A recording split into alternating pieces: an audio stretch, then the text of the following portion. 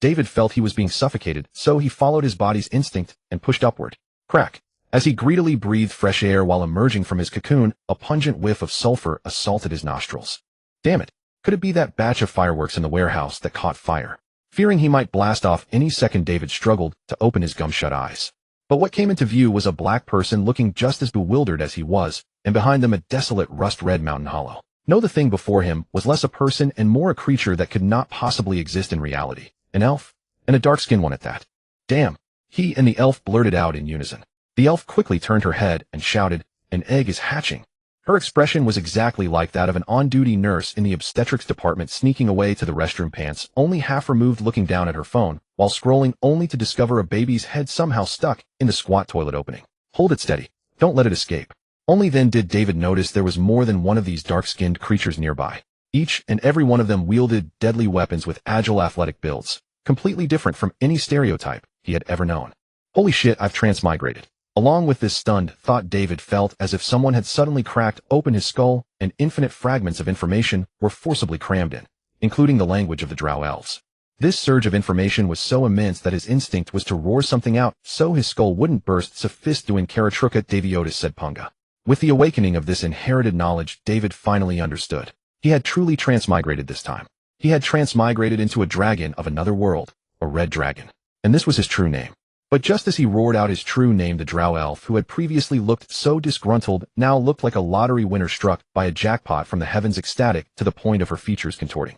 Reincarnated as a dragon, David had no time to digest this fact before he keenly detected a chilling aura that made his scales stand on end. A spellcaster. She's casting. David wanted to flee, but with only his head out, he was stuck inside the eggshell, swaying left and right with his struggles comically like a wobbly tumbler doll. What frustrated him even more was that his true name was absurdly long, and his small mouth was like a pirated accelerator, as if he couldn't stop until he finished reciting it all. In just a brief moment, sparks began to emerge from his itching, painful throat. David was stunned at first, then enlightened. Right, he was now a dragon. A red dragon that could breathe fire. Breathe on her. Just breathe. Just as human infants possess the instinct to suckle the moment they are born, David, now a red dragon, hatchling, found that merely the instinctive act of inhaling caused a scorching surge to rapidly accumulate in his chest cavity, and the firelight in his throat began to grow dazzlingly bright at a visible speed. The Drow elf, who had been about to cast her shadow magic, was dumbfounded on the spot. It was not her first time coming to the old world to collect dragon eggs, yet she had never seen a hatchling that could breathe fire the moment it broke shell. Never even heard of it. In her terror, her incantation rose along with the dragon's roar in this hollow mountain valley, both going sharp and off-key together. Roar. But just as David felt a surge of heat about to burst forth, he was suddenly tackled to the ground from behind. At the same time, a pair of slender, yet powerful arms reached out from the side of his neck, wrapping around his snout, like vines, firmly clamping shut the building flame breath in his mouth, and bringing it to an abrupt halt. Quick! The chains! The Drow elves who came at the call swarmed forward, dragging the struggling David forcibly out of the half-broken eggshell. After a series of practiced and efficient maneuvers, David became the first dragon to be elaborately bound before even fully hatching. The Drow elves who had successfully subdued the red hatchling appeared extremely excited. Their scorching gaze toward David was nothing like looking at a hatchling dragon that had just broken shell, but rather a mobile, life-sized gold mine. The Drow who had previously confronted the true dragon with shadow magic hurriedly stepped forward to claim credit, stammering with excitement, "Boss. A true dragon. A true dragon. It's a true dragon. He just spoke his true name. Something about feces. Did you all hear it?" The Drow leader raised one foot and stepped on David's fat large behind, grinding it slightly, feeling the sturdy and powerful feedback beneath her foot, licked her lips, and smiled. "Need you to state the obvious. If I hadn't rushed over right away, you might already be a piece of roasted meat with a charred fragrance by now." The subordinates burst into wanton laughter. "Enough." The Drow leader raised her hand to signal everyone to be silent while surveying the entire scene. "A true dragon that can breathe fire the moment it breaks shell, and we've even saved a fortune on awakening ritual costs. You all know what this means. As long as we can pull off this job, not only can we completely pay off all our debts, but we'll even have a large surplus left over. Whether we use this money to bribe the military to whitewash our identities or make other plans, I won't interfere. But until then, tuck away all your little schemes and keep moving. First we leave this mother red dragon's territory, or everything is just empty talk." The Drow elves finally understood, packed their gear. The red hatchling David, their hope for a turnaround, received the most ceremonious treatment. His entire dragon body was hung upside down on a withered wooden post, like a suckling pig. His snout, deemed the greatest safety hazard, was bound by chains into the shape of a mining drill bit, carried by two Drow elves at the very center of the formation. Even the eggshell fragments were packed away completely by the Drow elves to serve as the hatchling's first meal after breaking shell, ensuring the hatchling's quality and value.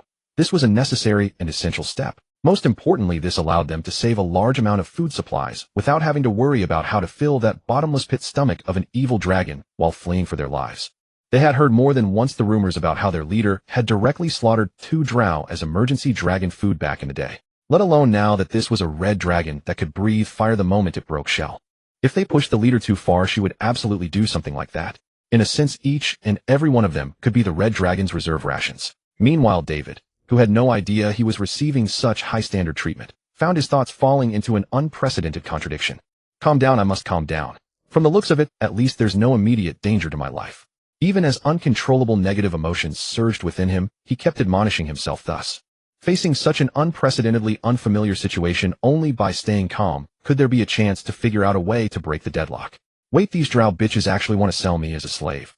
Listening to the ear-piercing shrill laughter rising from the Drow elves' casual conversation, even David, who had been a corporate drone for half his life under the 996 work culture, could not help but boil over with fury at this moment. This fury, like a single spark, fell into the star sea of draconic inheritance within him, stirring up ripples. A more prairie fire-like fury blazed up from within his heart, and his originally amber pupils instantly seemed to sear red like boiling magma. He surveyed the Drow elves before him. Just wait until I get the chance. When that time comes, I will turn every single one of you into ASH. This fury came so suddenly that David, whose brain was nearly crashing from the endless rage, took a long while to find the source of that anger from the draconic inheritance. Damn, it turned out one of his blood ancestors had once been captured, tamed, and sold too. You should know that historically those long-eared ones were nothing but slaves and playthings kept by dragons just a few years ago. This was a shame that could never be erased for eternity.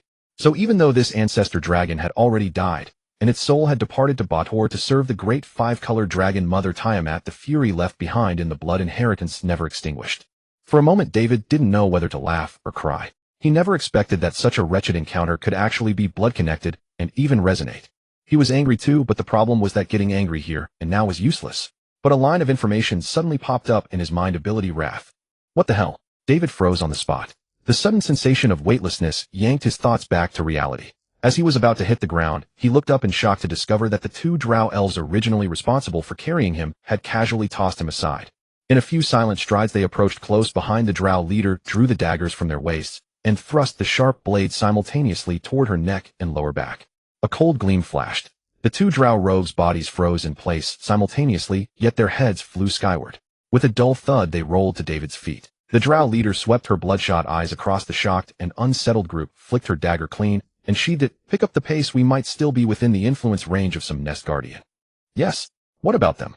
The Drow spellcaster asked nervously, knowing full well what the answer would be. The Drow leader glanced at the bewildered David, the corner of her mouth curling into a cold smile. Of course, by the old rules, salt them down nicely. Perfect for our red dragon baby's provisions on the road. David's entire dragon self was stunned stupid. He hadn't even had time to digest the fact that he had suddenly transmigrated into a dragon, yet here, he was fast-forwarded directly to the philosophical deliberation of should one eat people to survive? Do Drow elves count as people?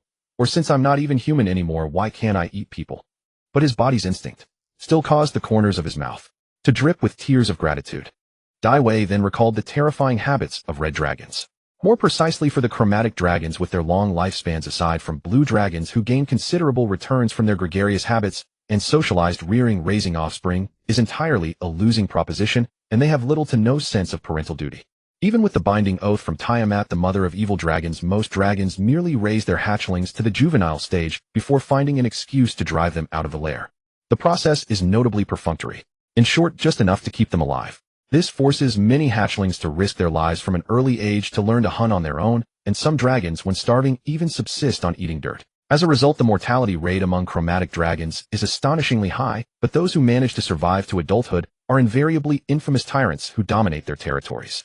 These are the relatively disciplined adult and elder dragons who have learned some restraint. Young female dragons who discard their eggs on any pretext are even more common. Under such circumstances, what? The dragon egg was stolen. Is there such a good thing? This is the genuine sentiment of most chromatic dragons. Just as cats will eat kittens that carry another scent, dragons do the same. But unlike cats whose intelligence can't tell whether the offspring is theirs except by scent. For dragons, however, hey, you've already left my lair. Who knows if you've been swapped? What if you're a spy sent by the metallic dragons? Even if my lady Tiamat herself were present, how can you prove you're my offspring? Since you're not mine, aren't you just a self-delivered nutritional supplement? It is precisely because of this abominable habit of dragons that many egg thieves have passed down a hard-earned wisdom through generations: steal the eggs freely, but never touch the treasure. That is a challenge reserved for dragon slayers. It is said that some overly bored female dragons imprint each of their gold coins with a tracking arcane mark. Whoever dares to steal dragon treasure should prepare to be hunted for centuries. As for dragon eggs, most dragons couldn't care less. They eat and sleep as usual. Not adding an extra meal to celebrate their early liberation is already a courtesy to Lady Tiamat. Of course, if they happen to stumble upon the scene, they certainly wouldn't mind adding some new treasures to their hoard just as a post-meal exercise. At this very moment, the extremely unlucky Dai Wei and his group had a corner encounter with this red dragon mother. Yes, thanks to these damnable joueurs, as a red dragon's son, he had become a dragon without a nationality. At this thought, Dai Wei was so furious he wanted to desecrate the ancestral graves of these joueurs. Rage.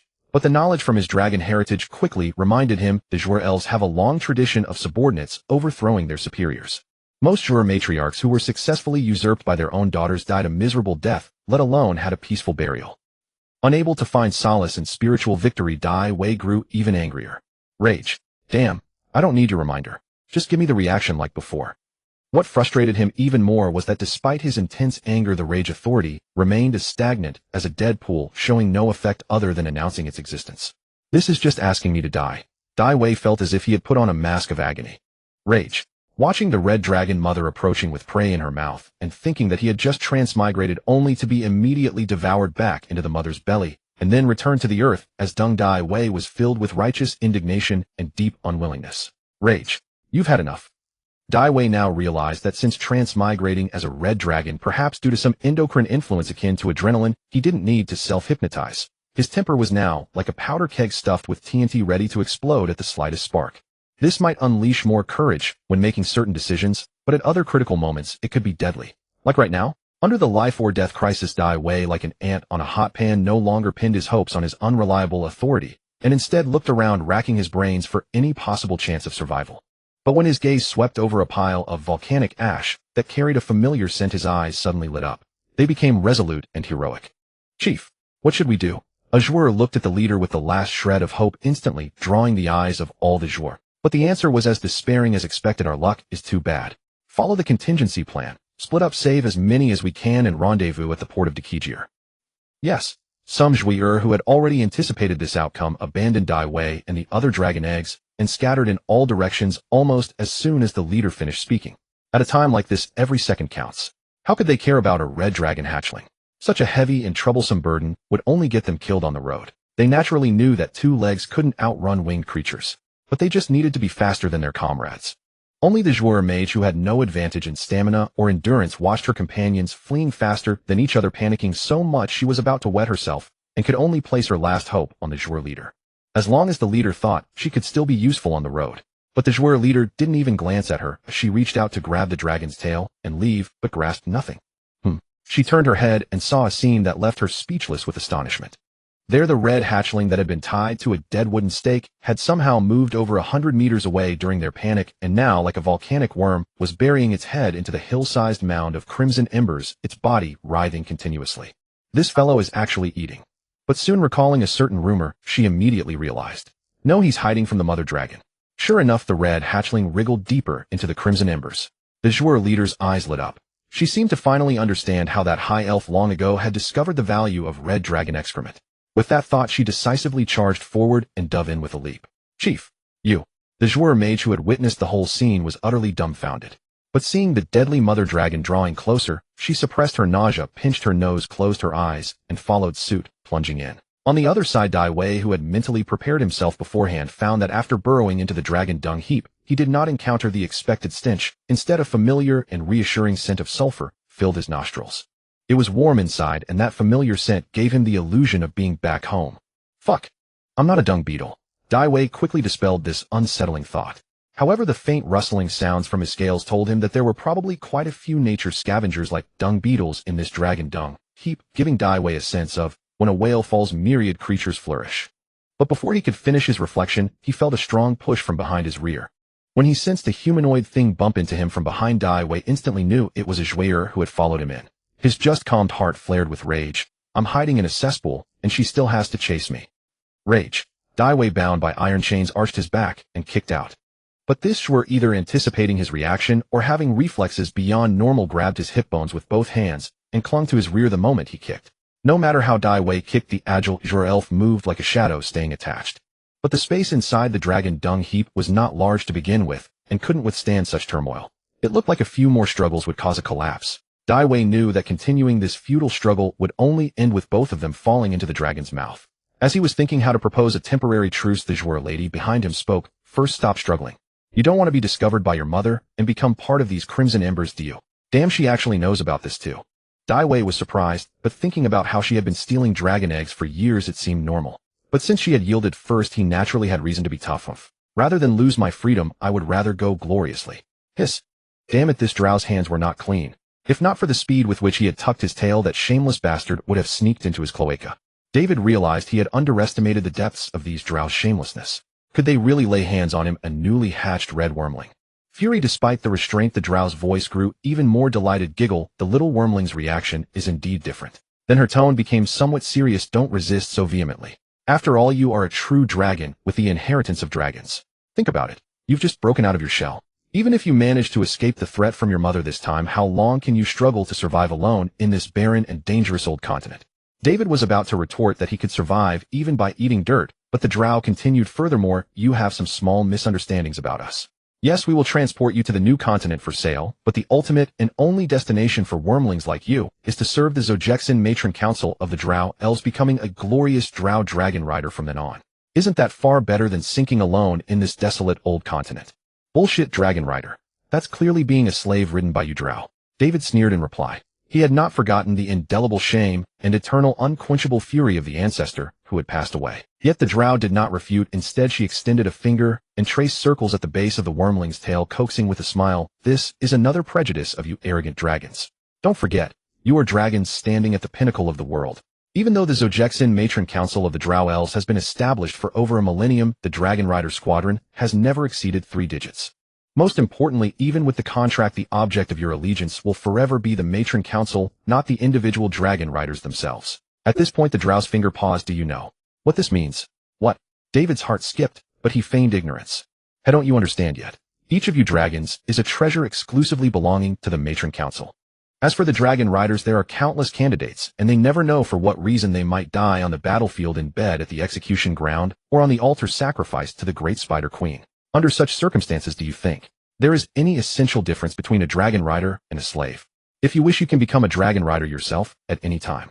As long as you have the intention to replace the rider, there will be plenty of Drow crawling to curry favor with you like base slaves.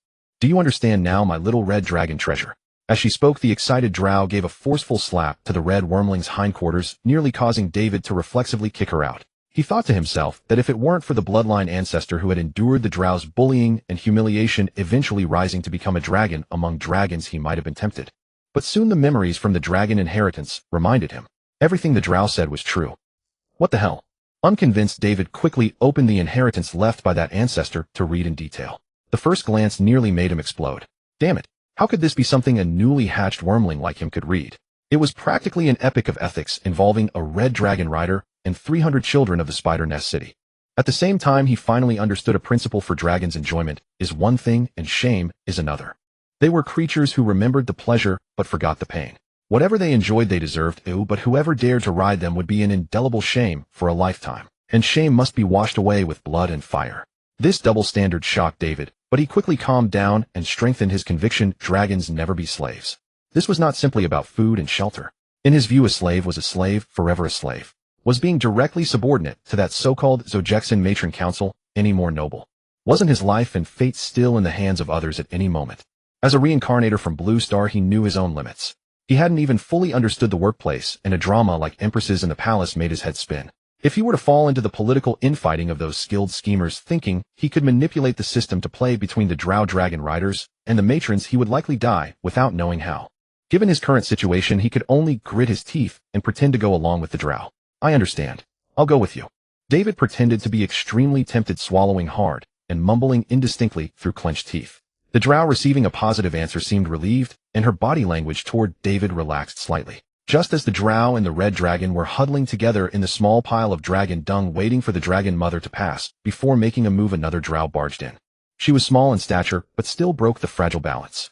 With a soft rustle, the Red Dragon dung pile collapsed like a sandcastle under the waves. David suddenly felt light, and was shocked to see his dragon head exposed. "I'll fight you to the death." Fury, the enraged Red Dragon, arched his back and shoved back with all his might. "Ow." David managed to squeeze back, but the two unfortunate Drow were pushed out from the lower half, desperately trying to kick their way back in. "Salin, do you want to die?" She Yates snarled, even as her drawn scimitar slashed with lethal intent. The Drow mage, extremely familiar with her opponent's style, dodged the fatal blow with a pre-prepared ray of weakness and pleaded, "Chief, don't abandon me. I'm very thin, I won't take up much space. Get out." The suddenly weakened She was also losing strength, and one of her slashes cut through the layers of dung and grazed David's large buttocks. If it weren't for the leathery dragon scales of a red dragon, he would have been cut open right there. "No, I'm a spellcaster. I can't outrun them. I'll definitely die out there." Seeing the dung pile shrinking under the scuffle of the two Drow, David, who had to curl up as much as possible, was about to shout to stop these fools when a loud thud sounded, accompanied by a suffocating aura that made all three of them freeze. Could it be? David's heart skipped half a beat. He glanced through the hole he had clawed, and his breath stopped. As he had guessed, his never-before-seen Dragon Mother had arrived. She was a true colossal being. This red dragon, seemingly taking a post-meal stroll, was flaunting her magnificent body without restraint. Her size was like a small mountain moving across the sky, before she even fully descended into the valley. Her spread wings gave a sense of blotting out the sun. This suffocating pressure was almost tangible for non-dragon creatures. It was one of the innate abilities of true dragons' fearsome presence, and it had a more common and vivid name: Dragon Might. Under the Dragon Might, the two Drow were almost unable to move, and even squeezing back into the dung pile seemed like a luxury. As the red dragon approached, David got a glimpse of the Dragon Mother's true appearance, and also understood the source of the earlier loud noise. Her entire body shimmered with a dark red luster, scales tightly interlocked, and hard as molten iron, radiating a scorching heat. Two sharp horns pointing straight to the sky stood on her head, giving her a wild look. Wisps of white mist occasionally steamed from her nostrils, suggesting that this relatively young Dragon Mother was excited by the hunt and play. She lowered her head, snatched a struggling Drow from her claws, tossed it into the air, and then swung her body to whip her tail as it fell back before her. That incredibly agile and swift tail, like a 9-section whip wielded by an old man in the park in his past life, struck the Drow at its tip with a thunderous sonic boom that echoed like a summer thunderclap. The unfortunate Drow rogue instantly ceased to exist, and viscous rain of blood mixed with various fragments splattered across the barren mountains, painting a fresh rust-red hue. This utterly brutal and bloody scene stunned David entirely. Those Drow who were lethal to him as a young hatchling were like mice before a cat in front of this Dragon Mother. This was not a battle at all, but a one-sided slaughter, and she had never even given the Drow a single glance. Just like when he was a human and stepped on a cockroach that had sneaked into the room. Maybe this was true arrogance. David's mind buzzed, and a sudden realization hit him.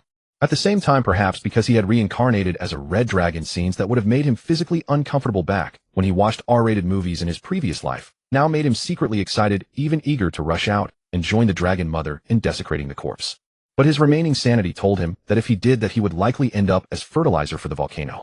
He could only curl up as much as possible and hold his breath. As David was on full alert, he saw the Dragon Mother fold her wings and land heavily, causing a gale-force wind in the valley. The wind swept away the hastily buried dragon eggs of his three siblings, which were then effortlessly swallowed by the Dragon Mother one by one. Having learned about red dragon behavior from the dragon inheritance, David was not surprised by this scene, nor did he feel any emotional disturbance. After all, among the chromatic dragon's affection, without reason, was rarer than true love from the Drow. Moreover, he was a reincarnator from Blue Star. If it weren't for the life-threatening crises right after his reincarnation, he might not have even adapted to his transformation from human to dragon. Actually seeing this, David secretly breathed a sigh of relief. Since she didn't care about the lives of her children, missing one dragon egg probably wouldn't matter much, right? Just as David watched the Dragon Mother finish cleaning up his siblings and expected her to return to her lair after eating, the Dragon Mother, with slightly bulging cheeks, suddenly turned her head and looked in David's direction. Then, as if she had found something interesting, she narrowed her eyes and paced over to examine her droppings. Was I discovered? Impossible. At this critical moment, David tensed up. Feeling the trembling soft body behind him and the spreading smell of urine, he instantly knew what had given them away. He wanted to turn around and slap her to death. Damn Drow bitch. You've doomed me. Fury. Yet just as David prepared to step out with some dignity, confront his Dragon Mother directly, and demonstrate his own value in a desperate bid for a sliver of hope, he noticed a flicker of disdain cross the red Dragon Mother's face. She flapped her wings, kicked off the ground, and soared into the depths of the distant mountain peaks. This survival after a catastrophe was utterly beyond anyone's expectations. After confirming the dragon mother had flown far away, David, who had been holding his breath until he nearly suffocated, burst out, shaking off the crimson ashes covering his head and body, gasping for air. Recalling the terrifying encounter that had brushed against death itself, a lingering stiffness still gripped the back of his skull. Yet he still couldn't quite understand why the dragon mother, who must have at least detected the presence of the Djwar, had not annihilated them completely.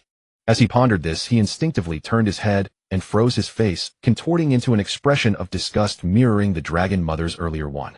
He saw two surviving Djwar, their upper bodies buried in a pile of dragon dung, their rear ends protruding in unison, one of them even leaking both excrement and urine, wriggling like two maggots in a cesspool. If it were him, he would probably not bother to step on his own excrement just to crush two maggots. Isn't that insane? Arrogance, seeing these words frequently appearing in his consciousness, each time causing a faint swelling sensation in his skull. David suddenly had a thought. Could it be that this golden finger of his required charging? He simply hadn't yet found the method to use them. Recalling the circumstances of the first two accidental uses, a spark of insight flickered in David's mind. He felt he had stumbled upon the key, yet he dared not attempt it recklessly. What if his ability truly required charging or a specific medium? If that were the case, and he foolishly revealed all his trump cards without managing to kill these two Djwar outright? No, given the Djwar leader's demonstrated capabilities, it seemed impossible for him to kill them in his current state. Wait.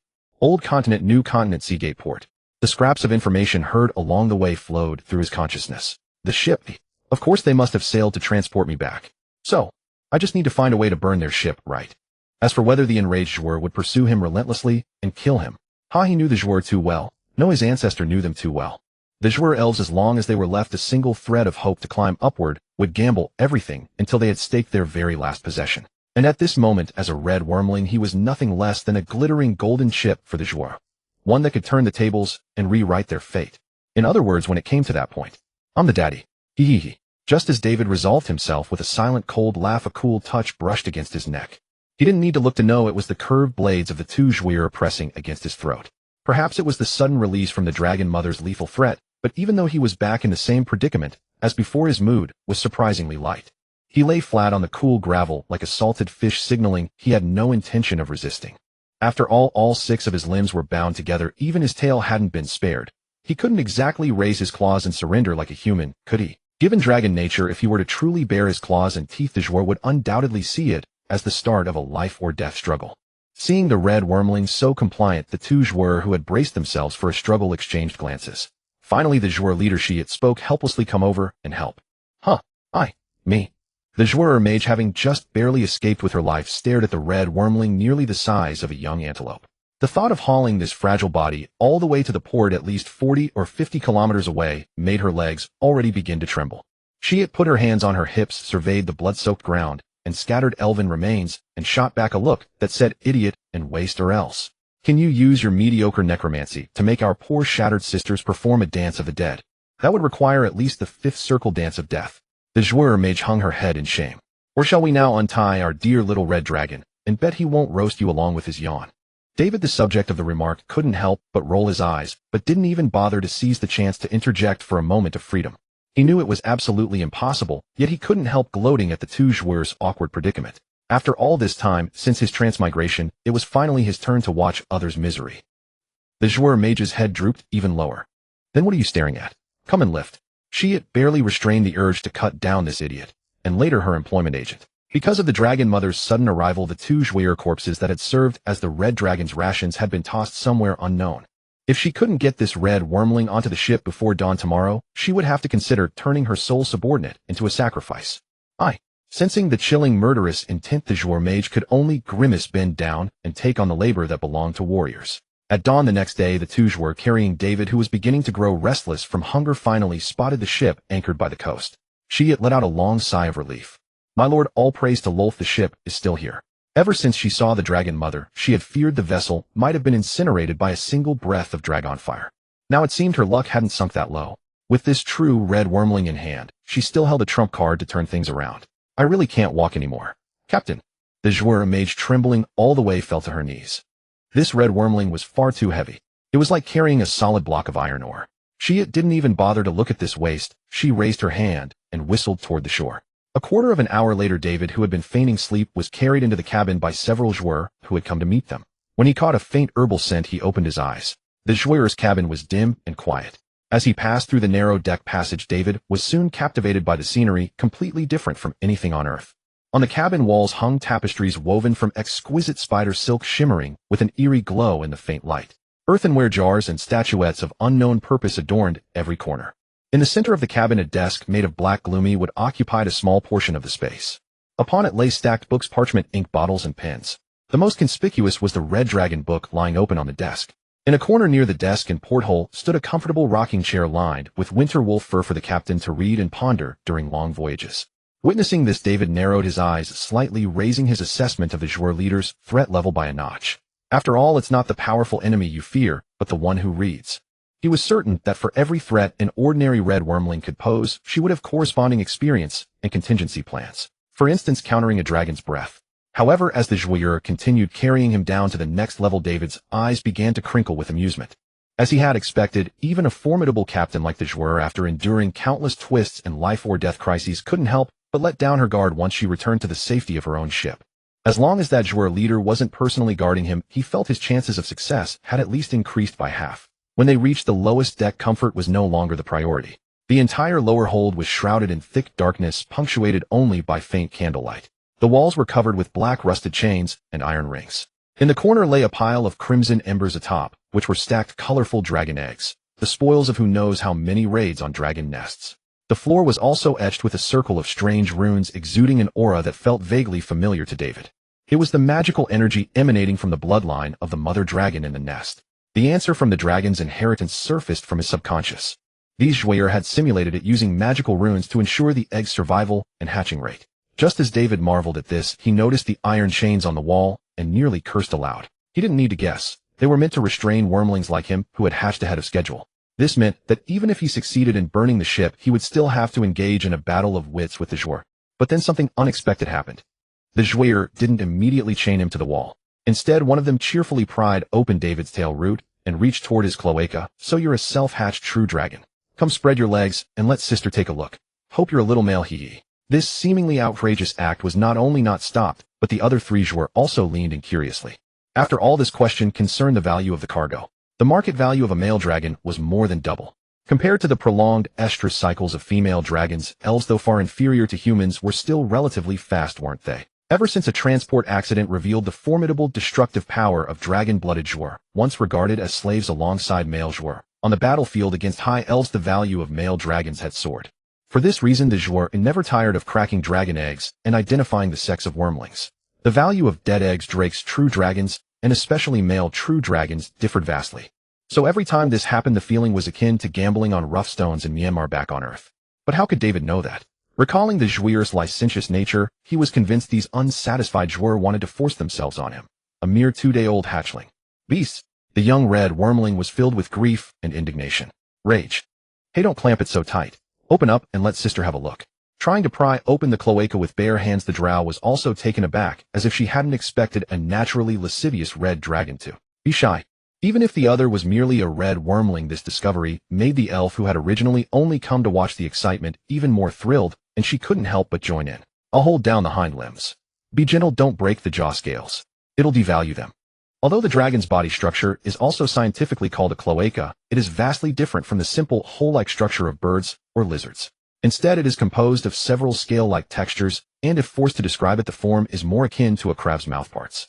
From the outside to the inside, they are divided into the densely spiked large jaw scales, the slightly smoother small jaw scales, 2 pairs of jaw legs responsible for assisting reproduction, excretion, and even cleaning the cloaca, and the relatively soft upper and lower gland doors, which respectively accommodate the reproductive organs and excretion. Thus, when a dragon is resisting with all its might, it takes some effort to achieve the goal without violently damaging the cloacal tissue.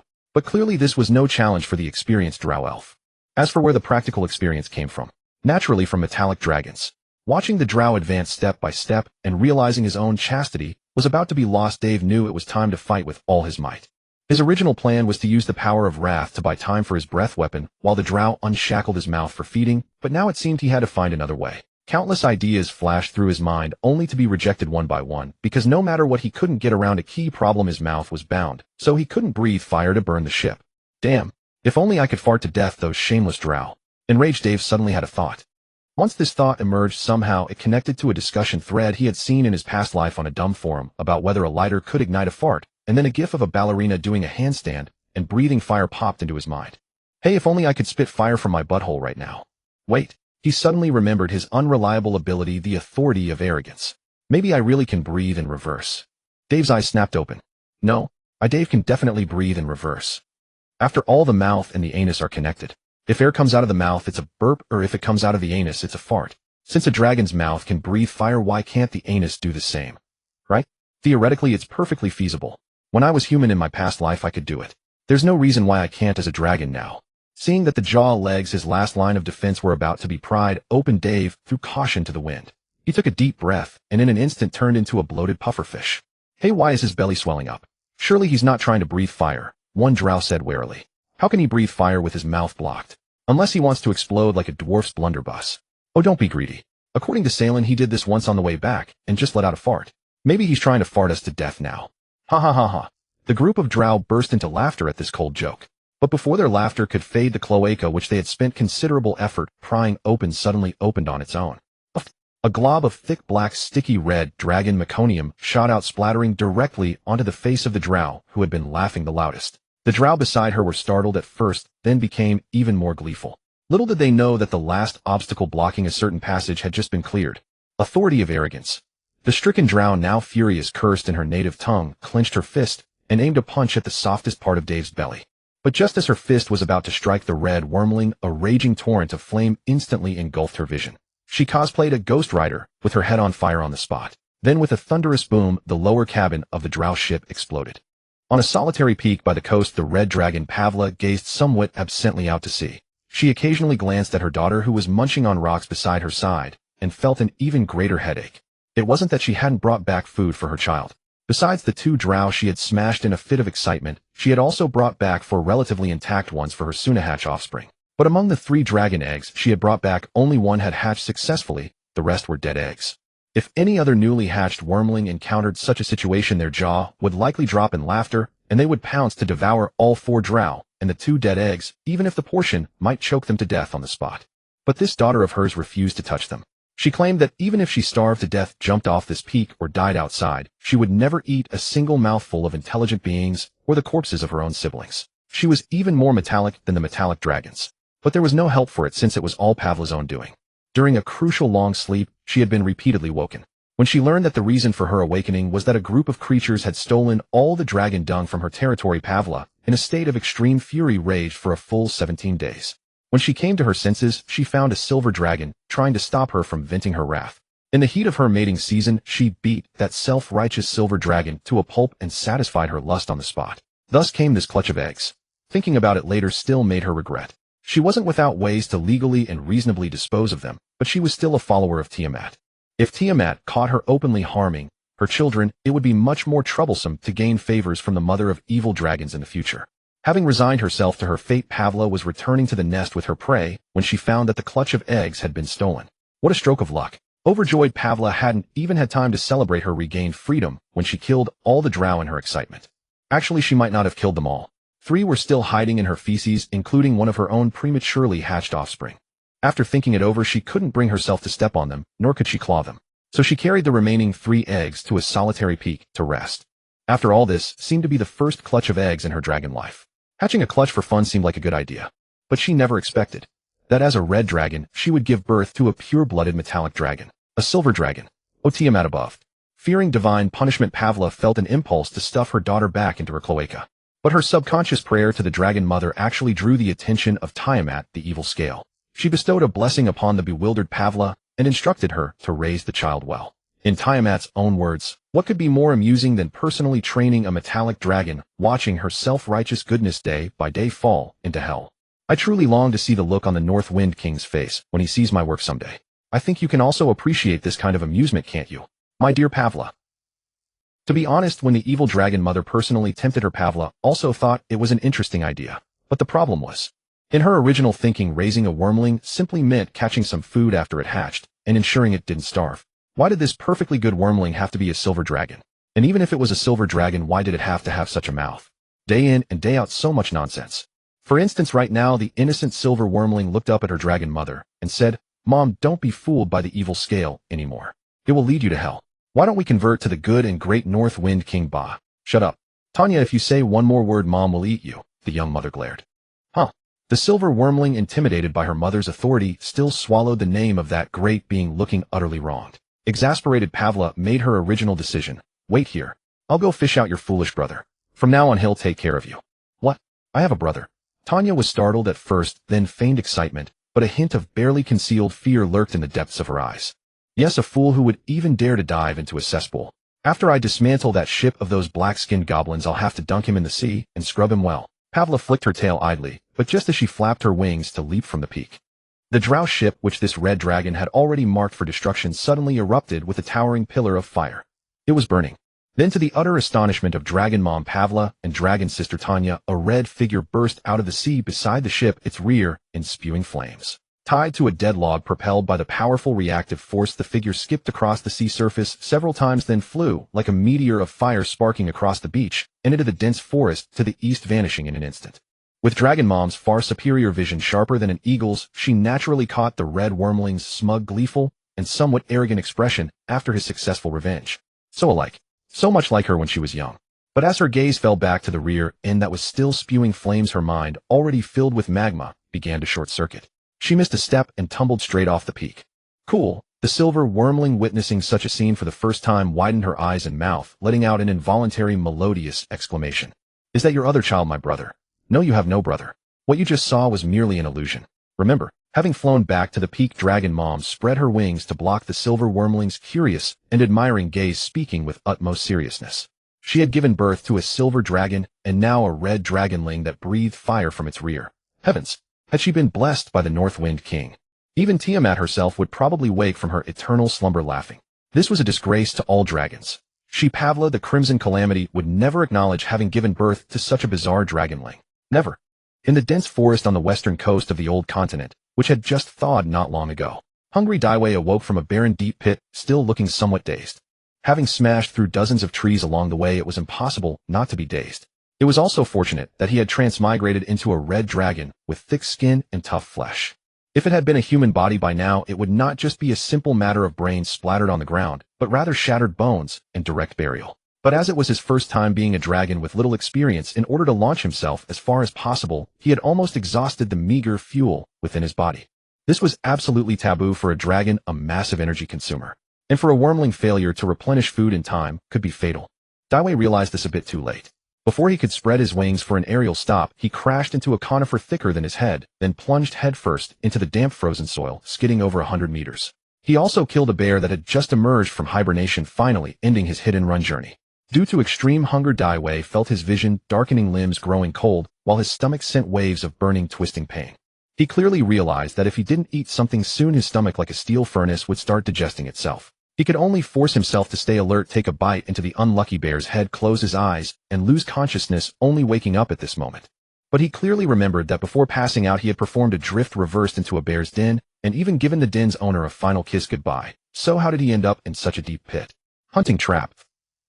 The moment this alarming thought emerged in his rebooted mind, countless bizarre memory images from different perspectives surfaced in his mind. I dug and dug and dug in the soil, dug up a withered and rotten flower, ate it, pooped out more nutritious fertilizer, then continued digging and digging and digging until an indescribable being severed my intestines. Earthworm. I exhaust my whole life to worship you, only hoping you stop your twitching womb, grant me infinite power to love and be loved, my supreme queen. Ant. I am a little frog, I am a cute little frog. Ribbit. What is all this nonsense? Just as Daiwei was bewildered by these things that had been automatically assimilated and merged with his own memories, he saw a perspective image closer to a sapient creature. The ice river thawed, all things revived. Hungry, it also opened its bleary eyes. But as soon as it stepped out of the cave, it saw a red, unidentified object smash onto the frozen ground and rapidly rush towards it. Although it didn't know what that thing was, the strong smell of blood made it instinctively stand upright on its hind legs, opening its claws and mouth. The next second it was knocked over, crashing heavily to the ground. The final image in its memory was a red dragon with green glowing eyes, opening its massive jaws, covering its entire field of vision. But the red dragon had bitten its head and then passed out. Yet just as it tried to struggle free with all its might, that huge mouth seemed to turn into an all-devouring abyss, sucking it in forcefully. This was the bear's memory. But how could he have the bear's memory? Could it be? Finally thinking of something, he quickly searched through his own mind. When he indeed saw the record left by the other, he fell into a daze again. Authority lust. Authority gluttony. Gluttony. Gluttony. Gluttony. Die away. So his ability was not what he initially thought, angry dragon tyrant. But damn it, it was the 7 deadly sins. But what were the 7 deadly sins besides pride, wrath, lust, and gluttony?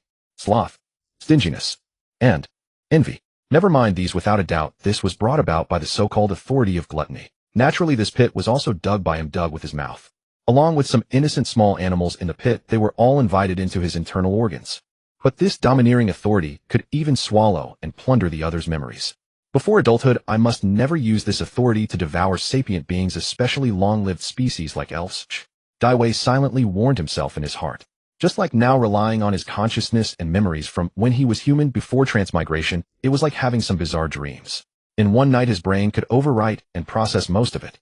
By the time he opened his eyes, unless he deliberately recalled, he could at most remember a few images, or even not remember dreaming at all.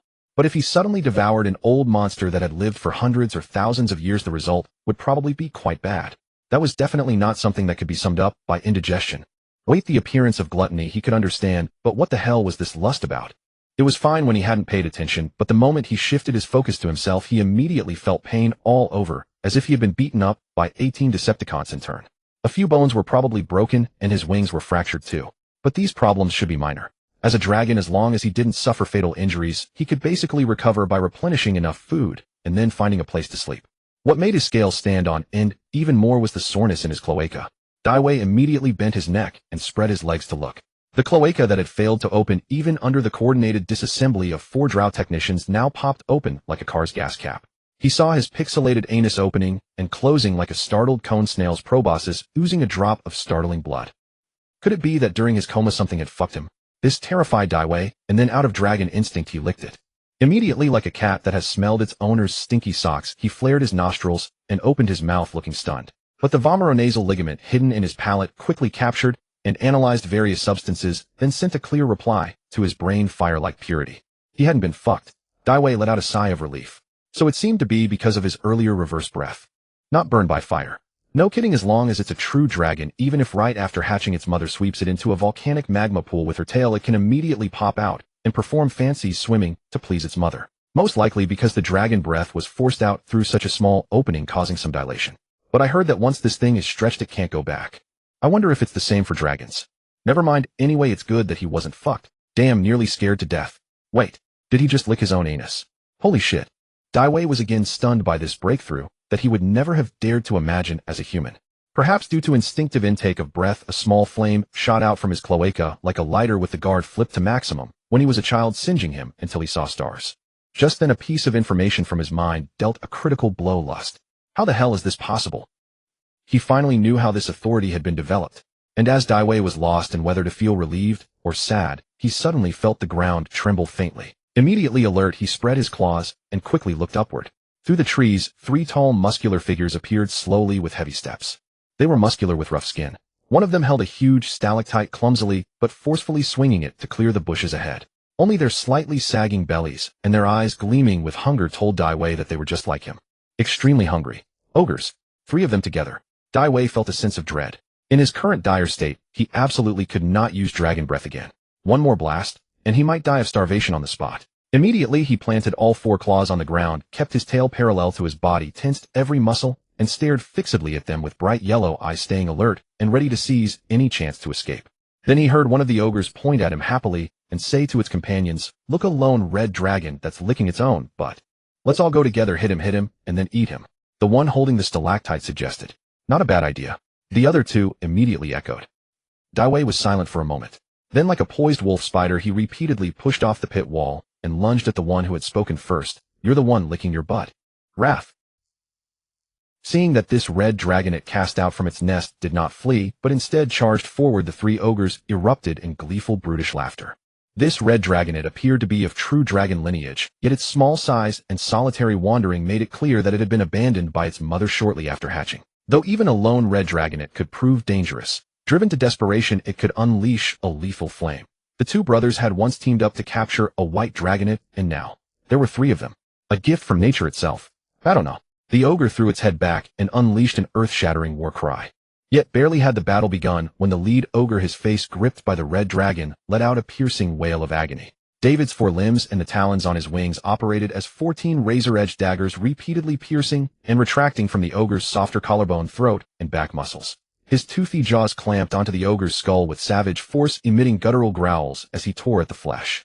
Even though most strikes failed to penetrate the ogre's thick fat layer, due to his short talons, blood and flesh still sprayed violently. The half-finger-thick parietal bone was gradually pried loose from the skull, creating a grotesquely bloody scene. Driven by survival instinct, the ogre initially tried to yank the crimson creature from his face, but the red dragon's tail coiled around his neck, like unbreakable steel cable, impossible to dislodge no matter how hard he pulled. As weakness overcame him, he suddenly grasped the situation and abandoned his attempts to push the beast away. Instead, he wrapped his arms tightly around David's haunches and gasped through his choking throat, "Naga Madadu na? I have you. Kill him." As the two remaining ogres lunged from either side, one brandishing a stone spear with reckless abandon, threatening to strike friend and foe alike, David's neck muscles snapped taut. With a brutal wrench, he tore clean through the ogre's cranial bone and drove his wing claws deep into the exposed brain matter, shredding it in violent circular motions. With his cranium reduced to mush, the ogre's grip weakened significantly, yet he still clung on, desperately roaring toward the sky. David's hind legs kicked fiercely and his now loosened tail snapped straight, piercing into the ogre's mouth and emerging from the back of his neck. In that instant of withdrawal, the flexible tip of his tail hooked onto the laryngeal bone and yanked it free from the ogre's mouth. This time he would never utter that crude word about glutes again. The ogre, entirely unaware of how he met his end, was smashed to death by a stone spear wielded by his own comrade. Landing on all fours, David swallowed the parietal bone from his mouth. With the tip of his tail, he rotated the conspicuously oversized laryngeal bone in front of the two remaining ogres, then cast it aside with evident disdain. The other two ogres, witnessing their comrade fall and failing to fulfill his dying wish to kill the dragon, found the crimson beast mocking them with brazen arrogance. How could they endure this? Sathandanaga. They roared in fury and charged at David with blind rage. But David, having achieved his objective, had no desire to continue this meaningless struggle against these two oafs. Smiling, he licked the blood from his snout and lowered his body, turning to leave. Using all 6 limbs, he bounded away like a desert iguana sprinting along a mating trail. Nor did he truly intend to simply abandon them. He planned to find a hiding place first. There he would recover some of his dwindling stamina, while secretly trailing these two foolish brutes. According to the knowledge passed down through dragon lore, when capable ogres rarely abandon the bodies of their kin. Instead, they carry them back to their tribe for ceremonial rites witnessed by the elders. They sever the heads of fallen clan members and divide the corpses for communal consumption. The skulls are thrown into cauldrons to boil, and the resulting broth is consumed drop by the warriors who recovered the remains. It is said that this ritual offers a chance for the departed clansman to regrow from one's own neck. Such ogre customs were of course met with contempt by the great dragons, because in the vast majority of cases it proved utterly useless. Yet in rare instances a second head truly did sprout. But this only occurred in lineages where twins had appeared among their ancestors. Much like human twin genetics, the trait happened to manifest recessively in that generation, combined with the rich nutrition of consumed brain matter, and, poof, a second head grew forth. Thus David was certain they would not forego this opportunity to supplement their protein and lecithin intake. Dragging a burden equal to their own weight, their speed would undoubtedly suffer. Most importantly, they would have to use both hands to carry it. When the time came, he would ambush from an elevated position, a ridge or a tree, and leap down when their guard dropped, securing a double kill and claiming all 3 prey for himself. What a splendid prospect. Yet, just as David savored the anticipation of his first ogre-tasting feast, drool already dripping 2 fingers' length from his jaw, a rumbling of hunger echoed through the forest. It was not his own. Alerted instantly, David saw a leafless tree branch stripped bare swinging toward his chest from behind a trunk ahead. David retreated immediately in an attempt to dodge, but the strike that came was forceful and sudden. Too late. David could only spread his forelimbs and draw his wings close to his body. His wings were already broken anyway. At a moment like this, wings could be sacrificed. But his forelimbs, absolutely not. They were meant for fighting to the death. Thud. Crack. In that moment, David distinctly heard the groaning of his wing bones shattering. Then the entire dragon was launched backward through the dense forest. Just as he was about to crash onto the frozen ground, David twisted midair, landed on all 4 limbs, and carved 4 sharp claw marks across the permafrost. Mototo Satin Tinago Donagata. Nearby came the delighted voices of the 2 ogres from earlier. Minato, excellent that you are here too. Quick, kill him. David took a deep breath. With his wings hanging limp at his sides, he raised his head and looked ahead. A notably larger and sturdier ogre was slowly approaching, bearing a leafless trunk over his shoulder. And behind him, 4 more emerged from either flank. 7 against 1. Surrounded on all sides. Should he regret his earlier impulsive decision? If it were the him from his previous life, the one who saw no path forward and could only choose to bear the heavy burden onward, he probably would have been. If only he had studied harder in school. If only he had mustered the courage during his student days to pursue a simple, innocent romance. If only he had stood firm in his choices upon graduation instead of yielding to his relatives' wishes and entering that declining industry, which was neither easy nor promising, but offered a predictable end. But the world holds no shortage of ifs nor any remedy for regret. One simply lives out one's choices and bears the corresponding consequences. As for regret my ass. The word regret did not exist in the vocabulary of a red dragon's life. Either rampage your enemies to death or rampage yourself to death. Just do it. Besides, if he truly fought to the death, who said the one who died would necessarily be him? Perhaps influenced by some endocrine response unique to a dragon's physiology, his adrenaline had surged when he was about to suffer a fatal blow. Taking that hit head-on with countless bones shattered in his wings, he had felt surprisingly little pain.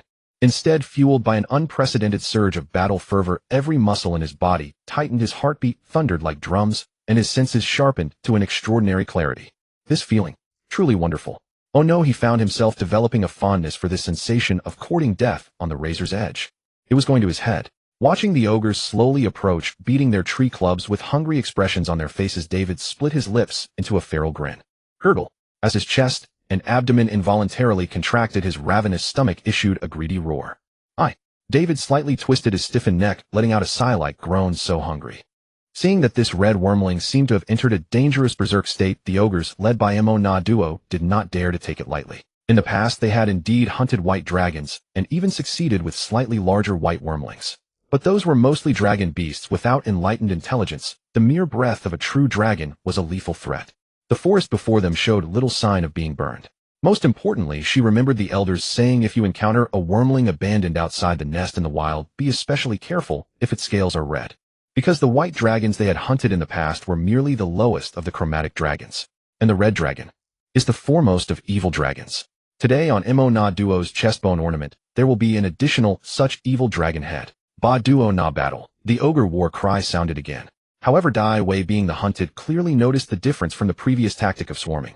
This newcomer ogre seemed to know that he understood the ogre language. Apart from the initial war cry, it communicated entirely through some kind of sign language. As a result, the ogres who had originally intended to charge forward all slowed down and instead scattered in all directions, blocking all possible escape routes. At the same time, the two previous ogres under its instruction cautiously approached him. Seeing this, Dai Wei couldn't help cursing, damn, this ogre actually has some brains, knowing I'm too injured to fly, but might still be able to take them all out with a dragon breath. When they gather so, it's directly playing a war of attrition with me. This was completely different from the stereotypical image of a reckless brute in his past impression. In fact, even at this moment, he still had a way out. That was to use a reverse breath again to send himself to the afterlife. But this thought had barely emerged before he rejected it. Joking to this extent, if he did another Armstrong cyclone acceleration, even if he fired it, he would instantly turn into a skeleton dragon. Even with the authority gluttony as a backup, allowing him to eat some stones, even when unconscious, so as not to immediately pass away to a wyrmling in urgent need of nutrition for growth, it was still equivalent to cutting off his own future a slow death. This was absolutely unacceptable to Dai Wei, who had been reborn once. In this life, reborn as a dragon without shackles, he only wanted to live a true self, unrestrained, and doing whatever he pleased. Not letting go of the hawk without seeing the rabbit, Then it seems I can only bet on another conjecture. A conjecture about his own authority. Gurgle. His stomach again emitted a strange sound. The ogre, who had been staring at his dragon mouth movements, failed to notice that Dai Wei's cloaca, hidden by his lower limbs and tail, had opened wide like a vacuum cleaner running at full power. A gale wind rushed in from below, passing through the dragon's short but thick intestines, the stomach as vast as a smelting furnace, through the epiglottis connecting the esophagus and trachea, reaching the lung flame sac at the front of the red dragon's lungs, which emitted a faint dark red glow. Thump, accompanied by the simultaneous compression of the chest muscles, including the myocardium and diaphragm, like a fully powered spark matrix. Dai Wei glanced mockingly at the tall, strong ogre who was commanding and overseeing the situation, then suddenly stomped and twisted his body, thrusting all 5 limbs into the ground, raised a claw to his mouth, and spoke a confusing incantation in the ogre language that none of the ogres present could understand. Kelendinagaxi, Huitzi fire release, great fireball technique. Mo Na Duo was first stunned, racking his poor brain to recall the few dragon language words he knew. When he saw Dai Wei's chest faintly glowing with a lava-like red color, and his suddenly bulging cheeks, he immediately felt cheated and angrily shouted at the 2 ogre brothers approaching the red dragon, Saiban, run. But it was already a little late. The ogre brothers, already aware of the danger, instinctively scattered to both sides.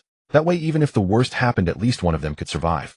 But the reality once again shattered their imagination, kneeling their meager common sense on the horizon.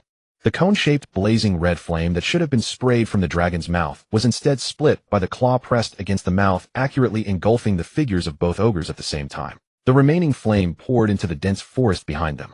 Instantly, everything in the path of the scorching dragon breath melted like winter snow grass, withered bark cracked.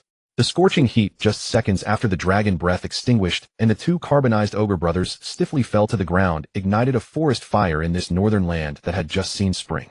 And due to the surrounding humidity, it steamed up a sky full of water mist like a beacon of war. The initiator of this fire slid all the way to the deep pit he had gnawed out with his mouth under the recoil of the dragon breath. But as the water mist and smoke dispersed, his unfamiliar appearance, which made even the remaining ogres shudder, was revealed. If before he looked like a malnourished wyrmling, then now he had become a lich dragon of skin and bones. As if all the nutrients and energy in his body had been squeezed out to form that terrifying flame breath. Such a strange and sudden change made the remaining 5 ogres widen their eyes, involuntarily stepping back in horror. Daiwei, already like a skeleton, extended a claw and beckoned to the ogres, then let out a piercing hoarse laugh, swayed, and fell headfirst into the deep pit, falling silent. The ogres, encountering such a situation for the first time, looked at each other for a moment. With their heads stuffed with fat, they truly could not understand the intentions of a red dragon, whose head was also filled with magma. Finally, after a brief silence, one of the ogres, under a nod from Imo Na Duo, climbed down into the pit to check. After confirming that the red dragon had fallen silent, the 3 ogres besides Imo Na Duo, who stood at the edge of the pit, followed, and climbed down, preparing to move this rare skeletal dragon corpse back to the clan. Ho na ka go so. Be gentle, this is a dragon worthy of respect. I will polish its head well as the most perfect work of my life, and offer it to my beloved. But just as the ogres, who deeply agreed, were about to carefully lift the dragon corpse from the pit, the chilling hoarse voice sounded again. Dan. Jie Shoujiong. By Nakui. Universal Pull. The ogres all looked up in horror and saw the dragon head, whose muscles had already dried up, let out a burst of laughter. Indeed. Heh. Ha ha. This is really fun, ha ha. This laughter was like an evening breeze from hell, instantly turning into a storm that devoured everything. It tore the flames burning in the forest from the tree trunks one by one, like twilight butterflies under the western glow, all dancing together toward the endless abyss. Gluttony. Sajie no. Desperate wails came from the pit. Bluff. From the deep pit, now a ravaged landscape of collapsed trenches, came waves of acrid stench and inhuman retching. David, who had earlier rivaled the dead in pallor, was now swollen to 8 times his original size, resembling a bloated Kirby after a gluttonous binge, and he continued to inflate like a balloon over time. Yet his expression was one of growing impatience. His chubby forelimbs and hooked dragon claws were all stuffed into his mouth, while his hind legs braced against the pit wall, yanking out one corroded, half-dissolved ogre corpse after another from his stomach. He wasn't worried about being killed by overeating as a red dragon. At worst, he'd be fat for a few years. Dragons shed weight faster than any species when they sleep enough to make human females envious. The real trouble came from within, specifically from his authority, gluttony. This power vastly accelerated his digestive efficiency. Damn it. The rate of digestion nearly matched his vomiting. His greedy stomach had transformed into a monstrous maw that devoured the sky, each gastric fold becoming a tentacle that clung stubbornly to the food. It was a tug of war through his esophagus. Despite being mentally prepared, he dared not be careless at this moment. Because he sensed that as the ogre bodies, especially the brains, were rapidly digested, the memories of the ogres, particularly the one named Monadu, were being absorbed and coupled with his own, transforming into comprehensible information. But this kindness of gluttony was overwhelming for him now. Within moments, he began muttering ogre phrases involuntarily. Occasionally, he would reach into his cloaca to fondle the immature lychees, scratching them, as if to foster early bonding and familiarity. It was like dreaming after eating poisonous mushrooms. A dream where he became an ogre named Minato, blurring the line between reality and illusion. Surprisingly, no R-rated cannibalistic scenes appeared. At most, there was the consumption of their own kind at funerals. Only ancient ogre gourmet recipes survived, used in funeral rites. Thus, funerals were the most anticipated festivals for ogre children. They could feast and thank the deceased for their gift. Indeed, this ogre tribe had begun to form a rudimentary civilization. Especially in the last century, they had started learning from the neighboring highland barbarians. Besides hunting, they traded with other ogre tribes, and even barbarian clans. Years of brutal warfare had taught them to sign non-aggression pacts with the alien barbarians. To seal the pact, the chieftain of that highland barbarian tribe had his eldest son marry this ogre named Monadu. Yes, this ogre was female. And surprisingly, from a dragon's perspective, this pair with their extreme height difference was quite a sight. A handsome man and a beautiful woman. But in the wedding chamber, adorned with bone relics, a muscular, hairy-legged Highland barbarian approached with tenderness, about to cuckold the ogre beauty. In the dream, David became more nervous than when facing 7 ogres at once. He frantically yanked the last ogre Monado out of his stomach, ending the nightmare just before that terrifying first deep contact. The half-emerged authority of lust retreated into the depths of his mind, grumbling. Fuck. Blah. Fuck, that was terrifying. Shuddering at the thought, David resolved never to use this forbidden technique unless absolutely necessary. But then he realized it was redundant. He had gambled his life to confirm this hypothesis about gluttony. Its trigger mechanism was utterly useless and painful. He had to be on the verge of starvation. Like just now, starved to skin and bones with hunger deep in his marrow. That was a feeling hard to bear. In fact, he didn't even want to recall it. The hunger that made him want to devour himself, like falling into the ghost realm of the 6 paths. So when that desperate moment came, it was barely distinguishable from dying of hunger. Then it was better to die early and see if he could drag himself back from the sticks. But from his memory, this female ogre named Monado seemed quite renowned in the northern lands of this old continent. At least her sacrifice of beauty in marrying down to a Highland barbarian had brought indelible peace to the land. David was silent for a rare moment. Whatever, she's dead. Can't waste it. With his thrifty habits, David used his claws to detach the half-digested ogre heads, then stuffed the rest back into his stomach. Whether his esophagus had grown accustomed to the rough treatment or not, it hurt less. This back and forth finally earned approval from another authority, lust. Fuck. Catching the word, David felt it was mocking and retorted with a vulgar verb from his past life. Naturally, it was ignored. Of course, if this mental rape spawned another authority like lust, he would be horrified. An authority based on subjective truth. Fine. Burp. Having eaten back to 8 fat men, David let out a loud belch that echoed through the woods. Simultaneously, an intense drowsiness hit him. David knew his first slumber after hatching was imminent. Looking at the row of ogre heads neatly arranged on the ground, he rubbed his head with a claw, then pulled a partly digested spine from his stomach to string them together, hanging them around his neck like an ogre. He planned to wait until gluttony's effects subsided, then roast the brains for a snack. If he could bear to keep the skulls, he might later cosplay as an otherworldly lava river hermit or a rolling face general scaring off ignorant natives. But as he climbed out of the pit, the overwhelming drowsiness hit again, stronger than any urgent need. No, can't hold on. But remembering the drow that might be trailing behind. David slapped his head, ran a few steps to leave footprints, then leaped back into the pit like a diver, digging downward with his claws like an pangolin. At the same time, after his binge, his cloaca opened, spewing coal-black crimson embers like a volcanic eruption, which then settled like falling lava ash to perfectly conceal the hole.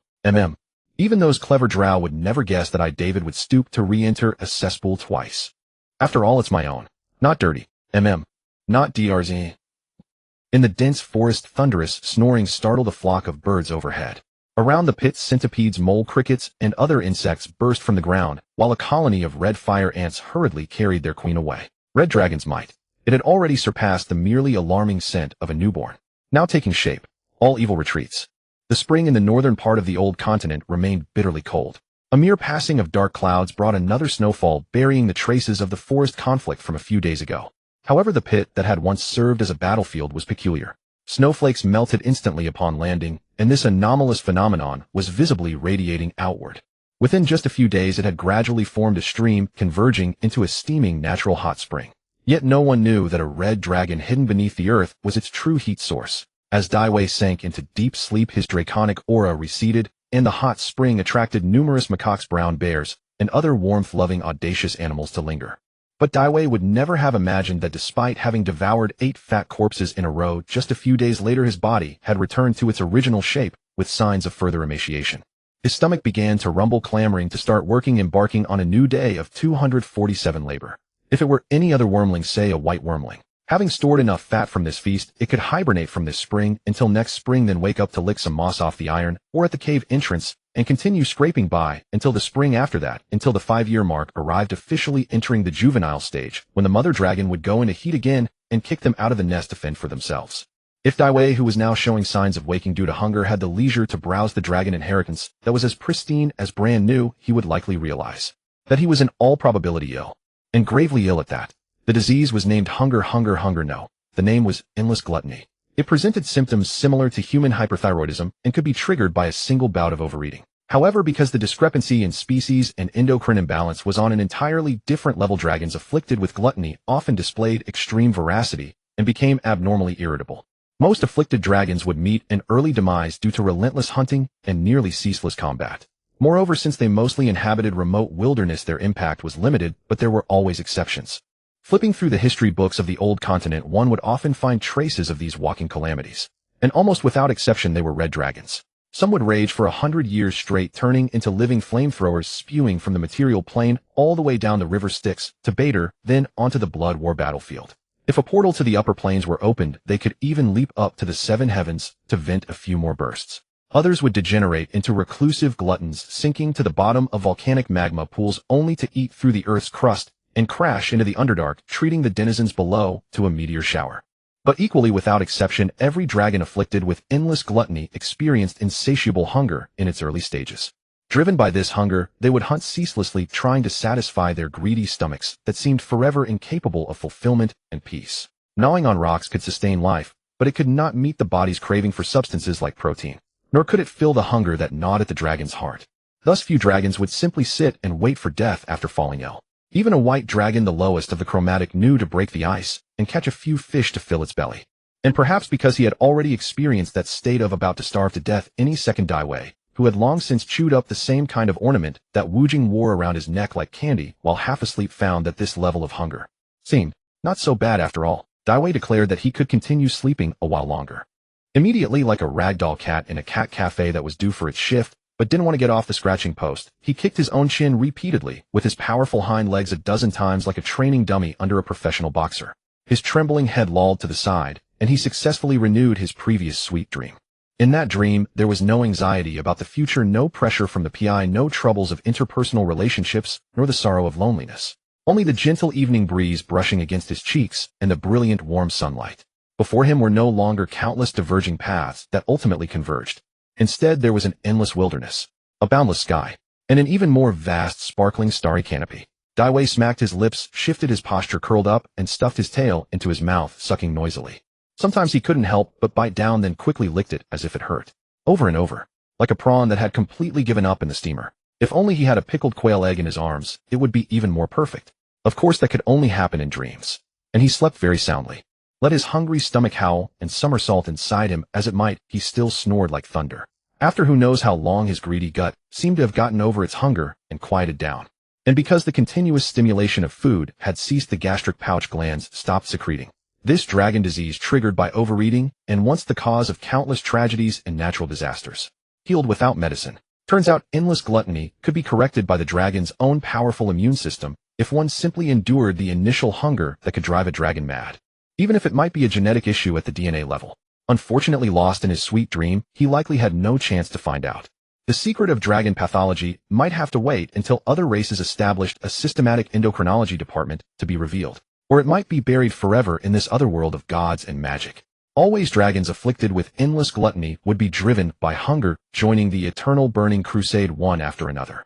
Of course, even if Daiwei knew, he probably wouldn't have the energy to go around spreading the word, which would be a thankless task.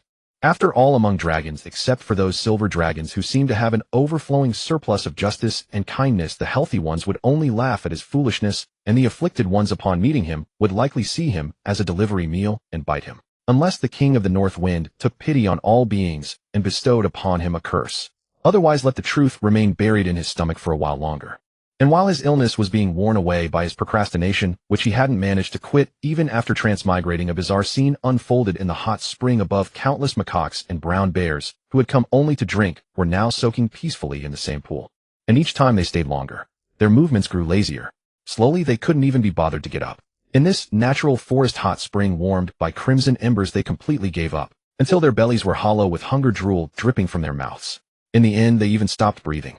One by one, with satisfied smiles on their faces, they froze in place. According to past patterns, the corpses would soon stink, attracting flies and vultures. But perhaps the cellular enzymes and bacteria responsible for decomposition had all gone on strike. The chemical processes that should have produced large amounts of hydrogen sulfide, ammonia, methane, and amines also stopped. Z-H-I-L-E. Authority of sloth. At this moment, the world was slothful with him. On the western coast of the northern continent, amidst a shoreline strewn with shipwrecks, several dark elves with purple cracked lips from the cold knelt in disarray, begging, "Boss, the water at that location is far too deep. We've been trying for days, yet we still haven't found those dragon eggs. It's true, we cannot dive any deeper. If we go further, we will truly die. Then die all of you. Let my master see just how useless a bunch of believers you truly are. The dark elf leader Shiate kicked them all flying with a single strike, her brows furrowed as she took deep breaths. Yet even so, a strong sense of unwillingness remained on her face. 3 years, full 3 years. She had led this bunch of incompetents through life and death on this perilous old continent for 3 years. The ship drifted with them across the sea for 3 years as well. They had wagered everything playing hide-and-seek with mother dragons day after day, and only through great hardship had they managed to accumulate these few dragon eggs. But just as they set sail and began their journey home, the ship capsized. It's over. It's all over now. Shiate slumped to the ground in defeat, her fingers gripping her hair as she pulled backward, yet unable to drive away the overwhelming pain and regret surging within her. Her luck was simply too wretched. They had been sailing these waters for years, so preparation was essential.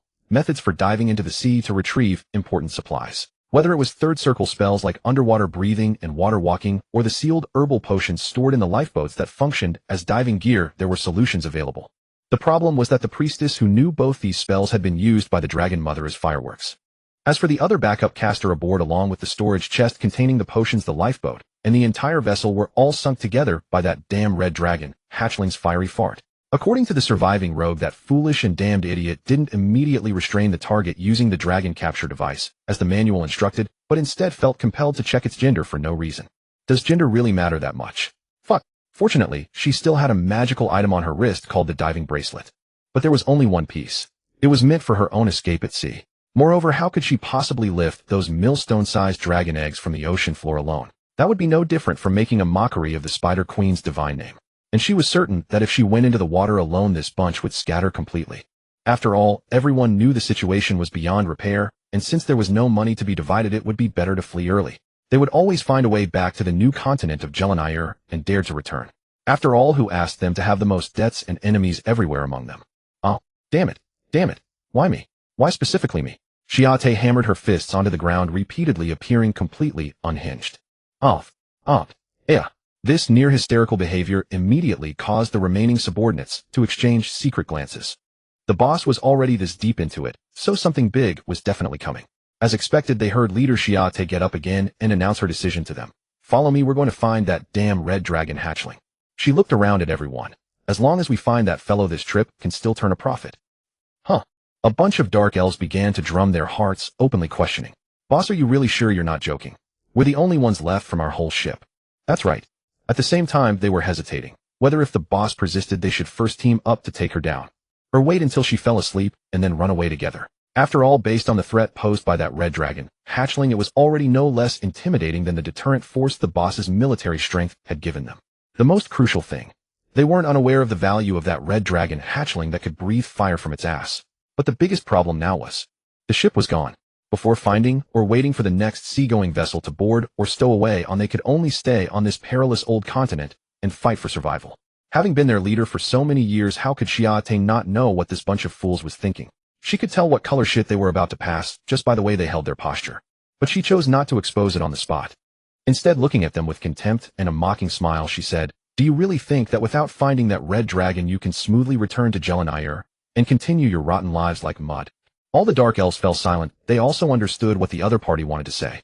Dream on. Shiate spoke firmly. If all goes according to plan, he is now entering his first hibernation at the weakest point in his dragon life. Once he finishes hibernating, he'll come looking for us. Don't forget what we've provoked. That's a dragon. The most vengeful dragon. The red dragon, head of the 5-color evil dragons known for settling every grudge. She used a deathly cold gaze to deter someone who wanted to interrupt. You might want to say it's just a dragon that hatched a few days ago. But can we even leave now? You fools. The dark elves were finally forced to accept this cruel reality. The reality was that having their ship burned by that dragon, they could only fight for survival here. As for waiting for the next ship that could cross the high elf fleet blockade and the perilous North Sea to reach the old continent, would it be this year, next year, or the next 3 years, or perhaps even 5 years? If they truly waited 5 years until the other party entered its juvenile dragon phase, what they would face would be a red monster even larger than all of them stacked together, hunting them down across the continent and breathing fire. The scene fell silent for a moment. Boss will follow you. Shiate clenched her fist. She had won the gamble. These guys were stupid, but they were the only cards she had left. Then what are we waiting for? Let's go. But just as Shiate had barely managed to convince the bunch of deserters through heated words following the scorch marks left in the forest toward where David was located, and they could already see the ember-hot spring, where he was with bones lined up and rose suddenly. An unprecedented exhaustion surged and overwhelmed them.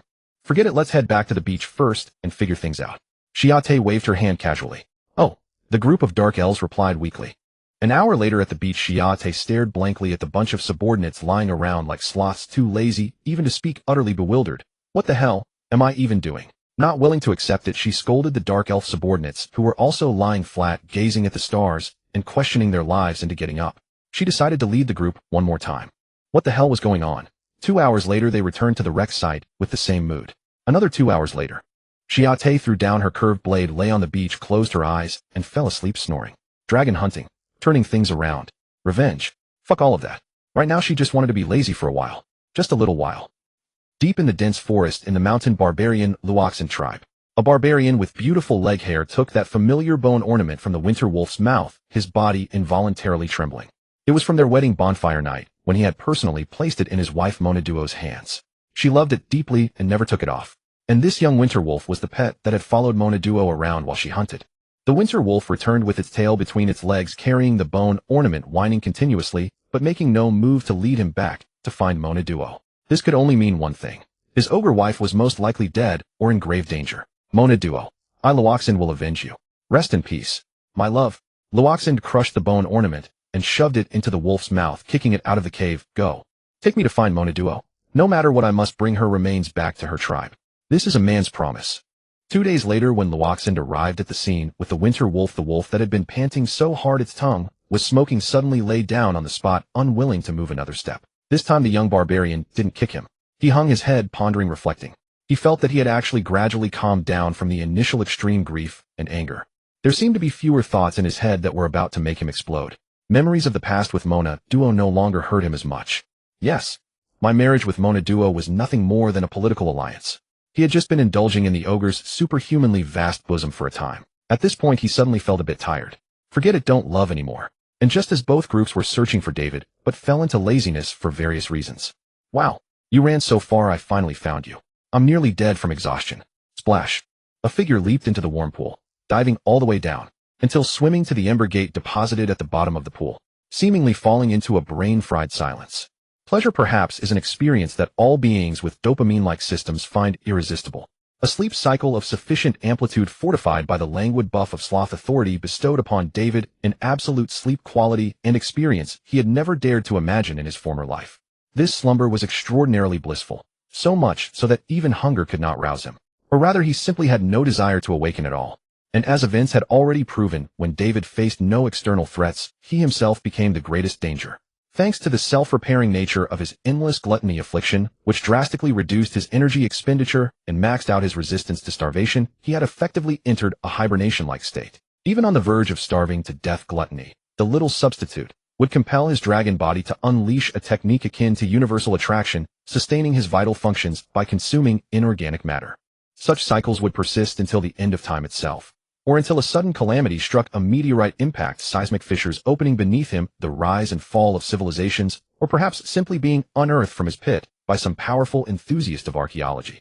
Thus becoming the first dragon in history to remain utterly dormant from its embryonic stage all the way to the ancient red dragon phase. But as the first month drew to a close, an unexpected visitor managed to overcome waves of sloth surging through her heart, shattering this profoundly mundane possibility.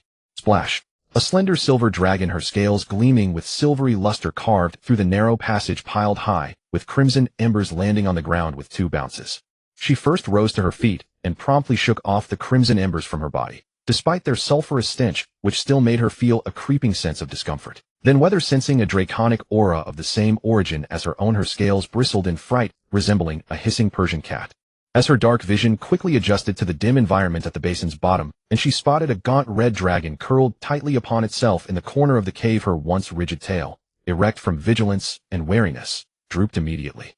Good heavens! She had imagined her younger brother, who had lost his mother's care and shelter, might be struggling, but she never expected that after merely a month he would have become so wretched, so emaciated that he barely resembled a dragon at all. If someone had presented her with another dragon and claimed it was a dracolet, she would have believed it.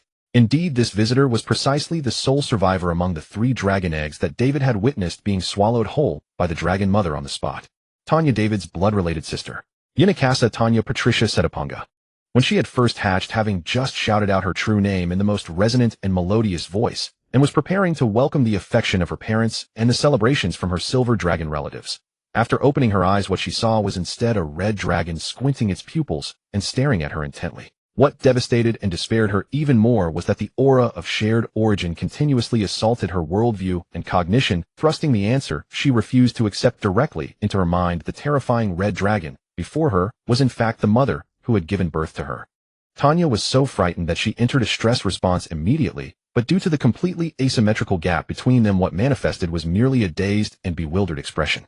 Yet Tanya, who had originally prepared herself for the worst, gradually changed her initial thoughts after living with this red dragon mother who barely liked to speak to her, and even less liked her talking. Namely, her red dragon mother, although arrogant in nature, hot-tempered, lazy, and given to indiscriminate killing, looting, and every manner of wickedness, still proved to be a good mother. At least based on Tanya's understanding of red dragons derived from the dragon heritage, this was indeed the case. Just as the weak, pitiful, and helpless, yet rather appetitive Tanya had burrowed through all the volcanic worm tunnels around her, once believing she would likely starve to death, the rumbling of hunger in her stomach finally roused the sleeping dragon mother. Heaven preserve her! Stared at by that ferocious gaze, Tanya felt she might truly be frightened to death on the spot. Yet just as she was preparing to welcome the end of her pitiful and lamentable brief dragon life, "Shut your stomach up, or the next time I hear it, mother will eat you." "Never mind, just you wait." That was probably a scene that silver dragon Tanya would never forget in her lifetime. Dragon mother Pavura arose from the magma pool at the volcanic crater, cursing profusely, showering the sky with molten lava rain, and streaking across the towering mountain ranges at tremendous speed, leaving behind only her imposing and unparalleled figure. No one knows how much time had passed. After a blaze of dazzling firelight, the earth trembled faintly, and from the icebound Katagana Bay on the horizon, a column of vapor shot straight toward the clouds.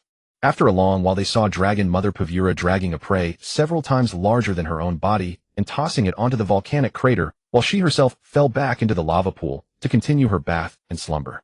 "Eat up, keep your noise down, or face the consequences. You know what I mean." And at that time, she was already profoundly shaken by the first dragon meal her mother had prepared for her. It was a whale that had been roasted, halfway charred throughout its entire body. Her mother had directly used a dragon breath to temporarily boil dry the Katagana Bay, then selected this largest specimen and brought it back. If not for concerns about food spoilage, this whale might have been enough for her to eat until she reached the young dragon stage. With an endless supply of food, the well-fed silver hatchling had originally intended to fly over and sleep beside her dragon mother. But the extreme heat of the volcanic crater deterred her, and she feared that when her dragon mother turned over, she might directly crush her into the lava pool and boil her alive together, so she had no choice but to dig a hole in the volcanic ash right there and bury herself. Having successfully survived her first hibernation, Tanya thus began, hundreds of years ahead of schedule, a carefree life of contented eating and waiting for death that countless juvenile giant dragons could only envy.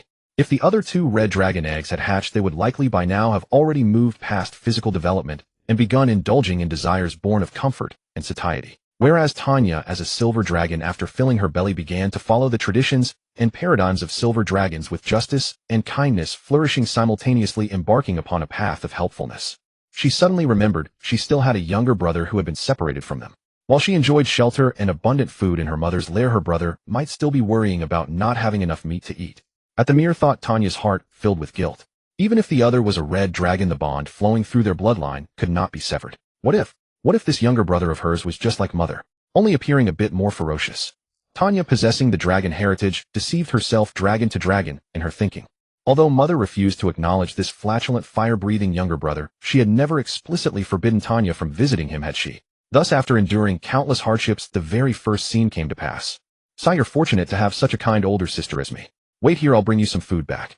Half a day later, Tanya panted her way back from the red dragon's lair, a piece of whale meat larger than her own head dangling from her jaws. The journey was long, and she had battled an endless barrage of negative thoughts that arose from nowhere, thoughts that urged her to give up. This was already the utmost limit of what she could carry. Based on her estimation of her own appetite, a couple more trips like this should suffice to help her brother survive his first slumber and grow a bit stronger. Yet what she failed to notice was that almost as soon as she left, David, still asleep, wrinkled his nostrils, and a tongue coiled around the meat, dislocating his jaws and swallowing it whole, much like a python forcing its prey down its throat. But the speed was nothing short of sipping water. The dragon's snout closed automatically after swallowing the meat, and his tongue licked the remnants clinging to the scales near his nose before he smacked his lips with lingering satisfaction. If he were awake, he would likely sneer, "Is that all?" It wasn't even enough to fill a gap between his teeth. So when Tanya returned with a second piece of meat, only to find the first one mysteriously gone and David's belly unchanged, she suspected some other creature had stolen it, or perhaps the dragon's lair had been discovered. But after a thorough inspection confirmed nothing was amiss, Tanya, though still doubtful, placed the meat down and set off again to fetch a third piece. Upon her return this time, she discovered the meat had vanished once more. This naturally stirred in Tanya a touch of grievance and anger along with a strong sense of curiosity and competitiveness. This time, after placing the whale meat before David, she carefully retreated a few steps, concealed her form, and lay down slowly, preparing to withstand the waves of drowsiness, as she kept watch for a while. She refused to believe it could disappear right in front of her eyes again. And then indeed the meat vanished before her. Tanya blinked, bewildered. If she hadn't mistaken her eyes earlier, that huge chunk of meat had been swallowed whole by her brother in one gulp. Even though it had been roasted by Mother, was he really not even bothering to chew? Well, at least this explanation was far more palatable than theft. It simply meant that this slob of a brother could eat a bit more than she could. She could just make a few more trips, that's all. Days later, Tanya, who had been committing her crimes under the wind of sloth, collapsed right in front of David from exhaustion. She was utterly convinced. Even if she searched through the entire draconic legacy, she had never seen any dragon that could eat so much. Even with her resilient will, she couldn't help but feel a shred of respect for his draconic destiny and consider abandoning her notion of helping the dragon. But her inherently just and kind nature rejected these thoughts time and again. After all, he was her only brother, sharing the same bloodline. Moreover, he had just been born. Oh, was it possible that over his long growth period, she could subtly influence and change him through her own example, and then find an opportunity to secretly enlist her brother along with herself to worship the great behemoth, the Lord of the North Wind, thereby freeing him from the evil nature and troubles that plagued him? Unaware that she had inadvertently awakened another special hobby shared by countless metallic dragon sages when they were bored convincing dragons to turn over a new leaf, especially convincing evil dragons to reform. However, those who most enjoyed such endeavors were not silver dragons, but brass dragons. Because of their incredibly strong desire to share, when passing travelers could no longer satisfy this urge, they would do the same as blue dragons go out to collect abandoned dragon eggs to hatch. Unlike blue dragons, who did so to strengthen their clan's power by cultivating henchmen and tax collectors, brass dragons did it purely out of boredom, just wanting a dragon companion to chat with. Wouldn't the offspring they hatched by their own efforts at least keep them company for a bit? Therefore, any giant dragon unfortunate enough to have been adopted by a brass dragon for a period of time, whether metallic or even more unfortunate chromatic, would inevitably suffer some mental issues, at the very least becoming autistic. At the same time, they would exhibit a distinct characteristic: an extreme dislike for listening to others speak, and even more aversion to relentless chatter. Open their mouths to demand silence, and if that fails, directly threaten with draconic life. All for a moment of peace, enough to let them sleep quietly for a little while. Tanya, who had yet to realize this, had her mind entirely focused on her brother before her, filled with beautiful visions for the future. Wait, could he be sick? Tanya, who was diligently consulting the draconic legacy, felt her heart skip a beat. These symptoms reminded her of a disease she had previously read about, one that made all giant dragons turn pale with fear. Endless gluttony syndrome. The more Tanya looked, the more it seemed to match, and she couldn't help but grow worried. To save her terminally ill brother, Tanya felt she must think of a way to make a change. On who knows how many returns to the volcanic lair, gazing at the whale larger than her mother, she fell into deep thought. There was so much ready-made food there, yet each time she could only bring a little bit. It worried her to death. But just then, her mind wandering, she suddenly noticed an albatross flying back from the sea to its cliffside nest, regurgitating food to feed its chicks. Tanya immediately conceived a somewhat bold idea. Limited by her current insufficient strength, why not, like those pelicans in the sky, first eat as much as possible herself, and then upon arrival regurgitate it? Just thinking about this, wouldn't it be like those humans do? Tanya, what are you thinking? That's your brother. Having successfully persuaded herself, the silver dragonette stuffed herself until she was fat, then stumbled into the sky and arrived before David. This time, although the speed was much slower, the quantity made up for it. She looked at David with some hesitation and difficulty, and after repeatedly confirming he was in a deep sleep, she shook her tail, which showed some reluctance, bent down, lowered her head, and opened her mouth. However, giant dragons are ultimately not ruminants, which caused Tanya considerable pain. Her movements were also somewhat unpracticed. Before the food could come out, saliva flowed all over the ground before David, emitting a faint cold aura.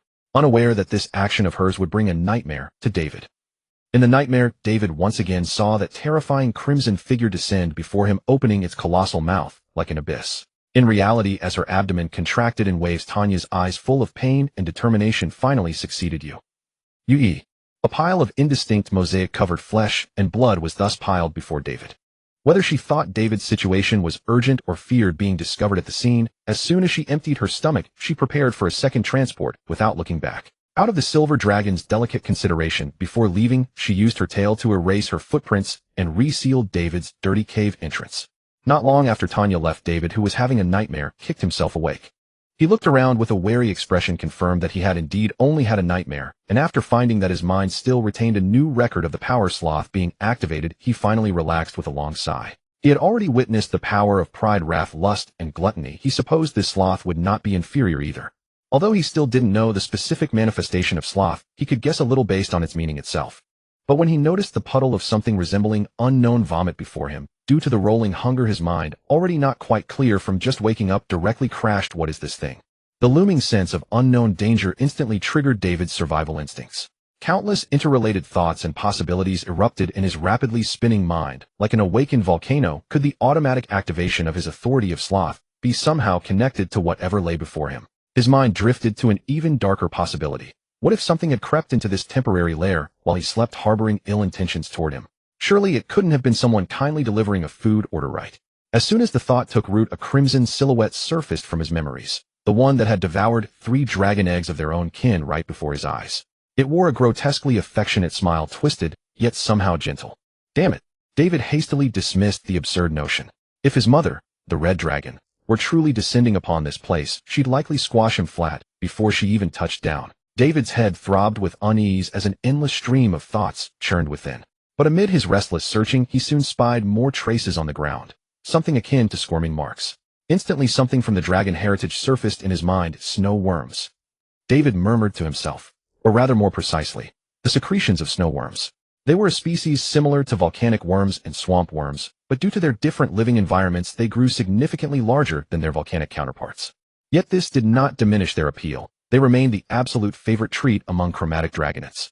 For many chromatic dragonates lacking maternal care or the hunting prowess to secure their own meals, these fat-laden, nutrient-rich worms became nearly the only readily available delicacy within their grasp. Without exception. Yet these worms dwelling near the Arctic Circle possessed certain distinctive qualities. Perhaps due to their slower metabolism and substantial size, their central ganglion, endowed with rudimentary cognitive capacity, had evolved to be notably larger than that of other worm species. Under normal circumstances, male worms would fatten themselves to plumpness before seeking out females for mating. After coupling, the male would willingly surrender himself as a camelot supper for the female, gradually becoming her prenatal nutrition, postpartum recovery meal, and eventually the first supplementary food for their offspring. Yet some males with sharper wits desired only to mate without taking responsibility, preserving their glistening fat, and moving on to court the next female. Such behavior, so destructive to market credibility, naturally drew the displeasure of the females.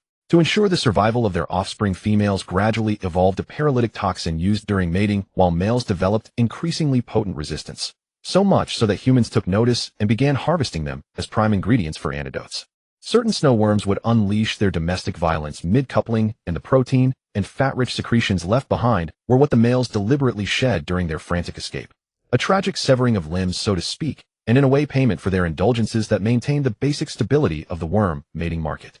It was precisely for this reason that these secretions sustained countless white dragonates who could not hunt and survived on nothing but ice and snow, occasionally fishing with their tails. Indeed, some dragon scholars believe that the existence of these snow worms indirectly ensured the survival of the white dragon lineage.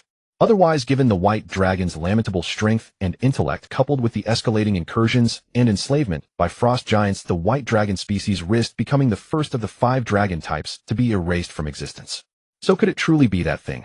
The moment this alluring thought surfaced, all the scattered concerns faded away, leaving only this seemingly most plausible possibility. His growing irritability transformed into excitement, and drool began slipping from the corners of his mouth. A single taste won't kill a dragon. Unable to resist any longer, David extended the tip of his tail, scooped up a small amount, and carefully tasted it on his forked tongue. His eyes widened as he raised his head. Delicious. Even his brainstem trembled with ecstasy. Lust? Holy shit, it actually tastes like vanilla ice cream. And why the fuck did lust just pop up? Since his transmigration, David had focused solely on survival. It was almost certain he was savoring the taste of food for the first time with true leisure, and the result left him utterly stunned. He also understood that this was thanks to the changes in his dragon body's sense of taste after transmigration, allowing him not only to appreciate its moist, refined texture and fresh sweetness, but even to perceive the fragrant essence of its oils.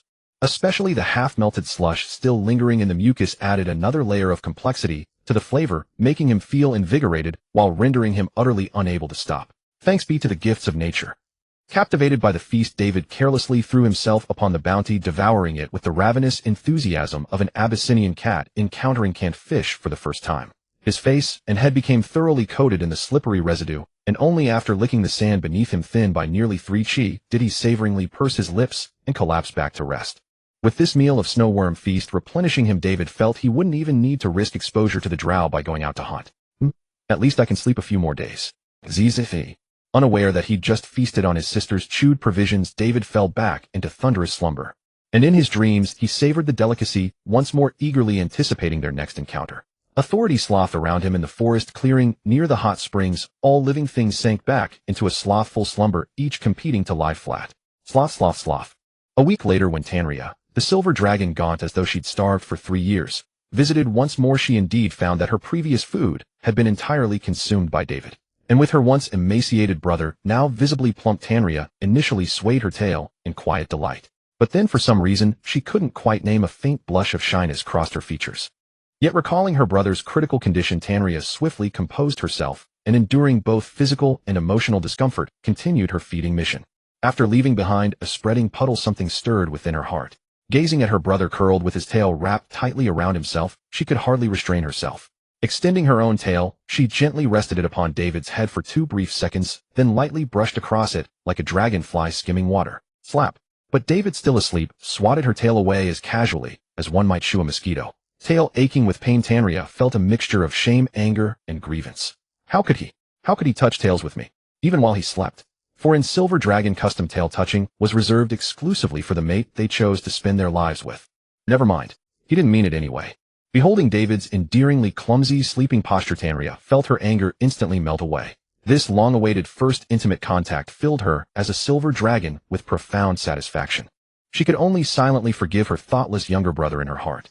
All right, I should head back now. I can't let Mother discover this. Then I shall see you next week, my dear brother. No sooner had Tanria departed than David's 6 limbs autonomously lifted his body, crawling forward through the shadows as if guided by instinct. Gluttony drove his jaws to devour the remains of his sister's chewed provisions with the efficiency of an excavator swallowing everything in one relentless gulp. Gluttony lust, this overly crude and greedy method of eating, instantly shocked David awake from his dreams. Burp, what the fuck did I eat this time? After savoring the taste, and realizing he'd inadvertently consumed the very snow worms he'd been dreaming of day and night, David immediately scratched his ears and cheeks in agitation, much like Zhu Beiji, who had swallowed the fruit of immortality in one bite. It probably hasn't been digested yet. The moment this exciting thought crossed his mind, David shoved his tail into his stomach's lower opening and churned vigorously, regurgitating the food. Then, with smoke curling from his tail, he squinted and resumed his feast. Lust. Although the slush had melted and his own gastric juices had mingled in lending the flavor a slight tang, David still found it deeply satisfying. For reasons he couldn't explain, eating it always brought an inexplicable sense of peace to his heart. Even his mind, which had refused to settle since his transmigration, found a momentary tranquility beneath that cool, soothing moisture, easing the restless anxiety born from countless uncertainties. This long-lost feeling was truly wonderful. Wait, how did snow worms appear in my own lair again? Never mind, this is a good thing. Dai Wei forcibly suppressed his foolish impulse to follow the trail and slaughter the snow worms for immediate gain, like killing the goose that lays the golden eggs. After a moment's thought, he stood on his hind legs, bent his head down, and stared straight at his still churning belly with a serious expression, commanding, "Eat slower. At least wait until I wake up before starting the main course." Understood. His greedy stomach, perhaps bewildered by this sudden madness of his mind, ceased its digestive churning, then let out a gurgle, as if reluctantly, but grudgingly agreeing. Good boy. Dai Wei then retracted his neck, patted his belly with a claw in satisfaction, and flopped back down to sleep. Half a year later, having been continuously fed, Dai Wei raised a paw to rub his chin and belatedly muttered to himself, "There are still more. These audacious snow worms, could they possibly be braving my dragon's might to come to my home and throw a party, thinking it's more exciting that way, huh?" Thinking of this possibility, Dai Wei felt a hint of excitement. Then he flopped back down to lie flat and sleep. As long as these silver worms kept feeding him, why would he bother going out to hunt? Just like in his past life, if he could stay at home all day with food, drink, and entertainment, why would he ever go to work? Thus time passed in a flash and 5 years went by. During these 5 years, the little silver dragon Ta and he had been persistently playing the Raising the Red Dragon Brother game behind their mother dragon's back. She herself never expected to persist for so long. At first, she had only harbored the intention of saving her little brother from his critical illness. But soon she discovered that under her feeding, he seemed to have gradually regained a normal and healthy physique, even growing rapidly, and starting to put on weight. Ta and Aya became furious. This meant that her lazy brother had never been ill at all. Not only was he not sick, but after realizing she was feeding him, he began openly loafing around and waiting to die. To her, as a silver dragon, this was utterly incomprehensible.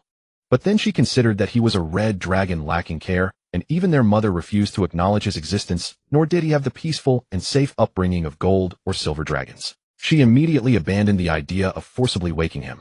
What would be the point of waking him up?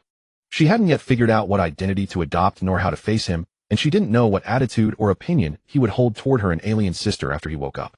Most importantly, how could she take responsibility for his future when she herself hadn't even clarified her own path? Let it be this way.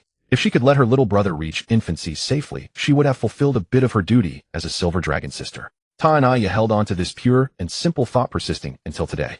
But it could only be today. Perhaps because parting was imminent, or because she had lacked someone to talk to for so long. Ta and Aya, who seemed to be facing some trouble after finishing her role as the snow worm to refresh the meal, did not leave immediately as usual.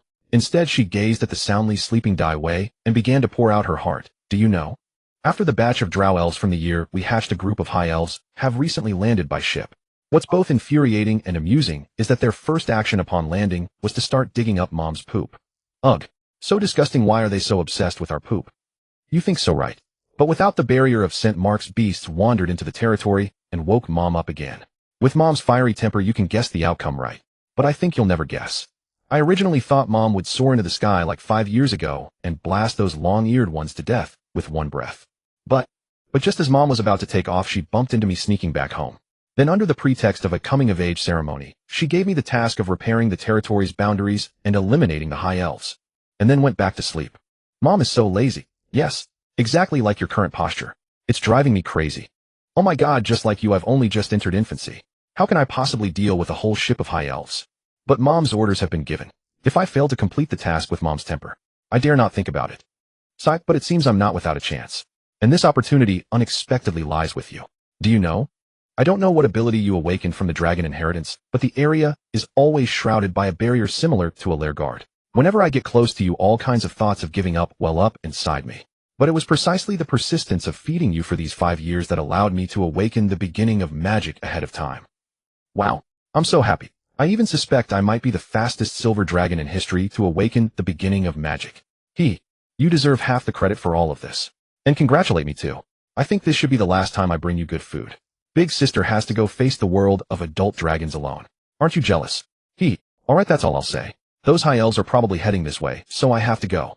Hey, even though I don't know your name yet, these 5 years have been great for us. At least big sister has been very happy. That's it. If I can come back alive, I'll visit you again. When that time comes, when you see that your big sister is actually a silver dragon, you'll be so shocked your jaw will drop. Haha. I can't wait to see the expression on your face. One last thing, my dearest little brother, let me nuzzle with you to give me the courage to defeat the strong enemy. As she said this, a gentle and serene smile appeared on the corners of Ta and Aya's mouth. She leaned in, pressing her small silver dragon horn on her nose against Dai Wei's slightly thicker nasal horn, as if making a pact. But just as Ta and Aya was immersed in her own imagination and atmosphere, perhaps because she was too close, Dai Wei's nostrils twitched. Mistaking her for a silver worm coming to his home for a party, his dragon mouth, not yet awake, familiarly bit forward. Clack. Ta and Aya, with a red dragon's head embedded in her own, was instantly dumbfounded. Then, out of a dragon's instinct for self-defense, she raised her hind leg and kicked Dai Wei in the face, sending him flying. She crashed through the ember tunnel and fled without looking back. I'll never nuzzle with you again. You always bully me. Walk. Dai Wei, dizzy from the kick, finally regained his senses. After seeing the chaotic signs of struggle and the wide-open tunnel entrance having been fed for 5 years, he naturally drew a somewhat sorrowful conclusion. Has the breeding season of the snow worms finally ended? Or did the host mother worm in the lair finally die from overbreeding? And that was probably the snow worm that, after committing the deed, was fleeing with its gland door, but was almost caught by gluttony. For the first time, Dai Wei didn't feel regret. Instead, he felt a bit grateful to these little creatures that had come to his home to party. They had created a safe and peaceful 5 years for him with no worries about food, allowing him to reach the juvenile dragon stage. But regardless, this peaceful good life of his was finally coming to an end. After finishing his last worm meal, Dai Wei looked at his own robust body, more than double its size, at hatching comparable to an adult horned horse. He finally had sufficient confidence to face this dangerous and hostile otherworld. I wonder how those Drow ladies are doing. Have they returned to their old ways? Let's not worry about them for now. After waking up, I'm even hungrier after eating. Let's fill my stomach first. With that, Dai Wei pushed off with his legs soaring up from the bottom of the pool, shattering ice crystals and water mist into a dazzling rainbow. The 5-year period had arrived. Dai Wei emerged from the cave. The dragon appeared in the field. David only realized after bursting out of his lair that he had awoken to the wrong season. It was winter outside. The northern reaches of the old continent were naturally frigid. By David's estimation, the temperature plunged to at least -50 or 60 degrees, rivaling Siberia in January. As far as the eye could see, the world was wrapped in ice and snow. This was hardly the season a dragon, let alone a red dragon, would relish. If I had known, I would have simply slept through another few months. David clicked his tongue, but since he was already awake, his restless stomach was not so easily pacified. After searching for what felt like an eternity, he couldn't even spot a pair of rabbits, let alone larger prey like bears or elk. After considerable effort, David finally used his forked tongue to send out a burrow of marmots. However, when he went to cook these beggar-style marmots, he misjudged the heat.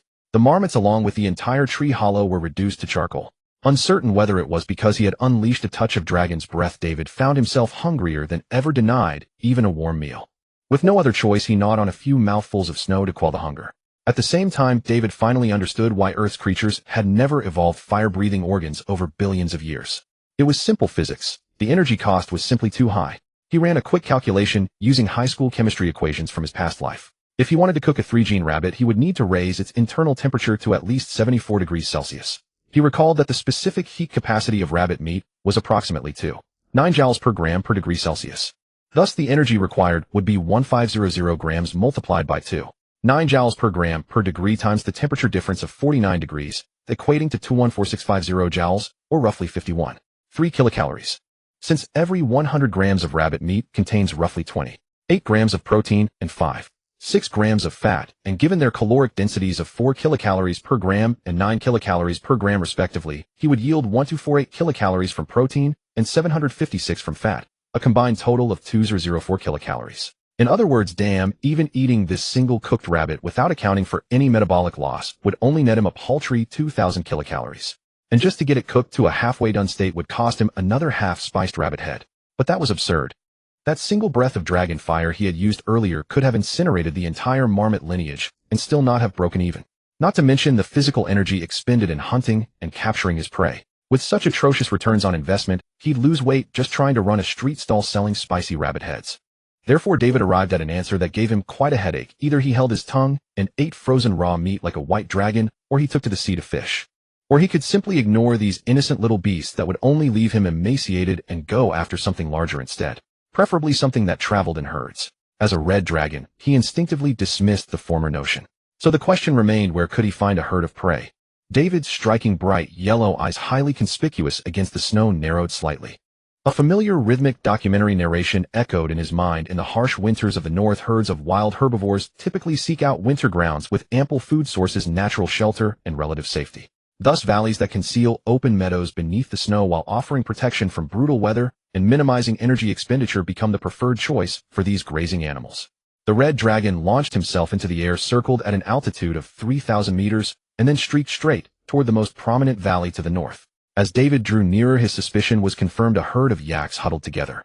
A thick layer of falling snow rested upon their backs, making them resemble enormous cotton candies from a distance. Exactly as expected. That documentary never lied to me. Blinding in his crimson scales, the red dragon folded his wind-whipping wings, and riding the gale and snow, dove straight toward the valley that seemed to already be wafting with the aroma of Argentine roast, sizzling steaks, and spicy beef tripe. Much like a husky charging toward a flock of sheep. Yeehaw! Deep within the northern forests, among the alpine barbarians of the Luoxan tribe. Inside a castle cobbled together from dilapidated ancient ruins. The Luoxan clan was solemnly conducting their once-in-several-years trade with a delegation of high elves who had journeyed from afar. This was the most critical event for all tribes across the northern lands, and not a single soul, including young Luoxan, dared to let their guard down. For the outcome of this irregular trade could very well determine their clan's long-term prosperity, military reserves for years to come, even the balance of power against neighboring factions. The terms of trade were straightforward. The high elves brought weapons, armor, various crafts, spices, standardized gold and silver coins, and even the magical alchemical potions they coveted most. In return, the northern people provided processed furs, slaves, raw metal, ores, and collected dried dragon dung. Yes, dragon dung. Heaven only knew why these arrogant high elves had any interest in such a mundane beast repellent, especially given the exorbitant prices they offered. Although getting caught doing this would almost certainly provoke a dragon's wrath, they were barbarians whose livelihoods revolved around nomadic raiding, and what they lacked was not courage or warriors. From the perspective of these alpine barbarians, although the figures before them appeared frail and delicate, they had never mustered the courage to raise arms against them. Yet in the eyes of most northerners, the high elves symbolized civilization, prosperity, magic, and nobility, like messengers descending from the heavens themselves. After all, it was not entirely surprising. Even the dwelling beneath their feet still bore the indelible traces of elven craftsmanship. This meant that these very figures had once been the masters of this land many years ago. It was only unknown what had driven their entire people to migrate overseas to a place where even 7 days and nights of sailing would reveal no coastline. Thus rumors persisted that they had gone to the realm of the gods. Under such completely unequal circumstances, the valuation of their goods was often driven brutally low. It was not uncommon for a single fine-grade axe to be traded away for 10 of their strongest slaves. Yet they had no choice but to accept it. After all, many among them believed that if not for Kajana's extreme cold and barrenness, they might not even have the right to dwell upon this land. Still, even so, watching the clan's years of accumulated wealth amount to merely a few bottles of potion of anger, a dozen axes, some ornaments fit only for decoration, and a small chest of elven silver coins, left young Luoxan the heir apparent feeling an unexplainable surge of anger and resentment. But since his uncle, the clan chief, and the rest of the tribe had no objections, it was only right that he keep his own to himself. However, just as the trade concluded, the high elven commander, who had remained silent thus far, seemed to suddenly recall something. Turning back to them, he asked, "I have another proposition. I wonder if you might be interested. As for compensation beyond the materials exchanged today, we shall deliver double." Upon hearing this, every barbarian present widened their eyes, and the sound of eager swallowing echoed through the gathering. Luoxan immediately thought it ill. An offer this steep could only mean trouble. Just as he was about to intervene, his uncle, the elder chief Luoxan, had already accepted on the spot. "We shall take this deal. Might we ask what our honored guests require? Or do you need us to do something for you?" "A dragon." The high elf raised a slender finger and smiled. "My convoy has recently been plagued by a dragon. I need you to capture it for me. I want it alive." "Oh, a great dragon, and alive at that. You must understand this is no easy task." The old chieftain raised the price at just the right moment. 10 additional vials of fierce potion for such work will require them. "Deal," the high elf replied with a casual smile. "We need to know where it has been sighted along with its specific characteristics." Having secured this rare and lucrative transaction, the old chieftain was overjoyed, yet dared not let his guard down. Dragons possess far more defined and fierce territorial instincts than ordinary beasts.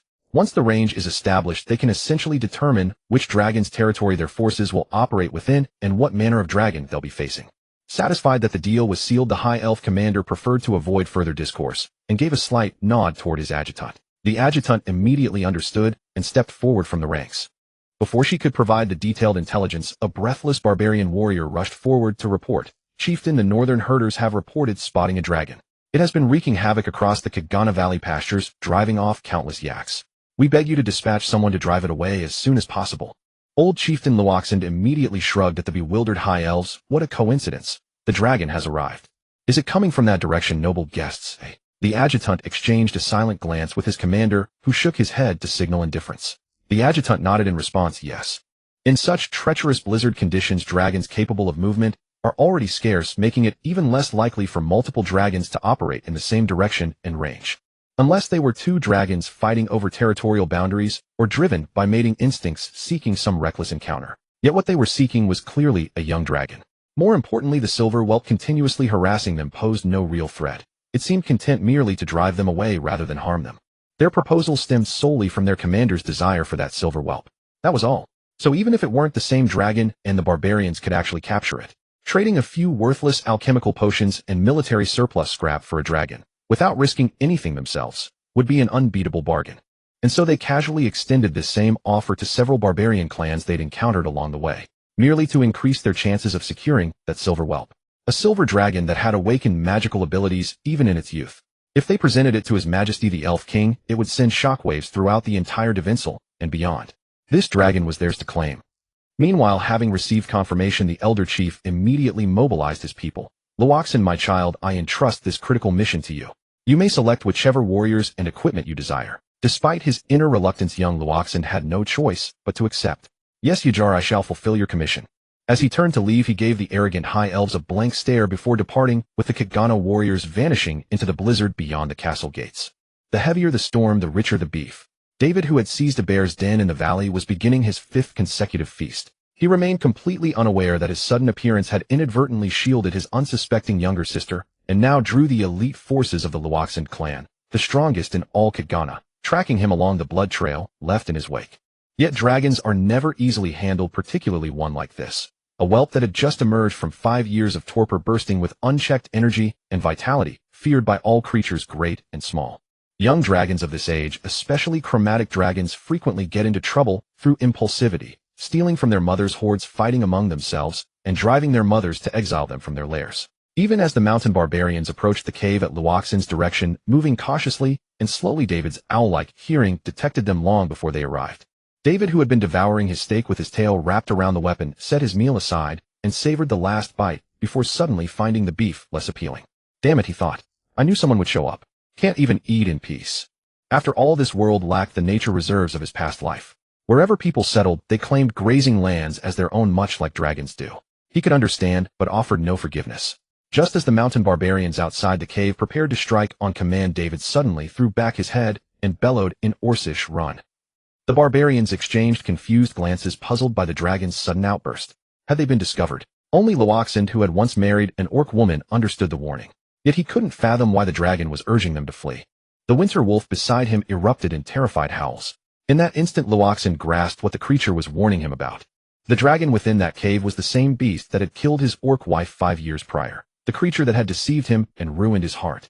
Blinded by vengeance, Awakens' eyes burned red, yet he couldn't comprehend why the dragon would warn him to flee when it meant eliminating the one who had slain its former master. The thought barely formed when the ground trembled. Awakens looked up in terror as a violent wall of snow crashed down from the peak. An avalanche. Anna, leave this place. Awakens screamed the orc words instinctively as survival instinct took over, then kicked his frantic winter wolf aside and sprinted sideways without a backward glance. The barbarians, hearing their leader shout, mistakenly thought it was a charge signal and rushed toward the dragon's cave, only to discover their young chieftain had already fled with his wolf. Avalanche. It's an avalanche. Run. The barbarians finally realized the danger and scrambled to escape in Awakens' direction with all their strength. Nevertheless, the natural disaster triggered by David's warning still crashed down like a purifying wave, engulfing the frantic little figures scrambling across the mountainside. Hearing the outside finally fall silent, David relished his steak once more. After finishing every scrap of meat in the cave and roasting the bones with fire before swallowing them whole, he burped and dug through the snow to emerge from the bear's den. I can't stay here anymore. This is infuriating. No, I need to pack some to take back as a midnight snack. Just as Awakens was dug from several meters of snow by his winter wolf, despairing that he couldn't see a single subordinate, he looked up to see the crimson dragon diving toward the pasture, dragging 5 yaks in a wobbly flight toward the distance. Not just that, there was a struggling calf dangling from its tail. Ah! Awakens roared in furious frustration at the sky. But a fresh avalanche buried him once more. Lying dazed in the snow, he could only watch as his wolf licked and nudged him helplessly, unable to rise. A few days later, the news that the elite hunting squad of the Awakens clan had been nearly annihilated with only a single winter wolf carrying young Awakens back to the clan shook the entire Awakens clan and spread like wildfire through all the tribes around Kitgana. Since Awakens was in a coma with a high fever, both he and the winter wolf, the wolf involved, were naturally unable to explain to the silent crowd that they hadn't even engaged in battle yet before that despicable red dragon had caused an avalanche with a single roar. This also conveniently inflated the threat level of that dragon to the sky. Some barbarians who had not yet encountered it even accused the high elves of concealing information. They claimed that a dragon capable of annihilating the Awakens hunting party with such ease could not possibly be a silver wyrmling. It must at least be a young silver dragon. However, this did not prevent the barbarian tribes that had taken on the dragon hunt mission from seizing the opportunity to raise their demands to the high elves, who were also lost in thought. This blatant violation of the spirit of contract was naturally flatly rejected by the high elves. It wasn't that they cared about the worthless trinkets, but rather it touched upon matters of principle and consensus. Once something is broken, it is difficult to return to its original state. But at the same time, to prevent these barbarians from slacking off, the high elves made a concession while keeping the original trade agreement unchanged. As long as they continued to assist in hunting the dragon, they would provide alchemical potions and medical support. However, this situation soon underwent a complete change after a scout brought back an important piece of intelligence. "Are you sure?" "By the name of the Elven King." The high elf officer looked at the scout with a serious expression, as if confirming a matter of life and death. "I swear by the name of the Elven King, I have been tracking that silver dragon day and night for nearly half a month. So far, at least 2 northern barbarian tribes have clashed with that silver dragon and even managed to wound her." but I have not seen any trace of other silver dragons nearby. The elf officer's lips curled into a knowing smile. Excellent. Those two northern barbarian tribes have not shown any signs of retaliation recently, he murmured. Upon hearing this, the elf scout also seemed to grow excited, congratulating prematurely. Lord Yefugin, it seems your inference is correct. That is a silver wyrmling who for some unknown reason has been separated from its clan. It might even be a child controlled by the Crimson Calamity Porphyra. We have already seized the high ground of righteousness. Having obtained the result he wanted, Yefugin seemed unable to wait any longer.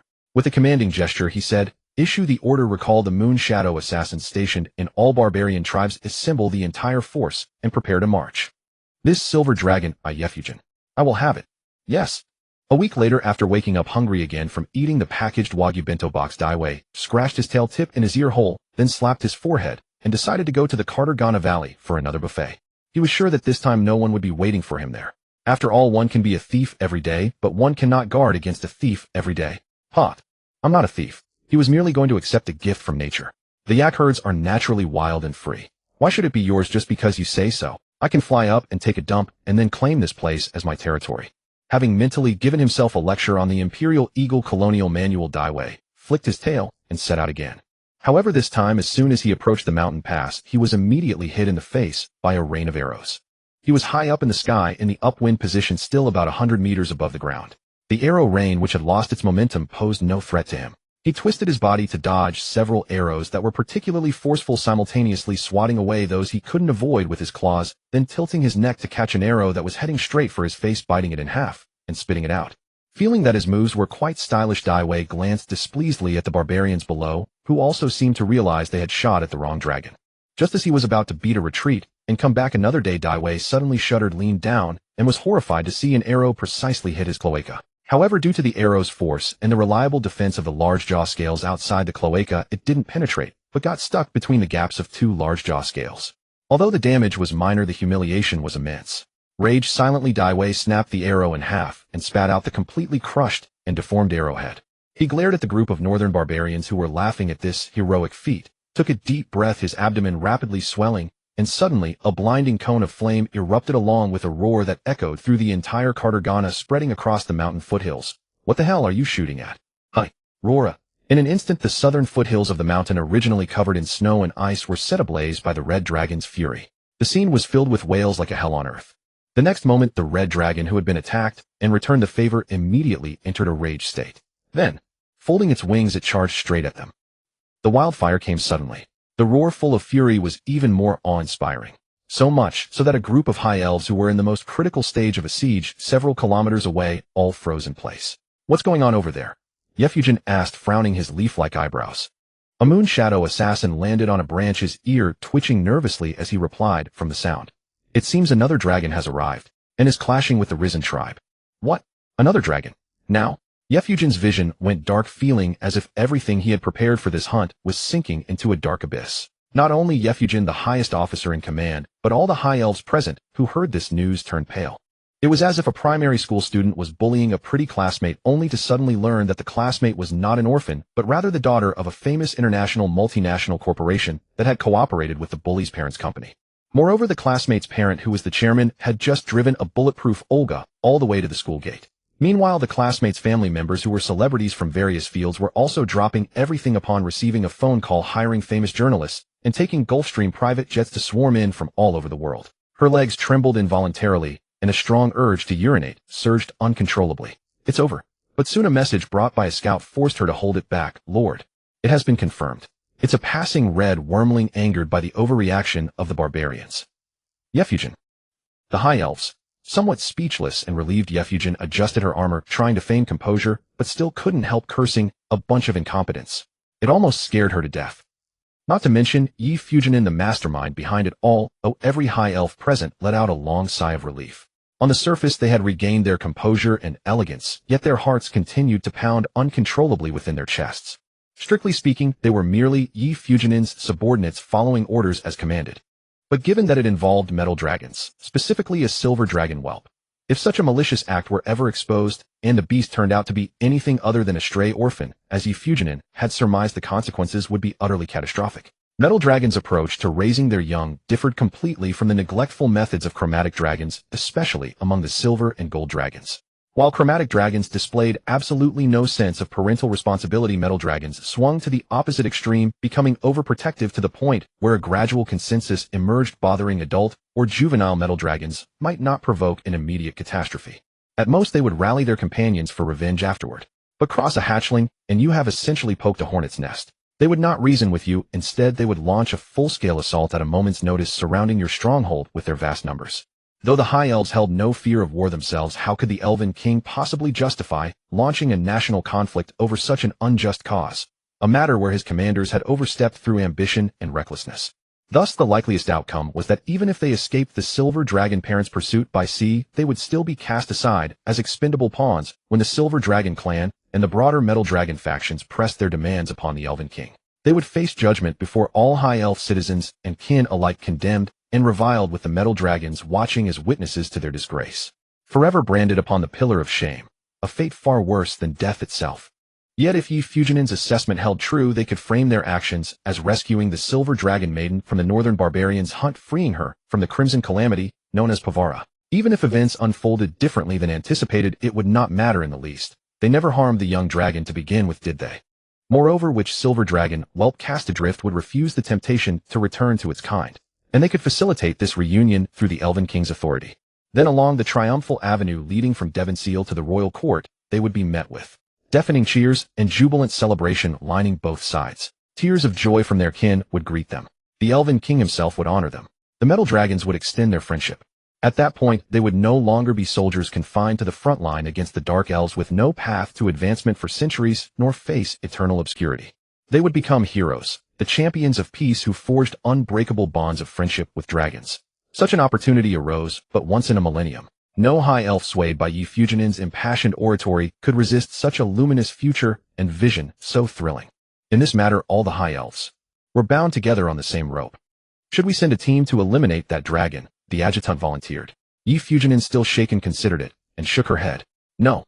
The paralysis potion from that barbarian's arrow should already be taking effect. She can no longer fly.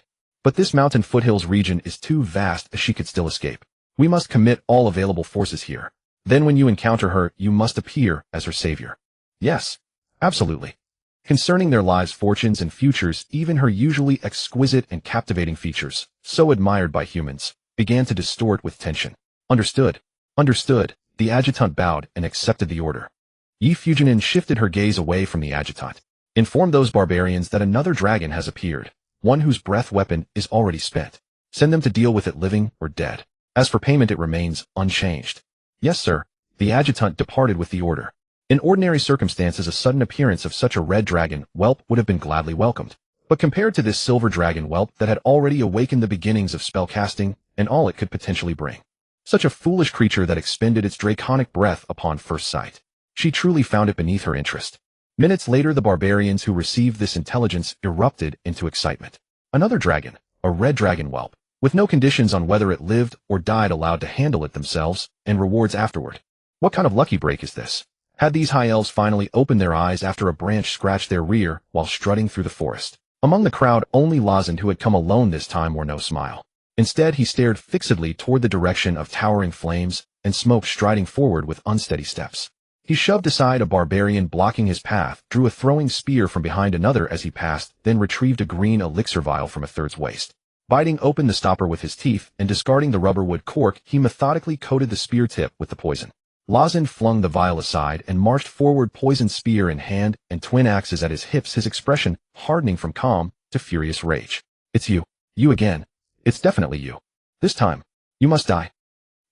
On the southern mountain slopes, David casually dispatched his final warrior. Standing alone among the burning forest, two trails of residual flame escaping his nostrils, he exhaled. You. This sudden anger seems to be mounting each time. Perhaps it was because he had been alone as a dragon for so long since crossing over. 5 years of solitude where homesickness could only be eased through self-dialogue and dreams. Once pent-up emotions erupted, they proved nearly impossible to contain. By the time his rage subsided, every warrior who had stood and fought rather than fled was already dead. He had not sought confrontation today. He had simply come out in good spirits to enjoy a meal, only to nearly fall victim to an ambush. Wouldn't you lose your temper too, brother? David surveyed the barbarians who could no longer respond, shook his head, and prepared to depart. Though fighting had only sharpened his hunger, the scattered food around him held no appeal. After all, he was not facing certain death from starvation. There was no need to violate his principles or cross his moral boundaries just to satisfy himself was there. Having already indulged in the ice-cold snowworm juice and the flame-roasted whole beef feast, raw meat now held zero appeal for him. He was now a dragon whelp with ambition, purpose, and refined taste, truly exemplary in every way. But as David, drained and subtly weary, prepared to spread his wings for flight, his ear membranes twitched suddenly. His entire body whipped around, and his claw closed around the spear, tearing through the air. The force was immense. The spearhead grinding against his scales and claws sparked violently, spraying blood mist as it slid 3 inches before halting before his forehead. Impressive, David couldn't help but praise. Given the professionalism on display, if the situation weren't so dire, he might almost consider taking him on as a student. Warrior, who are you? Here to avenge them. When the dragon spoke human words and clearly did not even register his existence, Lozand, already seething with rage, stumbled mid-step, suddenly struck by a profound sense of despair. Abandoning further words, he drew his twin axes and let out a thunderous war cry before charging at David. Seeing at last someone who looked capable of a real fight, David no longer felt hurried to leave. But as he took his first step, his foot faltered, his tongue felt numb and heavy, and his muscles moved with painful resistance. Glancing down at the discarded spear and his scaled claw now marred by fresh wounds, he had no doubt. He had been poisoned. Damn it. I even called you a warrior, and you resort to poisoning when you cannot win. Despicable barbarian. Rage. David found himself in his first arduous battle since transmigration. This was entirely unlike the barbarians of old who relied merely on brute strength and courage, or even the ogres he had faced 5 years prior. This barbarian had sprung forth suddenly, bearing the aggrieved expression of one wronged by a minotaur, wielding twin elven mariners' axes and charging straight at him with murderous intent. Clearly a capable fighter. This opponent was a seasoned professional. If this world possessed martial hierarchies akin to those in Xuanhuan, Tales, the fellow before him would undoubtedly qualify as a village-level boss from the first volume. But reality offered no such niceties. His adversary appeared with zero forewarning, and every opening move carried the clear intent of taking David's life. His assault combinations flowed with seamless precision and vicious efficiency, each strike targeting David's inevitable defenses. In mere minutes of engagement, David bore multiple wounds.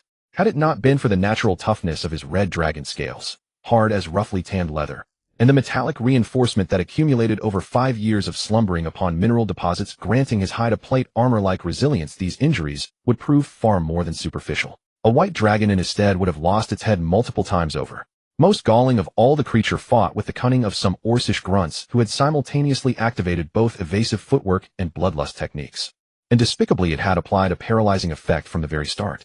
This rendered his dynamic vision, once sharp enough to track the opponent's movements, useless, as clouded as glaucoma after heavy drinking.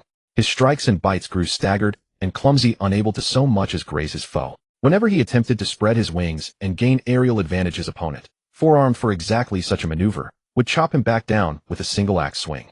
Bloody hell. He couldn't land a blow, couldn't fly high, and his opponent kept taunting him without ever allowing him to disengage. David found the whole engagement thoroughly frustrating and decided he'd had enough. If he didn't crush this flea today, he'd surely lose sleep tonight. As he was about to employ more ruthless tactics, he spotted another group of barbarians charging at him like they'd taken some kind of stimulant. David's fear instantly turned to delight. Free prey. Meanwhile, Lozand on the opposite side, breathing heavily, yet equally aware of the situation, urgently shouted, "None of you come closer. Let me handle this myself." It was meant as a genuine warning. But to the barbarians who had just been promised rewards by elves, it sounded exactly like someone attempting to monopolize the spoils with an air of false humility. Lozand, the lone surviving coward of his clan. Go home and eat shit, you bastard. Don't listen to that chicken. Charge together. Remember to take them alive. The barbarians surged forward with renewed ferocity. David's heart swelled with joy. His sore waist felt better, his legs stopped aching, and his pulse quickened with excitement as he charged headlong toward them. The scene could have passed for a romantic gathering of lovers racing toward some grand reunion, if only their collision hadn't erupted into showers of blood and shattered limbs. David moved purely on instinct, channeling fragments of draconic heritage from his dreams, spinning, baring his fangs, slashing with his claws, and sweeping his tail through the crowd like a bloody waltz. Every frame was violence rendered as exquisite art. Each killing motion was a mercy, swift, clean, leaving no room for lingering suffering. From several meters away, Lozand, who had repeatedly tried to approach David only to be blocked by his own men, stood frozen in shock at the sight of such efficient slaughter, like scything through a rice field. In this moment, he finally understood what terrifying adversary his wife Monadu had faced all those years ago. He also realized that his brothers-in-arms who had followed him for years, had they not been buried alive in that avalanche, would likely have fallen to this dragon's hunt as well. This was utterly, monster, a monster. Retreat. Quick run. His trembling scream echoed through the crowd. The barbarians, suddenly overwhelmed and routed, wanted to retreat. But David, who had just been deprived of his human shield, wasn't about to let them go. They'd come all this way and expected to leave. His bleeding right claw clenched violently. Get your asses back here. He was ready to fight again. After being toyed with like prey for so long, his fury had nowhere to vent. Power fury. The dispersed crowd froze, their eyes already crimson with rage as they took in the gruesome scene. Bodies of brothers who had shared meat, wine, and women now lying in bloody heaps, none whole enough for proper burial. Slaughter that dragon. One of them led the charge, screaming and swinging his axe back toward the beast.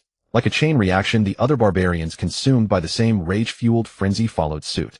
Don't. Lawson, the farthest away, began to protest this suicidal countercharge. Thump. Despite having escaped unscathed throughout the battle, he suddenly felt stabbing pains as though struck by axes, his movements growing sluggish and weak. Yet his mind was consumed by the memory of that day when the winter wolf returned with bone ornaments and news of Monato's death. Monadu, my love. Having already consumed 2 vials of anger draft before departing, Lawson felt his fury reach a maddening pitch. Like the others who charged fearlessly to their deaths, he seized his twin axes and lunged forward, only to collapse on his knees after taking a single step. Blood erupted from several ruptured vessels like a crime scene. Yes, fury just like that. This is what a northern warrior should look like. Fury tonight. Let us hunt until our hearts are satisfied. Fury. But David had only just finished clearing out the rabble, refilled his rage meter, and was preparing to face the sudden beginner-level humanoid boss one-on-one when he turned around to find that bastard had actually fled. Could he have been accidentally wounded by one of those idiots earlier? The reason for such an absurd conclusion was that the amount of blood he was losing was nearly as severe as if David's tail had severed a major artery. How could he have guessed that the opponent was actually suffering from a combination of the anger draft and the fury buff, and because his body couldn't withstand it, he'd essentially burned himself out prematurely, like Shao Li opening all 8 gates and incinerating himself before the battle even started. Yet even while bleeding profusely, the guy managed to limp along at surprising speed. Just as he was about to collapse, a winter wolf that suddenly emerged from somewhere snatched him up and deposited him on its back, then took off running even faster, with movements so practiced it seemed they'd rehearsed this exact scenario multiple times. This left David utterly astonished. The sudden outpouring of fierce emotion was as futile as shouting into the void. You hit me and think you can run. Fury, get back here. Stop. Fury. David, his eyes blazing with bloodlust, entered a second phase of berserk rage and gave chase, limping alongside his prey. Soon he collided with the first wave, then the second, the third, and even more hunting parties from various clans eager to claim the glory. At first, David noticed the enemy numbers growing with each clash, and his anger slowly cooled as he considered calling it quits for the day. But seeing how frail these barbarians were in combat, and noticing that none of the subsequent waves resembled that grim-faced fighter from before, he felt a surge of overconfidence, that perhaps he had become invincible in this novice village. This thought led him to decide he should simply destroy the main force of these barbarians, ensuring no one would dare disrupt his peaceful existence henceforth. And so where David passed, it was like a runaway lumberjack machine crashing through a barbarian forest. Trees and bushes fell, bodies lay scattered across the land. Sir, that dragon from the southern foothills seems to be charging over and has already closed in on our encirclement. Should I take some men to deal with it? A few kilometers away, the elven adjutant stepped forward with a grave expression to report. Yi Fu Jin, Ni, the high elf commander, asked with some bewilderment, what about those northern barbarians? The adjutant opened his mouth, then chose to report truthfully. They were routed by that dragon. Now they are completely out of control, and some have even charged into our encirclement. It seems our intelligence was mostly wrong. The dragon that nearly wiped out the Luo Xian clan's hunting party half a month ago should be this red dragon. Yi Fu Jin and I was full of disbelief. Wasn't it said to be just a passing red wyrmling? Then a surge of anger at being deceived welled up. No. Why didn't that surviving Luo Xian person report such important information to us?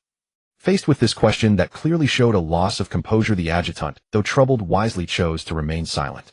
Yi Fu Jin's expression froze as she clearly realized the problem herself. That day they too had chosen to give only partial information to the Luo Xian clan for some reasons. The already heavily battered Luo Xian, out of a sense of revenge, naturally had reason to make the same choice.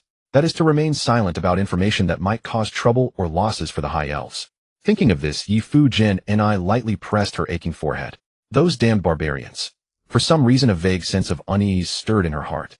This plan, conceived and drafted in a moment of greed upon seeing that silver dragon, seemed fraught with surprises from the very beginning. And now it seemed that this red dragon, which kept appearing at critical moments, was the root of these surprises. Do you think? Is it possible? That silver dragon is really related to the crimson calamity Pa-Fu-La, and this red dragon is the minion used to control her. This question also stumped the adjutant. After all the banner they had initially raised, the explanations they later gave to the barbarians, and even the story they planned to tell the public were exactly this. But now that it was brought up, how could it feel that there really was a possibility of this fiction becoming reality? After all, in history, there had been silver dragons that defected, for various reasons, and guarded evil. When elves are unlucky, even having a period could lead to death from blood loss. If the truth really were so, it would be a deadly blow. They couldn't afford to provoke metallic dragons. But they also couldn't afford to provoke the crimson calamity Pa-Fu-La. Once that legendary red dragon learned that they were planning to steal her creation and treasure, heaven knows whether a disaster like the crimson calamity might repeat itself. Now that hot-tempered female red dragon might be even more irritable. If she was awakened from her slumber, they being on the edge of her territory wouldn't need to talk about possibilities. They would definitely not escape back to the new continent. Perhaps the other party would fly all the way and still feel that killing just them wasn't satisfying enough. Out of inertia, she might even charge over to one Sire and set off a firework on the Elven King's head.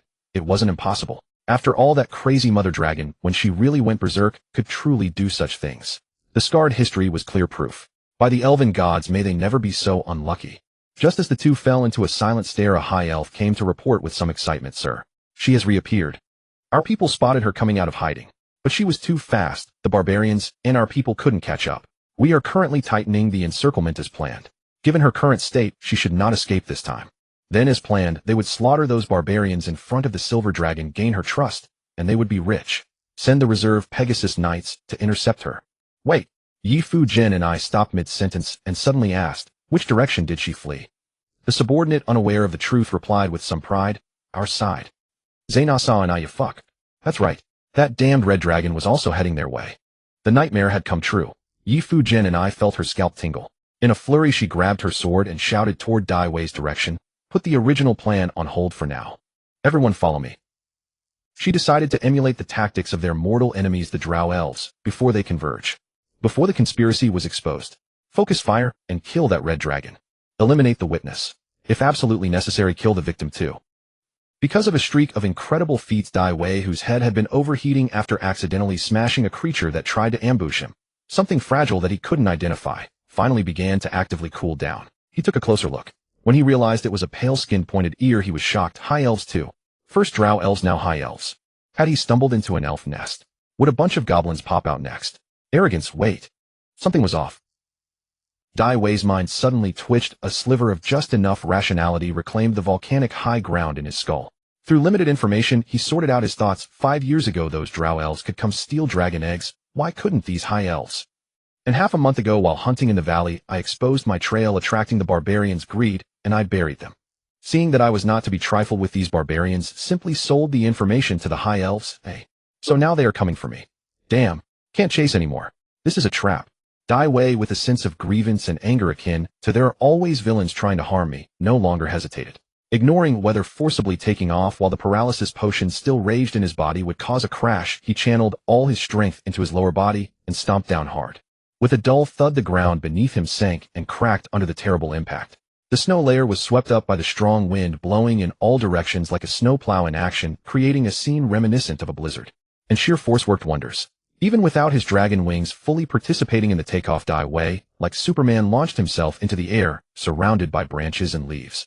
As he gained altitude, his vision expanded. When he looked, holy shit, he saw a group of high elves charging toward him like a swarm of hornets, as if he had violated their elven king right in front of them. Among them were many experts not unlike that barbarian from before. Trying to ambush me. Farewell. Just as Dai Wei was about to say we'll meet again, to these high elves he saw a horse face directly smash into his face at a speed of at least 60 yards. With a dull thud. Having just taken off, Dai Wei suffered a crash like a runaway Tesla, breaking several pine trees before crashing heavily back to the ground. Dazed, he shook his buzzing head and vaguely saw an equally disheveled high elf staggering up from a Pegasus that had died on the spot. The elf drew a sword, pointed at him, and said with hatred, kill it. Avenge her beloved horse. Yefugin naturally had ample grounds for resentment, as her mount, the Pegasus, or rather the mounts of most elven officers, were uniformly issued by the high elf military after a thorough review of each officer's qualifications. Though her Pegasus was not of the highest grade, nor even reaching the middle ranks, she still cherished it as a treasure, tending to it with extra care daily, which made her the most admired and envied among her sisters. And a military Pegasus dying in an accident outside of formal battle would also be investigated and held accountable by the military. Even if she could bribe superiors to avoid flogging and imprisonment, a semi-public exculpatory hearing and a fine substantial enough to swallow several years of her salary were absolutely unavoidable. She would also incur the displeasure of her superiors and leave an indelible stain on her record. She could even imagine that in the future she would suffer from the covert sarcasm and mockery of her colleagues and those bitches. Most importantly, this Pegasus had been with her for 16 years. Through years of fighting side by side and enduring companionship, they had forged a bond deep enough for her to regard it as family. And now to remedy the fatal flaw in her plan, seeing that the red dragon was about to break free from its paralysis and forcibly take off, she had no choice but to drive her mount to collide with it head-on. Even at the final moment, Emma ultimately shrank back from her own timidity and innate fear of dragons. At that moment, her heart aching how she also wished to avoid such a cruel farewell. But for a brighter tomorrow and the future of her entire command, Yefugin, with tears in her eyes, drew a dagger and stabbed it straight into Emma's rump, granting it that final spark of courage to gallop toward its most glorious moment. Emma, you must believe that your sacrifice is worthwhile and will be sung and remembered by all elves in days to come. We shall avenge you now. Rest in peace, Emma. Yefugin tried with trembling hands to close the Pegasus's wide-eyed stare. But whether it was because it died too reluctantly or felt it could still be saved and then returned to Devonshire to drag the bitch who stabbed its rump to charge into the dragon before the military court and testify, as the victim, its unblinking eyes stayed fixed and wide like two blazing headlights on a luxury car. Yefugin tugged twice, her blood-soaked hands nearly cramping from the effort, yet she could not close them. After this matter succeeds, I will have someone bury you together with that mare whose rump you often used to sniff in a joint grave after her death in battle. Whether it was because it was now truly dead, Emma finally deigned to close its eyes. Just as Yefugin had barely calmed her beloved steed's spirit and turned around to witness the red dragon that had killed Emma being torn apart by her subordinates. Roar! A sky-shaking dragon roar echoed through the forest. Yefugin closed her eyes in agony, and in a daze she felt a powerful pressure rapidly approaching from afar, as if the entire world trembled before it. Suddenly the deafening dragon's roar exploded in her ears and mind simultaneously, and the air itself seemed to reek with fury and devastation.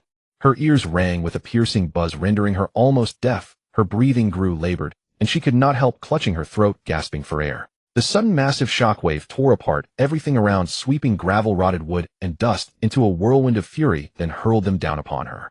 Struck again and again, Yefugin forced her eyes open, but her vision was already blurred. She could only see her subordinates similarly clutching their ears in pain, and several Pegasus knights, who were too close above, fell screaming from the sky as their mounts foamed at the mouth. Her own body was being violently shaken and dragged by her adjutant. She instantly realized the dire situation and what she had encountered. Fierce aura, or rather the eruption of draconic might empowered by the authority wrath. Distracted by comforting her beloved horse, she had failed to notice that the red dragon's fury had reached its peak, and as a result, she took the full brunt of this wrathful dragon roar, akin to a mind flayer's mass psychic blast. Disaster.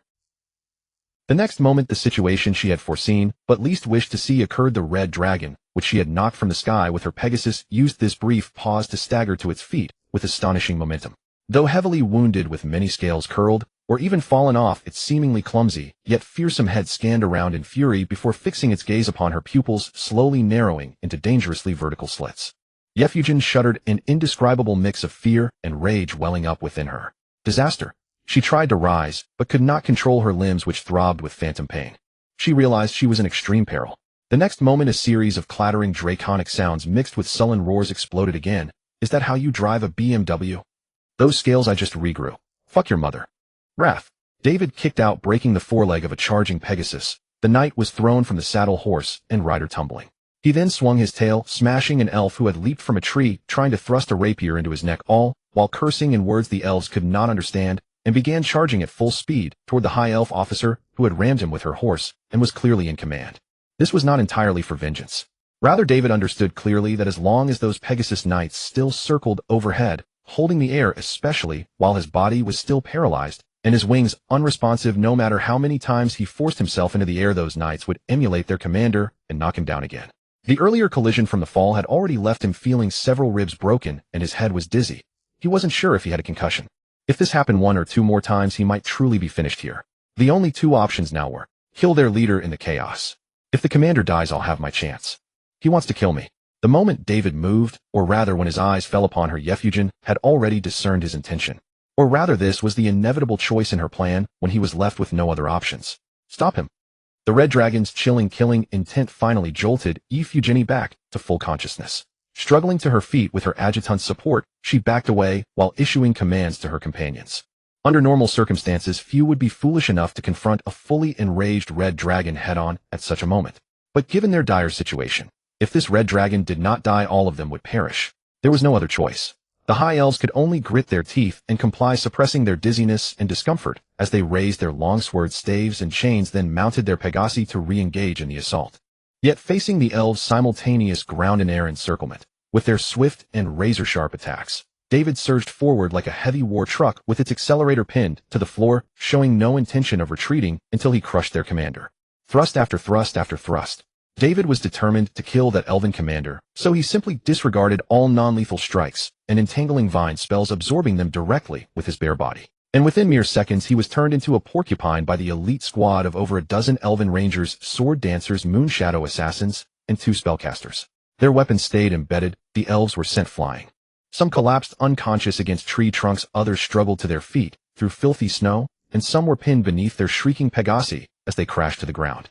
The red dragon relied entirely on its impenetrable metallic scale armor, a fusion of both metallic and chromatic dragon qualities, and its terrifying, unstoppable charge. These elven professionals, who should have been able to hunt a young dragon with ease and even threaten an adult one, found themselves utterly overwhelmed in this moment. No opponent could withstand a single exchange. Die. David, having closed in on Iphigenie, swatted aside the elven adjutant, who drew her sword to protect her. His wing bones, longer than his claws, pierced straight through the arms Iphigenie had raised to cast a spell, driving her body forcefully into a winter oak trunk with a heavy thud. Save! David, roaring, opened both claws and hammered toward the noisy elf. But just as he prepared to impale both her and the tree in one devastating strike, sudden agony erupted simultaneously across his neck, arms, wings, legs, chest, and tail. Snap! David turned in fury and saw several chains coiled around his body, locking in place the killing blow he had already secured. Now, with 9 pegasi pulling together behind him, those chains gradually dragged his claws and wings away from the elf he had nearly captured. With a splash, Iphigenie, bleeding heavily, slid from the tree trunk and collapsed into the leaf-strewn, filthy snow. Cough, cough, cough. The elf stumbled to her feet, wiped the blood from her lips, and looked at the frustrated David with a somewhat unhinged smile. It seems. In the end, I win. I underestimated you truly. Such a pity. You are so remarkably brave and outstanding. In just a short while, you've shattered my century-old perceptions several times over. If it weren't for that silver dragon, I would have brought you back to Doinsair by any means necessary, trained you properly, and replaced Emma as the loyal little dragon who follows at my heels. Seeing his plan fail, David was preparing to unleash his trump card, to burn the elf to death first, then use endless gluttony to tear open a gap. But upon hearing this, the entire dragon froze, instinctively asking, "What silver dragon?" He was clearly a red dragon. Weren't you here for her? The elf, lamenting her heavy losses, was equally stunned. Fuck. Both the dragon and the elf simultaneously realized the truth and cursed in unison. There was no red dragon or silver dragon. All of this was a massive mix-up. David felt as though he had been thoroughly screwed over. All this commotion wasn't even for him. Then why did they swarm him like a bunch of rutting sows the moment they saw him? If they just explained early on, there would be no need for any of this. All this resentment boiled into concentrated fury within his chest. Meanwhile, on the other side, Iphigenie felt the complete opposite. Having nearly fallen into the abyss, she now felt as though she was racing toward the 7-hilled paradise of freedom. The plan to rescue the silver dragon could continue, and the powerful red dragon before her only fueled her uncontrollable thrill of the hunt. Since she already knew this was a misunderstanding, how could she possibly bring herself to kill a young red dragon destined to carry her Iphigenie to fame across the new continent? She could bring it back and worship it like an ancestor, as long as the creature agreed to return with her as a dragon rider. As for who would be the knight and who would be the mount, that was negotiable. Your Excellency. Please calm your anger, Your Excellency. I believe there may have been a small misunderstanding. But before Iphigenie could finish her words, she suddenly felt a burning sensation in her chest. Looking closely, the scales on the red dragon's chest were heating up like a branding iron. She understood immediately. This was the unmistakable precursor to a red dragon's breath attack. But this red dragon's breath had no inhalation warning. How is this possible? She distinctly remembered that upon arrival, the dragon had unleashed its raging flames entirely on that group of northern barbarians. Yet her cautious nature wouldn't let her gamble on whether this was a feint. Instinctively, she raised her elven officer's longsword and lunged toward David's spark-spitting throat. But this thrust, relying entirely on decades of ingrained instinct, seemed to shatter not only the perfect life she had nearly reached, but also her own fragile heart. No, tears of heartbreak streamed from the elf's eyes, more painful than if her own Emma had died. Roar! Just as David's flames were about to erupt, and the elf's heartbroken strike was about to land, a dragon's roar echoed through the forest, transmitted across trembling leaves. Let go of my brother, you bandits, from the depths of hell. Roar! Then an unforgiving winter storm descended without any warning. At the exact moment the dragon's cry rang out, an ice river poured down from the sky, circling precisely around David. Wherever it passed, all vegetation became coated in frost, and the elves surrounding the red dragon were similarly transformed into ice statues. Some tilted their heads to look toward the source of the dragon's roar, others stood guard cautiously with swords drawn, and some had already charged forward, recognizing the danger. But none escaped the reach of this freezing devastation. Commander! At the critical moment, it was that same adjutant who threw herself over Eugenie, though frost still formed across her body. David, having lost his target, also abruptly ceased his attack. Brother, you mistook me for someone else, didn't you? As a red dragon, he looked up in astonishment to see a slender silver dragon beating its numb, uncoordinated wings, hurtling through the forest toward him like a moth, scraping along branches all the way. He vaguely sensed that this unpredictable flight path was not good. And then he confirmed it. The silver dragon wasn't just flying drunk, she had mistaken the accelerator for the brakes. Wait, don't come any closer. Oh, ouch. With a dull thud, the silver dragon, tears in her eyes, crashed directly into his embrace. In that instant, he could almost hear his ribs screaming as they cracked in unison. Holy shit. The tremendous momentum snapped the chains and sent the Pegasus riders mid-air, tumbling, head over heels, all crashing to the ground together. David felt no joy whatsoever. He had figured it out. He didn't know if this silver dragon was his sister or not, but she was absolutely here to scam him. David, as though weighed down by half a ton of silver mountains, could barely move. He gazed silently at the heavens. Silver dragon Tanya saw David beneath her, looking as though his soul had departed his body, clinging to life by a thread, and she immediately panicked. A closer inspection revealed weapons protruding from him like quills on a porcupine, along with his curled and torn dragon scales. His appearance was simply wretched beyond words. Fist-sized tears immediately welled in her eyes once more, but the moment they surfaced they froze into shards of frost and hail, pummeling David's forehead with sharp, relentless cracking sounds. It is all my fault. I should never have been so sentimentally dramatic and said those things before leaving. If I had not, you would never have risked your life to come rescue me, nor would you have ended up like this. This was supposed to be my mission alone. Why are you so incredibly foolish? Are you not a red dragon supposed to be entirely self-centered and selfish? Why would you go to such extremities for a mere silver dragon like me? Why? By this point Tanya was sobbing uncontrollably, completely overwhelmed by her own dramatic reconstruction of a tale she had just invented. The red dragon brother who risked his life to save his silver dragon sister in return for a single meal. And as an inherently kind and naive silver dragon, she also felt a profound, unprecedented disillusionment with the world itself, birthing within her a deep hatred and pure, unadulterated killing intent toward these high elf murderers. Her once crystal-clear sky-blue irises began to speckle with crimson veins. She turned her gaze toward the high elves struggling through the ice and growled in a nearly hoarse voice. It is all because of you brutish, greedy bandits. Yes, because of you all. This sudden outburst immediately threw Yevgeny, who had been daydreaming of a romantic entanglement, into a panic. She scrambled to her feet and shouted, "No. Miss Silver Dragon, please hear my explanation. There has been a grave misunderstanding here. The truth is absolutely not what you imagine it to be." But Tanya refused to listen, shutting her out completely. No matter how fluently Yevgeny delivered her elven speech, up to the polished standard of a Blue Star commercial broadcast, she remained red-eyed and hysterical. "I, Tanya, will never let you go, even in death. I will fight you all to the death." But before she could even rise, a pair of dragon claws from beneath her wrapped securely around her waist and midsection. David's weak voice echoed in her ear, "Can your dragon wings still take flight?" Although he still did not fully grasp the broader situation, David's prior confession and the high elf's words immediately clicked into place for him. That meant at this very moment he and the silver dragon could form an alliance. An enemy of one's enemy might not necessarily become a friend, but they could temporarily unite along shared interests, goals, and stances. Suddenly embraced, Tanya was instantly overcome with the euphoria of finding a way out of sheer desperation.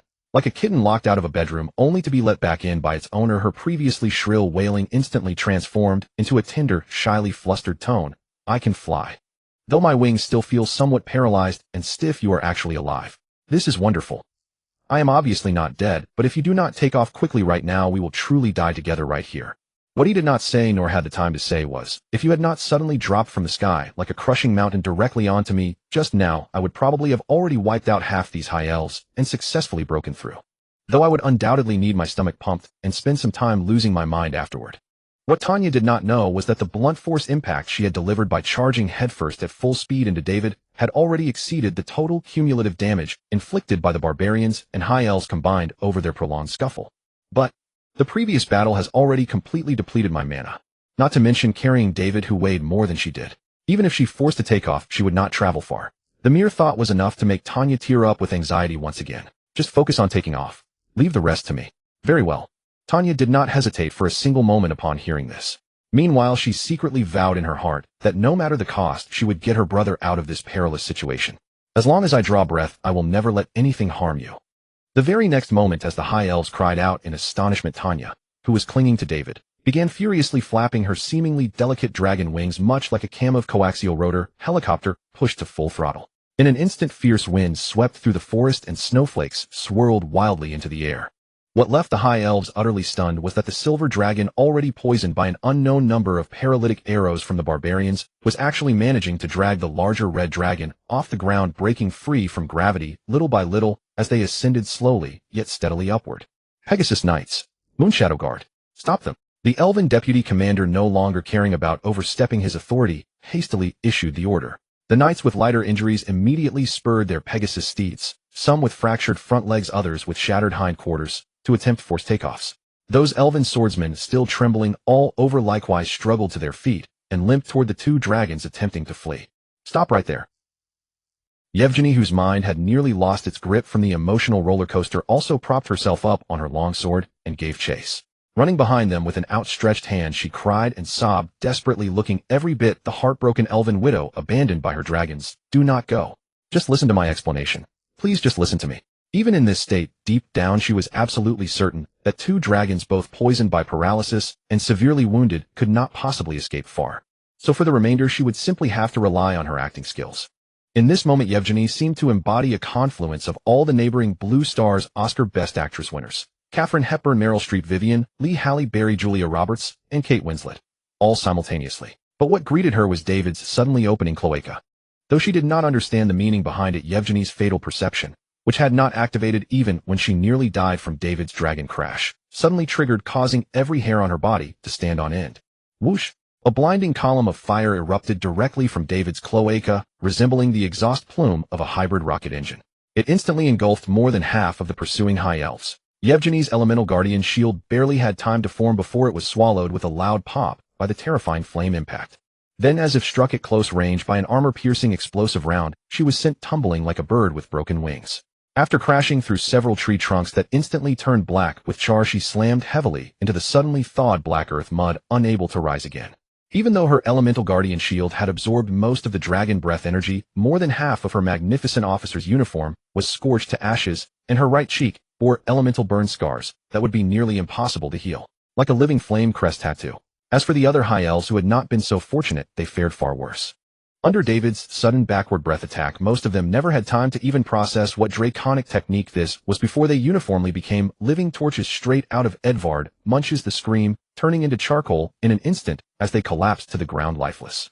Yet this sudden and grievous loss paled in comparison to the heartache Yevgeny felt at that very moment, watching the two great dragons streak away from her stew pot like a glorious trailing flame. For once she was not acting at all. Do not go. Do not leave me. How am I supposed to live if you both go? Within that moment, some of the high elves who had been recalled by order rushed over upon hearing the news. However, as they suddenly caught sight of the tragic and horrifying scene, they were all shocked by the battlefield intensity that was completely beyond the norm. Weren't they told there was only one red wyrmling? They would even believe it if they had said they just happened to encounter a young red dragon in heat. Commander, are you alright? Several elf knights rushed forward, and one caster quickly cast elemental energy protection and quick heal. However, Yevgeny pushed them away, enduring the pain in her body, and said, quick, chase, head toward the southern foothills, spread out the troops. That red dragon, relying on a single breath of dragon fire, absolutely cannot have fled far. Make sure to find them. Yes. Wait. Their injuries are also not light, especially that red dragon. This time do not use force. Once you find them, stabilize the situation and wait for me. As you command, my lord. The elves, though showing reluctance, did not refuse. At least this time, they were not sent to confront the dragon head-on. The elves were dispatched, but as time passed, Yevgeny, a veteran on the battlefield, soon sensed something was amiss. That red dragon sustaining its breath in that manner could have run at most 10 li even if it spat out its lungs. Yet she had been waiting there for nearly 4 hours, and not a single one had returned to report. A third party has intervened. This extremely unsettling possibility immediately leaped into her mind, and the more she thought about it, the more likely it seemed. Those barbarians. Impossible. Those savages absolutely do not have the guts.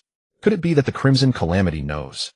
No, if Pavla had been woken up, I would not be safely standing here now. Yevgeny bit her thumb, her eyes shifting restlessly, and mocked herself. Then could it be other dragons? Or could it be that our nemesis, the Drow elves, have landed? Yevgeny's pupils contracted sharply, then slowly dilated, as if she had suddenly found the answer, and she smiled with relief. Yes, at such a time, only the shadow dancers of the Drow elves could have accomplished this so silently. Adjutant. Present. Aina, ride your Pegasus around the harbor back to Sevendell, and report my plan and everything here to the Lord. Yes. Adjutant Aina immediately accepted the order. But this time she hesitated noticeably. And what about you? Me? Of course I will continue fighting for my lifelong dream of becoming a glorious dragon knight. Aina opened her mouth, but ultimately did not dissuade her. Instead, with a solemn and respectful expression, she gave her commander one last deep look. May the elven gods protect you, and I shall not fail my mission. Go. Yevgeny waved her hand. Watching her most trusted confidant ride away on her Pegasus, Yevgeny then commanded, except for the Moonshadow Assassin Squad. Present. All the elves seemed to sense something, and stepped forward in unison. You continue to search cautiously toward the southern foothills, and you must find them before those Drow do. Do not disturb them, and do not let those Drow approach them. Can you do it? Eldarincha, we will do our utmost. Very good, do your best. Go. Yes. After the main force left, Yevgeny turned to look at the few Moonshadow assassins left alone. Are you willing to follow me, and fight a losing war against our sworn enemy, the Drow elves? Darthan Samai, we are willing to go. Very good, then let us set out. Our old friends might already be waiting for us at the harbor.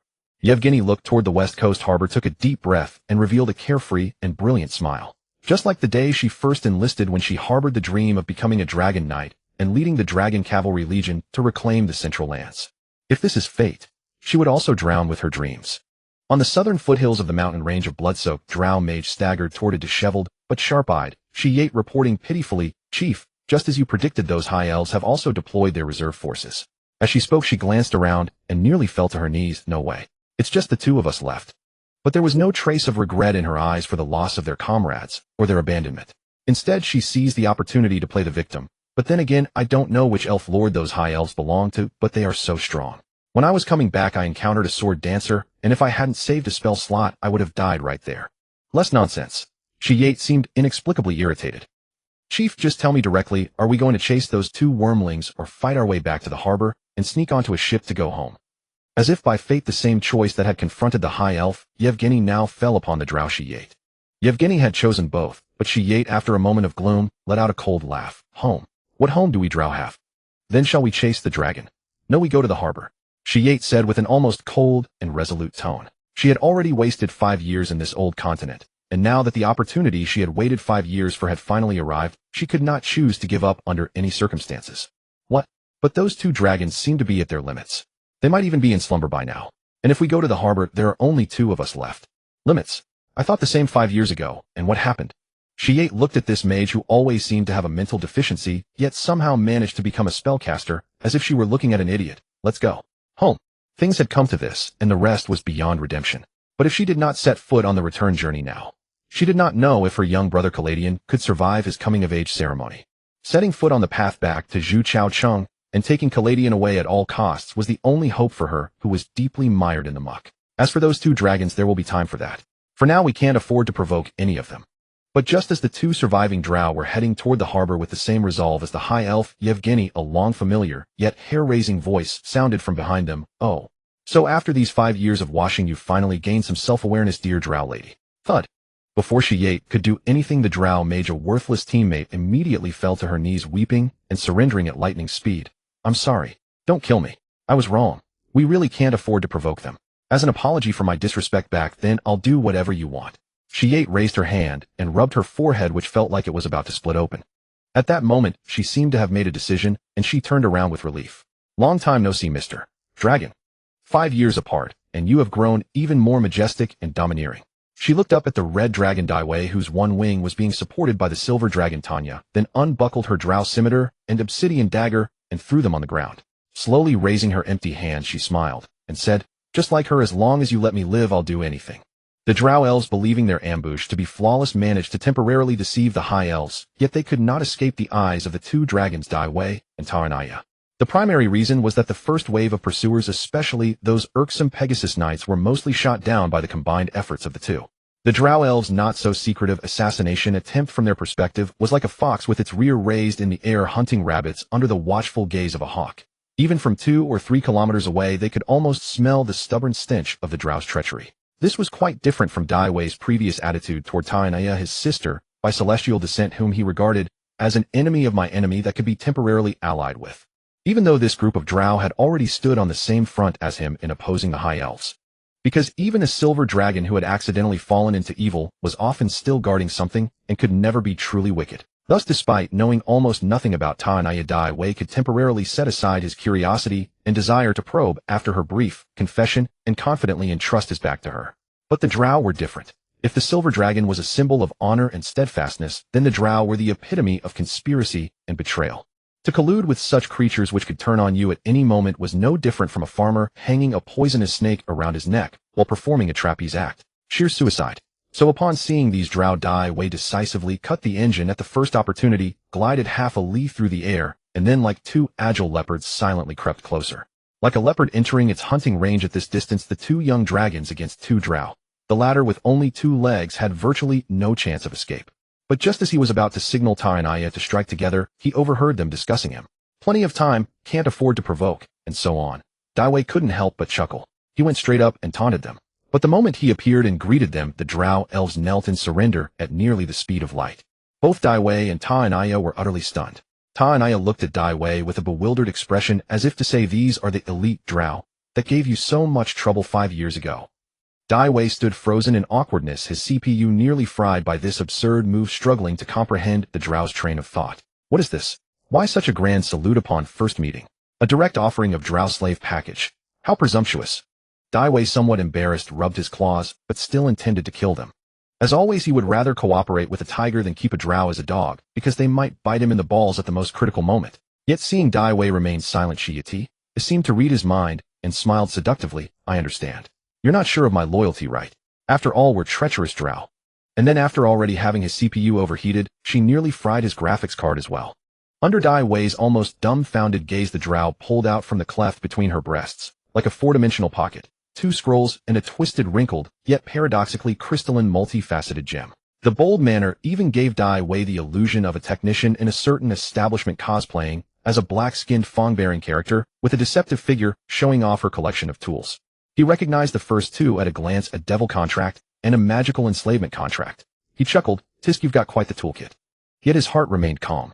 A devil contract required summoning a devil as a middleman, something like a sticky burr that was hard to shake off once attached. As for the latter, it was even more problematic. Although it was widely used in secret due to its so-called cost-effectiveness, any knowledgeable spellcaster despised it. First, drafting a magical enslavement contract required a certain level of arcane knowledge and legal knowledge, that is, formulating meticulous contract rules. If this wasn't done properly, the risk of the other party exploiting loopholes to turn the tables was extremely high, even if using a generic template. Even if a barely adequate magical enslavement contract was successfully made, control over the enslaved party remained limited. They could evade specific actions through their understanding of the contract or show hostility and resistance when executing orders. Moreover, maintaining the magical enslavement contract itself required continuous expenditure of one's own energy and mana, a cost Daiwei was unwilling to bear at this juncture. Seeing that Daiwei seemed determined to kill her today, the Drow instead smiled, even more naturally and gracefully, of course. "Wearing so little cloth, it's better to offer willingly than to have you search me thoroughly." You have a point. I'm speechless." Seeing Daiwei's gaze turn strange, her previously confident smile became shy and coy. "Or do you prefer the forceful approach? I can also play along and struggle and run away if you like. Shall we start now?" For the first time dealing with such a charming, ever-changing, and forward mature woman, Daiwei was completely at a loss. Can humans really be this shameless? Taranaya, watching from the side, felt the Drow's increasing flirtation toward her brother and instinctively wanted to intervene, but her gaze was suddenly drawn to the twisted hollow gem. Having spent a few years in the treasure vault of the dragon mother Pa Fu La, Taranaya recognized its authenticity and exclaimed, "A soul prism. She then looked at the Drow with sharp vigilance, and took a half-step forward, silently shielding Daiwei. Prompted by Tai and Aya, Daiwei also found information about it in the Dragon Inheritance, and was somewhat surprised, even shocked. A soul prism, also known as a soul coin. In the 9 hells of Bader, it serves as the equivalent of gold coins in the material world. Its surface is engraved with intricate runic patterns used to imprison the souls of living beings. Throughout the lower plane, soul coins are considered valuable currency, used to purchase every imaginable item, resource, and service that a sapient being could desire. They can even be used as fuel to power infernal vehicles when traveling through Avernus, the first layer of the 9 hells. Their value depends on the strength and quality of the soul imprisoned within. But when such an item happens to arrive in the material plane, even a single empty coin of decent quality becomes immensely valuable. Because it can be used in certain evil rituals to directly imprison and indirectly control the soul of a target, but only if the target is willing. Just like making a wish with the devil, one must also sell their own soul. The soul prism, aside from this somewhat tedious condition that resembled a transaction, was simply far superior to devil contracts and magical slavery contracts in every other aspect. As for ordinary servitude contracts, they weren't even worthy of carrying the soul prism's shoes. Once a soul was imprisoned and controlled by a soul coin, it was fundamentally objectified and enslaved, molded into whatever shape one desired. For at its essence, it was simply a cold currency, a standardized item from the 9 hells valued in souls. As an object, it naturally possessed no freedom or human rights. David couldn't fathom what madness drove this Drow to present such a thing before him. If the roles were reversed, David might have even overcome his psychological barriers, slipping the prism into a hidden crevice before his enemies could discover it. This meant directly pawning one's soul as collateral. He took a deep breath, then gazed long at the Drow, whose eyes held both freedom and resolve, as though considering some possibility. "Speak your terms, Drow," he finally said. He had no reason to refuse. The Drow, having wagered correctly, exhaled deeply and looked up at the red dragon. "You know we share a common enemy. I ask that you cooperate with me to eliminate them and seize their ships. This soul prism serves as our guarantee of coordinated action. You need not fear my treachery before or after battle." As expected, David narrowed his eyes and tilted his chin, signaling her to proceed. The Drow lowered his head. "As for after the battle, I hope you will allow me to return to Spider Nest City. As long as I return, my dominion for the rest of my life shall be yours. As I mentioned before, whatever you command, Siart shall obey. You will be my sole and loyal master henceforth." "Is that truly all?" David remained somewhat incredulous. Meanwhile, hearing the word loyalty from a Drow's lips always felt strangely incongruous, yet a soul prism, so rare in the material plane, possessed exactly that transformative power. Simply that straightforward. David's curiosity piqued. He found himself wondering what matter could possibly justify such a costly price. David couldn't help but express his admiration. With the guarantee of a soul prism, the situation changed entirely. Even negotiating with a devil masterful in contract making seemed plausible. The Drow offered a self-deprecating smile. "Even if I told you, you wouldn't believe it."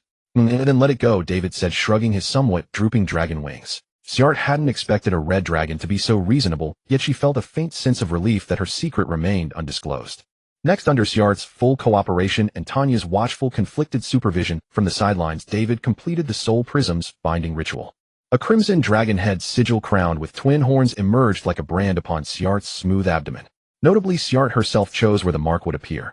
Kneeling on one knee, she declared, "Crystal Siart, Drow Shadow Dancer, bows before my master." With a cold expression, David gestured downward with his dragon claw. The Drow lady gasped, drenched in sweat with flushed cheeks, prostrating herself completely, as though body and soul now wholly surrendered to her master. "Excellent. From this moment forward we are allies. Let us depart." Satisfied with his inspection, David concluded the transaction. The joy of acquiring a Drow fighter for free instantly diluted the misfortune of nearly being crushed by a falling dragon's sister, lightening his steps considerably. What about me? The only one left behind." The Drow mage, still frozen in that awkward pose with his head down and rear elevated, stood utterly bewildered, calling out to the 2 dragons and their leader, "I can accept either a devil contract or magical enslavement." David turned and issued his first command as master. "By the way, Siart, go hunt some food for us. We'll fight better on full stomachs." "Yes, master." Siart immediately blurred into shadows, vanishing completely. "A soul prism isn't so bad after all. My soul is tiny. I could squeeze in with the leader, there's plenty of room." The Drow mage grew flustered. This forest was currently teeming with high elves. "Oh dear, my legs are growing weak again," David said shamelessly. "I'll help you." Feeling needed once more, Tanya quickly stepped forward to support her half-paralyzed brother, while simultaneously channeling her recently restored magic to repeatedly cast minor healing upon David. David purred comfortably, as if receiving an invisible massage, occasionally wincing in pain when his wounds were disturbed. The Drow mage fell silent. I'm suddenly partnering with a notorious Drow. Doesn't that trouble you, Silver Dragon? David seized the opportunity to probe. How could it? You always find ways to break through, unlike Tanya, who's so foolish. Now that I think about it, there's almost a thrill in breaking conventions. David couldn't shake the feeling that he was gradually corrupting a perfectly fine Silver Dragon. He decided to wait until after dealing with the pressing High Elf threat before having a serious conversation with his sky-descended dragon sister. Though he'd already harbored vague suspicions about her origins, a sense of complexity weighed on him. Behind them, the Drow mage, seeing how thoroughly they ignored his existence and offer of allegiance, immediately abandoned all pretense of magical nobility and dignity. Puffing and panting as he trailed after them, he called out desperately, "Lords, dragons, and leader, don't leave me behind. I'm just a mage, I won't eat much." Wah. After a hearty meal, and with Tanya's diligent minor healing keeping his strength replenished, David gathered the Silver Dragon and Drow and headed for the port, ready to strike directly at the elven ships that served as their escape route and supply line, just as they had done years before. But just as David and his companions prepared for a fierce confrontation with the ship's defenders, comparable in intensity to battles fought on the southern slopes of the mountains, they found the vessel empty. They searched the entire ship, yet discovered not a single elf. There could only be one explanation. That High Elf commander had scattered all his troops across the land in pursuit of them, leaving the ship entirely unguarded, unconcerned that any band of barbarians could simply cut the mooring lines and sail away. If anyone was most affected by this outcome, it was undoubtedly Sjart the Drow elf. To secure passage back to the old continent, she had already sold her soul to a dragon for pennies. In the end, this passage had been free all along. Even with her resolute mind standing at the ship's railing, she felt a strange daze wash over her. Could she regret it? Perhaps a little. Human nature runs deep. But she accepted her fate and the terms she had agreed to. At the very least, she who had lost everything and borne great debts still gained the chance to return home with her younger brother and had secured an alliance with a powerful red dragon whose favor promised much for the future. As for freedom, Drow possessed none by nature. And as for the possibility of abuse from her master, a red dragon of all beings, wasn't that rather thrilling, she thought. She found herself secretly anticipating the day her master would reach full maturity. Unaware that his soul had already been imprisoned by his own schemes, David likewise marveled at the High Elf's military conduct. She truly dares, he mused. But that aligns perfectly with High Elf arrogance, doesn't it? Sjart, having composed herself, couldn't help but taunt her longtime enemies. The High Elves arrogantly believed that mere barbarians would never dare to steal their vessel. Exactly, always so arrogant, piped up the Drow mage from behind, eager to support his leader's point. Wait, someone's approaching, Tanya cautioned, her ear frills twitching. David, having sensed the movement, as well broke into a confident smile. How bold, to return under these circumstances. David found himself genuinely admiring the High Elf commander's decisiveness and courage. Regarding certain setting explanations in this book, recently I've noticed several questions in the chapter comments about the lore. Some readers claim certain elements don't exist in DD or that items don't function as described. I feel it necessary to provide some clarification. First, even within the official Dungeons & Dragons rulebooks, there are explicit statements confirming that dungeon masters have the authority and are encouraged to modify or create new rules as needed for gameplay. In the preface of the player's handbook, it states, DD is a unique game that you and your friends create together. The game's rules are there to help bring your stories to life. The rules aren't the purpose of the game, they're just a tool to help you see the story through. The DM decides how the rules work in his or her game, so that everyone at the table can have the best possible experience. Game rules serve as tools to help bring stories to life. Rules aren't the objective, they merely provide a framework for managing events within the world. The DM determines how these rules function in their campaign, ensuring everyone at the table enjoys the best possible experience. Similarly, the Dungeon Master's Guide preface emphasizes, the world is yours, and you have the final say over it. You create the world's geography, climates, and cultures. The game rules, including those in this book, provide a framework, a way to describe how your world works. While rules are useful tools, they're not intended to limit your creativity. You shape the world's terrain, climates, peoples, cultures, history, and cosmos. The game rules, including those presented here, offer a framework and method for depicting how your world functions. Though rules serve as helpful instruments, they are not designed to constrain your creativity. At its core, DD provides a framework and toolkit. The specific rule adjustments and modifications rest entirely with the DM and players, all aimed at crafting a world that better aligns with their desired atmosphere and playstyle. For the author, rules and settings exist primarily to serve the narrative. As long as they enhance the story and readers find them plausible and engaging, they constitute valid and reasonable world building, such as true names and dragon beasts, which have drawn considerable discussion among readers. Though the original author remains uncertain, over the years this concept has evolved into an implicit agreement between writer and audience, a widely accepted convention. Subsequent creators building upon earlier work to develop new rules and worlds embodies the very spirit the system was designed to encourage. That concludes my thoughts on the matter. Above. Almost at the same moment, High Elf Commander Eugenie, accompanied by merely 4 Moonshadow assassins and resolved to face death, fought their way back to the shore. The outcome mirrored what had befallen the Drow earlier. She stood staring in disbelief at the desolate sea where only their own ship remained. This immense psychological whiplash left Eugenie, whose adrenaline had already surged to its peak, momentarily lightheaded. However, unlike the Drow who were on the verge of tears, the High Elf found herself instinctively overwhelmed with unexpected joy, unable to resist, allowing her thoughts to drift toward hope. Could I have been wrong? Could it no Drow elves were involved after all? Or perhaps their landing site is elsewhere? That cannot be right. The nearest natural harbor capable of accommodating vessels with sufficient draft lies over 20 kilometers away. Or perhaps I am still underestimating those 2 dragons, and even in their weakened state, they managed to devour every pursuing force. A multitude of conjectures continuously emerged and were swiftly dismissed, and this relentless mental exertion quickly left the High Elf, having endured repeated physical and psychological torment at the hands of David, feeling famished. She broke into a carefree smile and addressed her subordinates. It seems fate has played a magnificent joke upon us. You have all worked hard today. Let us return to the ship and partake of a meal first. Trust me, once we locate those 2 great dragons, each one of us shall welcome a radiant future and a promising tomorrow. Yes, the 4 Moonshadow assassins did not possess Eugenie's superior psychological fortitude. The thrilling oscillation between hell and paradise left them so agitated they could scarcely speak, merely gazing at one another with foolish, bewildered grins. But just as the elven commanders lost in daydreams of promotion and wealth through the 2 dragons stepped onto the deck, near the hatch, Eugenie at the forefront came to an abrupt halt. For although the meticulous Eugenie detected no signs of triggered magical alarms, traps, or watchdog sentinels aboard, she was stunned to discover the wooden doorframe of the hatch, resembling something that had been forcibly pried outward, riddled with cracks and deep scratches. Could some beast have burst in while the ship was unguarded? But what creature of such magnitude could have entered the hold and yet left those 3 defenses completely intact? Dragons. Those 2 dragons. They had somehow shed all pursuers, anticipated her misjudgment, and circled back to lie in ambush aboard the vessel, intercepting them. This utterly inconceivable possibility plunged the danger-sensitive Eugenie into abyssal dread. Without hesitation, she drew her sword and shouted, "All hands prepare for battle." Hardly had the words left her lips when several luminescent arrows and a torrent of emerald magic rays erupted from the suddenly flung open hatch, raining down upon them. And a second diminutive figure followed closely upon their shadows. Amidst the crisp, clinking resonance, Eugenie managed to parry away 2 arrows aimed at her, but her peripheral vision caught a subordinate's arrow piercing his eye socket. The devastating impact nearly dislodged his skull, yet his face still bore the lingering smile that her words of imagined triumph had conjured. No.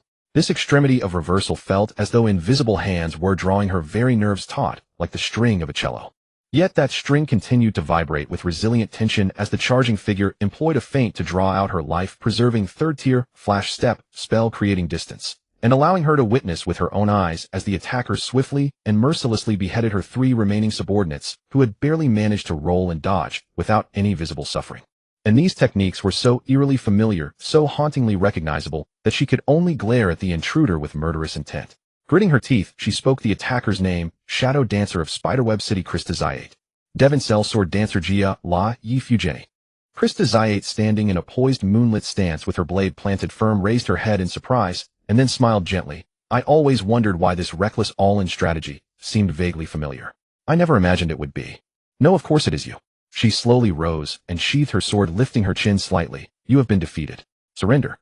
This time you shall have no chance to flee. Even if I fall in battle, it is not at your hands, you mediocre subordinate who could not defeat me. Yet Eugenie showed no sign of surrender. Instead, her gaze fell upon the crimson dragon seal branded upon the Drow's lower abdomen, and she sneered, as I suspected. But I never imagined a Drow such as yourself would choose to become a dog, a hound beneath a red dragon's claw. Before Zyate could respond, Eugenie lifted her proud chin and continued, Summon your red dragon master. I wish to meet him. Oh, and what for? Do you still hope I shall take another high elf as my pet? You are dreaming. Bloody hell, I'm stuck again. Tanya, give me a push from behind. David's upper body had barely emerged from the narrow doorframe when he discovered his posterior wedged once more, instantly intensifying his disdain for the high elf's stinginess. Why couldn't you build a proper-sized hatch? Fury, all right. I'm pushing, little brother, exert some more strength. A thunderous bang echoed. The doorframe, finally succumbing to the relentless assault of two dragons working in concert, was torn from the cabin wall, and slipped entirely over David, much like an orange Elizabethan collar. Except while cats wore such collars around their necks, David found it lodged firmly upon his rear. The deck, moments before a life-and-death confrontation, fell suddenly silent. After a long pause, David broke the silence, though his imposing presence was somewhat diminished by the Elizabethan collar encircling his midsection. Ahem, speak your dying words quickly if you have any. I am listening. Having been caught in such an undignified state, David decided to simply dispatch her without further delay. As though a jammed reel had resumed its rotation, Iphigenie pretended not to notice and continued her imploring plea. I ask that you slay me with your own hands. She paused. And then, consume me. Upon hearing this, David retreated with a bewildered expression. You haven't secretly poisoned yourself to give me gastrointestinal distress, have you? Of course not. A wave of dizziness assaulting her head, Iphigenie drew a deep breath, struggling to regain her death-defying composure. Casting a glance at the silver dragon observing leisurely nearby, she lifted her face and returned her ardent gaze to David. Do you know? Although I still do not know your name, from the moment I laid eyes upon you I knew. You are the embodiment of my dreams, the realization of every childhood fantasy. How desperately I wish to ride upon your back. Hold on, what in the nine hells is this? Do all your kind resort to such shameless tactics? Attempting to cheat fate with a seduction on the brink of death? What kind of dragon do you take me for? Growing impatient, David interrupted, waving his claw toward the Drow. Dispatch her already. This long-eared rambling has gone on far too long. Having been interrupted so repeatedly, the taut cord of Iphigenie's emotions finally snapped. She collapsed to the deck in uncontrollable sobs, even choking on her tears, and cried toward the pensive Drow, kill me. Please, anyone, just do it. End it all. This filthy, grotesque world. She had endured it long enough. Facing the high elf who sought death with utter resolve, Dai Wei felt not a shred of mercy. Just as he remained wary of the Drow, he treated the high elves with equal impartiality. If the Drow who inherited most of the high elves' dark traits were merely synonyms for conspiracy and betrayal, then the high elves in their full form were the masters of cunning and intrigue, like lotus flowers blooming in murky waters. According to the dragon's legacy, after these elves settled in the prime material plane called Tuaer, they had long since forced the dragons who were once the overlords off the central stage. They even accomplished the great feat of unifying the continent. Yet, driven by their self-destructive nature, they nearly blasted through the entire crust of the world. Thereafter, they plunged into a crown war that lasted 3 millennia, leaving them eternally weakened.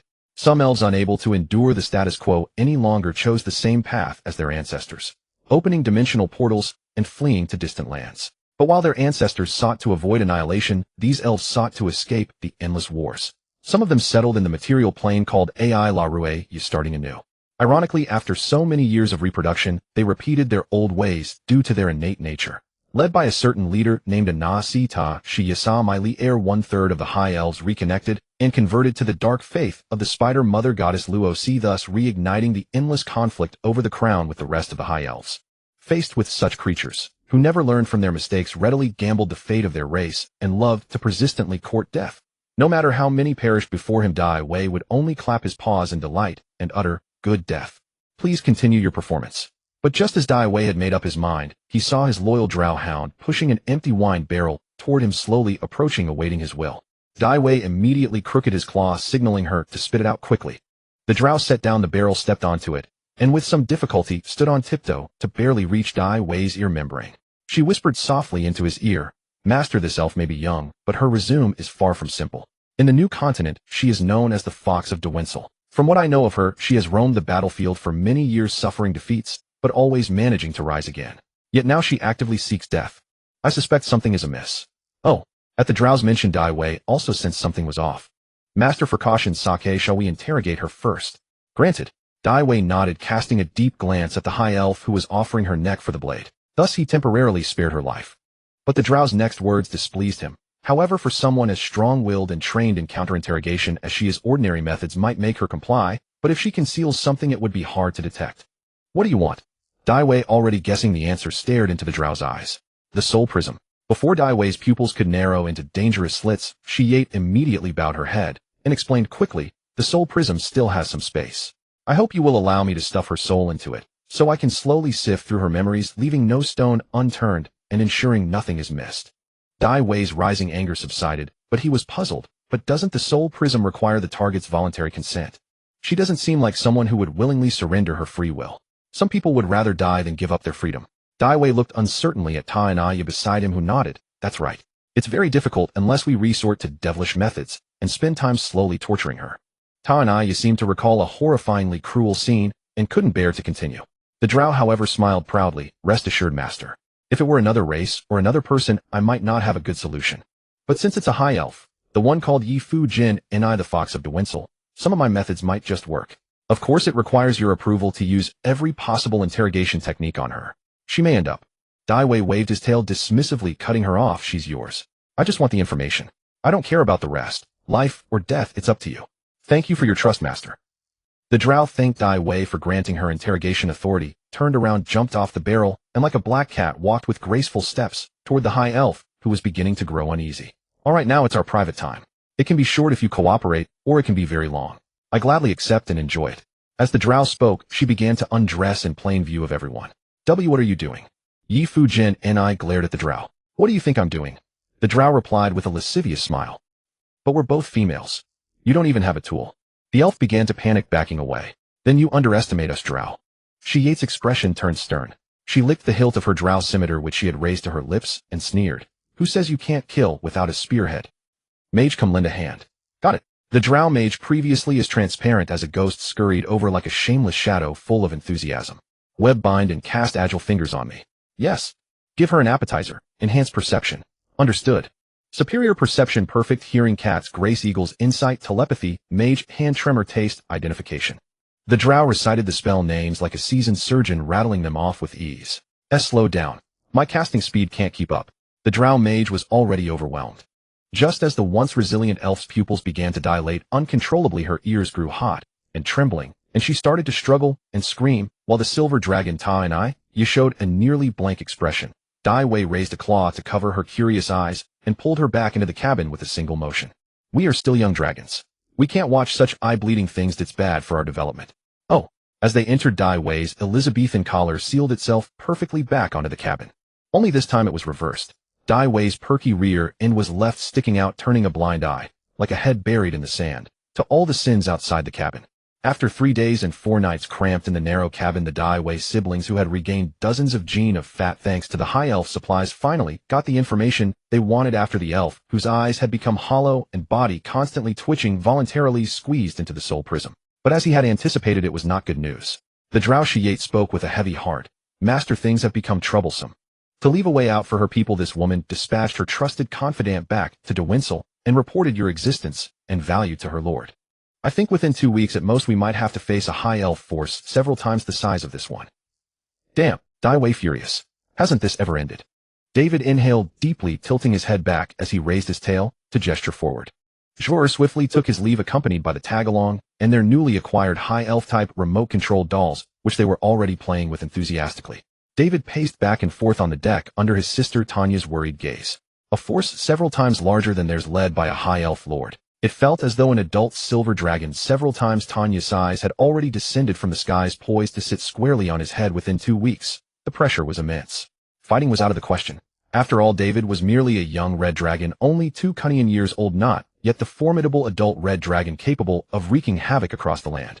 So, was escape their only option? He was a lone dragon anyway, with no permanent lair or possessions in Katagara. All he needed to do was pack up his recent spoils and bid farewell to those high elves who hadn't yet reached this new continent. Indeed, if he couldn't fight them, he could certainly avoid them. He'd find a favorable location to bide his time and grow stronger, then return in 100 years to deal with those troublesome long-eared folk. Since they were all long-lived immortals, he didn't need to worry about accidentally missing an opportunity and watching them pass away peacefully in their old age. So they might as well wait things out together for now. Though the notion still clashed with his true feelings, and he resisted confronting another lurking thought, David found himself reluctantly accepting it. After weighing his options, he turned to his sky-sent dragon sister with hope in his eyes and sincerely invited, Tanya, come with me. We'll stay far from this land of conflict together. As long as we rely on each other, wherever we go, we'll surely live well. He couldn't quite explain why, but across both lifetimes he'd never felt such a profound need for a companion. Someone like Tanya with whom he could share everything without hesitation or restraint. He sensed that if he continued living alone as he had for the past 5 years, his mind would gradually become more red dragon, more twisted and unhinged, as his body matured. This was an exceedingly contradictory feeling. Even now, reflecting on his experiences over these past years, he found them hard to believe, as if they belonged to someone else entirely. It was as though he'd lived through an absurd dream. In that dream, he shed his refined disguise, learning to devour raw flesh to survive, and killing indiscriminately in fits of rage, without a shred of moral guilt. Like a monster rooted in his thoughts, he devoured every corrupting nourishment within reach, breaking free from his cocoon and growing wildly out of control. He didn't know what strange version of himself he'd become if he continued on this path. But back then he refused to think about it or care. Having suppressed himself his entire human life, he simply wanted to act recklessly and indulge every desire in this world without explicit restrictions. Even if he met an untimely end because of it someday, he'd at least lived fully and made his life worthwhile. Until he met Tanya. Her presence was like a bright, warm light that shone into his heart, which had grown increasingly cold and deranged. She served as a steady anchor, allowing him to find the true self that cowered in the corner of his mind, coldly observing everything he did amidst the endless waves of wandering thoughts that flooded his consciousness every moment. She enabled him to make choices aligned with his true nature even when his mind faltered, rather than simply letting go of the reins of his draconic existence and surrendering completely to an endless abyss of madness. Yet this time David's fervor struck against an iceberg lurking in the deepest northern seas. All he received was the silver dragon Tanya's silence. David fell silent as well. I understand. I'm sorry, it was rather forward of me. After all, we've only known each other for a few days. Just as David managed to smile, his disappointment evident as he prepared to leave alone, Tanya grabbed his tail with a nervous expression. Don't be like this, David. Don't do this. You'd make me so sad. If I could, I'd want to go with you too. Hearing this, a spark of hope reignited in David. He turned around and grasped her somewhat cold paw, his expression growing agitated. Then why not? Look at this wretched place. What could possibly be good about it? It's cold and desolate, and you can't even enjoy a beef buffet without being hunted down. Let's just... Before he could continue his persuasion, he saw Tanya shake her head with force and determination. No, I can't. At least not in this case. You understand the reason. If I leave, Mother will be furious. And Tanya's words, like a blade slicing through fog, directly revealed the nightmare David had always resisted confronting.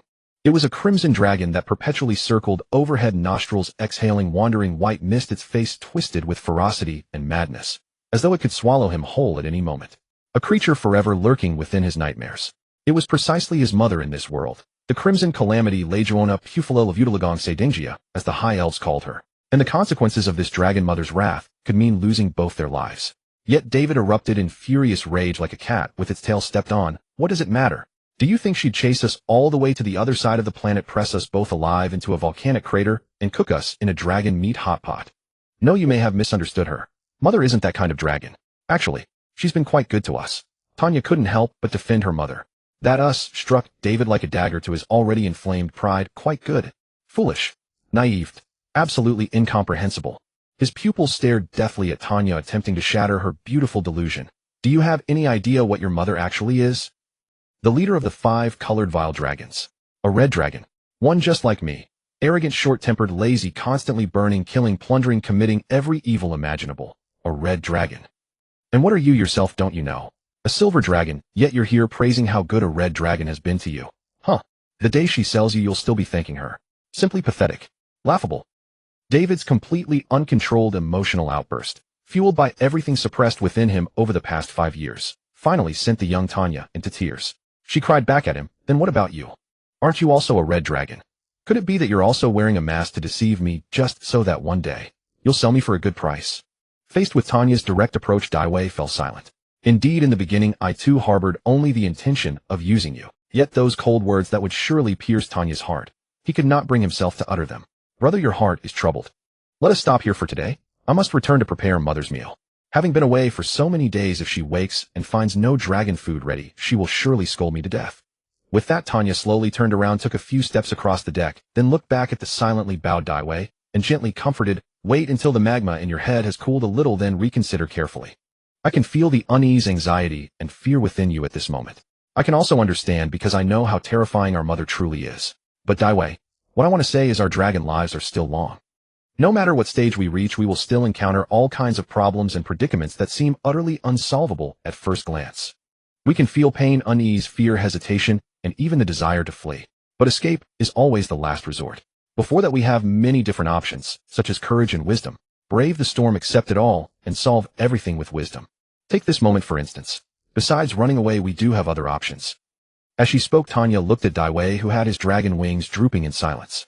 Unable to hold back, she stepped closer, stretched out her neck, and pressed the small horn on her snout against Daiwei's head, as if just like half a month ago, she was sharing the courage she had borrowed from her brother back with him. Tanya said softly. If you encounter a storm you cannot avoid outside, why not come home, face the terror of our mother, and then take shelter under her dragon wings for a while?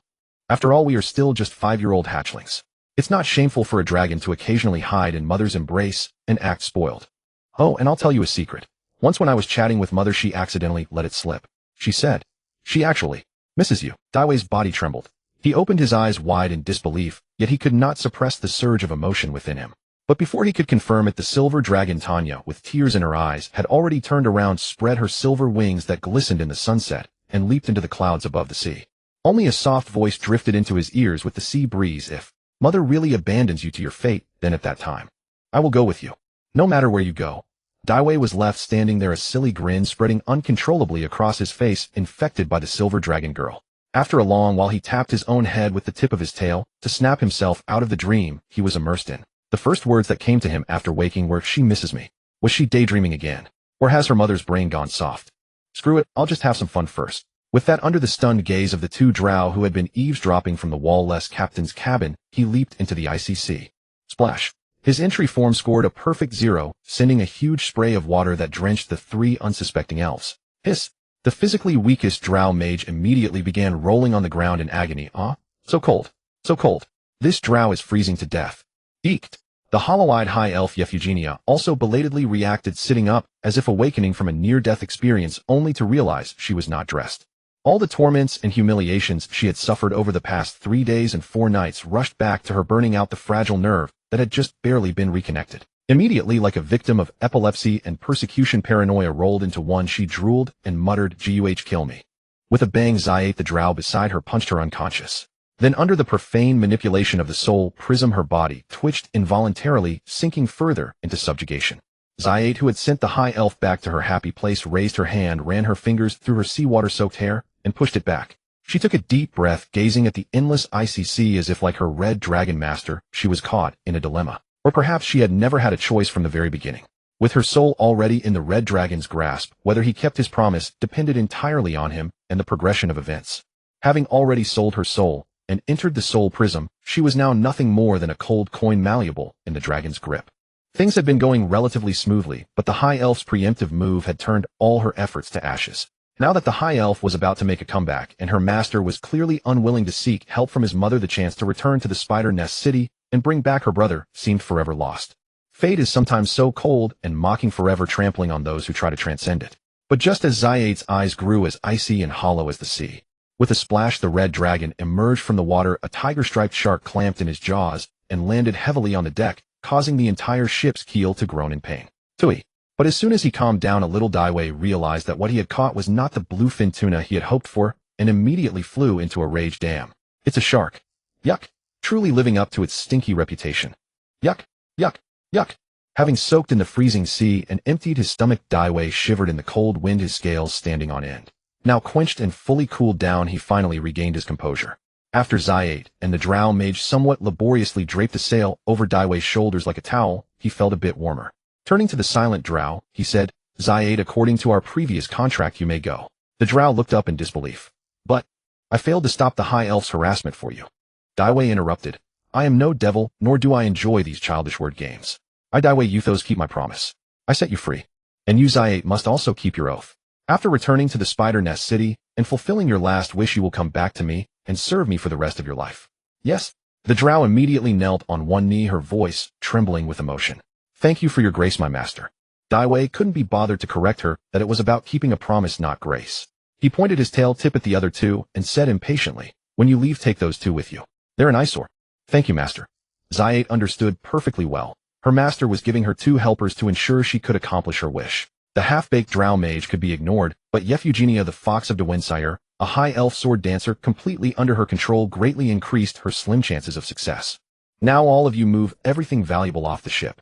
"Yes." As the cargo hold was emptied, the Drow, now in full possession of the ship, stood on the deck, still feeling as if she were in a dream.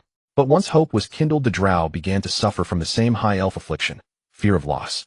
Looking at the red dragon counting his treasure on the shore, she called out against the wind, "But if we leave, master, what will you do?" "None of your damn business." Daiwei didn't even bother to turn around. "Get lost." Rage. The Drow immediately signaled the other 2 elves to set sail swiftly, heading into the North Icy Ocean, afraid that even a moment's delay would anger her master and result in a dragon's breath incinerating both ship and elves. On the shore, Daiwei looked at the pile of elven treasures spread before him. The thought that all this hard-earned wealth might soon no longer belong to him made his blood boil, and his tail pound the ground in frustration. I really truly screw her mother. Error. Daiwei instantly transformed into a hopping, fire-breathing dragon. Rage 99. In the ensuing 2 weeks, David, having made his decision, resembled a gambler who had wagered his entire dragon life on the wheel of fate. During the time before the answer was revealed, the entire dragon sank into an unprecedented state of emptiness. When hungry, he went to the Cartagena Valley for a beef buffet. When angered, he charged into the southern forest, crushing every high elf he saw underfoot. When tired, he found a random cave to sleep in. After a few days of this, seized by a sudden whim, he flew intermittently on his dragon wings, exploring the entire northern border of the old continent, only to discover a geographical fact that left him dumbfounded. The eastern edge of the northern lands was an unbroken range of towering peaks that pierced the sky. To the south lay an endless desert where, aside from a few dilapidated ancient tombs and wandering undead, life was scarce. As for the north, needless to say, the northern lands were already at a high latitude. Flying further north, he might even spot polar bears pummeling snow leopards, so David couldn't be bothered to give it a glance. The entire old continent now consisted only of this barren, desolate northern land where little could be grown, and a group of mountain barbarians were struggling to rebuild civilization amid the ruins of the elves living a primitive life. If he had followed his instincts and chosen to flee, as he initially thought, no matter which direction he flew, he would not find his promised land anytime soon. As for heading west, using a ship as a resting stop might allow him to reach the legendary new continent rich in resources. But that territory was monopolized by the elves, and a fleet of high elf ships was already heading this way. Wouldn't that be walking into a trap? So, was she deliberate or careless? David the Red Dragon couldn't help but feel puzzled. Could it be that Tanya already knew of this predicament, and thus refused to flee with him, unwilling to endure a life of hardship and poverty? But he immediately dismissed the thought. Given that Tanya was a silver dragon, there was no need for her to deliberately conceal such matters from him. He could sense her sincerity. She truly had his best interests at heart. It's just, I have this damn feeling that she's leading me into a fire pit. This wasn't prejudice against red dragons, it was the goddamn truth. Even if he searched through the entire dragon heritage, aside from a few elderly red dragons who on the verge of menopause finally developed some affection for their offspring, the rest were each more despicable than the last. Perhaps there were anomalies in the world, but David never placed his hopes in them, nor would he entrust his life entirely to others. Just as in his previous life, when commuting by car, he always maintained a razor-sharp focus and never took for granted the condition or competence of other drivers or pedestrians. And even so, he still had a traffic accident once when someone hit him. It was precisely this caution that prevented him 5 years ago from confronting the Dragon Mother, directly begging for her conscience and mercy. In his view, the chances of surviving that were roughly akin to taking a stack of Slanish-themed little cards and handing them out to drivers on the highway, not being immediately sent flying into the sky, receiving the full payment from the snakehead safely afterward, and escaping the clutches of the police. But now, David gazed at the silhouettes of several elven warships already visible on the coastline. I have to grit my teeth and go through with it. To some extent, facing the Dragon Mother was even more daunting than flying over to confront those elves right now. However, unlike 5 years ago, if negotiations with the Dragon Mother went south, he, with his dragon breath escape technique, 3 times faster than an ordinary red dragon, might have a slim chance of escaping from her jaws by using the hundreds of layers of rage he had accumulated over these days, causing her to lose her mind on the spot. With that thought, David took a deep breath of the cold sea breeze, secured the bundle of loot wrapped in sailcloth, turned around, and flew toward the towering Cartagena volcano. Tanya and Mother, I'm coming. Deep within the Cartagena volcano, in a cave formed by flowing lava and magmatic rocks, the crimson calamity Pathula had been woken early by her daughter. She coiled atop her enormous hoard, squinting as she slowly savored the various dragon delicacies that Tanya had meticulously prepared in a continuous buffet. The cave's interior was dim, lit only by the glow of the scorching lava and the faint radiance of the red dragon herself. These faint lights refracted dazzlingly off the gleaming gold coins and gems, creating a blinding spectacle. The temperature inside the cave was extremely high, and the air was thick with the scent of burning and sulfur. With every breath, Pathula, the mistress of the dragon lair, exhaled waves of scorching heat. As a result, Tanya, the silver dragon who was serving her mother during the meal, was already panting from the heat. She could only intermittently blast herself with a couple of icy breaths to feel a bit better. Whether she sensed something or not, the dragon mother Pathula paused this meal that had lasted 2 weeks. With elegant refinement, she lifted a spider silk cloth to wipe the grease from her lips, then swept her fiery eyes over her busy silver dragon daughter. She said none too kindly, "Let him in. It's rare for you to endure the heat and stay in the nest keeping this irritable old mother company for so long. I suppose it's been hard on you." "Ah, he's finally here." Tanya was startled. No, mother, how did you know he was coming home? If you've been stuffing me full in advance, what else could it be? You're never this dutiful or attentive at home. Rest assured I have no appetite for your brother. Pafula seemed to recall something, a hint of disdain flickering across her face. Then she pointedly remarked, and do you really think you can hide every move within my territory from me? Your mother is just lazy, not stupid. With that, before Tanya could whine or defend herself, Pafula, who had already digested most of the meal, used her tail to roll a wine barrel-sized elven sacrificial vessel and set it before her daughter. Tanya quickly blasted it with a breath of icy frost. The dragon mother immediately curled the vessel around and downed the chilled wine in one go. Just as she set down the goblet, David, fully alert and carrying a large bundle of treasure, strode in through the long tunnel of the cave under the intrigued gaze of Pafula and the mixed excitement and worry of Tanya. David stopped near the lair, setting down the sack wrapped in canvas beside him. Then, as if suppressing a surge of instinctive stress, he lay down before Pafula turned over and exposed his pale belly, signaling his submission and harmlessness. He took a deep breath, craned his neck to look upside down at his mother, whom he hadn't seen in 5 years, and said in a deep voice, "I'm back, mother." As a result, he saw the dragon mother Pafula raise a claw to pinch her nose and say in a muffled tone, "Did you take a bath before coming?" David was silent at first, then nearly ground his teeth to pieces. Rage 9. Before returning to the nest to face his perilous mother, David had rehearsed countless contingency plans and escape scenarios in his mind. He had even anticipated the words his dragon mother might say, such as, "Humph, you little brat, you know how to come back." Or perhaps, filled with malice like most red dragon mothers reunited with their lost offspring, she might say, "Oh, let's see, who do we have here? I had no idea I gave birth to a red dragon, whelp like you. Don't tell me you're some spy sent by the metallic dragons." Yet never once did he imagine she would say something like this. "Did you take a bath before coming here?" "Crap. What do you mean, did I bathe before coming? It's been 5 years, and you're still complaining about my stench. If you hadn't come here with such aggression, would I be in this mess?" Even if David were the slowest to react, he would have realized by now that his mother had long ago discovered his attempt to evade being devoured by hiding within her embers all those years ago. It was merely her mysophobia that prevented her from actually taking a bite. Pressured by the dragon mother's towering physique and suffocating aura, the words caught in David's throat instead emerged in a polite and gentle tone, "Of course. Before coming, I jumped into the Arctic Ocean and swam a few laps, washing every scale crevice thoroughly. There's still a hint of sea salt's refreshing scent on me now. Don't believe me, mother? You can smell it yourself." As he spoke, he raised his tail, which had been tightly clamped, toward the dragon mother's face, only for the motion to inadvertently expose his pixelated cloaca. How could the red dragon Pavura dare to smell this dragon whelp who dared to burrow into a cesspool? She promptly recoiled, as if shunning a plague, raising a claw to stop David's gesture and saying, all right, don't come any closer. Just tell me directly what your purpose here is." David was also somewhat stunned, clearly not expecting things to go so smoothly. He couldn't help but wonder if this dragon mother of his and Tanya's was somehow an exceptional good mother. But how could that be possible? Though instinctively skeptical, he seized this rare opportunity, nonetheless, rising to his feet, drawing a deep breath, glancing at Tanya beside him, who was gently nodding to encourage him, then returning his gaze to the dragon mother's face, as he began, "I've crossed paths with high elves. They're crossing the sea as we speak. I, your eldest son, Sapphirion Karatruka Davidutos, Sedapanga. I hope to receive your protection alongside my elder sister." At this point, David opened the entire package of spoils he'd prepared nearby, looted from the elven warship, in full view of the dragon mother.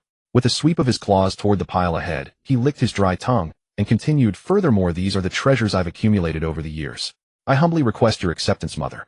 Pavura, coiled upon her mountain of gold, let her eyelids barely linger on the pile of treasures before shifting her attention to David's words, asking with apparent astonishment, "Elder sister?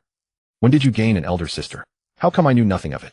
Her expression was as if a hen had laid an egg without realizing it, only to hatch a chicken that could sing, dance, and chase down trainees on an NBA court after merely 2.5 years of practice. David couldn't help but stare blankly at Tanya, whose head was now tucked nearly beneath her belly. Realizing he'd been exposed, he mumbled defensively, "Didn't I feed you before? Isn't that what an elder sister should do? What's wrong with calling me elder sister?" David grew even more bewildered. "When did you secretly go feed me? How come I have no idea?" What was even more absurd was that he'd fled 30 li away from the dragon nest. How on earth had she managed to feed him? I haven't done anything." Only then did Tanya realize that the other party had no idea of the truth. She had unwittingly handed over the revelation with her own claws. Her entire body curled into a dragon ball right there, so overwhelmed with shame, she pretended to be dead. So those delicious snowfield worms were actually some previously puzzling yet forgotten memories instantly connected with the words Tanya had once spoken. Holy crap. Suddenly realizing what it was, David's face turned green, and he couldn't stop dry heaving.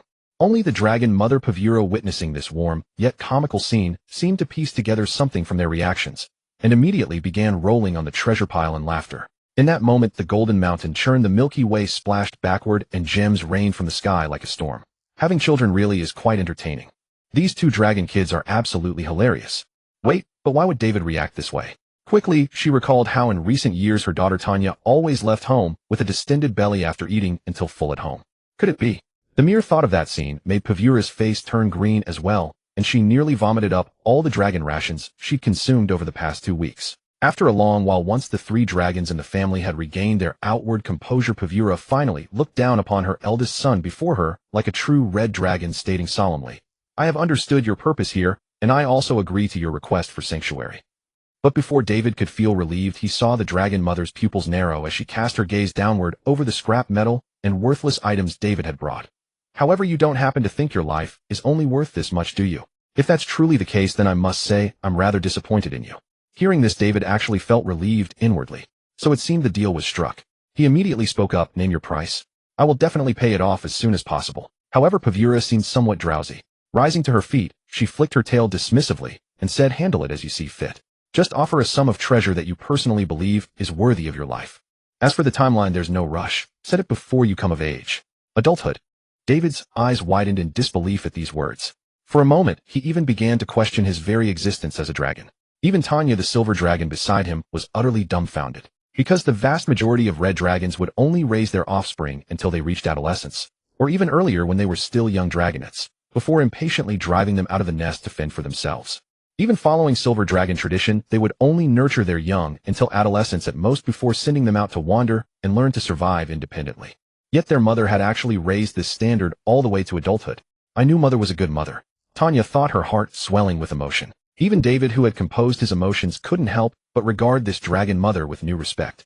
Of course, his understanding was entirely different from naive Tanya's, because an adult red dragon was worth an entirely different price compared to a juvenile or even young red dragon. With his pride, he would never allow himself to renege on the deal or diminish his own worth, after all the transaction had genuinely been reached.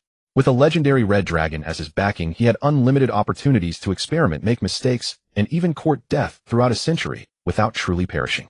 This was likely an opportunity that even the rulers of nations would exhaust their treasuries and offer every condition to obtain, but still fail to secure. He'd just consider it as paying a bit of tax.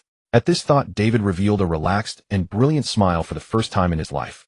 Like ocean wind dispersing the fog that had once filled dragons with worry and fear, his mother's image, aside from being somewhat lazy and greedy, seemed less terrifying than before. "Very well, do you need me to swear in the name of my lord?" He cast a glance at the mountain of treasures beneath the dragon mother's seat. At the same time, he secretly vowed in his heart that after 100 years he would definitely give this old mother of his a bit of a financial shock. "Prodigal son, do you really think swearing an oath to that old woman is free? With that money you'd be better off treating your own mother. I mean me." This time, aside from being somewhat amused, David truly gained a new perspective on the red dragon mother. It was a feeling of being trusted by the dragon, even if the endorsement of that trust came at an exorbitant price. Yet just as a flicker of gratitude stirred in David's heart, the suddenly irritable dragon mother took a deep breath, fixed him with a cold smile, and said, "Do you actually think I still need to worry about you welching on the debt? You can try all you want. Whether you flee to the 7 heavens paradise or the 9 hells of Bader, I'll drag you back, twist your head off, and shove it back into your cloaca for a remake." Tanya, standing nearby, was utterly stunned by the fierce words. David, equally dumbfounded, could only manage a feeble flattery. "Mother, you are mighty and majestic. All right, come here." Hafra, pleased with the dumbfounded reactions of her unfilial children, lifted her neck slightly and curled a claw. "Off." David cautiously shuffled forward a few steps. "Closer," said Hafra. "Oh." David took 2 more steps. "Try dawdling again." The dragon mother finally lost patience, wrapped her tail around David, and scooped him up like a miniature toy, opening her massive maw to bite down. As the terrifying abyssal maw loomed closer like a nightmare come true, David instantly entered a state of alert. By reflex, he simultaneously activated the authority wrath, which had been stacked over 100 layers, and his self-created dragon breath evasion technique. But he could swear before Tiamat that this time he really didn't mean it. It was purely because of extreme nervousness causing his mind to short-circuit and spasm. To put it in a metaphor, it wasn't like mistaking the accelerator for the brake in an emergency, but rather that he was driving a Tesla. With the accelerator stuck and auto-lock engaged, even hitting the brakes was useless. A jet of flame burst from his cloaca, spraying the dragon mother's face, and just as he was about to shoot out of her broad embrace, like a fighter jet, the suddenly enraged Pafra grabbed his tail and yanked him back from midair. But his rear end kept spewing fire, turning him into a blazing wheel spinning around her wrist. Seeing the little dragon spinning faster and faster, almost blinding her, Paphra, as if entering premature menopause, grew annoyed. "Stop. If you don't behave, Mama will eat you." Without waiting for David's response, she swung him by the tail and slammed him onto the pile of treasure beneath her, sending a rain of gold coins flying. Some of the treasure melted on the spot from David's sustained dragon breath. Heartbroken, the dragon mother ignored everything else and thrust her tail tip into the spouting hole, blocking it. "Oh, SSS. David stuck out his tongue, his eyes rolling back in pain. The blocked flame surged back. Just as dragon breath was about to erupt from David's mouth, the quick-eyed dragon mother clamped a claw over his muzzle. Blocked from both ends, David swelled up like an angry pufferfish. Puff, puff, puff. Unable to contain the pressure, flames burst from his nostrils, ears, and even tear ducts erupting from 6 orifices.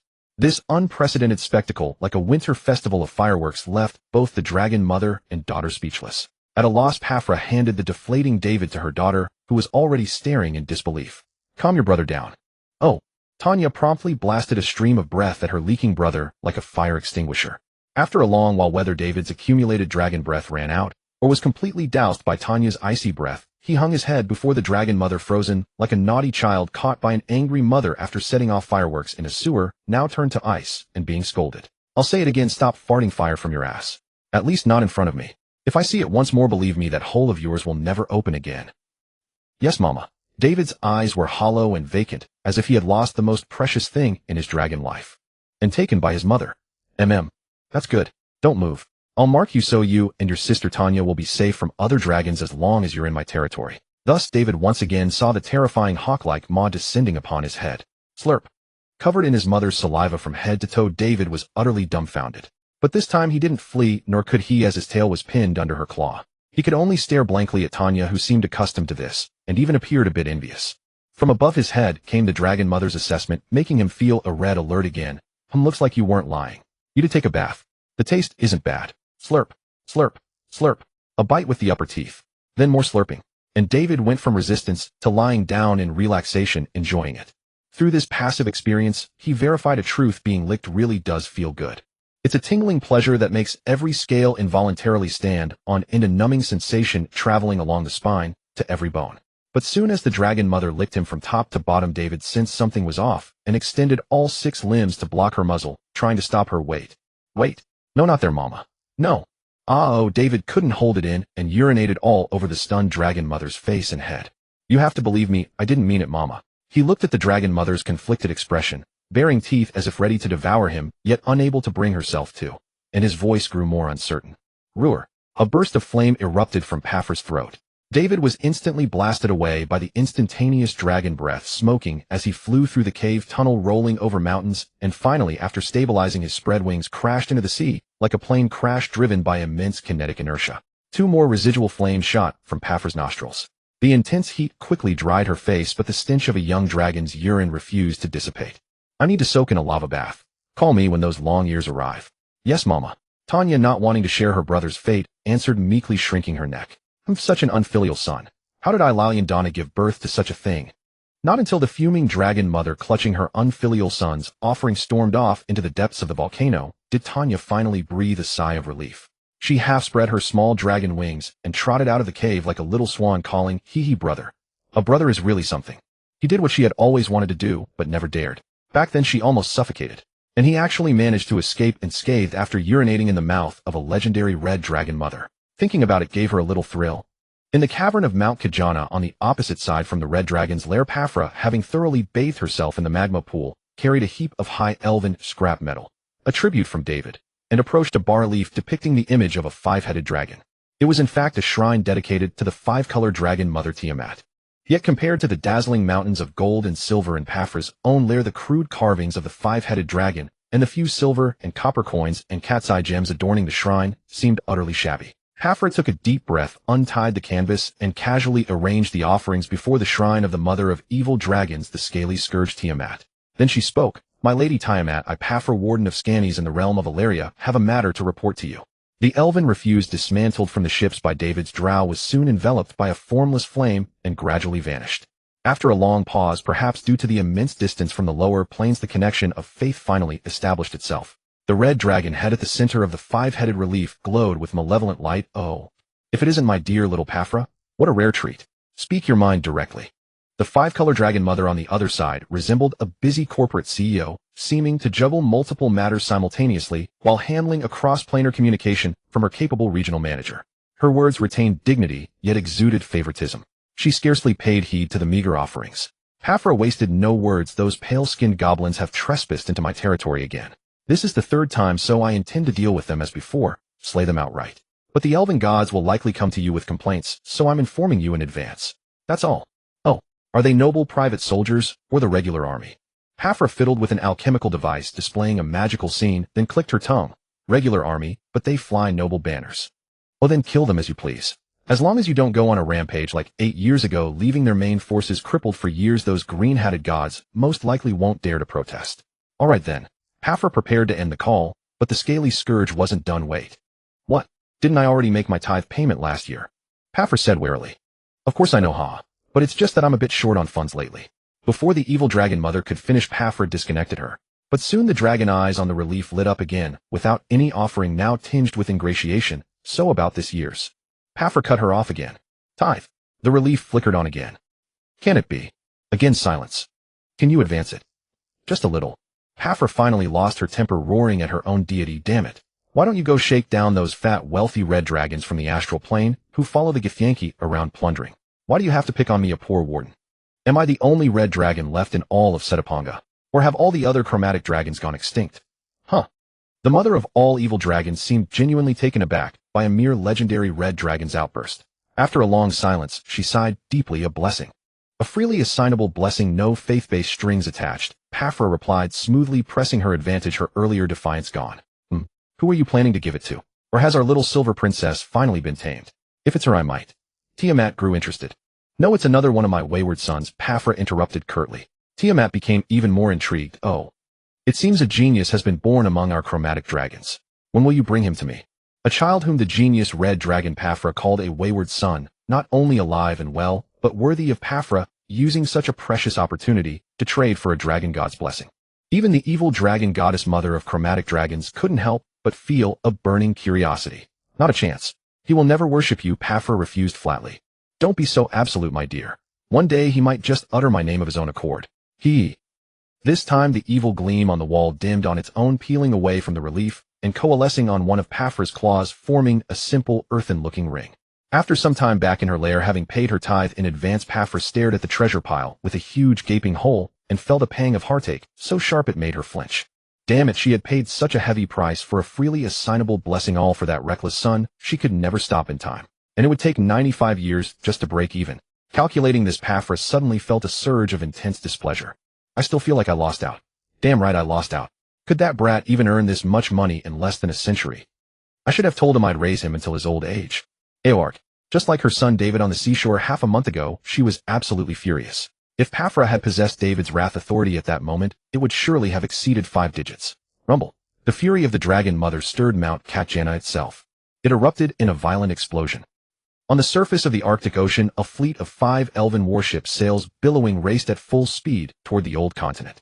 As the coast drew near, the high elves, who had drifted on the sea for nearly 2 weeks, grew visibly excited and joyful. Only 4 high elves, 1 tall and 3 short, forcibly conscripted by the nobles, mingled among the sailors, scrubbing the deck with their backsides in the air. The tallest and fairest of them suddenly stopped. It was none other than Yevgeny, the sword dancer known as the Fox of Devonshire, whom David and his crew had captured.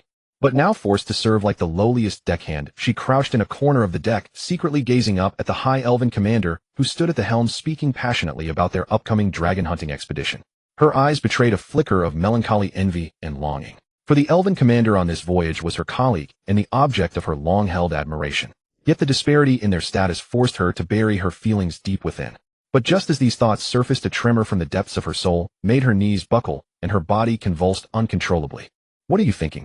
Don't tell me you expect this fool to capture the master. The Drow Zirtha, also disguised as a high elf and elated after successfully rescuing her brother from the Spider City, grabbed the elven woman's delicate chin, patted her flushed cheek, and taunted her. Exactly. If these clowns could capture the master, I'd chop off my head and give it to you as a potion vial, chimed in the Drow mage, playing the bully. Just as Yevgeny prepared to feign submission with a few soft moans to escape the Drow's dual torment of body and soul, a low roar descended from the sky. Enemy! Attack! The handsome elven commander had barely drawn his sword to alert the crew, when they saw a tumbling, disheveled figure tracing a graceful parabola through the air. With a tremendous splash, it crashed into the sea less than 2 nautical miles in front of the fleet, sending up a towering geyser. All the elves on the fleet were stunned, staring in bewilderment at the red dragon that had fallen from the sky.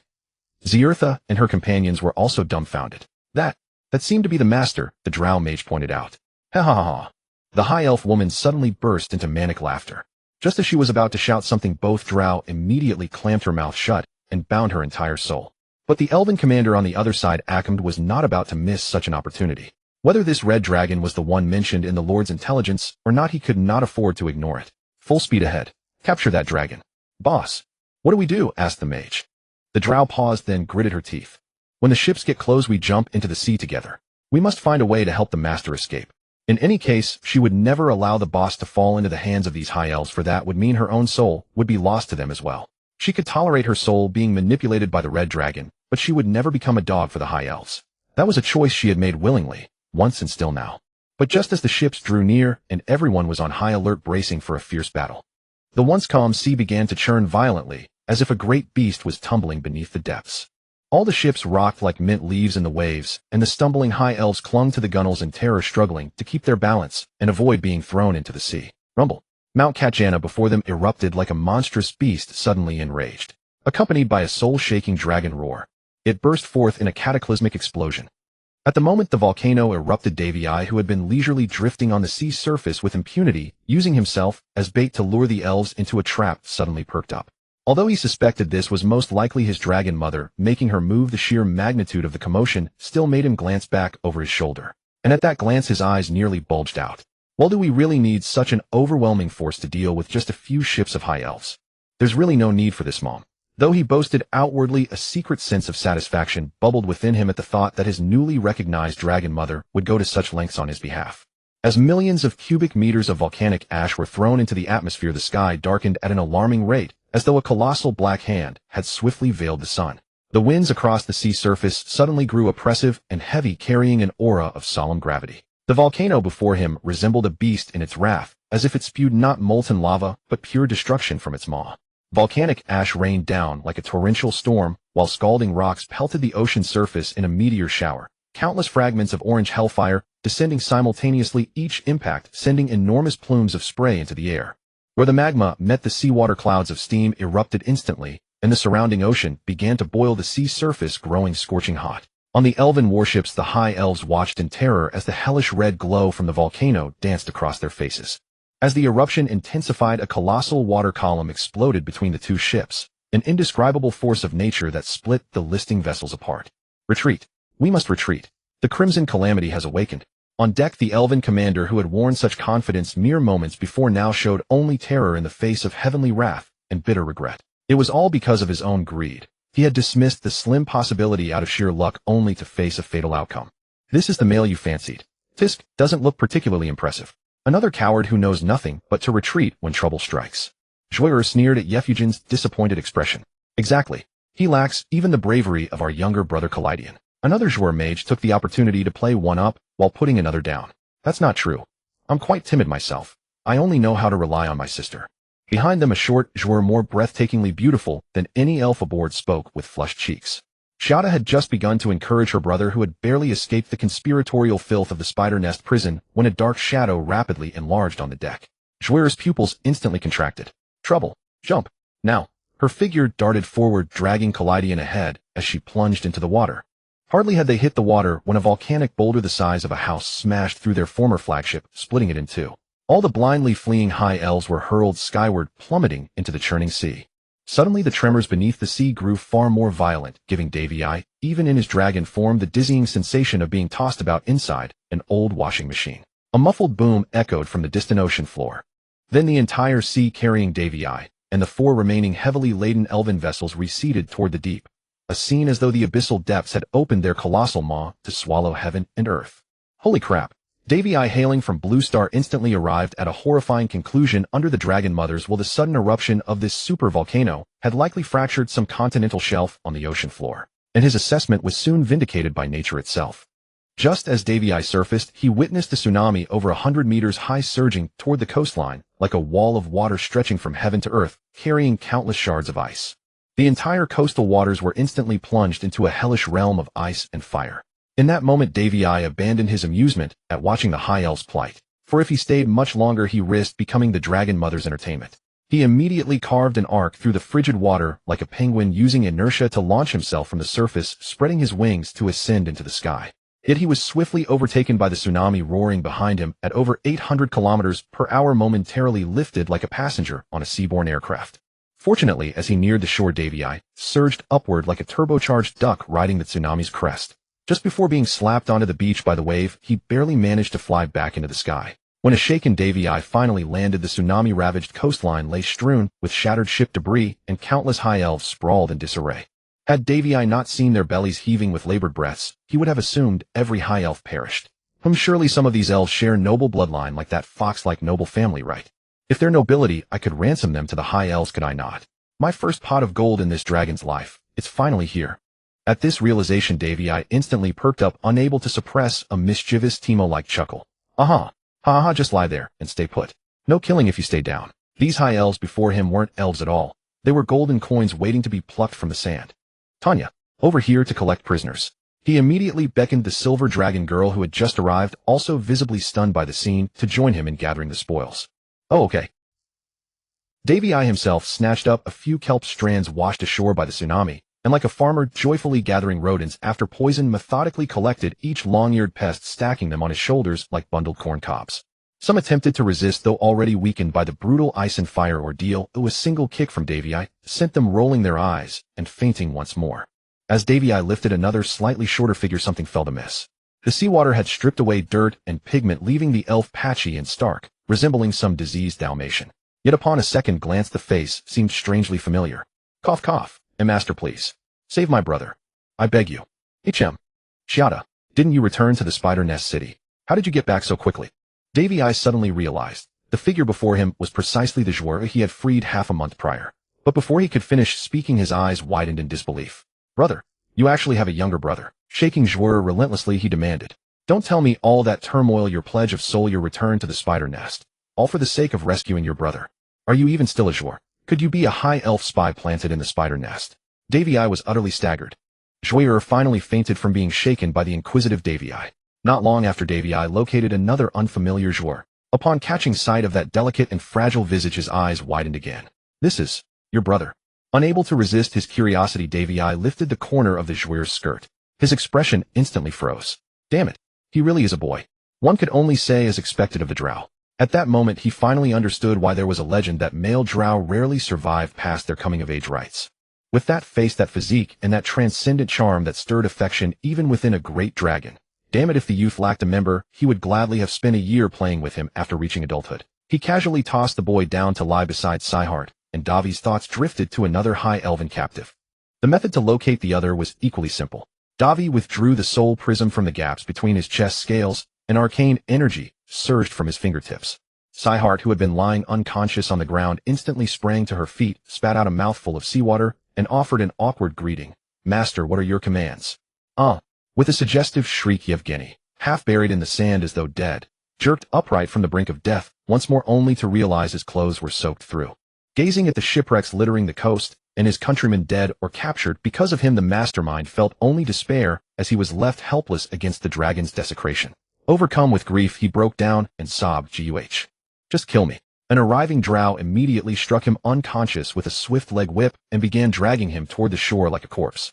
Sister Cyhart, allow me to assist you. Davi had originally assumed the male Drow could not bear to witness such treatment of the High Elf, never expecting his so-called assistance, was merely hauling Yevgeny by the other leg. He was genuinely offering a hand. Yet with the High Elf's legs splayed so wide, an accident was all but inevitable, perhaps crashing against jagged reef outcroppings. In that instant, Davi could have sworn he heard the wet pop of an oyster being shucked. He let out a stifled chuckle, unable to watch any further. Truly as expected of the Drow. Had he been as purity incarnate and naively virtuous as protagonists in certain tales, he would have been thoroughly ruined and toyed with by those arachnid-like Drow sisters long before his secondary sexual characteristics even manifested, let alone surviving to his coming-of-age rite. Just as Davi directed one draconic sister, and 2 Drow to bind the High Elves according to the rank insignia on their chests. A pall of annihilation wreathed in gale-force winds slammed into the earth. On the coastal shore, still reeling from the tsunami, it felt as though a magnitude 7 earthquake had struck.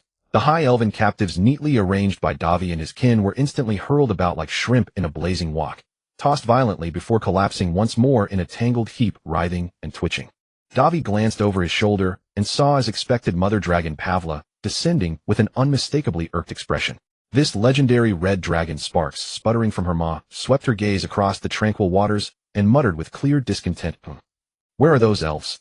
Today I will sink every last one of these pale-skinned goblins to the seabed to feed the fish." She adopted the posture of a fearsome triad matriarch, sleeves rolled up ready to tear through an entire block.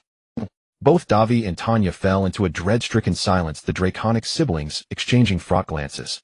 Yet Pavla, whose mind had been nearly overwhelmed by fury, could scarcely fail to grasp the full sequence of events upon laying eyes on the heap of disarrayed, High Elven captives. She could not help but marvel at the raw cataclysmic power unleashed by the volcanic eruption.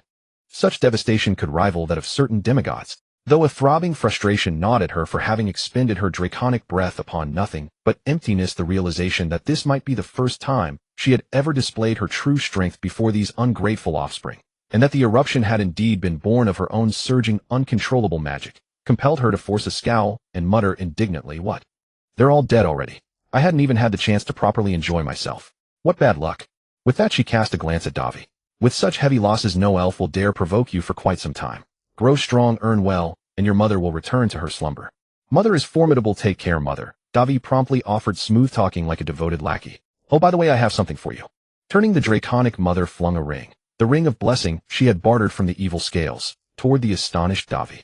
"I'm not sure of its precise function yet, but examine it yourself. It ought to be a fine artifact." "Thank you, mother." Davi watched his mother's departing figure and offered a somewhat clumsy farewell.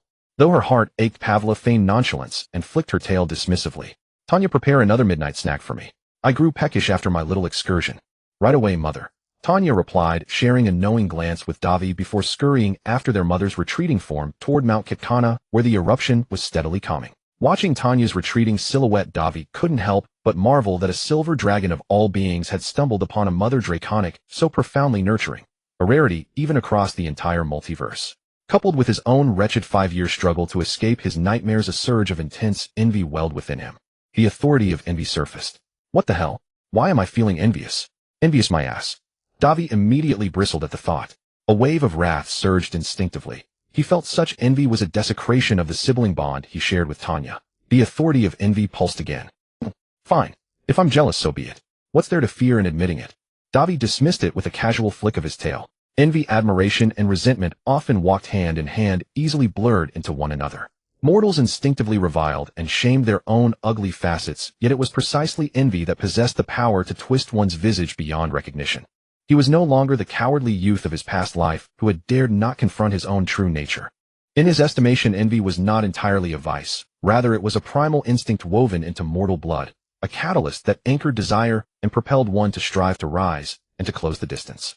At times, confronting one's authentic self and embracing every facet of one's being was precisely the first step toward true strength. His silver draconic sister, beyond her heaven-defying fortune and noble lineage, possessed numerous qualities worthy of emulation. With that realization, the furrowed irritation in Davi's mind instantly cleared. Wait, could this sudden awakening of the envy authority affect Tanya? Muttering to himself in concern, Davi prepared to soar back to the nest to verify Tanya's safety. But abruptly he sensed his own voice thinning, growing soft and melodic, as though his sister were whispering directly into his ear. Bewildered, Davi instinctively turned to gaze upon his own reflection in the sea, and his vision nearly went black. He saw that his former self, a magnificent domineering crimson dragon, had transformed like a chameleon shedding its skin. His hellfire-red scales were rapidly bleeding into a blinding silver-white brilliance, and even his once wild draconic horns had grown slender and supple. Had his authority of envy actually transmuted him from a red dragon into a silver one? No, far worse. He had directly become his sister Tanya. "I commanded you to close the gap, not to leap across it in a single bound." Hold on. A far more chilling possibility struck Davi. He cast a sidelong glance at the Drow siblings still securing their elven captives, drew a steadying breath, slowly ducked his neck, and stealthily peeked downward toward his cloaca, before his jaws dropped open in sheer horror. After a long stunned silence, a delicate, heartrending scream echoed across the shoreline. The The authority of pleasure had manifested. Dai Wei's scream, which closely resembled his sister Tanya's, immediately caught the attention of the Drow siblings. Zaid in particular dropped what she was doing and rushed over at once. But seeing her master looking as if he had narrowly escaped a disaster, yet nothing had actually happened, she quickly asked, "Master, did something happen?" "Nothing happened. You may leave." Dai Wei, having already reverted to his original form, flicked his tail with feigned composure. Yes. Zaid could only suppress her doubts and turned to leave. Even though she knew something must have happened as a Drow who had grown up in the City of Spiders and survived to leave it, she deeply understood one truth. That is, sometimes the more secrets you know, the faster you die, especially secrets from superiors. For a moment, she felt rather fortunate that she had deliberately slowed down her earlier turn. This way she neither stumbled upon her master's secret nor failed to demonstrate her loyalty by appearing at the first moment to share his worries. Meanwhile, Dai Wei, having dismissed the Drow, also let out a long sigh after glancing at his red dragon reflection on the sea. Fortunately, the authority of jealousy was controllable, and under the influence of his instinctive resistance, he immediately changed back. Otherwise, the thought of some disastrous consequence. No, he simply dared not think about it. It was utterly terrifying, damn it. For a straight dragon like him, it was worse than death. After slightly alleviating this utterly absurd terror, Dai Wei began to take an interest in the authority of jealousy once again. Based on his understanding of other authorities, jealousy should also be absolutely subject to his will. This meant that he could freely transform into the appearance or species of the target he envied, jealous, and hated, and selectively retain his own sexual characteristics. The latter was very important. The only drawback was that due to the nature of jealousy, he could only obtain the part he had seen and desired, at least to superficially replace it. However, in Dai Wei's view, this ability was already ridiculously powerful, far surpassing basic transformation spells. For example, the commonly used polymorph, true polymorph, and alter self. The former was just a facade. It could neither cast spells nor take action, otherwise it would revert to its original form in an instant. Although the latter two allowed him to transform into any creature he had seen, they were limited by his own capabilities. He could not become something more powerful than himself, such as a titan, a divine wraith, or a god. Indeed, as long as he wished and had faced a god, he could become the image of that being through jealousy, even if it was just a shell, without substance. To become the real thing, theoretically, he could combine it with gluttony, but whether it was a matter of digestion or the reality of what could be eaten, it remained merely theoretical. But this was enough. After all, he had absolutely no interest or intention to become another species. For example, turning back into a human. Having been transported here for over 5 years, he had long grown accustomed to being a dragon with 6 limbs and a tail, able to fly in the sky and dive into the sea. If he suddenly turned back into a human, he could imagine the discomfort it would probably feel like being a human who suddenly became a snake-like reptile, losing his limbs to crawl slowly and gaining blurry vision. Therefore, unless absolutely necessary, he couldn't be bothered to experience the feeling of being human again out of nostalgia. Being a dragon was good. At least the world had become beautiful. For instance, when strolling in the woods and seeing a snow leopard wife playing with her cubs, he found her quite attractive and appetizing. Was this a realm that mere humans could ever reach? Pride. So if he were to transform, he would become another dragon, like a silver dragon, just like his sister. Originally restricted by his identity as a red dragon, feared and hunted by all, he was probably stuck in this old continent that had nothing of value until he reached adulthood. He couldn't just grab a bunch of barely civilized barbarians and play civilization with farming, could he? Not to mention what could be grown in this wilderness with a latitude as high as Norway. Even if he managed to grow a few meager crops, it might not be enough to fill those barbarians' pitiful stomachs. Most importantly, Dai Wei was a red dragon. A red dragon that peacefully and obediently farmed. Could that still be called a red dragon? Don't disgrace Tiamat. Red dragons were born warmongers. They were synonymous with blood and fire. Of course, he was still just a little red wyrmling, a neighborhood menace in the making. Being so young and knowing only to fight and rage recklessly would inevitably delay his physical development due to constant injuries and repeated healing. So he shouldn't make enemies everywhere too early. Dai Wei had already planned before reaching his juvenile stage he would reluctantly act as a behind-the-scenes boss, using the few little sprites he raised to start a small business to accumulate some startup capital. Once he grew up, he would switch to conquer the other world. But if he turned into a silver dragon, it would be different. With the metal dragon's millennia of reliable reputation, granting them good credentials and multi-species visas, he could freely unlock new maps, or rather go to the new continent teeming with elves to have a look and stir up some trouble. Only in the obscenely wealthy high elf kingdoms or the legendary human realms could he find opportunities to quickly make money. Big money. Enough to make Dragon Mother ecstatic and rival a nation's wealth. The happier the legendary Dragon Mother was, the safer he would be.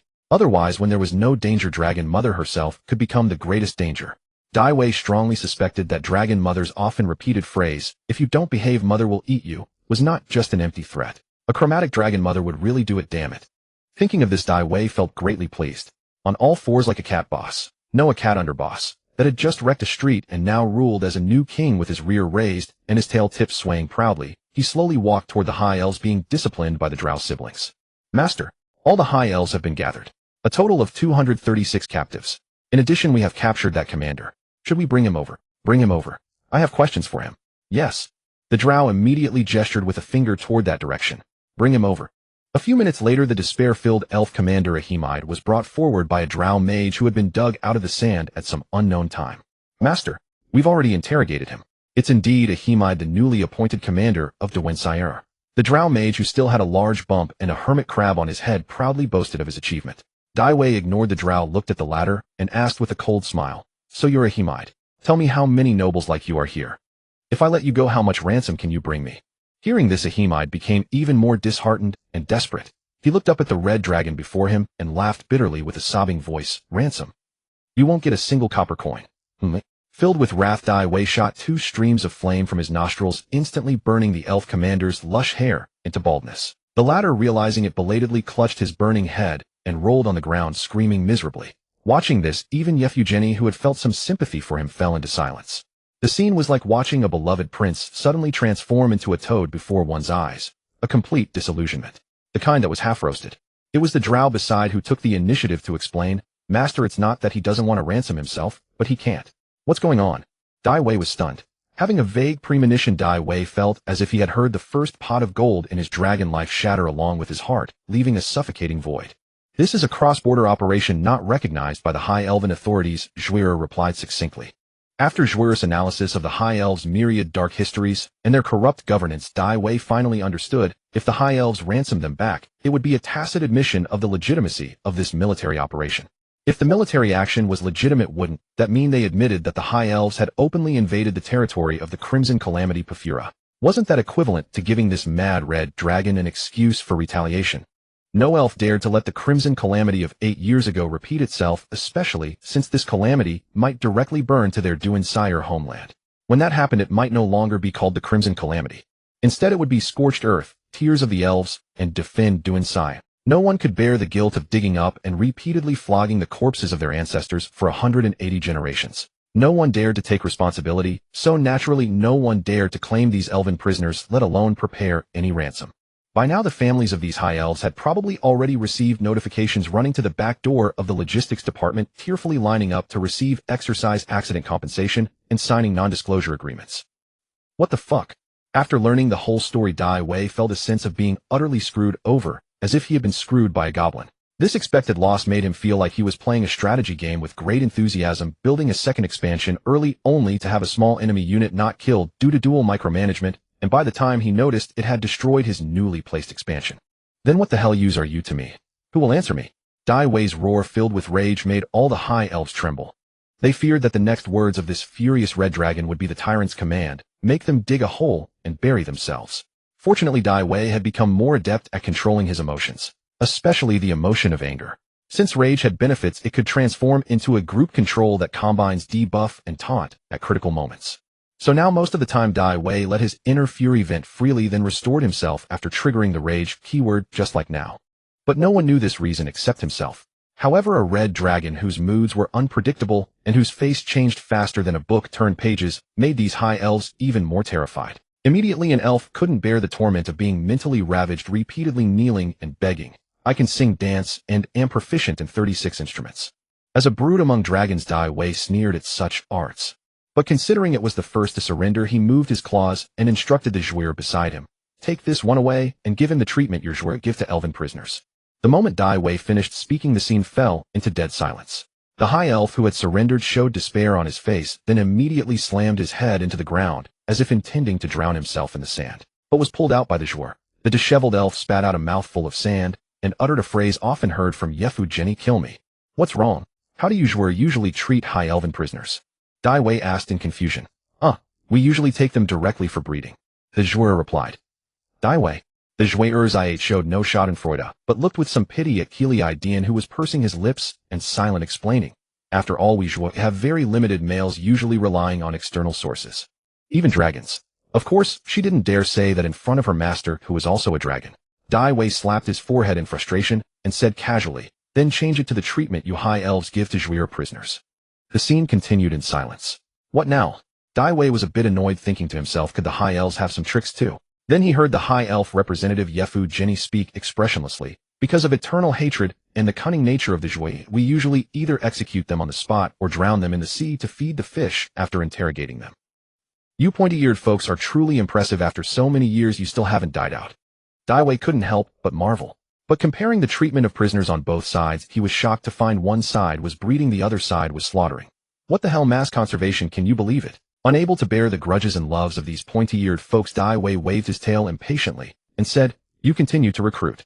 When done, take them to the seaside first, strip all the valuable things from the wreckage, then find a high ground and build me a nest." Understood. The Zhuir understood immediately, then asked, "What about the rest?" The rest, of course, were the stubborn ones who refused to surrender. "Bury them all." Dai Wei thought about it, then withdrew the command that was both too cruel and wasteful of elves, and immediately changed his words. "Take them all to the Katagana plain to dig potatoes." As soon as he said that, it was more effective than any threat. Before the Zhuir could even receive the order, half of the high elven prisoners who had been stubbornly raising their heads with a look of heroic sacrifice immediately softened and scrambled to shout, "I surrender.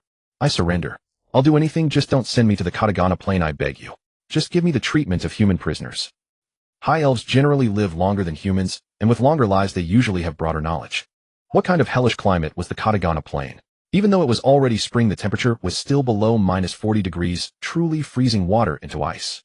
And why would they only dig potatoes? They might face heavy labor such as mining, logging, and who knows what cruel treatment that would be inhumane to elves. Under such cruel trials, probably within a few years, most of them would die from the dual torment of hunger and cold. Even if they survived under the supervision of the Zhuir and the collaborators, they would live a life worse than death. Dai Wei nodded with satisfaction at the effect and prepared to leave first. The expected loss of elven ransoms still pained him. He needed to eat something to calm down. "Master, wait." The Zhuir, seeming to read Dai Wei's mind, quickly called out to him. "What else?" Dai Wei was a bit annoyed. "Master, actually you still have some loot that might make up for your loss," Zayate said solemnly. "Oh." Dai Wei couldn't think of what other loot he might have. The Zhuir said with a look of admiration, "Yes, as you expected, Master, you have a ship full of loot buried at the bottom of the sea not far from the port." Dai Wei was first dumbfounded, then finally remembered something, clicking his tongue. "Your broken ship." He finally recalled that 5 years ago, when he had just hatched, he had sunk that Zhuir ship with a single fart. But after being soaked in salty seawater for 5 years, what could be left? "Yes, it's the batch of dragon eggs we once collected." The Zhuir gave the answer. A group of Zhuir had risked their lives for 3 years in the old continent to collect various dragon eggs. Dai Wei's mouth uncontrollably opened wide.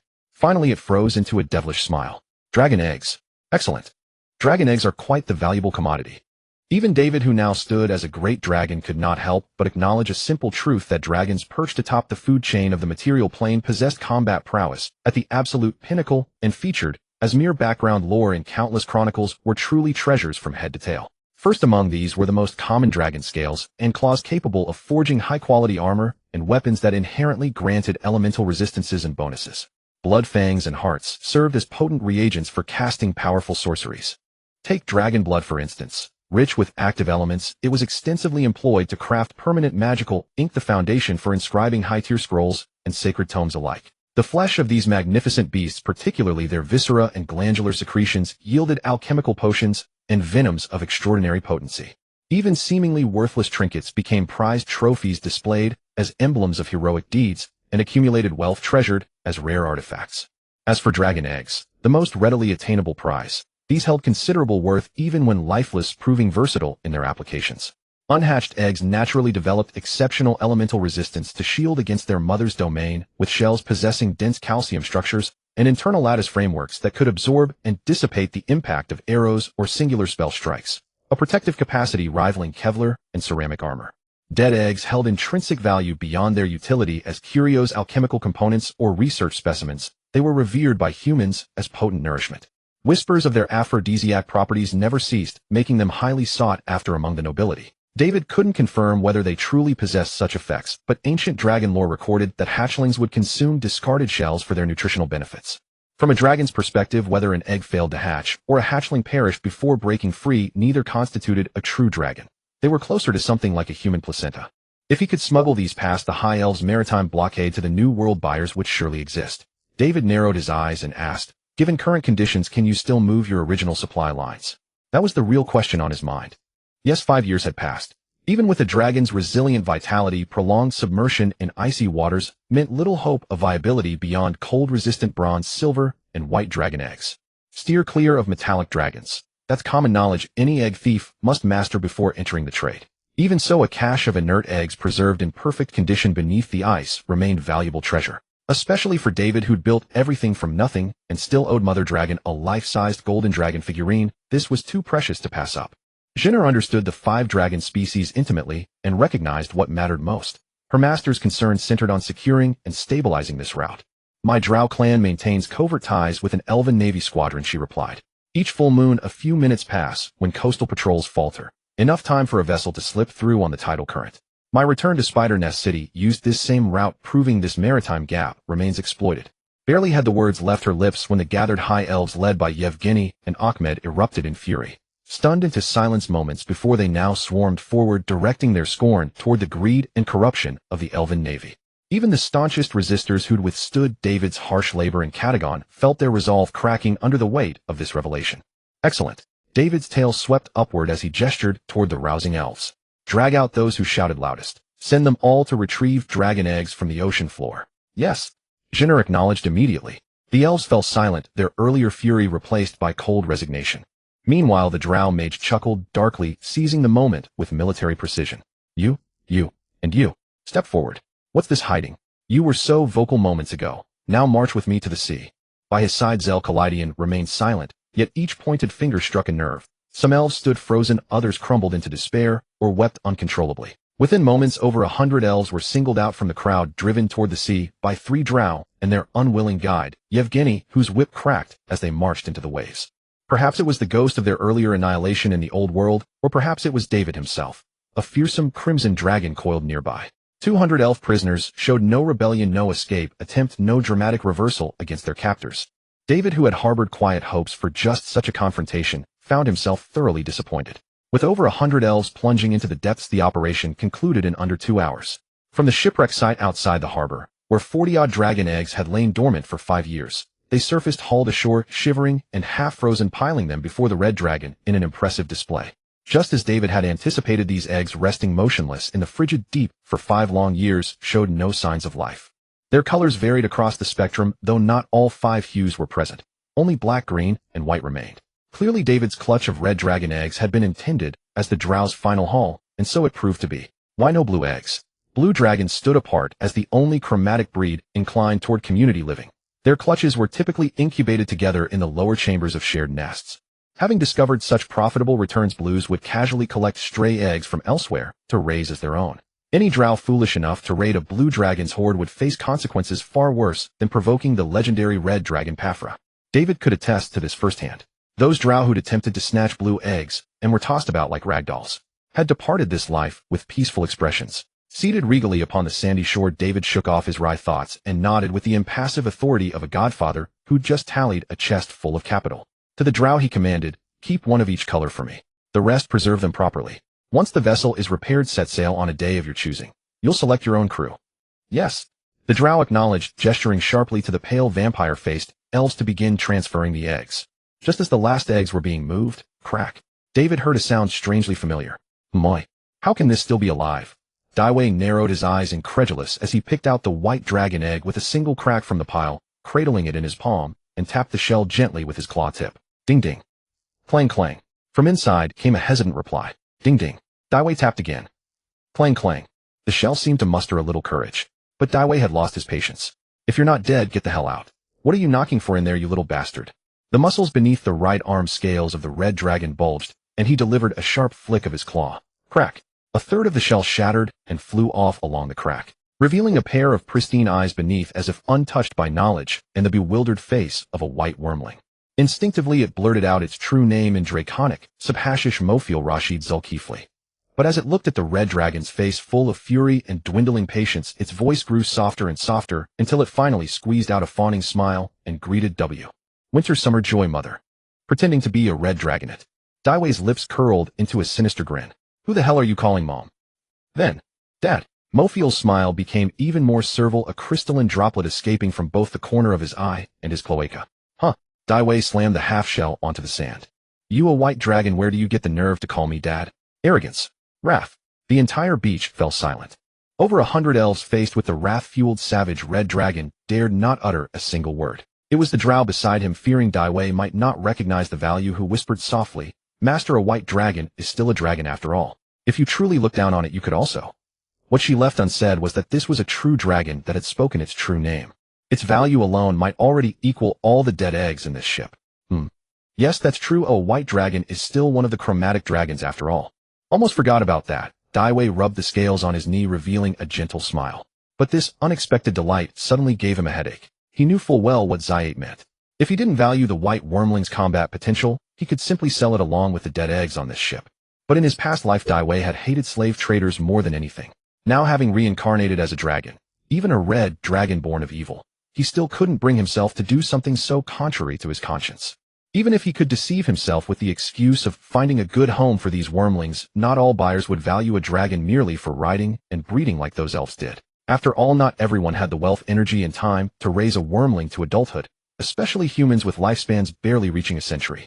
They would maximize a wyrmling's short-term profit, or else how else would so many low-grade Dragon XXX products appear on the market? Even setting aside the fact that it would make his own conscience uneasy if any dragon were vicious enough to sell its own kin to other races for vivisection, and the news leaked, it would instantly become an enemy of all dragons.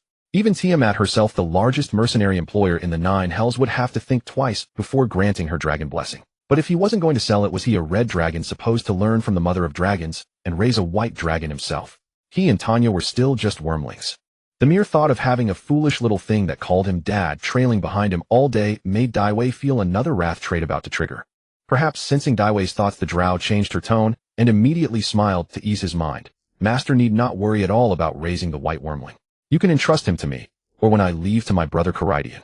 Oh, Daiwei looked skeptical. Raising, he was not worried about it. Dragons were arguably the easiest species to keep alive in the entire multiverse. They could sustain themselves on dirt alone. But education was a colossal headache for a dragon. Without the absolute authority of a mother dragon, these creatures, bursting with energy like perpetual motion machines, would instantly turn into dragon brats that even other dragons and kobolds couldn't stand. Especially a white dragon, comparable to a husky but far more destructive. Daiwei could even imagine the scene one day while he was in deep slumber. His lair would collapse, because the white dragon, which loved to dig holes everywhere, would have turned it into a honeycomb cheese with tunnels in all directions. At that moment, Caridian gathered his courage and stepped forward to recommend himself to the red dragon. Respected Master Caridian, former dragon care technician of the Spider Nest City, reporting for duty. If you trust Caridian, 100 years from now, Caridian will present to you a fully trained white dragon warrior. I swear it on my life. Dragon care technician of the Spider Nest City. Daiwei savored this term, which sounded oddly unfamiliar to a dragon. He couldn't shake the feeling he had heard it somewhere before. Yes, this profession was founded by our Xiate family's ancestor, and has been passed down to my sister and me for 17 generations of Drow. We are professionals in raising dragons, Master. You can rest assured in trusting him to Caridian. Daiwei finally remembered where he had heard it. That ancestor of his who had once been stolen and raised by Drow. And thanks to that ancestor's tireless stallion-like contributions, Caridian's ancestor had authored 2 works that caused a sensation in both elven society and dragon circles: postpartum care and mental health management for mother dragons, and a handbook for raising wyrmlings, love, and the whip. He had to admit, in terms of experience and track record in dealing with dragons, this Drow family wasn't just professional, they were damn dragon-raising titans. No wonder a collateral Drow family had managed to survive for so many generations. With his worries gone, Daiwei was in high spirits. He scooped up the eggshell, used his claw to fish out the white wyrmling Mofiel who was playing dead in the sand, and stuffed it into Caridian's somewhat struggling arms. Then he tapped the Drow's thin shoulder with his tail tip. Good. From today on, you are the chief dragon care technician of my red dragon lair. With that, Daiwei turned his gaze to the white wyrmling still covered in sand and utterly bewildered in the eggshell. Stop playing dead. Come meet your new mother. Caridian did not reject the master's new title. Instead, 2 seductive blushes rose on her pretty face. She pulled out a whip from her waist, licked its tip, and looked at the white dragonet she was about to raise with cold eyes and a warm smile. Hello there, little Mofiel. What do you want? Mother's love or the loving whip? The poor Mofiel glanced at the ferocious red dragon Daiwei, then at the vast army of elves, and threw himself into Caridian's flat, board-like chest. Mom. Mofiel is a smart, good dragon. If this is mother's love. The white dragon shed 2 streams of moved tears. Please whip me to your heart's content. Mofiel can take it. Mom loves me. I love Mom. Wah. Daiwei exchanged a glance with Caridian, who held her neck high, yet wore a look of submission. At last a satisfied smile spread across his face. A few days later, in a natural geothermal area about 100 kilometers from the main crater of Cartagena, at an elevation slightly lower than the Dragon Mother's lair, David selected one of the Drow's alternative nesting sites. Soon under the Drow's planning, the newly hatched white wyrmling and over 200 high elf prisoners were driven as free labor, breaking ground amid a bone-chilling gale. Some elf spellcasters directly used transmute rock to mud to cast the solidified volcanic ash from the previous eruption into neat stone blocks and stack them up. Elf druids, on the other hand, used animal friendship or speak with animals to summon some alpacas, yaks, and mammoths that were originally watching the commotion to serve as transport. Unexpectedly, the most diligent and hardworking among them was the white wyrmling Murphy, who had only just hatched a few days ago. A gracefully alluring drow woman sat sideways on the neck of that white wyrmling. Whenever it slacked off, she would flick a small whip resembling a succubus's and lightly lash it a few times. After it worked hard for a while, she would feed it a small dried ice fish and gently stroke its ear webbing while whispering a few words. Under this combination of soft and hard discipline, Murphy, which should have been a symbol of stupidity and laziness in the elves' eyes, turned into a diligent and honest little ox pulling a cart as if it had taken some strange potion. In comparison, the progress of the high elves seemed sluggish. In fact, the high elves' morale was on the verge of collapse. The weather in Cartagena was already extremely cold, and this spring, which should have arrived, seemed to have reversed time after the supervolcano eruption a few days ago, plunging everything back into a dark, bitter winter. Given the current trend, not only might there be no spring, but the entire year could turn out to be an extremely rare year without a summer. Some elf spellcasters worriedly remarked that given the intensity of this supervolcano's eruption, the volcanic ash ejected into the atmosphere might have already covered the entire New World and even the whole material plane. In this dreadful weather, the forest companions they had tricked into helping also refused to cooperate. They thought, "We came for a few pine nuts and chestnut cakes, but you're trying to work us to death. Are you trying to drive us to our graves?" As the animal companions began to collectively slack off and protest, the elf druids and spellcasters conferred and immediately tore off their friendly facade. The spells gradually shifted from the relatively gentle animal friendship and speak with animals to the more forceful tame beast and control animal. As more and more animals escaped or went on strike, these selfish long-eared elves directly used the arcane mark they had secretly placed earlier to cast summon beast companion, forcibly summoning back those who had already fled or even fallen asleep. In their bewilderment, the once loving animal companions and elves now only felt mutual disgust. These long-eared elves had exhausted nature's trust. Seeing that his new dragon lair construction site was proceeding in an orderly manner under the management of the two Drow siblings, Shiate and Credian, presenting a scene of bustling and thriving labor, David, the master of the lair, felt relieved. As the fenced shipping gang led by the Drow Shiate sailed away from the harbor, David breathed a jet of dragon fire and burned the remains of the ransacked ships to ashes. The high elves, who had been secretly plotting the great escape from the old continent by sailing flimsy boats across the ocean, completely lost their last hope and became relatively docile and obedient. Deprived of ships, stripped of weapons and armor, and tied together in bundles with cold, stiff seaweed for collective punishment, if they tried to flee this relatively warm volcanic geothermal area, no one could guarantee they would survive this completely mutated freezing spring. Moreover, it was foreseeable that with the exposure of their actions and the awakening of the Crimson Calamity, no new ships would arrive for the next few years. They had been completely forgotten by the New World.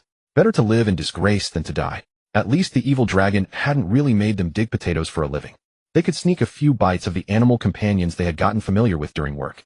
With these extra calories and fat, they wouldn't turn into skin and bone walking corpses under such heavy manual labor. Most importantly, that Drow was truly adorable. So gentle and beautiful, and so understanding of elven feelings. She completely shattered the elves' past stereotype of Drow being cunning and cruel. She was like an angel sister descending from the seven heavens to redeem their souls.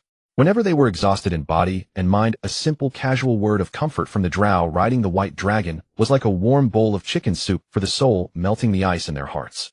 As time passed, some high elves even secretly began to pray to Credian, and it seemed to spread like a contagion. Seeing the high elves all turn into model-compliant prisoners, David, who hadn't yet found the root cause, but was very satisfied with the situation, casually gave a few instructions to Credian, then took the 3 dead eggs and several large bundles of elven trophies, wrapped in canvas, back to the temporary lair he had carved out in the forest 5 years ago. He prepared to enter a brief slumber to recover from the injuries sustained in the previous battle.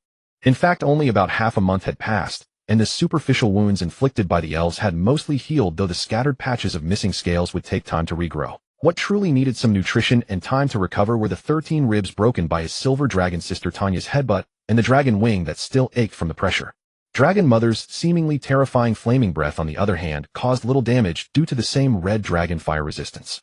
Besides recovering from his injuries, David also planned to attempt another task using the authority Slaanesh to perform an upgrade and modification on his own body. Yes, a literal upgrade and modification. As he gradually became more familiar with and understood his authority over these days, he had also figured out some of the ropes. Pride allowed him to warp reality with his will, envy allowed him to anchor a target and replace it, a wrath allowed him to vent emotions and share sensations, sloth allowed him to spread laziness and lie down together, gluttony allowed him to devour wildly and accelerate growth, and Slaanesh seemed not to be merely about the narrow pursuit of carnal pleasure. Instead, it seemed to encourage him to constantly break through his limits, pursue the most extreme experiences, and achieve his own transcendence. This was precisely why it was harder to satisfy than the other authorities. The former ones either required a reference target or a specific objective. Even if the conditions were somewhat harsh, they shared a common trait: they could be performed repeatedly. For example, as long as he truly felt anger from the depths of his heart, he could keep wrath going, and it seemed that with the accumulation of wrath the threshold could be continuously expanded. That was the legendary angry for a moment, feel good for a moment, angry forever, feel good forever. As a red dragon, he was practically a perpetual motion machine. Only Slaanesh was completely different. Once he had experienced a certain new sensation, that same experience could no longer stimulate or satisfy the appetite of Slaanesh. For instance, no matter how much he increased the kinetic output of his reverse breath, Slaanesh wouldn't spare it a second glance. But if he wanted to continue enjoying the authority of Slaanesh, he had to constantly surpass himself. It was utterly infuriating. David. Yet regardless, the authority of Slaanesh was undeniably formidable. It could utilize the accumulated Slaanesh for evolutionary ascension and evolution according to one's own will, capable of defying biological common sense. For instance, his feat of burning the Drow warships with reverse breath was achieved through the authority of pride. But still weak as he was, he could not endlessly exert pride against the world. Yet it was precisely the novel experience of reverse breath that gave rise to the authority of Slaanesh. It thoroughly restructured his lung flame glands and entire gastrointestinal system, making the reverse flame breathing technique, which had astonished countless creatures, sustainable and permanent. Thinking of how he constantly sublimated himself in pursuit of the Slaanesh authority, he dared not imagine what he would become. Giving up on the thought, David exhaled all his dragon breath in one go, became extremely hungry, activated the gluttony authority, and swallowed the food he had prepared in the cave along with 3 dead eggs. Simultaneously, he focused all his attention and infused his will into the Slaanesh authority, a crimson dragon with a pair of massive foreclaws and wings, the wings composed of layered drum membrane structures with 3 hollow finger bones at the tips. As the high-frequency vibrations between the membranes produced intense piercing sound waves and tremors, the surrounding earth and rocks shattered, tore, and flew, while the forest's branches and leaves bent backward as if a hurricane had made landfall. With 6 blazing flames erupting from the wing finger bones, the entire red dragon shot skyward like a biochemical fighter jet, piercing the sky and roaring with the boom of breaking the sound barrier. Yes, this image was none other than one of the playable characters from a game called Monster Hunter he had played in his past life, the Crimson Glow Volstrax. A Crimson Glow Volstrax with a red paint job. Back then he had controlled such a frenzied dragon, a Sky King, through the screen, rampaging and teasing the human NPCs, venting his long-suppressed frustration from overwork. After a brief mental lubrication, he would continue to create value for the company the next day, sustaining his livelihood. And now he could finally transform into a unique Crimson Glow Volstrax in this different world. Thinking of this, David awoke from his dream with delight. Still groggy, he found himself visibly thinner, his body much lighter. It was inevitable, shrinking to skin and bones, then slowly eating back, especially while undergoing upgrades. That was a fair price to pay. To prepare for this evolution, David had stored enough food for months and deliberately left 3 dead eggs as a nitrogen booster. Dead eggs were a rare delicacy for hatchlings, the best nutritional supplement for young dragons, and naturally ideal for hibernation. After consuming those 3, David could feel his body growing slightly tougher, albeit only a little. But it was enough to satisfy him. Such gradual accumulation would still be impressive over time. The ability to truly feel oneself growing stronger day by day was something countless would envy. But it's a pity that gluttony isn't the kind of devouring ability that directly copies talents. Such was the insatiable thought of David. But then he reconsidered. If gluttony were that overpowered, he could just feast in the forest and instantly gain the strength of ants, the regeneration of centipedes, the mating prowess of macaws, and within a month, he would unite the talents of most of the northern biosphere, replicating all the techniques, abilities, and magic of intelligent beings. Proclaiming himself invincible, he would point at the gods and challenge, "Is there anyone else?" At the absurd image of an instant transition to a leisurely, idyllic otherworld life, David chuckled self-deprecatingly, then lifted his wings, noticeably larger and heavier.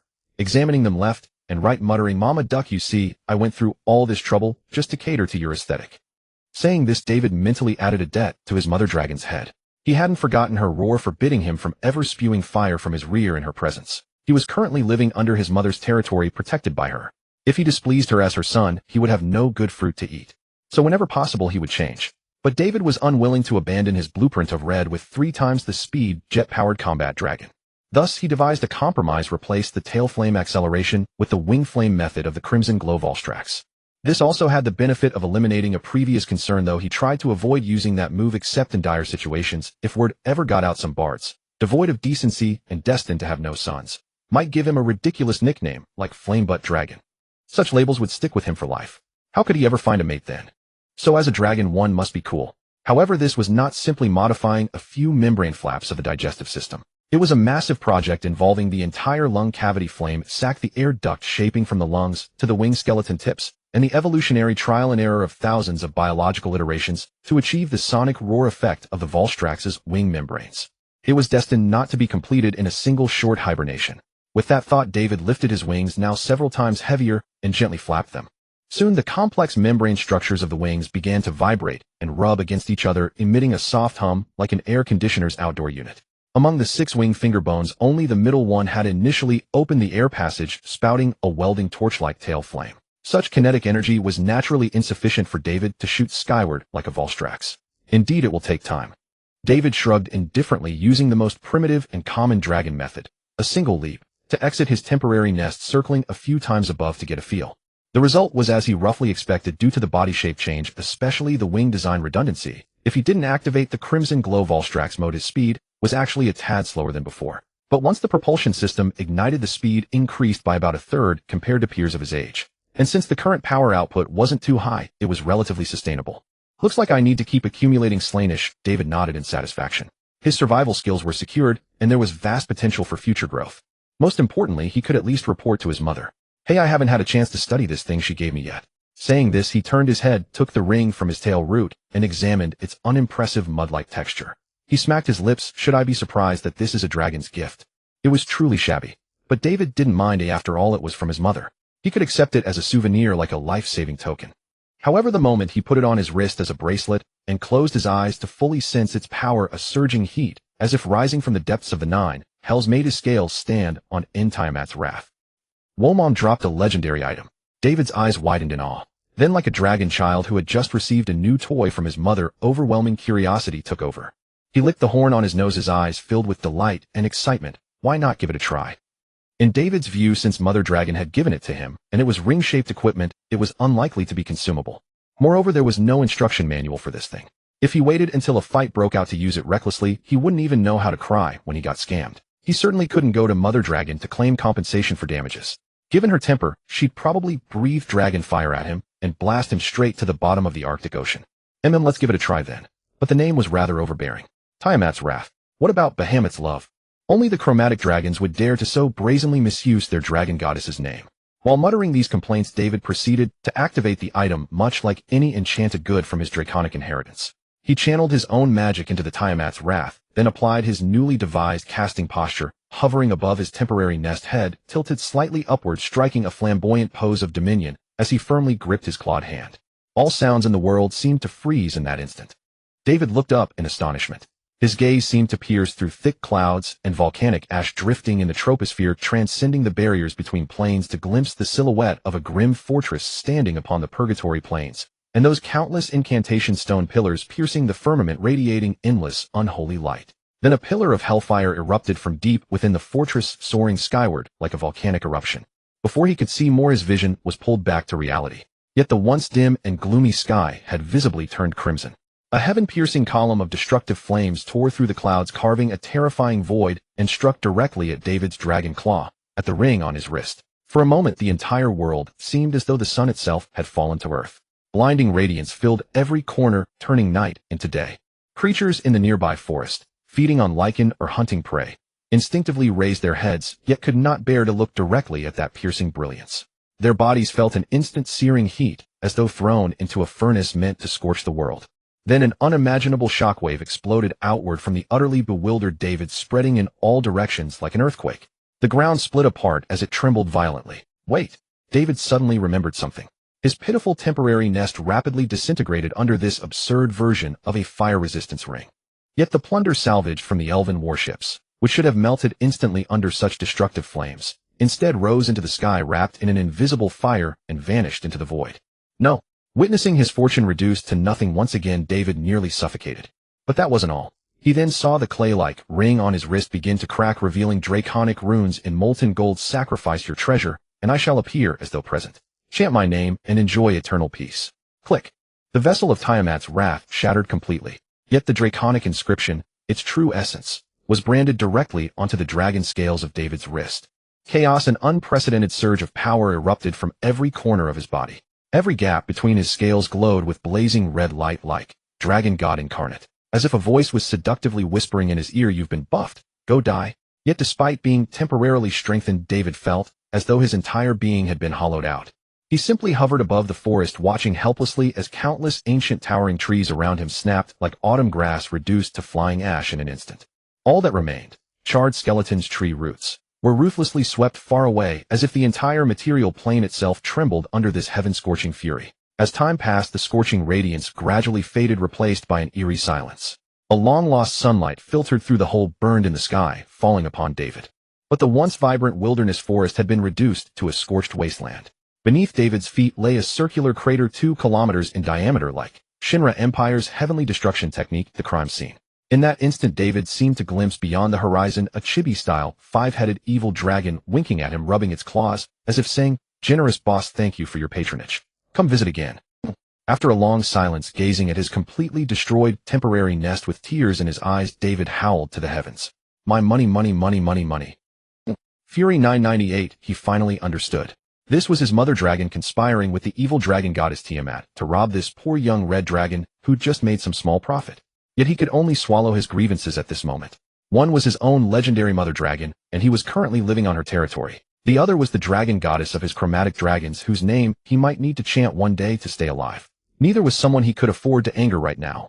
He could only treat it as rent and protection money. As for why it was an installment payment for the purchase, David numbly raised his chlorist, looking at the draconic inscription, personally pinned by the 5-headed dragon mother Tiamat, etched onto his scales like a brand, and he could only feel anger welling up from somewhere deep inside. Having already spent himself bankrupt through microtransactions, David now fully understood the usage rules of Tiamat's wrath. As the user, he must offer his wealth to the great Tiamat of the evil scale, including all loot collected within the strike's range.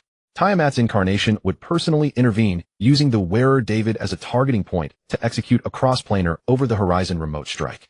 Of course, the intensity of the strike depended on the total value of David's carried wealth combined with any collectible loot at the strike point.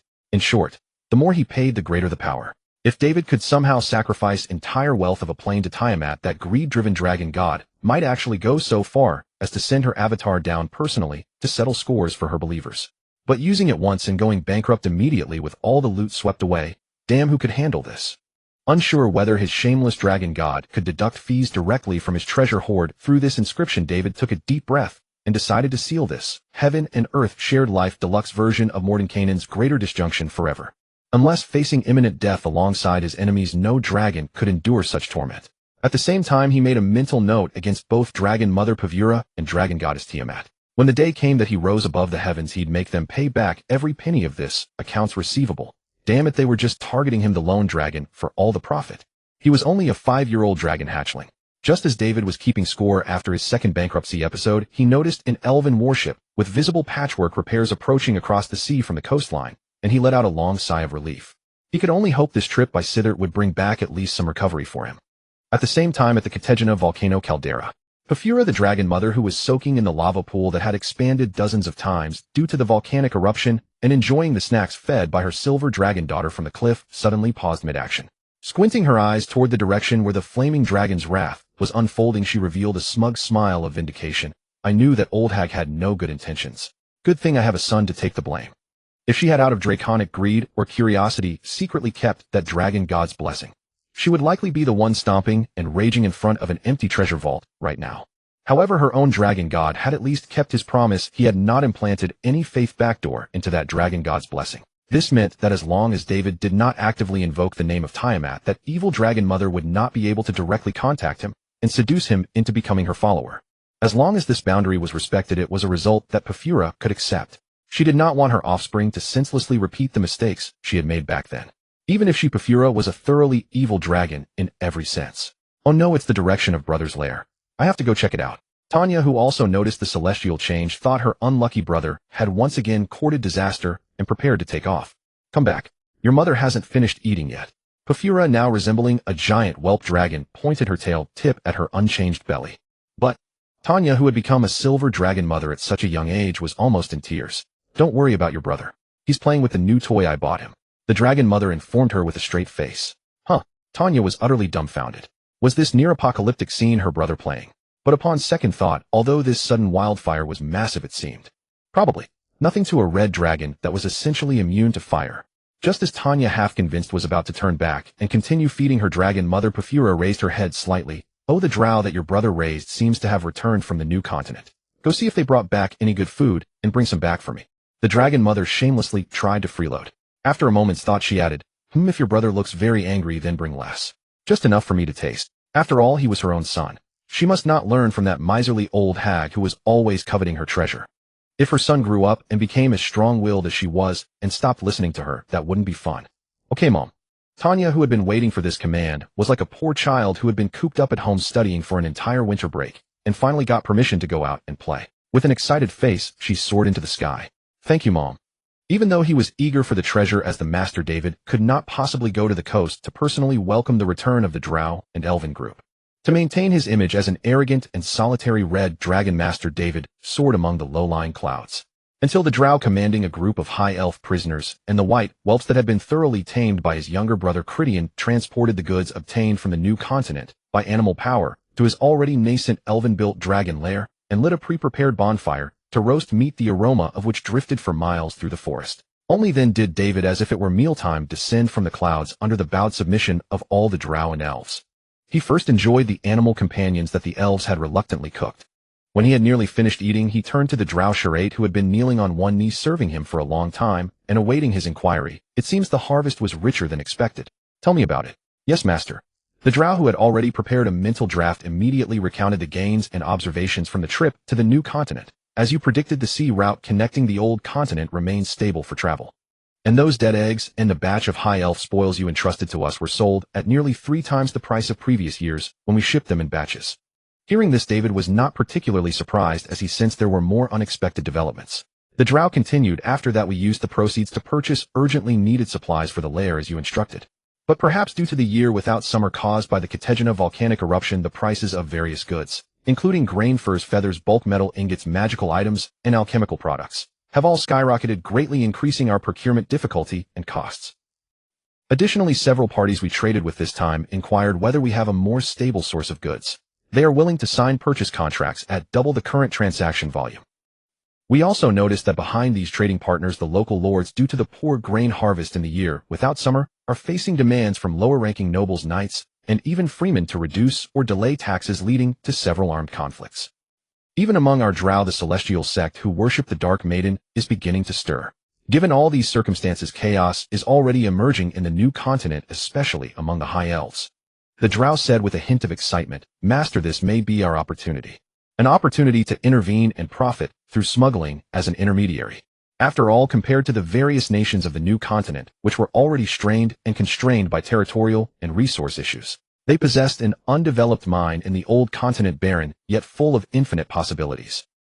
David listened to the Drow's detailed report, his eyes first narrowing, then gradually unfocusing.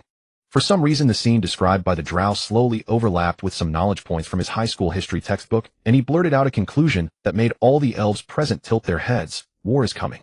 Hi. Even Charade the Drow was bewildered, then her pupils contracted. Yes. That's a possibility. But haven't you Drow and High Elves been at war for a long time? Asked Tanya, who had flown over from somewhere and was lying beside David, enjoying the head patting from her brother's tail while sampling the various foods from the new continent, also packing some for the dragon mother. This is completely different, Princess Tanya, the Drow said with an excited smile. In the past, most of the time, it was just localized armed conflicts or Cold War standoffs. But now, due to the Catechina supervolcanic eruption, grain production has sharply declined across the board, prices are soaring, and the accumulated contradictions within various factions are constantly surfacing. And the historical experience from another world was already laid out before David. When intelligent beings face such a situation, they often, under the pressure of internal collapse, choose to shift the contradictions outward. Thus, an all-out war that could engulf the new continent, or even the entire plain of Elarea, might already be in its final countdown beneath the turbulent currents. David didn't know if this prediction would come true, nor if the new continent dominated by long-lived elves would delay the outbreak of such a full-scale conflict. But he knew that an era completely different from the past, a perfect and dangerous stage, might be approaching. This was his opportunity. Yet he still wasn't entirely sure of his judgment. David gazed into the boundless cold North Sea, as if seeing the affluent continent on the other side, the golden fields, the piled-up treasure, vaults, the beauties of various races, and the iron-blooded throne that seemed to stand above the continent. A ferocious grin gradually spread across his face. Since his transmigration into this world for the first time, he felt a strange, stirring emotion toward wealth, beauty, and power. An emotion named ambition. In an instant his eyes seemed to pierce through the mist of time. He saw the chaotic wild battlefield. He saw Drow, elves, humans, and dwarves of all races killing each other for various reasons. He saw hundreds of dragons of all colors battling in the sky, on the plains, and in the sea, spewing deadly breath. An all-out war was imminent. Ability greed. David's brain could no longer bear the burden of this information that felt like omniscience. Scarlet blood spurted from his 7 orifices, finally breaking free from the state of wandering through the river of time, and he panted heavily. Master. Brother, what's wrong? Tanya suddenly panicked. But David's smile grew even brighter. The time left for us to prepare is probably not much. But we still have too few people. His gaze fell on the Drow. Charade, are you interested in picking up your old trade? Huh. The Drow was completely stunned. She understood her master's meaning. You want us to go steal dragon eggs together? David scoffed. Just stealing dragon eggs is boring.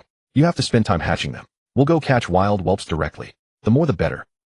Tanya, the Drow, and even the high elves who heard this, all fell into a petrified silence, faced with the population predicament proposed by Dai Wei. The elves, including Zhuer, had previously pondered countless possibilities, for instance attacking the disorganized highland barbarians and taking them captive to expand the labor force, or using the abundant resources of the north such as high-quality furs, animal bones, herbs, and ores to sell at a high price in the New World, and then purchasing various races of slaves from the New World on the return voyage. Or as the more imaginative Zhuer mage proposed, simply going to the ruins of the Kutaro Desert civilization in the southern end of the continent, and using necromancy to summon batches of undead to work. Even the need for food supplies and sleep would be eliminated. Before they could even start their brainstorming, Dai Wei's words struck them like a mace studded with wolf-fang barbs, smashing into the backs of their heads and causing them all to see black. Capture wild wyrmlings directly. Is that something a dragon would say?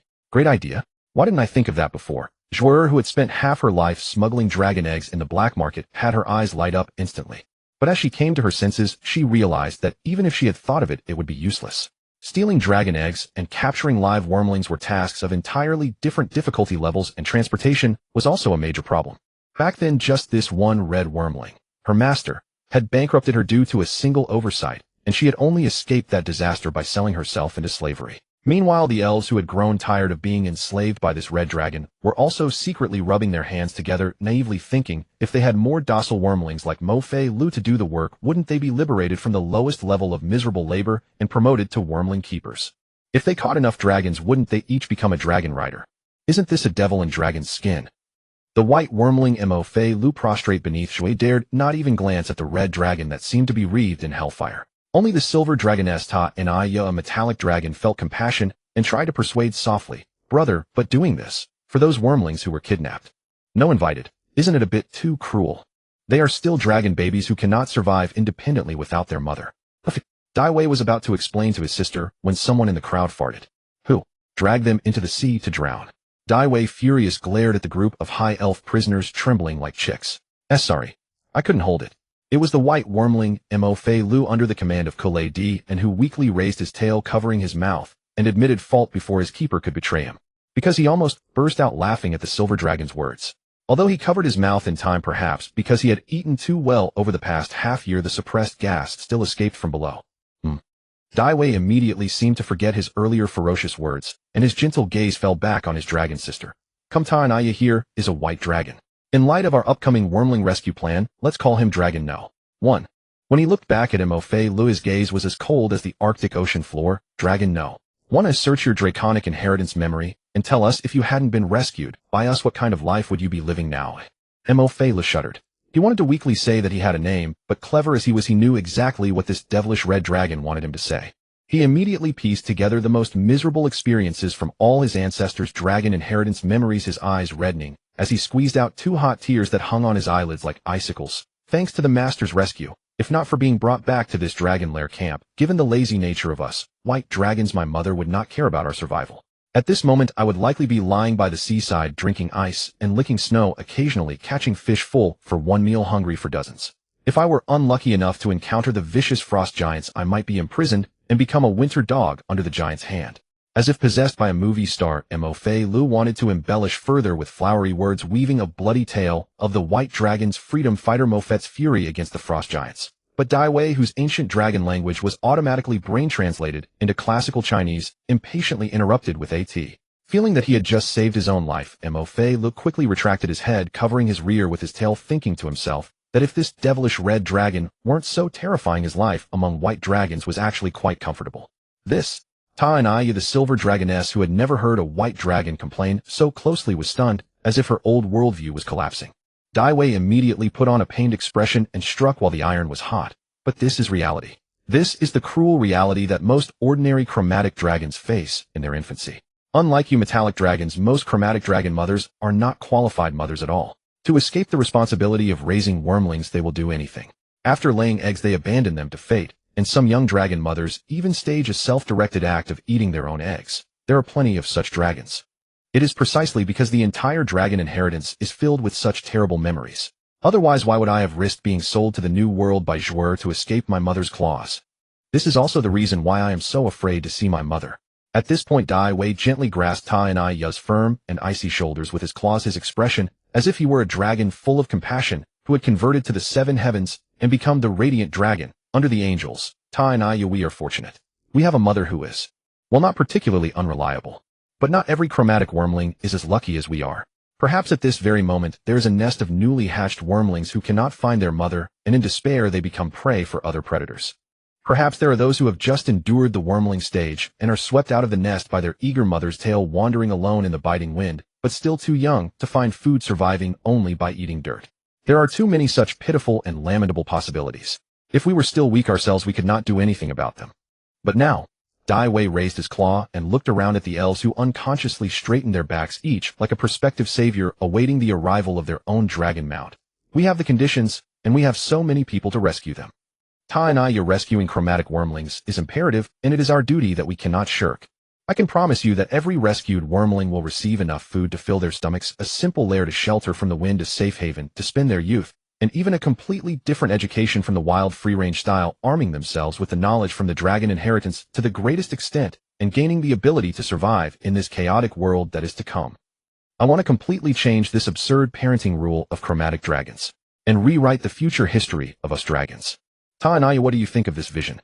After Dai Wei's speech, which was grand and righteous, but twisted the truth, yet somehow struck a chord, the entire dragon lair camp fell into dead silence again. All the elves, as long-lived beings, were shocked by the far-reaching implications that this plan itself might bring. If this extraordinary plan could truly succeed and grow. Ta and I looked at Dai Wei, who usually showed no kindness to anyone, yet was willing to fabricate such a splendid dream rather than let her feel troubled or unhappy. Even though she knew that her red dragon brother could never have such pure kindness, when she thought that those rescued wyrmlings might indeed survive and have a relatively warm and stable childhood, she couldn't help but smile. Ta and I, you will listen to you, brother. I'll go with you to catch, no rescue wild wyrmlings. Truly shameless. I, Mo Fei Lu, have never seen such a brazen dragon. The inexperienced white wyrmling clicked his tongue in disbelief, watching the lovey-dovey dragon's siblings, and crazily complained in his heart. Seeing that even his silver dragon sister had been convinced, Dai Wei immediately showed a planned successful smile. But when his gaze fell back on Mo Fei Lu, it turned once again as cold as winter. Drag this troublemaker away. Drown him in the sea for a day as a public display. Yes. Zhuer immediately took the order. Mo Fei Lu was completely dumbfounded. Hadn't this matter already passed? But thinking of the terrifying, vengeful nature of that devilish red dragon, he immediately cried out like a piglet being dragged off by a group of ferocious little imps. The elves' master. No, Mo Fei Lu will never fart again. Never again. Really? Wah. Dai Wei had always been a decisive and swift red dragon. Hardly had the plan been finalized when he, having nothing better to do after a full meal, summoned his subordinates, a group of elves who at least on the surface were loyal to him for the sake of survival, and set them into motion. It was merely a rough draft lacking any concrete guidelines, barely a hasty reworking of the Drow's previous strategy for stealing dragon eggs. Yet with 3 dragons, 3 Drow, and over 200 high elves moving together, even fanning out in a fan shape toward one direction, their activity was undeniably conspicuous. For a time, the entire Kattegat forest was filled with panic and chaos. Some young wyrmlings who had been foraging alone in the wild, but keenly sensed the danger, quickly scampered back to their lairs for shelter. At the edge of the forest, in an inconspicuous geothermal cave emitting steam, a rather slender red wyrmling famished emerged from a small temporary cave with bleary eyes. At the entrance, she stretched her front claws, arched her rear, and let out a huge yawn. But upon seeing the still gray clouds and the snow-covered landscape exactly as it was before her slumber, she couldn't help but sigh. As a red wyrmling unaccustomed to such cold, finding enough food to fill her stomach in this icy wilderness was far too difficult. It seems I won't grow much this year, Lizalite thought. But she never regretted her decision to leave the nest. Yes, unlike other chromatic wyrmlings who were driven out after the hatchling stage, she had sneaked out on her own. The reason was simple: her mother was ill. Very ill. At first she was merely obsessed with collecting ancient elven magic. When hungry, she would occasionally go out and bring back some food. After she ate her fill, Lizalite and her siblings could gnaw on the bones.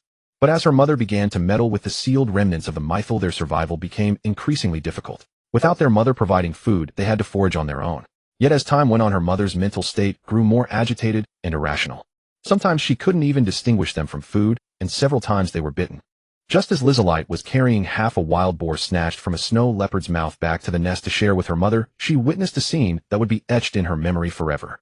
Deep inside the nest, her siblings, who though never particularly friendly with her had at least cooperated for survival, had fallen silent. And a red monster, completely deranged, hunched its gaunt body, tearing and gnawing at something on the ground.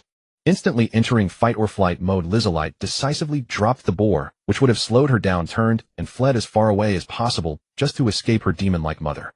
She didn't choose to fly because taking off in the forest dense with intertwined branches was time-consuming and inefficient and might attract her mother's attention immediately. Nor did she entertain the thought of turning back to bring her mother to reason. She lacked the ability, the inclination, and felt she owed her mother nothing. She was just a red dragon destined to be as cold and solitary as her mother. Thinking this, Lizalite shook her head vigorously to banish that unpleasant memory which always surfaced unbidden. The only thing that gave her some relief was that, judging by the scent of red dragon droppings, she had likely entered the territory of the red dragon, known as the Crimson Scourge. Elsewhere, such an intrusion into an adult dragon's domain would be tantamount to suicide. But Lizalite had heard rumors about this Crimson Scourge along the way. Compared to other chromatic evil dragons, this adult red dragon, who seemed to have appeared out of nowhere at Kattegat Volcano, was particularly lazy, spending most of her time in slumber. As a result, she mostly turned a blind eye to wyrmlings, younglings, and even juvenile dragons who posed no threat to her territory as long as they didn't make a racket loud enough to wake her. It was even said that a youngling unlucky enough to encounter this mobile calamity while it was hunting and certain of his doom had, in a flash of quick thinking, offered up his collection of junk treasure. Not only did the dragon spare him, but she tore off a piece of her own kill and gave it to him as a reward for the treasure. It was for this reason, along with increasingly exaggerated rumors among wandering younglings, that the territory of the Crimson Scourge Porphyra had gradually become a gathering place and sanctuary for these homeless young dragons. Though this inevitably intensified conflicts among the younglings, fights among wyrmlings rarely resulted in death, and they could hone their combat and survival skills far better than the deadly threat posed by other adult dragons. Sometimes Lizalite couldn't help fantasizing if only she had a great mother like Porphyra the Crimson Scourge. Then she wouldn't have to go through that. Moi. What's this scent? This smell? Could it be a snowworm? Lizalite, whose mind had been drifting again from extreme hunger, suddenly perked up. Like a kitten searching for food in the snow, she followed the scent deeper into the forest. She didn't know how long she traveled, but when she saw a clearing in the forest with a patch of food that looked very much like snowworm secretions, her red dragon instincts took over and she pounced straight at it. But before biting down, Lizalite cautiously sniffed. When she caught the aroma of semi-saturated fat, she could no longer resist. She licked it first. Slurp. My. Delicious. Having not had a proper meal in ages, Lizalite was instantly captivated by the delicacy, her tail wagging straight with pleasure. Then the naive little red dragon began to wolf it down. But she didn't know if this action triggered something. Click. From east, west, south, north, and above the forest, 5 wooden walls made of bound tree trunks closed in simultaneously. A dragon trap. This was a trap. The red dragon Lizalite immediately unleashed her full flame breath against the ground, while kicking off and spreading her wings. Using the recoil of her breath, she crashed headlong through the falling wooden cage above and fled at full speed toward her temporary lair. But once aloft, she could see far. When she saw a silver, and a white dragon around her along with a dark mass of Drow and Elves wielding iron chains lying in ambush, Lizalite was completely stunned. What sin have I committed to be wanted by the dragon god? A red wyrmling quite spirited. Catch her. This second dragon, I must have her. Lizalite turned her head in confusion at first, then upon seeing the red dragon who was giving orders, she seemed to think of something possible. Inexplicably she flew into a rage. A red wyrmling abruptly plunged into a state of stress and fury far more dangerous than a famished Siberian tiger. It could even be said that this desperate red dragon fighting its way out was no less formidable than Dai Wei in his previous state, weakened by paralytic agents and covered in wounds. Moreover, to prevent any chance of rebellion among these high elf prisoners, Dai Wei had not equipped them with lethal weapons during the dragon hunting operation. All they had were a few wooden arrows coated with paralytic agents carried by the dozen or so elves who had shown clear loyalty, led by Yefugin. The others either held hemp nets or the broken dragon-catching chains that Dai Wei and his sister had snapped. These cowardly bullies who had been so terrified of death when facing Dai Wei were now stripped of their weapons and dared not directly confront such a reckless and formidable opponent. One by one they resembled novice bullfighters in an arena, nervously clutching nets and chains from a distance, dropping their gear and scattering in all directions as the red dragon charged. But this blatant attempt to capture her alive seemed to confirm Lizalite's suspicions, and she used every ounce of strength she had, as if fighting for food with her siblings. While dodging the sparse but suspicious arrows and the frost breath constantly fired from the silver and white dragons behind her, she charged headlong toward her lair. Occasionally, when a net or chain caught her by sheer luck, the red wyrmling's impact, comparable to that of an adult wild boar, easily broke free. Two slightly more straightforward elves, unlike their companions, failed to let go in time and were dragged along like victims under a reckless female driver's car, only to smash into a tree root and lose consciousness. Seeing such a large group of elves making such a pathetic display, Dai Wei, who had been chasing behind like a leopard, burst into a furious shout. What a bunch of useless fools. Did none of you eat breakfast? With nearly 200 of you, you can't even catch a single red wyrmling. If you let her escape today, you bunch of bean sprouts might as well slit your own throats rather than me drowning you all in the sea.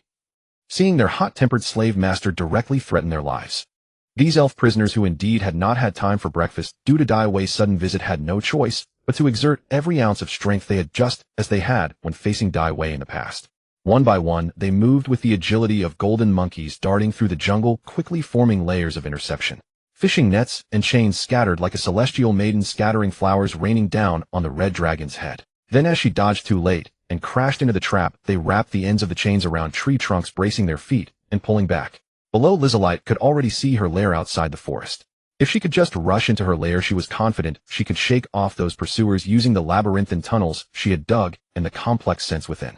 She instantly unleashed all her potential, clawing and biting at the interception nets.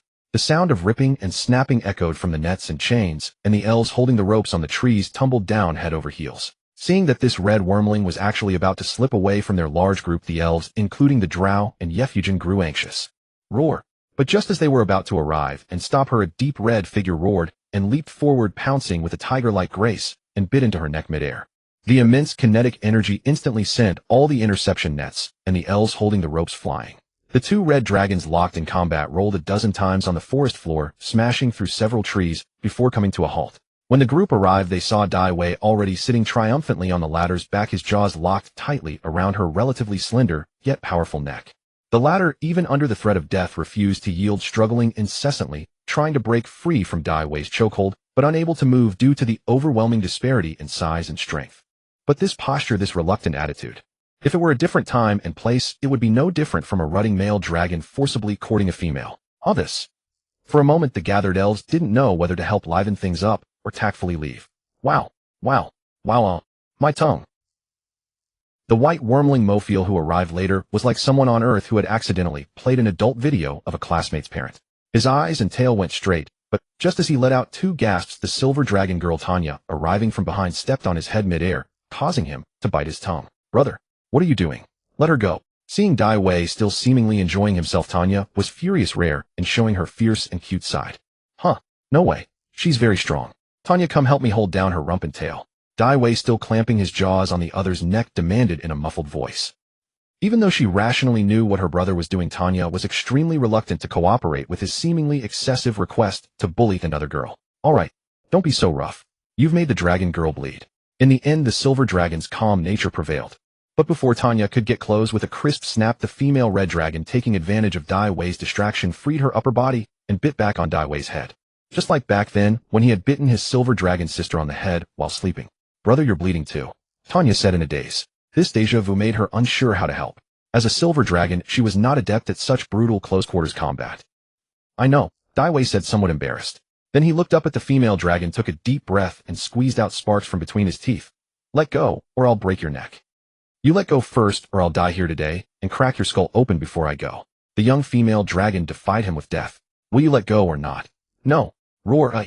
Dai Wei's throat emitted a threatening growl. "Roar!" The unruly female dragon launched the attack first. Everyone stood dumbfounded, watching the two true dragons wrestle like wild cats, clawing at each other's upper bodies. Their hind legs desperately kicked at each other's most vulnerable underbellies, rolling on the ground. For a moment, countless dragon scales flew. "Stop fighting. You two stop fighting." The silver dragon girl beside them tried to mediate, at a loss. The white dragon, watching the dual dragon battle from behind a tree trunk, saw the red female wyrmling's agile and alluring figure. Half envious and half jealous, she covered her mouth and whispered in a high-pitched voice, "You can't kill a dragon like that." After a moment, with the help of a crowd of elves who were only too eager to watch the chaos, and the Drow who rushed forward to risk their lives to protect their lord, they exerted tremendous effort at the cost of 28 elves either being knocked flying or crushed underfoot, finally managed to separate the two red dragons locked in a savage brawl, and successfully subdued the wild one that fought like a berserker. "Damn, I got careless." With a face covered in bloody scratches from the female dragon, Dai Wei muttered to himself, still shaken, as his sister Tanya cast Cure Light Wounds, and the elven druid kept applying Cure Light Wounds. This female dragon's temper was way too fiery. She was willing to die just to crack his skull open. If not for the sheer number of dragons on his side today, his cranium might have been flipped. But he didn't understand why under these circumstances he could have easily resolved things through his authority, though using it would likely have killed her accidentally. Yet once he entered that state of close combat, his mind exploded with adrenaline, leaving only a lava-like fury, and he fought purely on draconic instinct. Was this kind of brawling really etched into the DNA of dragons?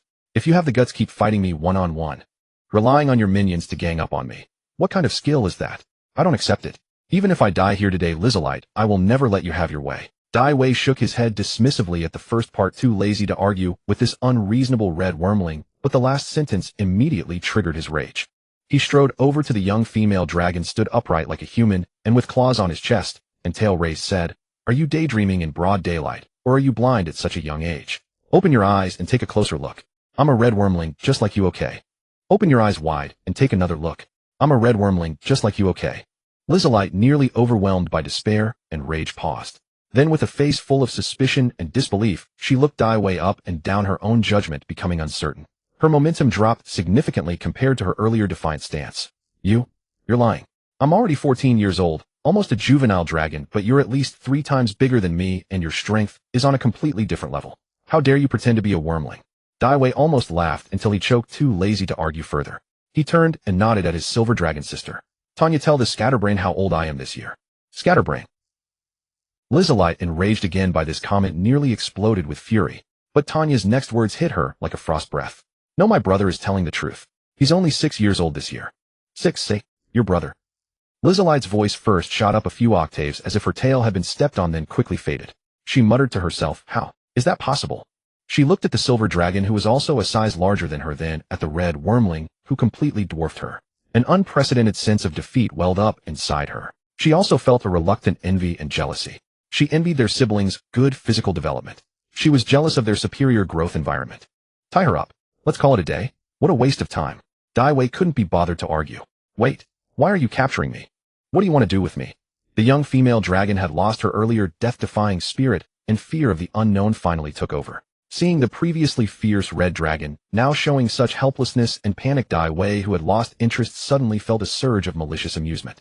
He turned to the young female with a sinister, twisted grin. "What do you think a male red dragon would do after dragging you back to his lair?" Dai Wei's eyes narrowed into 2 dangerous slits. "Of course I'll make you my lair wife. Once you grow into a young dragon, I'll have my way with you, he. How dare you?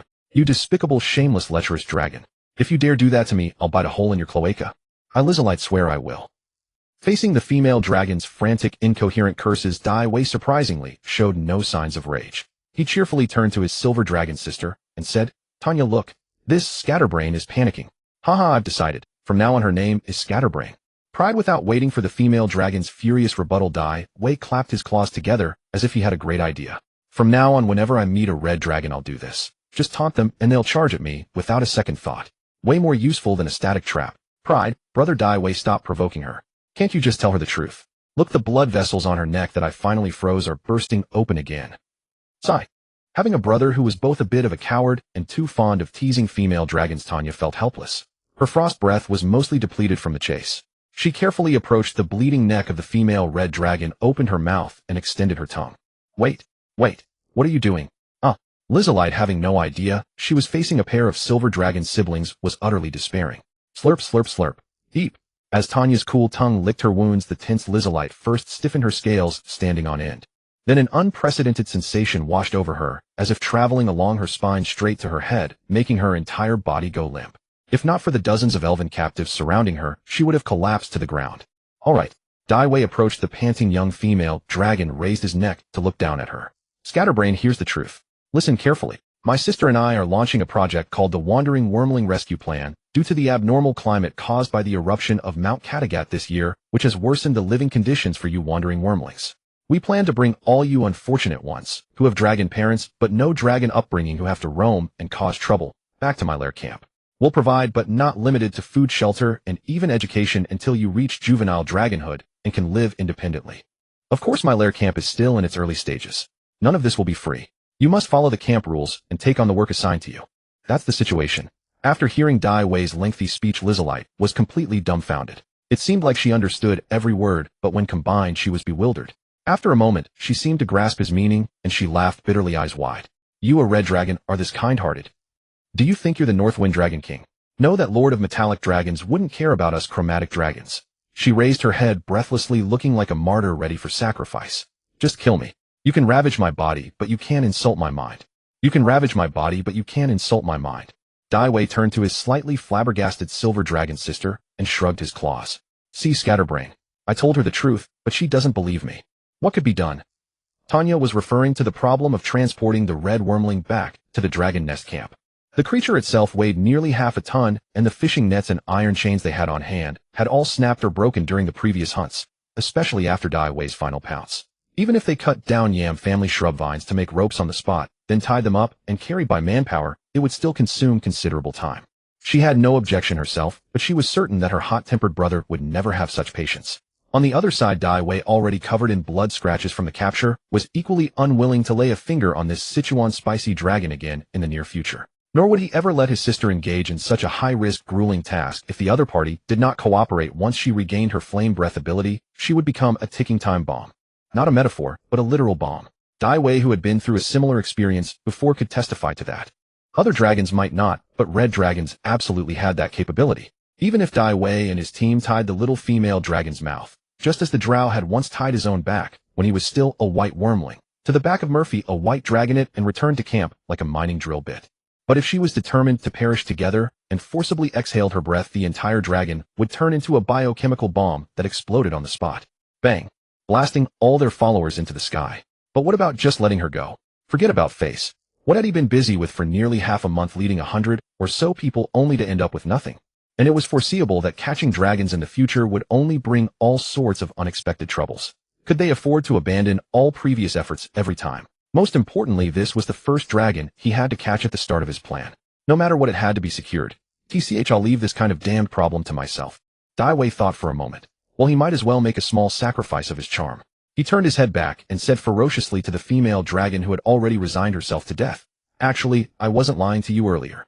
Oomph. Lizalite turned her head away, looking utterly disinterested in life. But out of the corner of her eye, she saw him once again, revealing that devilish grin. I've taken a fancy to you, this seductive female red dragon, and I'm going to forcibly take you back to the lair and raise you in evil ways, and when you grow up, I'll... This time, before Wei could finish, Tanya, who was still stunned by her brother's sudden shift, was astonished to see the female red dragon's will to survive come alive again. She roared to the sky and interrupted, You'll never succeed. Lizalite will definitely. Facing the Dragon Lord's son, who completely overwhelmed her in size, strength, and even dragon-to-dragon combat, she, a wandering wyrmling, found her resistance utterly feeble. So much so that she ran out of harsh words. Even more so, because as he spoke, his agile and powerful tail had already coiled around her neck, whispering into her ear membrane, Lizalite, right? How about we play a game? What? Lizalite felt her entire right side of the face tingling, the scales on her neck standing on end. For the first time in her life, she was trapped in such a weak and futile predicament. Look, you and I are still just wyrmlings. Even if I wanted to do something to you other than what's already happening, I can't do much more. What else do you want to do? Lizalite instinctively struggled, but to no avail. Since I'm destined to be unable to do anything to you for decades, what are you afraid of? Dai Wei coaxed her like a devil. Why not come back with me to the dragon nest camp? Then I'll provide you with enough food and shelter to grow into a young dragon. In return, I need you to make corresponding contributions to my camp, whether it's hunting, watching over other wyrmlings, or serving as a combat asset. As for whether you want to escape immediately afterward or out of greed, wait until I'm close to being able to do something to you before escaping. That is the core and fun of this game. This utterly straightforward answer immediately fried the red dragon's already limited brain capacity, leading her directly to the answer Dai Wei had just stuffed in yes. Since the worst-case scenario won't happen, why am I still seeking death? Right? Seeing the effect, Dai Wei, whether because his red dragon nature got the better of him or he was too immersed in the act, immediately wrapped his arms around the somewhat conflicted silver wyrmling sister beside him and pressed her against his chin. See, this silver wyrmling was also forcibly taken by me half a year ago, and she's doing fine now. Hey, brother. You. Suddenly embraced by Dai Wei, Tanya was also stunned, but she could easily break free. However, she immediately understood his intention, and suppressing her shyness cooperated. Just you wait, brother. I will definitely escape on the day you become a young dragon. But this act shocked the red dragon Lizalite so much that her jaw nearly dropped. Are you crazy? You dare kidnap a silver wyrmling? This also finally explained her earlier confusion. Why would a silver dragon accompany a red dragon and even call him brother? Otherwise, either she was crazy or the world was crazy. That's none of your business. I'm asking you, do you dare or not? Provoked, even though she knew Dai Wei was goading her, the red dragon's unwillingness to lose flared up. She gritted her teeth and laughed. Fine, since you dare to provoke even a silver dragon, what do I, Lizalite, have to fear? Maybe you won't even make it to young adulthood before the metallic dragons come and wipe out your nest. Saying these words that brought her some satisfaction, she looked around at the elf vassals behind Dai Wei who were already dumbfounded and added, when that time comes on your way to the evil scales fortress of the queen of the 5 chromatic dragons, don't miss your legacy. In the name of our chromatic dragon ancestors, you will not regret this choice. Dai Wei grinned as he saw her finally take the bait. Lizalite sneered back, but I guarantee you will regret this decision. Definitely. That's a problem for later. We're both just red wyrmlings, there's plenty of time ahead. Dai Wei spread his claws nonchalantly. Humph. Lizalite took a deep breath and said seriously, then in the name of our chromatic dragon ancestors, Lizalite will be at your command until I leave your protection. Tell me, what do you need me to do? What's the rush? The full moon is approaching, and other wandering wyrmlings like you should be heading back to their dens to sleep. Let's first return to camp and fill our bellies. All right. The female red dragon agreed readily. Okay, release her. From now on, she's one of our own. Dai Wei flicked his tail at the completely dumbfounded elves, then released his silver wyrmling sister who had gone stiff and spread his claws, as if to say, see, handled, directly persuaded. Tanya burst into a smile and blinked, brother, you're amazing. Dai Wei, however, was unimpressed. As long as the original goal was achieved, whether the words were said positively or negatively, or which version the other party chose to believe, did it really matter? At least to him it didn't matter. But just as Dai Wei was leading the exhausted elf prisoners back to camp, a muffled bang suddenly sounded in the distance. Dai Wei turned his head in disbelief. Even that works? It was the sound of the dragon trap being triggered. In the brief moment they were speaking, another dragon fell into the trap. It was as if fate itself was slapping them in the face, having toiled for nearly half a month only to catch the first dragon. But to fall for it when they were so close. How gluttonous and foolish must it be? Before even seeing this dragon, Dai Wei began to feel a deep disdain. The triggered dragon cage was less than 200 meters away, and Dai Wei and his group hadn't even had time to discuss whether the newly caught one was yet another red dragon. Or was it a red dragon? Or was it a red dragon?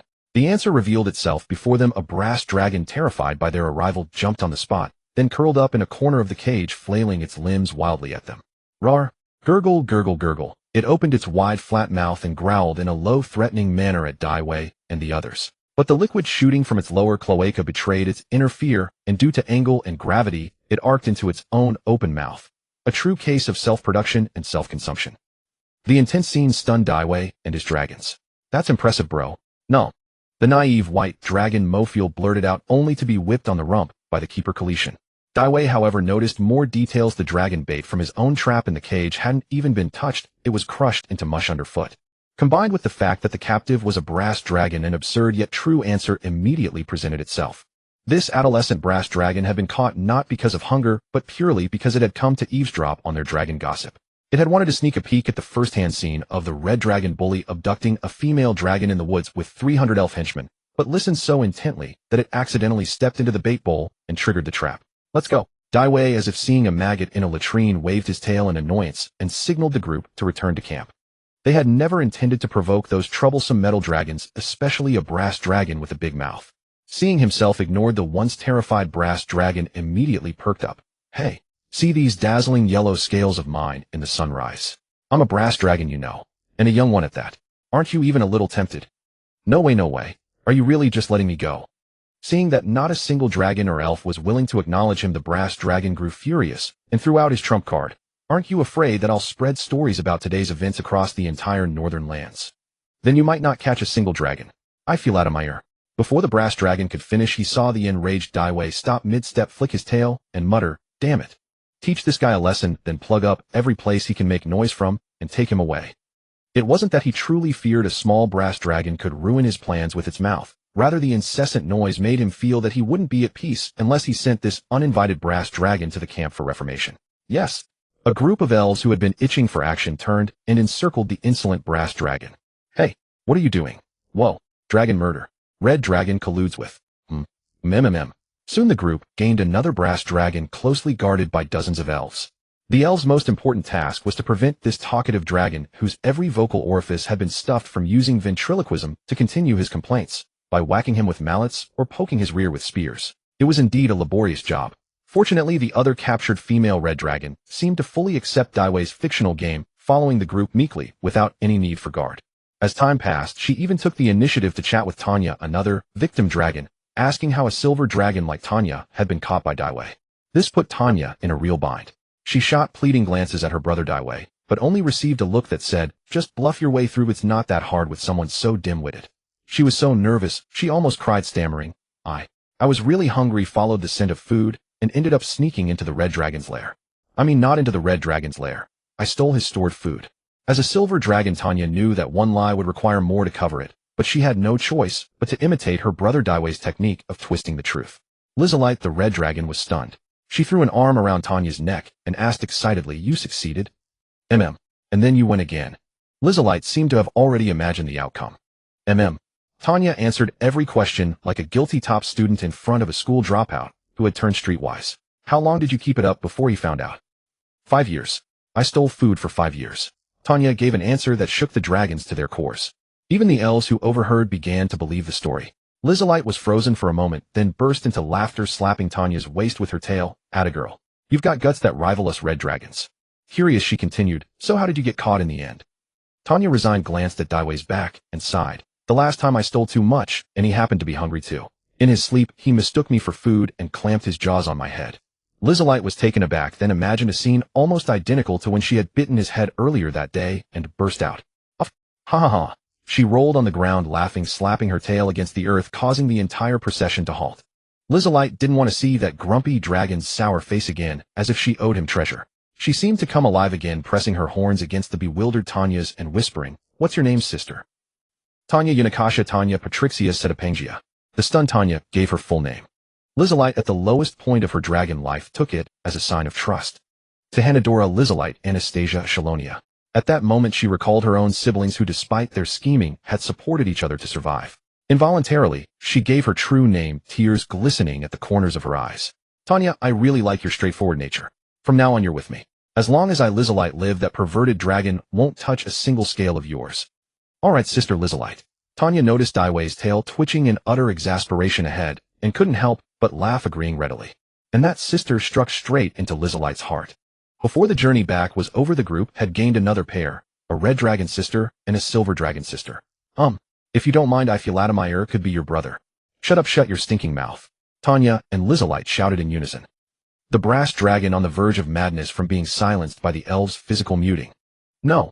Contrary to everyone's expectations, the first thing Daiwei did after returning to the dragon's lair and handing over the 2 new dragons, one red and one brass, to the Drow for safekeeping, was postpone the plan until we find a more effective way to trap stray wyrmlings. This efficiency is truly too low, and the dragon catching equipment is severely insufficient, Daiwei thought with insatiable greed. This decision was akin to pouring cold water on all the elves who were secretly celebrating their first successful hunt. However, aside from Tanya, the Red Dragon's sister, no one present had the qualification or the courage to question the decision of the Dragon's Lair's master, but Brother Daiwei. Isn't it just over a month, and we've already brought back 2 true dragons? I heard from Zyate and the others that a ship of Drow worked for several years in the Old Continent, and only managed to steal a little over 40 dragon eggs. And back then, besides you who had already hatched ahead of time, even spending a fortune on the Enlightenment ritual wouldn't guarantee hatching a few true dragons. Tanya's words were like tearing off the Drow's last shred of modesty, but the Drow had never been known for shame. Seeing that Tanya Daiwei's sister had opened the topic, Zyate immediately seconded with utmost shame. Yes, master. Under your leadership, in just 1 month, we have brought back 2 wyrmlings that were roaming outside with barely any food to sustain them. Such an astonishing record would probably cause a sensation if it spread to the new continent. Moreover, it has been proven that the dragon bait you made can indeed mimic the strong attractant properties of snowworm secretions. So the biggest flaw in the current plan is probably that the trap marks of the dragon cages are still too obvious. If we can just find a way to solve this problem. The fast-talking Drow was interrupted by Daiwei, who looked at her coldly. So have you thought of a solution? No. Even with the Drow's audacity to commit crimes and steal dragon eggs, she dared not guarantee she could find a practical solution. No help for it. Wyrmlings are still dragons. Except for the white dragon wyrmlings, whose intelligence is worryingly comparable to beasts, the other chromatic dragons generally have intelligence on par with adult humans right after hatching. No, it should be said that black dragon wyrmlings are roughly equivalent to adult humans. The red, blue, and green wyrmlings have intelligence comparable to clever individuals who are qualified to touch the threshold of arcane mastery. If we must have a metric assuming the average adult IQ is 10, then the IQ of red, blue, and green wyrmlings is at least 14 or above. As for white wyrmlings, probably only 5. So even a fool like Mofiel, who can speak as soon as he hatched, is probably already a genius among white dragons, almost like an atavistic throwback. But sometimes being eloquent doesn't necessarily mean being smart. At best, it's just being a bit clever. In this regard, Tanya, a silver dragon representative who could always perceive the heart of dragons and sympathize with her brother's feelings, and who directly unlocked the beginning of sorcery at age 5, could easily crush this guy into the ground. It is precisely for this reason that finding a highly efficient method to capture these little clever ones is probably not something that can be done in a short time. Facts have also proven that the survival of chromatic wyrmlings under such worrying growth conditions and high elimination rates, their ability to maintain a long-term stalemate with metallic dragons on the grand scale, and even achieving superiority in individual combat except against gold dragons, cannot be simply attributed to luck. Under current conditions, aside from the first red wyrmling Lizelet, who was starving and liked to rely on brute force, we probably can only catch white dragons. The key point is that with a great genius like Mofiel constantly swaggering before his eyes, Daiwei truly looked down on these fools from the bottom of his heart. Stupid, lazy, weak, and damn gluttonous. Thinking of this, Daiwei inexplicably grew furious, his rage surging. Then what the hell are you talking about? At this rate, it's pure luck, like a blind cat catching a dead mouse. Before we can catch a few dragons, those long-eared folks in the new continent might just erupt into a full-scale war any day. You are right, master. I was short-sighted. The Drow said, somewhat embarrassed. However, she also admitted that this was a flaw of their race, whether Drow or High Elves. Despite being long-lived species, they were not broad-minded or far-sighted. Otherwise, they wouldn't keep repeating the tragic songs of history after countless historical lessons. The reality that imagination was more robust than actuality made Daiwei inexplicably irritated. Sticking out his tongue and spitting sparks, he asked, "Damn, is there anything that can calm me down for a while? My throat is a bit dry." Daiwei had long realized that this would also be a headache for dragons in the future. As a red dragon, he was always constrained by his endocrine system, perpetually oscillating between irritability and rage. This might be fine in normal times, even boosting combat power, but when it comes to critical decisions and evenly matched wars, this trait of his as a leader becomes fatal. The various thoughts constantly surging in his mind make it easy for him to miss some key information and reflections close to reality, thereby leading to grave mistakes. There is master. The Drow seemed to think of something and immediately looked at the high elf Yefugenie. Yefugenie, drooling at the corners of her mouth, instantly snapped out of her dazed state. She was about to cry out as before, begging to be killed. Click!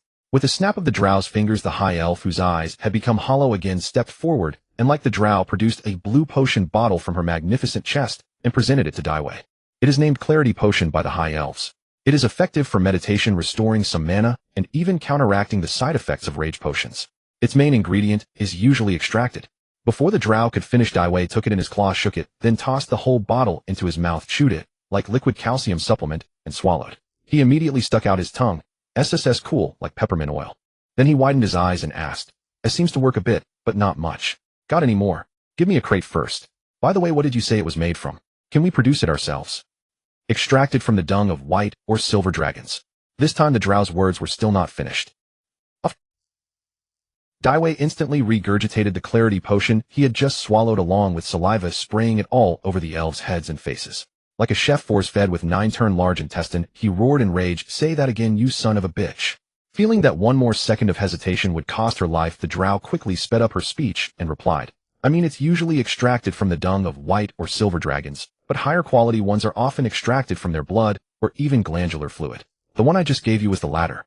As for production, as far as I know, this is only a low-grade potion. As long as we have sufficient raw materials and get the recipe, the threshold for production should not be too high."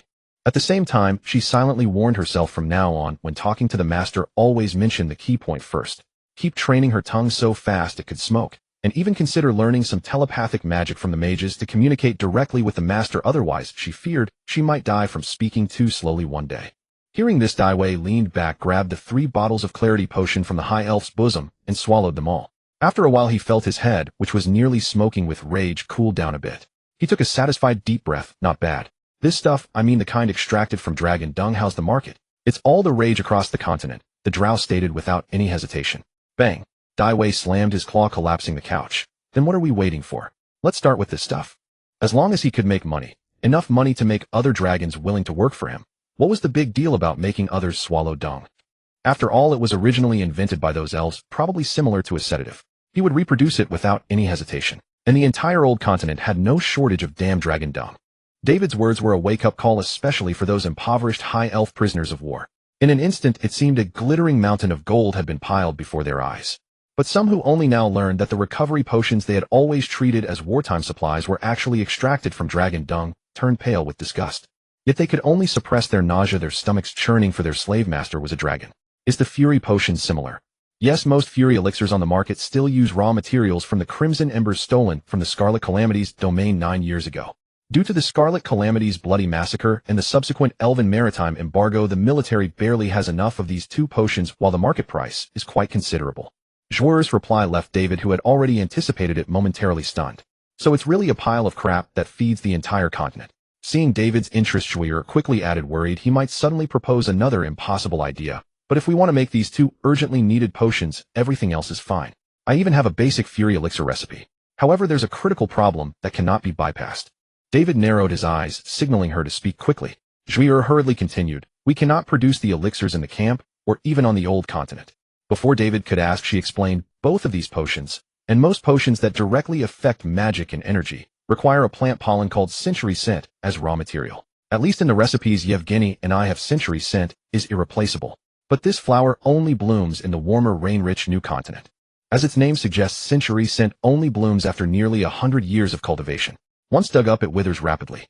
Crucially, its flowering period is only 15 days, and its pollen loses its most valuable quality within 3 hours of collection, as a key medium substance combines with ambient magic. So both the Zhuer and High Elves build their alchemy workshops near century scent fields, collecting pollen and crafting potions on the spot. Moreover, most of these workshops are controlled by the military, with only a few held by elven nobles, but those are the foremost lords of the new continent. Ordinary people can hardly access such a lucrative industry. After finishing her tongue-twisting explanation, Zhuer felt her mind nearly suffocating. Then her master pondered and asked, "Who can make these 2 potions?" "Zhuer, the mage under my command, can make basic Fury elixir, and Yevgeny knows the formula and method for the latter." "This one?" David looked incredulously at the Zhuer mage, who upon being mentioned by Shiyate puffed out her chest, nearly thrusting her nose at his claws. He could understand the latter, but the former seemed surreal. Yes, though her skill is amateur, with Yevgeny as a master alchemist, she'll soon master it. The Zhuer mage, mistaking her leader's praise for her quick learning, volunteered excitedly. Yes, I learned fast. Also, master, my name is." "Good. Can you contact an elven territory that grows century scent?" David asked. "I can't, but you can, master." Zhuer played a flattering riddle. But David, as a red dragon, didn't buy it. "Spit it out." "I mean, among the high elves you captured earlier, there is one." "Oh, which one?" David asked. The high elf, Yevgeny, standing by, clearly struggled with this.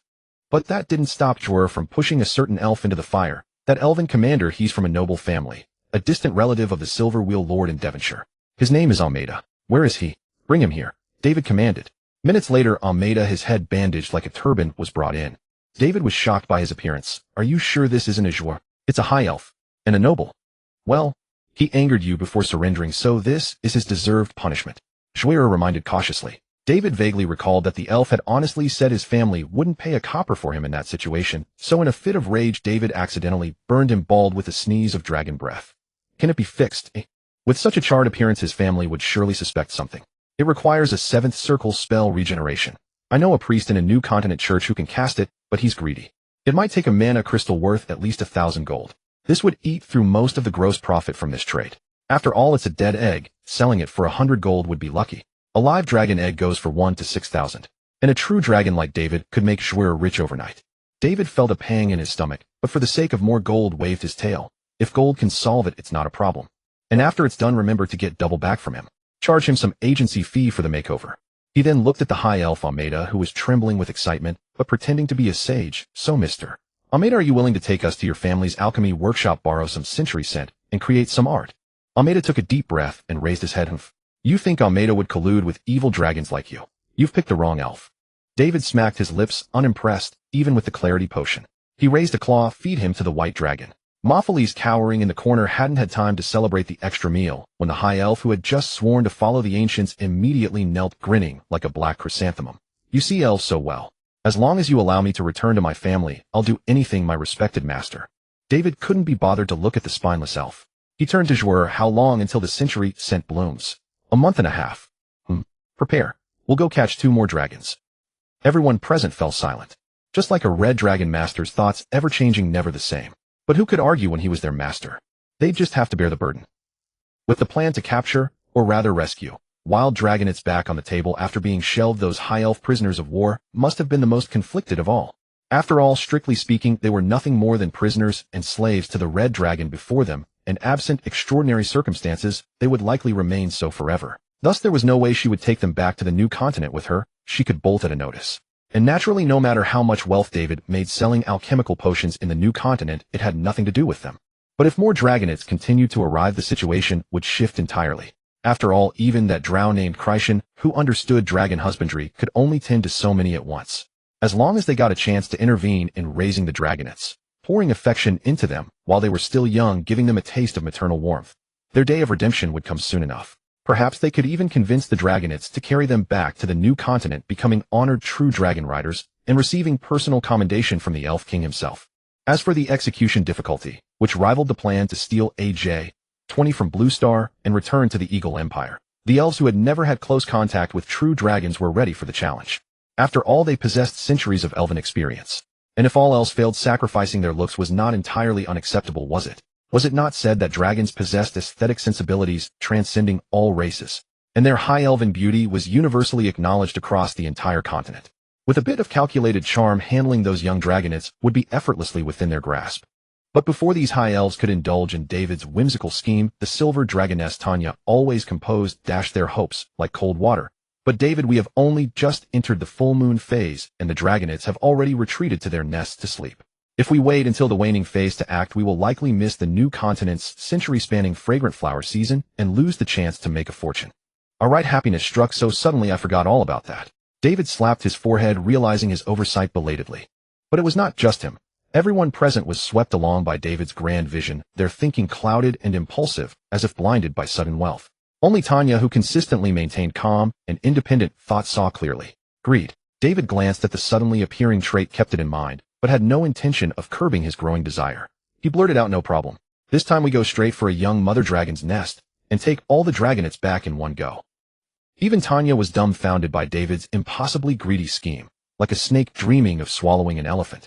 Before Tanya, whose mind was rebooting from overload, could offer any persuasion, David had already begun envisioning his dream. Just need to lure the mother dragon away. When she realizes, hey, where are my babies? She would return to find everything in order, meals served and rest secured.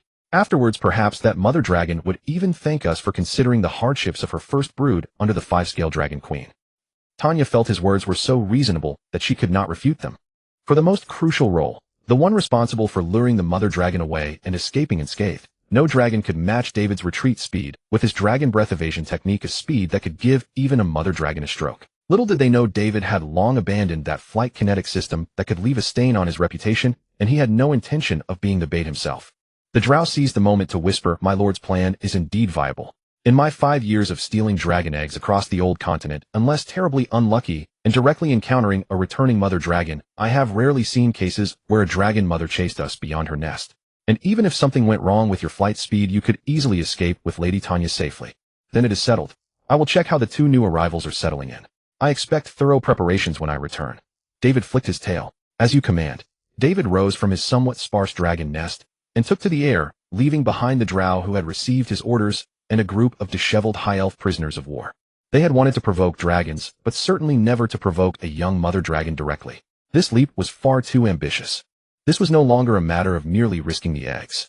It was a matter of slipping and losing everything, chickens flying and eggs shattering. But if anything truly went wrong, their master would be the chicken that could fly away. They would be the scattered shards of egg on the ground. David could not possibly care what those elven prisoners were thinking, nor their petty schemes. At this moment, he felt an unprecedented freedom, a blissful, ineffable joy of finally taking control of his own dragon life. From arriving transmigrated and falling to a Drow, escaping early survival crises, neutralizing dragon life, threats from high elves, gaining a kind and considerate silver dragon sister, receiving recognition and protection from a mother dragon, and now finding a lucrative though risky business track, his prospects could hardly be brighter. How should he describe this feeling? It was like a young man who right after graduation fell into the hands of a shady employment agency. After barely escaping, he wandered the streets of a foreign land as a drift worker for 5 years before finally recovering his footing. Then he encountered a criminal gang intent on kidnapping him for telecom fraud. Relying on brute courage as if Bruce Lee possessed him, he accidentally rescued a beautiful female traveler who then claimed to be his long-lost sister and urged him to return home to acknowledge his mother. To his bewilderment, he discovered his mother was not only a billionaire with a terrifying physique, but also likely connected to the underworld, a follower of some influential local boss. It was absurd, but undeniably he was thrilled. At this moment he wanted to roar to the heavens and shout, "Who dares challenge me?"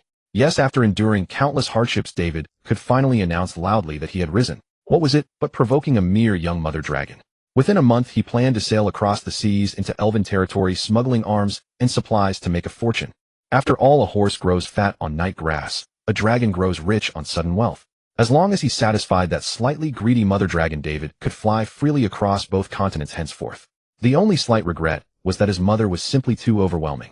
The eruption of that supervolcano was almost equivalent to detonating a nuclear arsenal directly over the Arctic Ocean of his former home Blue Star. Such a ferocious operation not only stunned the assembled great powers, but also triggered an uncertainly prolonged nuclear winter, causing global conditions to deteriorate rapidly. One misstep and the world could descend into chaos once more.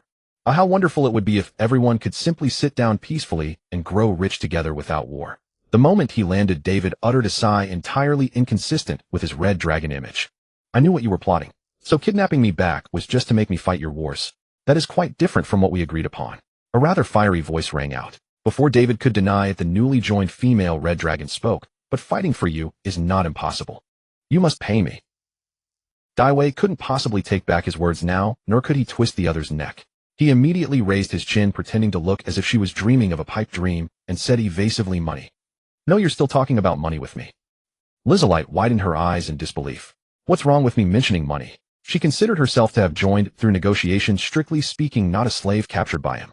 So isn't it perfectly normal for dragons to discuss payment for services? If he insisted she admit that she, Lizalite, would rather explode on the spot and drag this unreasonable evil dragon with her to the Badawa Hell to seek judgment from the five-colored dragon queen. But before she could speak, she heard Daiwei say seriously, "Come, let's first do some accounting. I remember you said you're 14 years old. As soon as her age was brought up, what had once been a point of pride for Lizalite became a source of shame, and her voice grew hesitant. Then you still have 36 years before entering adolescence, right?" Daiwei pressed. Lizalite felt inexplicably guilty and had a very bad premonition. "You see, if we calculate based on a young dragon needing to consume 5 to 10 of its body weight and meat daily the day we hugged and chatted about dragon life, I roughly figured out your weight. 758 pounds, 343 kilograms. Lizalite's eyes grew wider and wider, an expression of, "How do you know?" much like the perverted gaze of a beauty from the neighboring Blue Star who could stare at you and then accurately recite your measurements. "Well, it seems about right. But considering you've been roughing it outside and are probably starving, I had someone prepare 80 pounds of dragon rations for you." As he spoke, Daiwei glanced at the dragon ration bowl, which was licked so clean it could reflect a mirror, and continued, "But it seems I still underestimated your appetite. So I'll provide you with 100 pounds of initial rations, increasing by 10% each month. Based on our cost of 1 Dwensire silver coin per pound of mixed dragon rations over 36 years, that would be 2779560 pounds of rations, or 2779560 gold coins. As for the fees for your lair sentry duty guard and daily care, I'll round them off for you. A total of 500 pounds of gold. Well, first pay the 36 years room and board, then we'll talk about payment. Oh, and haven't we discussed interest yet? Let me calculate.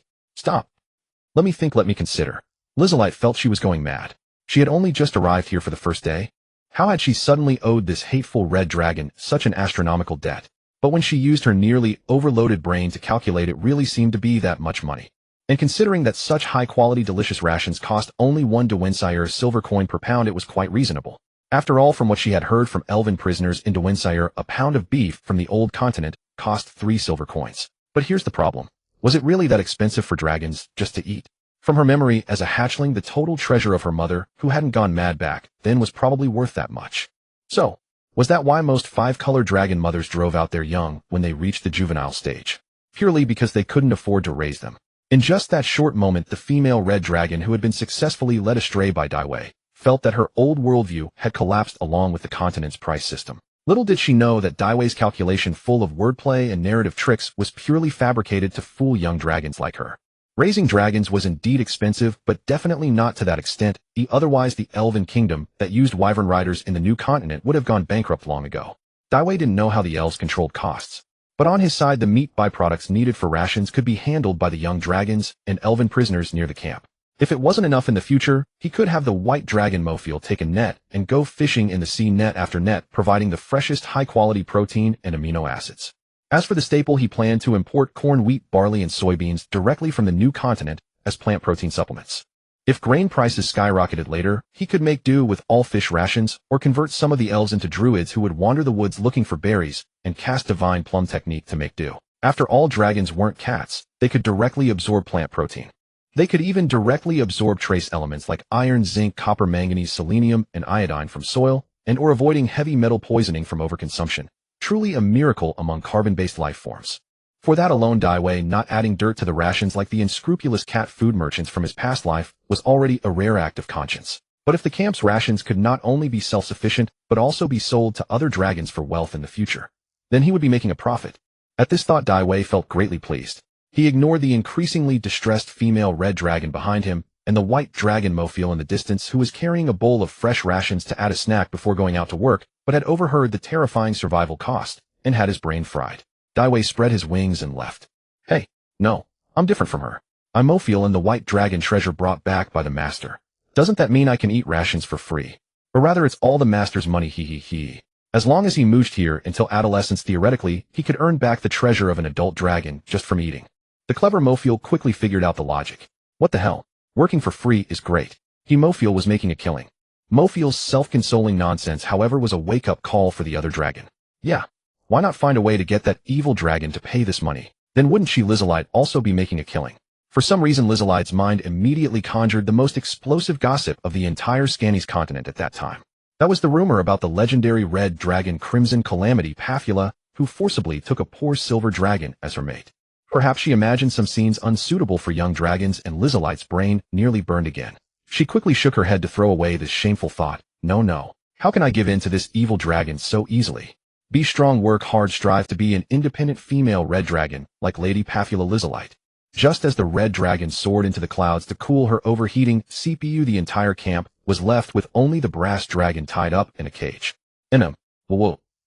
To prevent him from disturbing the pleasure of the camp's owner, Red Dragon Daiwei, according to Daiwei's will, all places on his body that could speak were tightly sealed except during meals. To prevent him from speaking ventriloquism, they even bound him with iron chains into the shape of an elven noblewoman's corset. As a result, whenever he tried to speak, he would choke. If he spoke again, he would fart. This was really driving him crazy. But could such a small difficulty defeat a brass dragon? He immediately used his mind as a pen and his dragon heritage as a diary. He wrote all the absurdity he saw today, the unscrupulous rations, and the shamelessness of the Red Dragon into a document titled Records of the Red Dragon Camp. Thinking of the scene when he would later publish this bardic work that would surely shock the entire dragon circle, bringing him fame and fortune, he felt his trip was not in vain. He, the brass dragon Vladimir. He was making a killing. In the brief moment that Daiwei took for his stroll, a group of high elf prisoners who had just returned to camp without a decent rest, swiftly prepared all the supplies for a second dragon hunting expedition under the lashes of 3 Drow. In truth, there was little to prepare. Most of it was merely marching provisions to stave off hunger and cold on the journey. As for the equipment needed for dragon catching, the old continent was bereft of resources. Although the Drow had traded the batch of dead dragon eggs at that time, Dai Wei had yet to conceive this audacious scheme that would shatter the perceptions of the 5 chromatic dragons. Thus no precious cargo space was spent on iron chains. Yet this did not stump the Drow, who were ever adept at worrying about their master's concerns before they arose. Xiate ordered the elf prisoners to carry the previously shattered chains from the capture of the red dragon Lizalite and directly approach the red dragon, who was now teetering on the brink of financial crisis and mental collapse. With a glittering gold ornament she had secretly kept from the elf prisoners, she procured Lizalite's aid in a breath of smelting. Under the searing dragon flame of the mother red dragon, the dragon capture chains, originally forged by the high elves to guard against Dai Wei, gradually melted, flowing into molds baked from clay. After cooling, breaking the molds, and smoothing the edges, a dragon capture chain 5 times thicker than the original emerged, leaving even the accomplice red dragon Lizalite momentarily stunned. This thing could not only bind her, it might even hold her mother for a few seconds of dragon breath. But her mother was already mad, and she herself had already joined the cause, so who cared about its next victim? As a red dragon, she possessed none of the strange, twisted moral scruples of humans. Moreover, under Dai Wei's persuasion, her unsteady draconic worldview shifted. She began to think that bringing the wandering or soon-to-be abandoned young dragons back to camp might not be a bad thing for either side. For young chromatic dragons, survival itself was the foremost and most arduous challenge at the dawn of their lives. As long as they could grow up, most young chromatic dragons were willing to trade many things, such as the fragile and laughable freedom of their youth. In Lizalite's view, if Dai Wei could guarantee the current living conditions in the camp and spread the word, those wild young dragons outside, who could never truly fill their bellies, might not be so clever. If they believed the red dragon's tale, they might not even need to be captured. Countless young dragons would pack themselves with their own provisions and roll right to the doorstep. Just as Murphy thought, if they could eat their fill and likely survive to young adulthood, what more could they want? Even working for free would be a huge gain. Of course, once fed and content, they would likely start thinking about other pleasures. This was human nature, and even more so dragon nature. Not long after Dai Wei, having just returned from a stroll above the clouds veiled by volcanic ash, landed and was thoroughly impressed by this massive chain that could bind a habitual offender of heavenly laws. He picked it up with his claws, tugged, and found no sign of cracking. Not bad. Though this hastily smelted and crude item certainly lacked the original strength, it offered quantity over quality. Dai Wei estimated that its sheer weight would bend a young mother dragon's back. Even if she struggled to escape, whatever was meant to happen would have already occurred. The only ones to suffer were the elf prisoners tasked with transporting it, and the white dragon led by the dragon-raising master Cryan. Upon seeing this thing, Mofiel, who had just filled his belly, was instantly moved to tears. Not a single mouthful of his dragon feed had been free, and this revealed the advantage of having a hot-tempered and extremely capable manager. Even when faced with such an absurd mission that would likely spark mutiny in any elven or human camp on the new continent, not a single complaint was heard. Those once proud high elves had transformed into obedient Bator peasants from another world. With the raging red dragon Dai Wei nearby, they dared not even squeak when setting out. Under such circumstances, the line of elves departed, dragging the old iron chain. The only thing that might have brought them some relief was that the Drow leading the way seemed to follow a straight line with a very clear destination. They quickly deduced the red dragon must have spotted the target during his earlier stroll. After all, a young mother dragon, unlike hatchlings, her whelps did not have to hide from natural enemies and other dragons like a rodent. As long as no adult dragon had claimed the territory, she already had the ability to establish her own domain. So the master had ordered the Drow to summon them, the logistics team, to set out ahead. By the time they, the long-eared bipeds, and the white dragon Mofiel arrived at the destination, their master would set out with the other dragons after a full meal. Thus, after nearly a month of marching, they finally brought the white dragon Mofiel, who was also nearly cross-eyed from exhaustion, to a lush, densely vegetated mountain, hollow a few kilometers outside Pafira's territory. Seeing such an abnormal sight, all the elves, including the Drow, tensed involuntarily. This was the territory of a young green dragon. Then, with a tacit understanding, a second thought arose. Damn. That horned evil dragon isn't planning to use us as bait, is he? After all, if the green dragon dared to claim second place as the elves' most feared natural enemy, no dragon would dare to claim first. Green dragons loved to feast on elves, especially elven maidens. Though among these 243 battle-hardened elves, except for Yevgeny, who had yet to fulfill his marriage contract, the rest probably couldn't produce a single virgin, there was still plenty of meat to go around. What green dragon could resist such temptation? Even more deadly was that green dragons, unlike other chromatic dragons, were cunning and went to great lengths in defending their lairs. Moreover, green dragons were perhaps the most fond of using servant armies among all dragons, not just chromatic dragons. Almost every adult green dragon was an army in itself. This almost certainly meant that the moment they stepped into and discovered the green dragon's lair, the lair's owner had likely already detected them. Such a massive survival crisis suddenly weighed upon every elf, turning their faces pale and drenching them in sweat, yet no one dared to make a sound. Even the usually carefree white dragon Mophiel immediately dropped to the ground and instinctively began digging a hole like a husky. This fear was even more terrifying than having the red dragon die way nearby. After all, angering that red dragon master would likely lead to a peaceful death. But offending a green dragon would mean the rest of their elven lives would be the beginning of infinite horror. Freeze. Hold your ground. Without a word, Jouer gestured with a tactical hand signal. If not for Jouer's timely composure, any slight disturbance would have sent the traumatized elves into a panic. Yet they remained frozen in place, holding their breath for over half an hour without encountering a single cave bear, kobold, or half-dragon elf. What now? Retreat? Or? The elf, Eugenia whispered. Dare you? The indifferent Jouer sneered, aware of the unspoken circumstances. With his soul in the red dragon master's grasp, the once most cautious Jouer had become remarkably fearless, a true irony. Eugenia, who had also endured countless failed attempts at death, thought to herself that she would dare if she could, but with her soul squeezed into a prism, he would never allow it. And if she dared to utter a single word of dissent, she would suffer unspeakable punishments from this fiendish Jouer. Yet after all these days of experience, she had grown accustomed to it. Having endured all conceivable, inconceivable, and unimaginable tortures that Jouer had devised, her body, mind, and soul battle-hardened, she now secretly anticipated new surprises and twists from him. Such an experience and mental journey would have shattered any ordinary person. If it were Dai Wei, he would have probably maxed out his Senya stat to triple digits. Alas, even if Dai Wei could guess, he would likely not wish to endure such inhuman and non-draconic experiences. He would probably become a toy dragon broken by Jouer before evolving into a divine being. We might be lucky. This is likely an empty nest, Eugenia's soul whispered in the prism, breathing against Jouer's ear. Unlikely. Jouer pushed the elf's face away, frowning. Just as all the elves breathed a sigh of relief, thinking they could escape this perilous journey unscathed, two sharp sounds of breaking air suddenly echoed from the low sky. Dragons!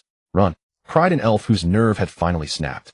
Over 200 elf prisoners scattered like terrified hamsters in all directions.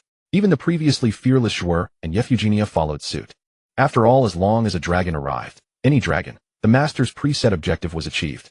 Now was the time to flee, not later. Who would seek death when they could live? Having just discovered new realms of pleasure, they were far from ready to die. As elves, they still had 600 or 700 years to explore the limits of joy together. But as two dragon shadows swept overhead, without any dying screams, the panicked elves suddenly stopped rushing. There was another possibility. They looked up and saw two robust and slender crimson figures, their red dragon master Dai Wei and his newly acquired red dragon paramour. Of course, they only dared to mutter such thoughts in their minds, never gossiping even with companions or close friends. Having lived for centuries, they knew better than to speak freely. Even during mundane meals or strolls, they would scheme countless plots. Now, as prisoners who knew if someone would betray them for freedom or a chance to be a free citizen under the dragon. On the other side, a displeased Dai Wei and the curious, fearless female, dragon Lizalite, landed on the clifftop green dragon nest, now empty. This time, Dai Wei's sister hadn't come. Tanya had gone to deliver exotic elf delicacies from the new continent Devonshire to their old mother Pafula. After all, catching a dragon was important, but keeping their red dragon mother in good spirits was equally crucial. It was far better to have her stay home sleeping soundly after snacking on freebies, exerting her presence from afar to protect them, than to have her idle about eating, walking, and occasionally beating Dai Wei for fun. Looks like within this year, I'm the only dragon you can rely on. After nearly a month of preparation, only to find the nest empty, Lizalite was inexplicably in high spirits, even teasing the frowning Dai Wei. Damn it. I just glanced at them from the sky, and they packed up and fled overnight. Are green dragons this sensitive? Is it really that serious? But Dai Wei stopped mid-curse, suddenly remembering something. Wait. Could it be? He raised his forelimb and sniffed hard, then looked baffled. He pressed Lizalite's head against his neck and said, "There's no smell left. Take a sniff." "What are you doing? I didn't agree to this." Lizalite instinctively struggled as she was forced into close contact with this wicked dragon. But as some subtle elements entered her nostrils, Lizalite froze like a cat smelling its owner's stinky socks, mouth agape, tail twitching, and her body involuntarily squirming. Her expression shifted from initial shyness, resistance, shock, and ecstasy to a near-obsessive intoxication. She clung to Dai Wei, sniffing wildly, almost licking him. "Wow. It's the scent of Lady Pafula. Let me savor it a bit more, just a moment." "Get off." Dai Wei pushed the obsessive dragoness away with a claw, his face showing a pained expression of "I knew it." He had been told the truth. "Come here, stay still, I'll mark you. Then you and your sister Tanya will be untouchable by other dragons." But this scent mark might not be obvious to young dragons whose olfactory systems hadn't fully developed. However, for fully grown adult dragons, this mark was like a red name in legends. Only those with grudges and the ability to retaliate would dare approach. Most would retreat long before he got close. Daiwei experienced for the first time how burdensome and heavy a mother's love could be. With this legendary calamity's personal mark not only within his territory, but even now standing outside Pathula's domain, few dragons past their youth would dare approach him. Damn it. Let's go. It's a bust. Empty. He might as well smuggle a batch of firearms from the new continent to earn his first fortune as a dragon. Just as the cursing Daiwei was about to turn tail and lead his minions back to his territory, a melodious, soul-stirring voice emerged from the cave behind the empty nest. Oh my, if it isn't the scion of the Scarlet Calamity, His Highness Daiwei Yudos. What an honor. I'm so sorry for not welcoming you properly. On guard. At the sound of that mature, alluring voice, the scales of both red dragons Daiwei and Lizalite bristled instantly. They spun around, staring incredulously at the cave that should have been empty, lowering their bodies, tails raised, fangs bared, claws ready, a stance for a fierce battle. He never expected a green dragon to play a reverse empty city trick on him. From the dark vine-covered depths of the cave, two deep green lights like jade in the night slowly brightened. Their owner spoke, stepping out gracefully, and bowed to Daiwei with a dragon-era salute, completely ignoring the trembling red dragon Lizalite. But before she could continue, a voice from the high elves who had just climbed halfway up the mountain shouted, "Oh my god, the green dragon is coming out. Run." The elf prisoners, already traumatized by green dragons, scattered like startled hamsters once more. They fled in all directions. The scattering and escape of those high elf prisoners was entirely expected by Daiwei and did not even provoke his fury. After all, no matter the world, unless under extremely special circumstances, one could never expect a group of prisoners forced into battle to have much combat effectiveness. To be able to mop up remaining enemies, clean up the battlefield, provide some logistical support in a favorable battle, and maintain at least half of their formation without deserting after the fight could already be considered strict military discipline.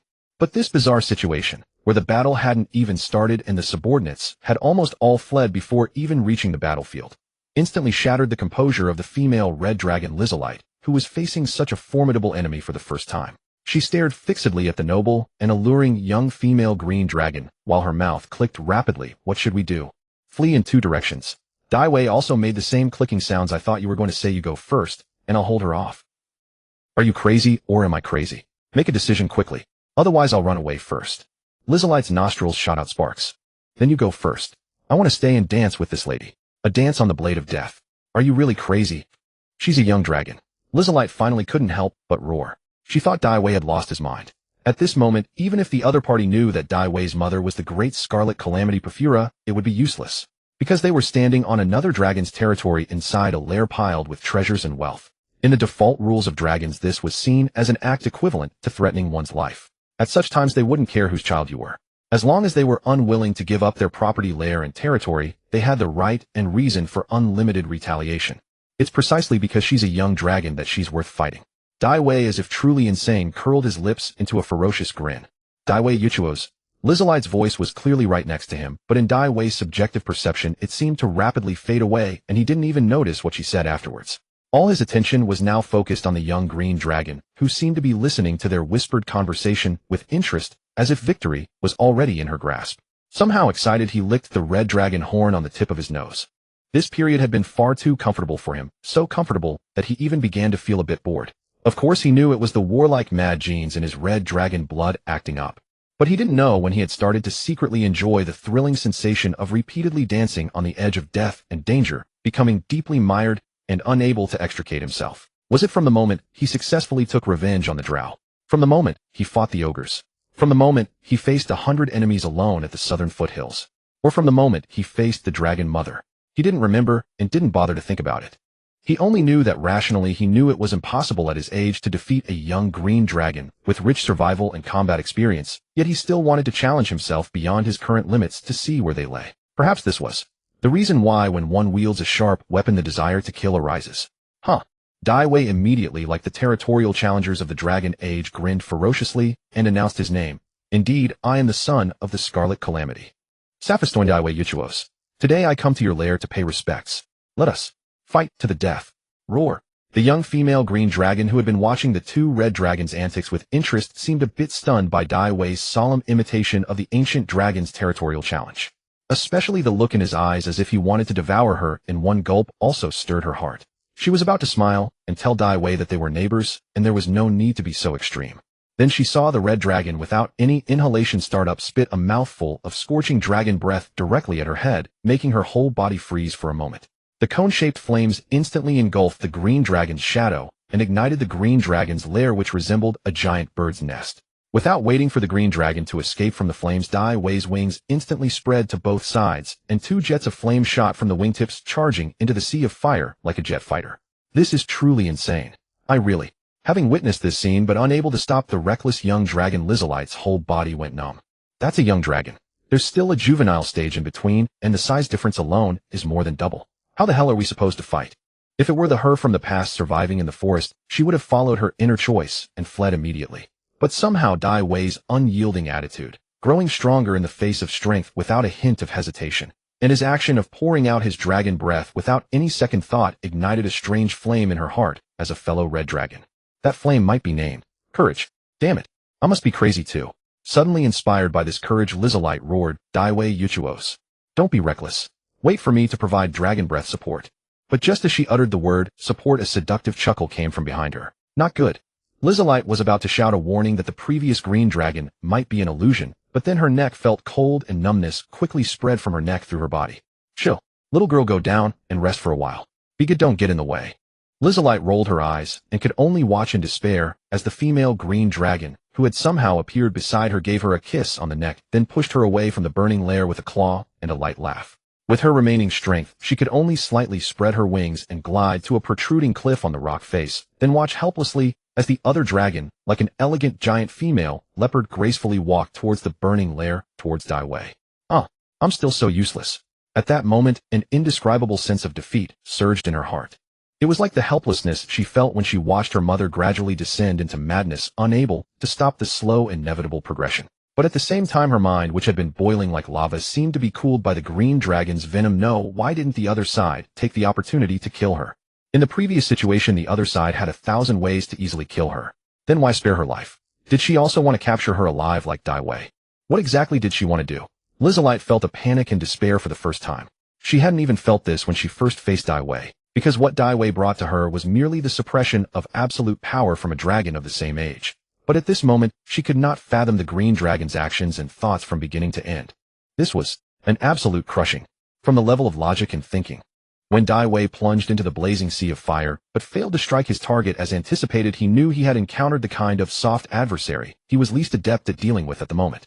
Indeed, the type that absolutely refuses to engage in a head-on clash, instead opting to deliver sneaky strikes from time to time. After all, if it were truly a straight-up confrontation, even as a young red dragon, the foremost among the 5 chromatic dragons, his instantaneous burst of power could surpass that of a young green dragon.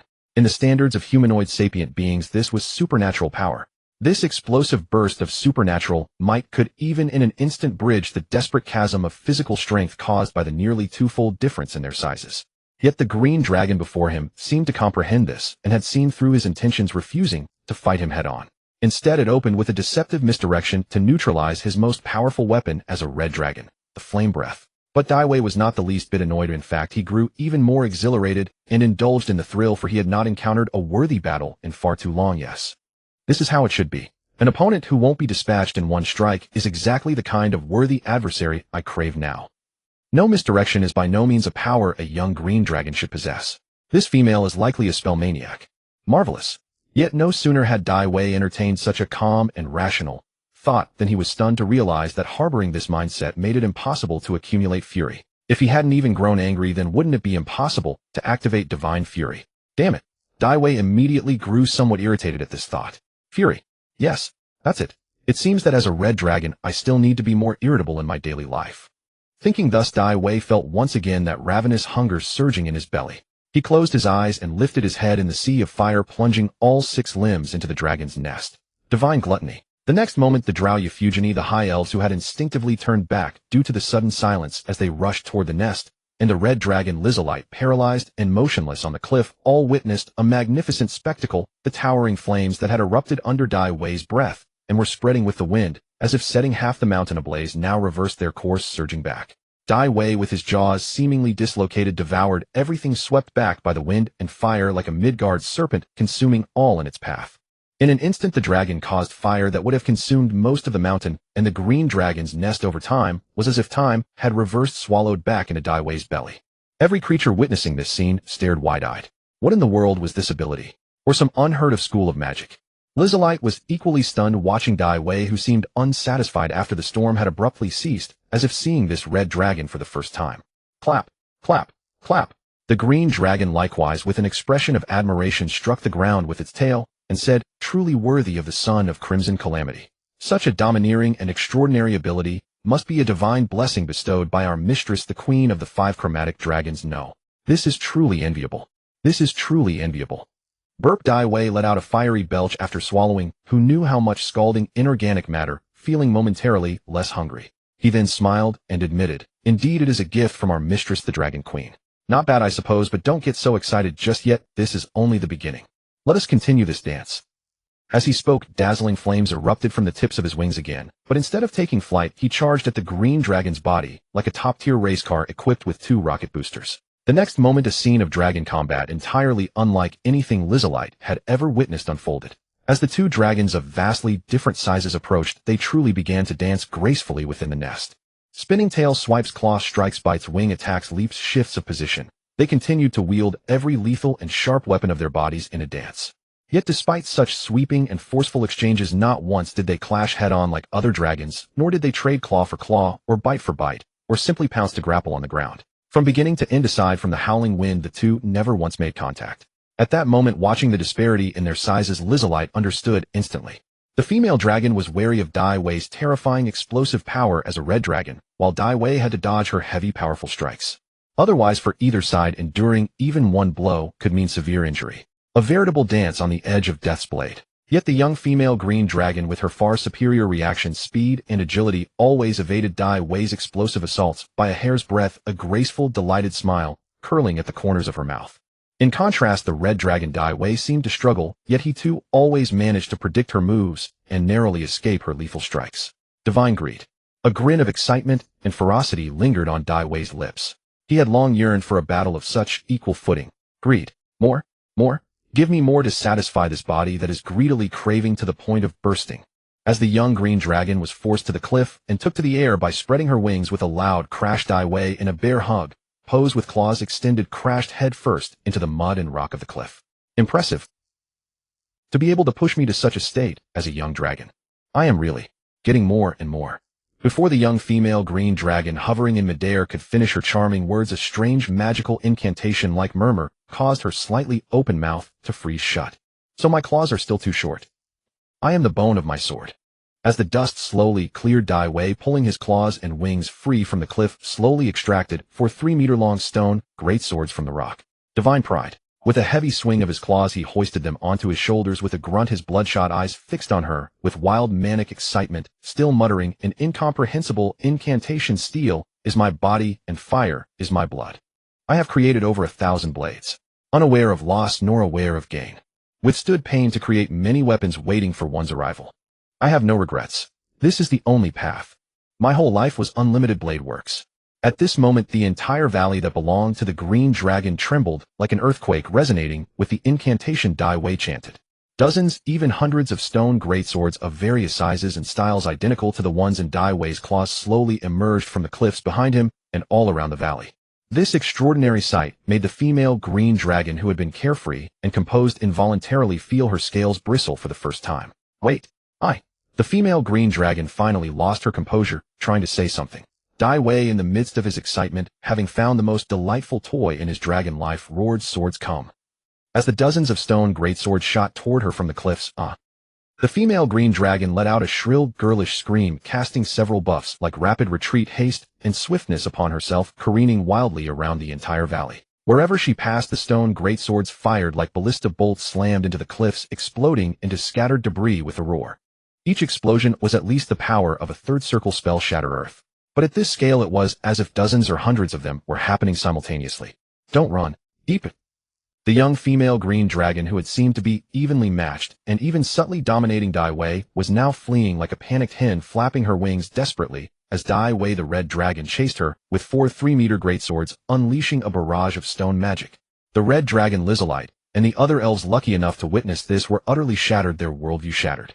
At the same time, a question arose: could the divine blessing of the queen of the 5 chromatic dragons truly be so powerful? Was it too late to convert now? Is it still too late to convert now? A bitter battle, or rather a rout, that everyone including the red dragon Lizlet had originally anticipated, and so bolstered by the 5-color dragon queen's divine blessing. Like a tidal wave of love flooding into disaster, David managed to force the fight into an evenly matched stalemate. Then, as if magically conjured from the cliff face itself, 4, 5, or perhaps 6 or 700 stone greatswords rained down upon the panicked young green dragon in a devastating barrage, officially dragging the engagement into the prolonged chase and flee phase of what amounted to garbage time. Even Nifidola, the green dragon hosting today's championship defense, found herself utterly abandoning the poised elegance she had initially maintained, letting out a soft sigh as she watched the battle descend into such chaos. But that was fine.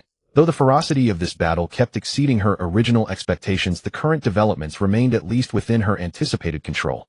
After all, shouldn't she feel even happier the more formidable her opponent proved to be?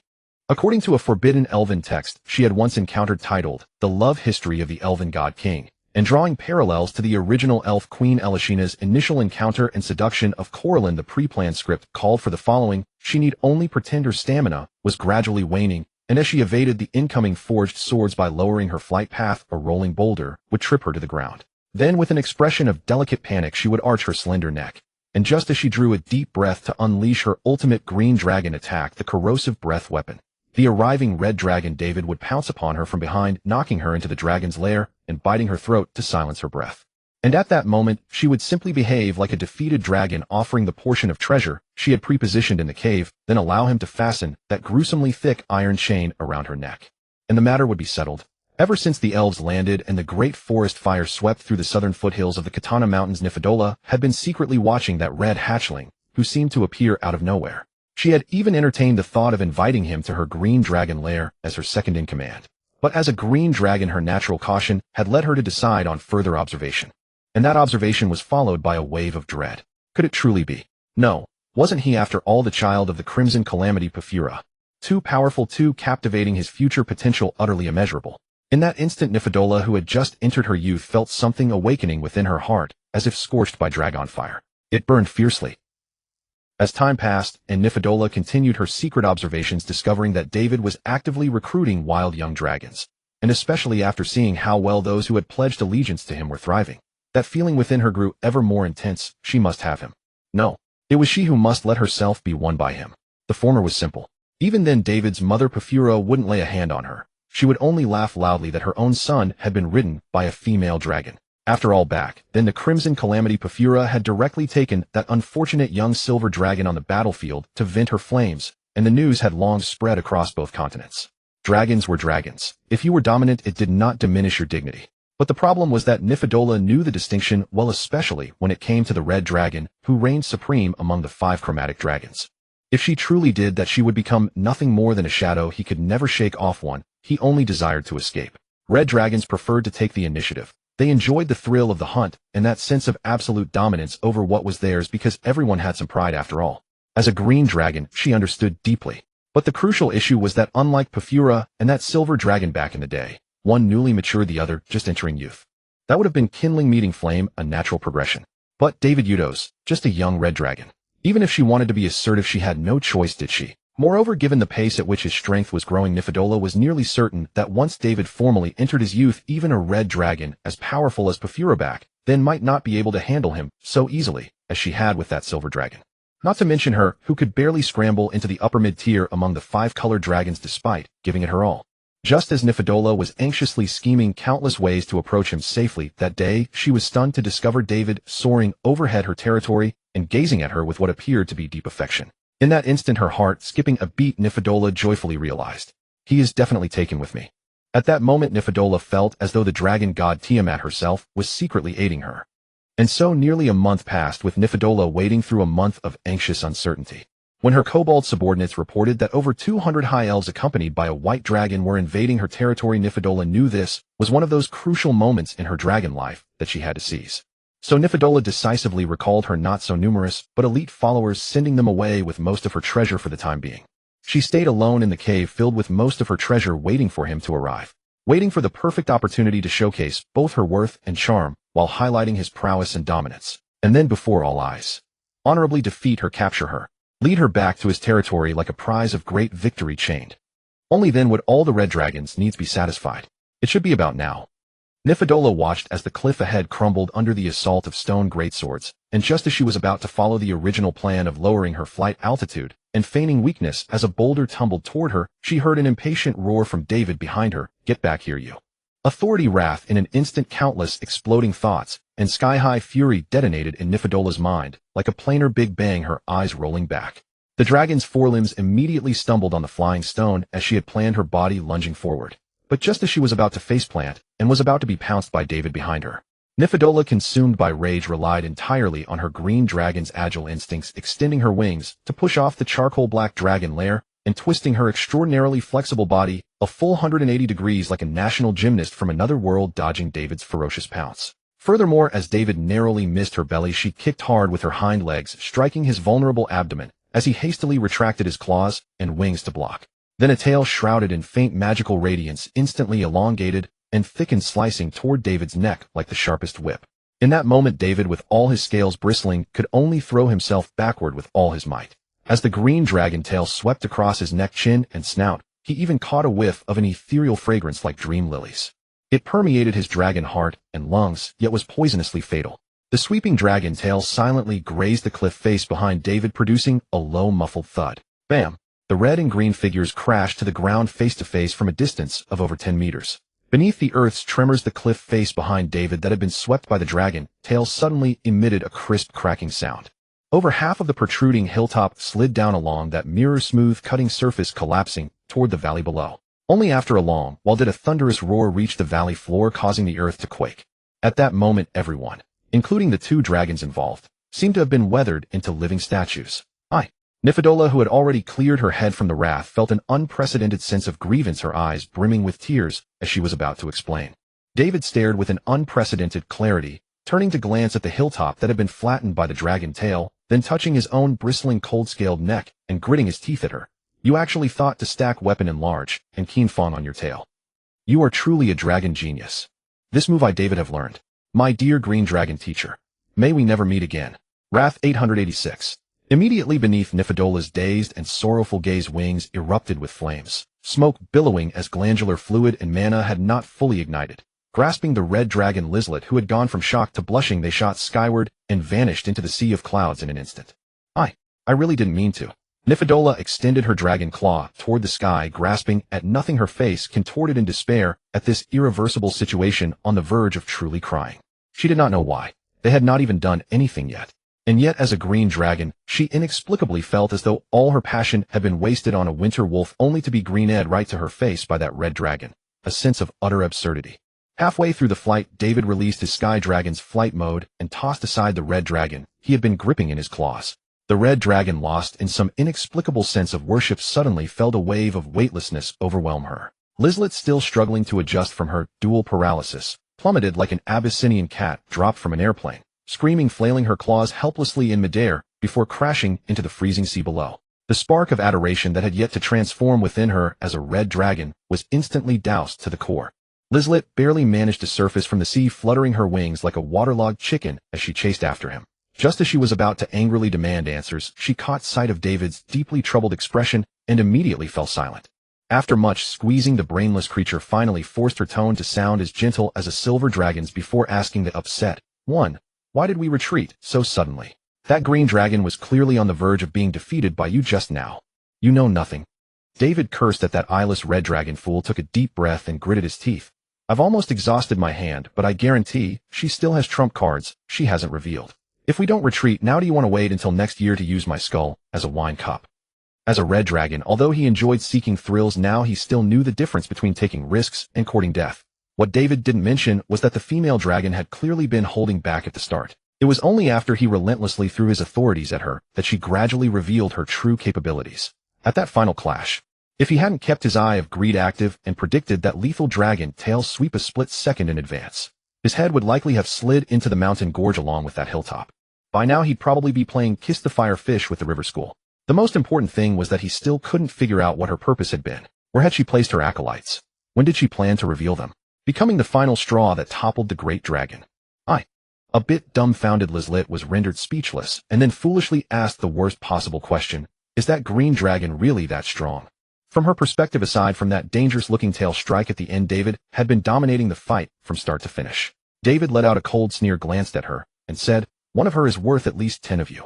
Lizlet opened her mouth ready to argue, but David continued the kill. 10 of you at the same youthful stage. Me? Lizlet immediately rebelled. It's not just about strength. With that brain of yours you can't outplay her. Forget it.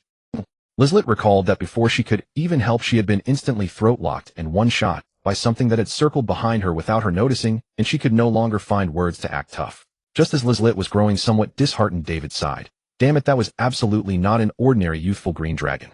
The number of spells she learned through her spell devourer ability rivals that of a knowledgeable mid-tier caster. Before she reaches adulthood, we must never provoke her again. Hearing this, Lizlet somehow felt a wave of relief. If even someone as powerful as David treated her with such caution, it only proved that she wasn't too weak. She was simply facing an opponent who was too strong and too cunning. Dealing with 2 red dragon hatchlings required so much scheming from her. Indeed, she was not easy to handle. I hope that green dragon isn't so vindictive. Otherwise, being targeted by such a green dragon the days ahead would surely be unbearable for them. Unless they stayed within Lady Pafura's territory forever, never leaving until they reached adulthood. This is a lesson. David took a deep breath and said, "Huh." Lizlet was confused. As a red dragon, he actually knew how to learn from experience. This was like the queen of the 5-colored dragons losing her mind and distributing shares of the Bator 9 Hell's dividends to believers. Next time you see me charging headlong into suicide missions, remember to hold me back. Lizlet was about to happily agree when she saw David raise his hind claw to scratch his head and continue. "Never mind, I almost forgot you're also a red dragon. I won't make it hard on you. When you're fired up, you won't be able to stop me anyway. Go find my sister instead." Lizlet thought, why are you telling the truth like that? In those moments as a red dragon, she would most likely fly into a rage and follow David shoulder to shoulder anyway.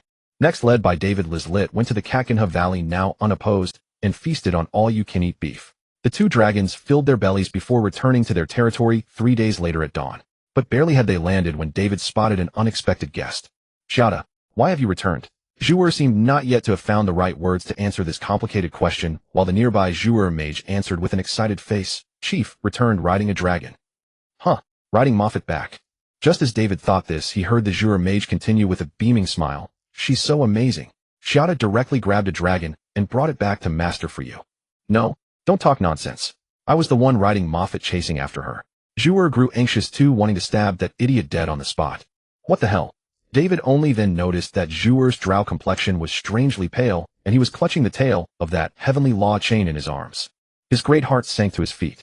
Following that thick iron chain, his eyes landed on a large cage at the end of the chain coiled around a green dragon's neck was exactly what he feared. And that green dragon displayed the same bright, elegant smile as when they first met yesterday, then like a docile big cat sprawled on the ground, paws curled, rolling over to expose her white belly, lazily opening her mouth to say, "Respected Prince David Utas, you have already defeated me in yesterday's challenge, and your subordinate Shada has brought me back to camp as a captive. Starting today, I Negurilia Nifidora Wenrisa Arsandra am your highness's captive. Please, considering we are both chromatic dragons, have mercy on this humble one." David's vision went black, nearly vomiting blood on the spot. Then he turned with an angry face to look at Jouer, who had somehow ended up prostrating himself in a helpless posture waiting for judgment, and roared, "You damn fool. What in the world was he thinking to bring such a creature back to camp?" He had completely forgotten how a month ago he had proudly sworn to capture a young dragon whole. Yet even knowing Jouer's personality, he would never have done something so audacious. Acting without authorization and deciding first, reporting later. But with something this huge, shouldn't he have used the soul prism to give him a heads up in advance and prepare? Then his expression froze. He suddenly remembered that he had found it annoying when this guy constantly reported and sought instructions for no reason. With the battle already over and feeling full after feasting with Lizlet in the Katkina Valley preparing to take a nap, he behaved as he used to in his past life. He simply set his soul prism mobile phone to do not disturb mode. Thinking this, David took out that soul prism and indeed saw dozens of messages Jouer had sent him in urgency. He took a deep breath. Damn it. With matters as they stood, David decided to attend to the more pressing issue at hand first. He casually disregarded the Drow who seemed resigned to his fate, as well as the Drow mage who had been slammed face first into the mud by the Drow and was struggling desperately on the verge of suffocation. Stepping slowly toward the cage, David narrowed his eyes and surveyed the vibrant green dragon from head to tail. Now that he had the leisure to examine her closely, she truly was a breathtakingly alluring dragon. Her scales shone with a deep, lustrous green, healthy and unmarred. Her figure was sleek and trim without being gaunt, a striking contrast to the visibly malnourished red dragon lizard, whose stunted frame betrayed chronic starvation. This indicated that her body was robust, and her life comfortable, with most of her time spared from the necessities of survival combat. She likely even had a retinue of kobold-like creatures attending to her scales, applying fresh polish daily, a mixture of rendered animal fat and certain alchemical reagents, keeping her luster immaculate. If one were to draw a comparison using classifiers, a green dragon like Nifedola would be described as a fine and proper dragon, healthy and fully developed, much like his silver dragon sister Tanya. The slender-framed red dragon lizard, by contrast, could barely qualify as a single specimen. As for David himself, strictly speaking, he would scarcely count as even one whole dragon. Beyond that, she bore perfectly proportioned, sharply pointed horns and dorsal spines that conveyed both danger and beauty in equal measure. Deep within her jade-green eyes lay a trace of bright gold, vivid and expressive. Those eyes alone seemed capable of warm, transcendent communication, enchanting the spirit of any who gazed upon them. Even the tail that had nearly claimed his life revealed upon closer inspection to be long and powerful, radiating the unmistakable charm inherent to any dragon of sound disposition. As for the region at the tail's end, it formed an ever more captivating curve, delicate yet generous, lush without excess. This suggested not only the capacity for more satisfying physical reciprocity, but also a greater likelihood of producing larger, healthier clutches, ensuring stronger offspring. Of course, in the present era, where the age of dragons had long passed and communal structures had largely disintegrated, the latter virtue held far less allure than the former. The sole conceivable drawback was her apparent age. Had she been a subspecies with faster maturation, or perhaps a white dragon, she could easily have been old enough to serve as his mother by now. In human years, she was roughly equivalent to a girl of 16, just entering the bloom of youth. And he himself, well, he remained little more than a toddler who had only recently learned to walk and speak. Precisely because of this disparity, he harbored not the slightest sense of defeat from his earlier failed challenge. He had long prepared himself for the possibility of failure before that battle even began. Rather than a genuine challenge against a young adult dragon, he viewed it as an opportunity to test his own limits and sharpen his combat prowess. There was an entire 2 life stages, and over 40 years of development, separating them. And she was a dragon who had awakened the spellcraze affinity. Should he have actually triumphed over such odds, even Tiamat herself, queen of the dragon in the 9 hells, would have taken notice and devised some elaborate scheme to win him as a devout follower. David may have grown overly confident since his transmigration, navigating each crisis with unwarranted swagger, but he still retained a measure of self-awareness. And precisely because of this, even at this very moment, he had yet to discern the young green dragon's ultimate purpose. She had set her sights on him, a hatchling red dragon, in person. After all, he was merely a child. Dragons would not, or at least should not. So David dismissed this correct answer, and instead concluded that she was merely using him as a stepping stone to ingratiate herself with his mother, the legendary red dragon Pavna. Having read into her intentions, David chuckled in a low voice and spoke. "You certainly have the gall to stride boldly into my camp. Do you even know whose territory this is?" Hearing this interrogation, Nifedola actually felt a wave of relief.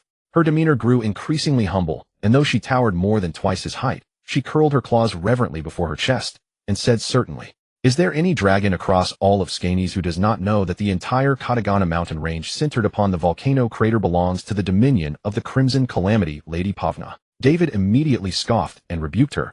"And yet you dare trespass." Seeing that the situation had been sufficiently laid bare, Nifedola's expression grew more solemn than ever before. No longer beating around the bush, she stated her primary objective plainly. "Your Highness, David Utos, disaster approaches. I, a mere young green dragon, seek only sanctuary under your protection before the calamity arrives." With that, a hint of vulnerability flickered across Nifedola's eyes, as though bowing to the will of fate. She continued, "If my brazen intrusion has offended you, or Lady Pavna, I, Nifedola, willingly accept whatever punishment you see fit." David entirely disregarded the green dragon's performance of weakness. Having been deceived once before, how could he not recognize that the creature before him was nothing more than an old fox in dragon's clothing? A master manipulator, no doubt possessing more scheming wits than all the Drow combined. Still, her earlier words about the disaster had piqued his interest. Stirring with curiosity, he asked, "Disaster? What sort of disaster? Where does it come from?"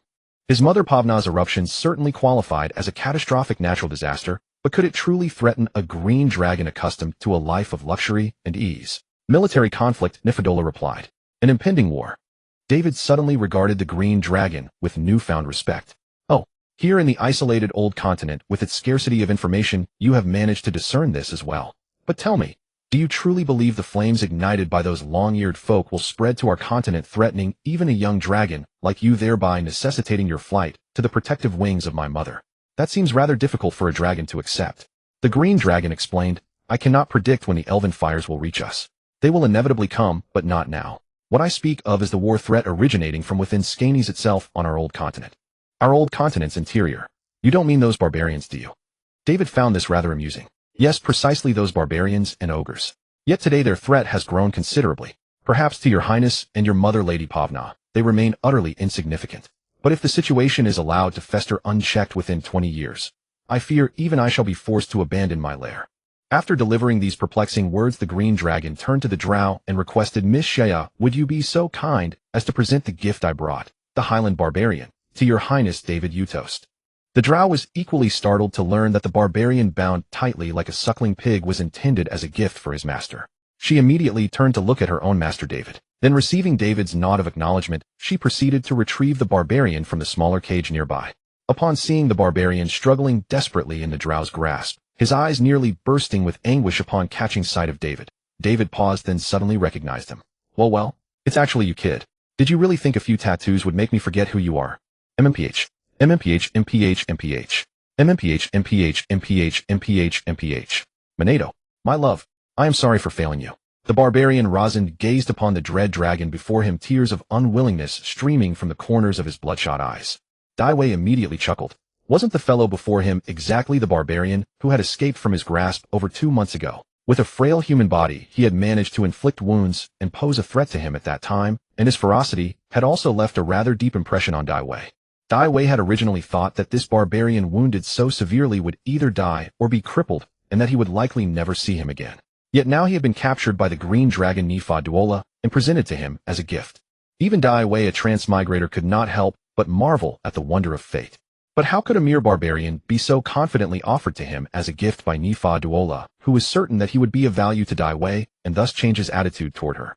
At that moment, a familiar bloody scent emanating from the other party made Daiwei instinctively sniff. Taking a closer look at the blood-red tattoos on the other's body which resembled those of Kratos, he asked curiously, What the hell are you doing smearing my blood all over yourself? But then wait. Then he immediately noticed that this fellow was not only not disabled, but could even be described as lively and bouncing.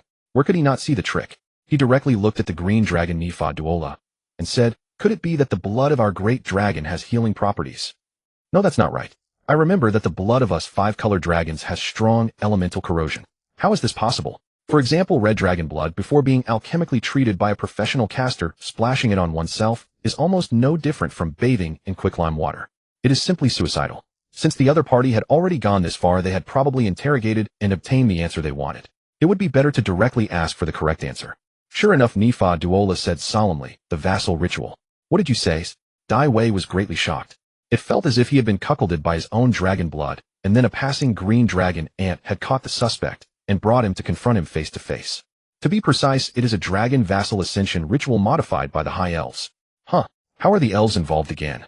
Daiwei was somewhat bewildered. After Nifa Duola's subsequent explanation, Daiwei finally learned what bizarre events had transpired after his battle at the foot of Mount Katagana that day. It turned out that the barbarian who had escaped from his claws that day due to excessive blood loss, and foreseeing a crippled fate for the rest of his life, did something that greatly pleased the dragon's heart. This barbarian, who had long been dissatisfied with the condescending High Elves after encountering 2 dragons in succession, naturally understood that these black-hearted elves had concealed crucial information from their tribe.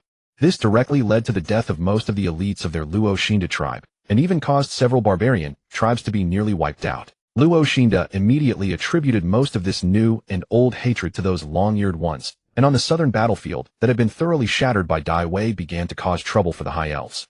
Originally, this was almost a suicidal act, but unfortunately too many elves had been killed or crippled by Daiwei the mountain-crossing dragon that day, allowing the severely wounded Luo Shinda to successfully finish off and loot corpses all the way. As he was about to kill a spellcaster to make the trip worthwhile, and then slit his own throat to die gloriously, that elven spellcaster, trying to save her own life, tempted the barbarian Luo Shinda with words to make a deal to strengthen Luo Shinda through the vassal ritual that the High Elves had deciphered in exchange for her own life. But how could the High Elves be so kind-hearted? Although they had deciphered the dragon's vassal ritual many years ago, they soon discovered that without the personal presiding of the Dragon Bloodmaster, almost no elf could withstand this torture comparable to bathing in sulfuric acid.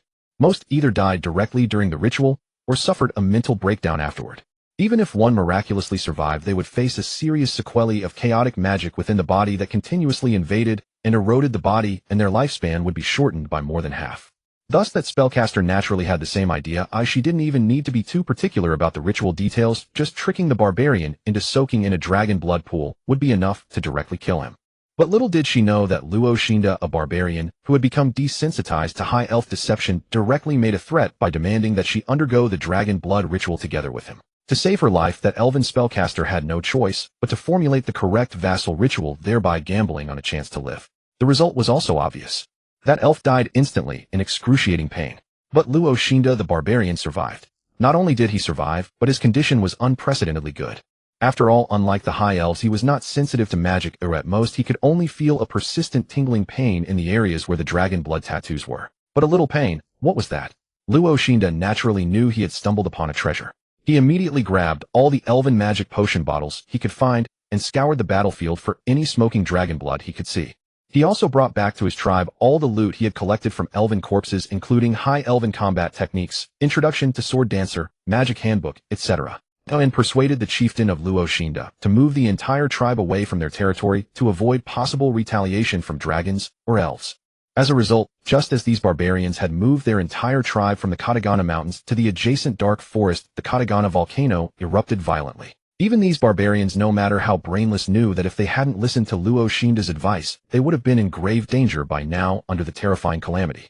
In a short time, Luoshinda, who had saved the tribe and brought to all barbarians the ticket to the advanced high elven profession system and the dragon blood warrior ritual, saw his reputation skyrocket. Some barbarians even secretly conspired to push Luoshinda into the position of chieftain, but Luoshinda sternly refused. In his own words, since the calamity had already befallen, he would not touch any power or love until he found a way to lead all barbarians out of their desperate plight. In a short time, Luoshinda, bearing countless titles such as Mountain Chopping King, Scarlet Dragon Vein Bearer, and Elf Battle Technique Inheritor, became unparalleled in fame, gaining irreplaceable prestige among all mountain barbarians and even ogres.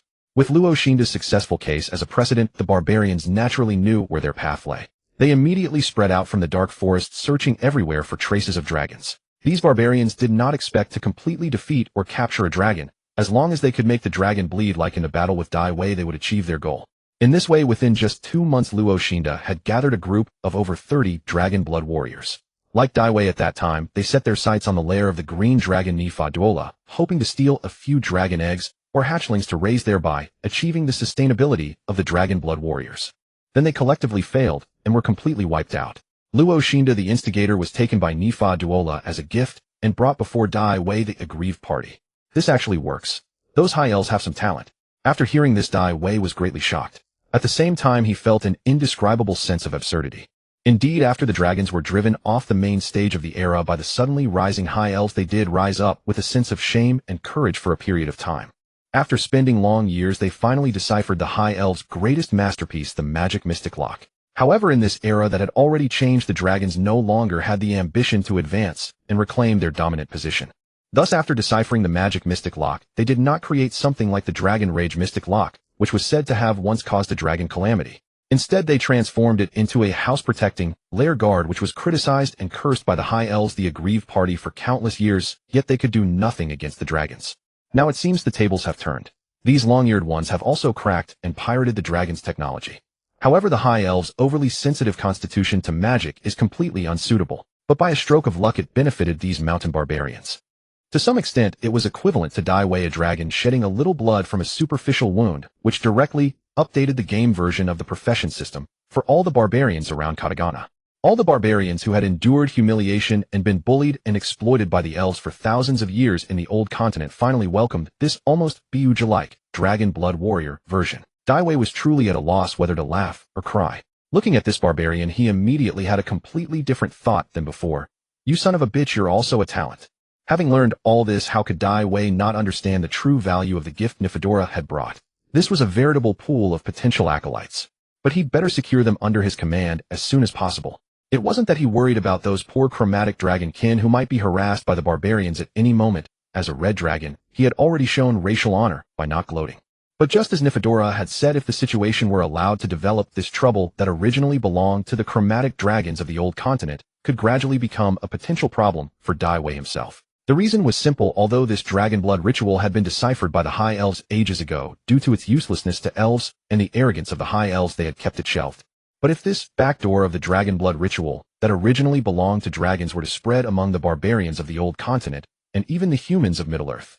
To make matters worse, if some idle legendary wanderer who enjoyed recording tales were to bring it to other planes and spread it, by then whether Daiwei admitted it or not, the chromatic dragons would likely pin the blame on him. After all, he was the first dragon to have been used by barbarians for dragon blood, the ultimate victim. If he didn't stop it before it spread in a few hundred years, his glorious record might be registered with Tiamat, the queen of chromatic dragons. If his reputation were ruined, the path ahead would likely be difficult.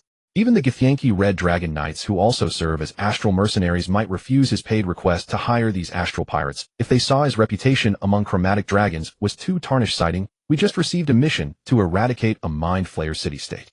With the notoriously arrogant High Elves as a cautionary example, Daiwei had no desire to repeat their mistakes. You see, back in the day when the magical mythal was cracked by dragons and pirated into lair wards, the High Elves had clashed many times over who should bear the blame. Even in the later stages of the Chaotic Crown War, the Elven kings often used this matter as a military pretext for war. In terms of severity of blame, it was probably second only to the destruction of Saislan, the explosion of the magic well under construction. Moreover, although this undertaking might seem like cleaning up after the dragons, after all, the ritual was likely leaked by some ancient dragon who couldn't resist the High Elves' sugar-coated bullets. It wasn't without its benefits. For Daiwei, who was sorely short of manpower, it was like a pillow arriving just as he felt drowsy. To be honest, he had originally looked down on these weaklings who had to grovel before the High Elves, not daring to speak up. But now that they had managed to gain benefits and survive using this unreliable cracked ritual, Daiwei had to reconsider his view. He didn't need to bother selecting the first batch of warriors. These high mountain barbarians, through that batch of dragon blood, had likely already undergone preliminary screening. Those who successfully endured were roughly equivalent to the fresh recruits in Warhammer who had passed physical tests of stamina, strength, endurance, and at least a psychological test of willpower. As long as he, the Dragon Blood Lord, personally presided over the ritual, depending on how much blood he was willing to spill, he could quickly obtain a batch of followers with considerable combat power. This was far more reliable than those high elven prisoners who were always teetering on the edge of mutiny. Even those who had only undergone the lowest Dragon Blood Ascension ritual were almost equivalent to a weakened version of a Space Marine recruit who had completed the first 3 surgeries, second heartbone augmentation, and muscle enhancement. If this degree were quantified like a game, it would at least add 1 to 2 points to strength and endurance, equivalent to a 1/5 attribute boost for an adult. And high mountain barbarians genetically were naturally about 2 points stronger than ordinary humans. After receiving a formal vassal ascension ritual from the Dragon Blood Lord, they might gain an additional 1 to 2 points, if they could also take up a reliable profession. At that thought, Daiwei was already eager. Then there was only one problem left, a problem that puzzled and troubled him. Daiwei turned to the green dragon Nifedora and asked in Draconic, "Did he tell you what grudge he has against me?"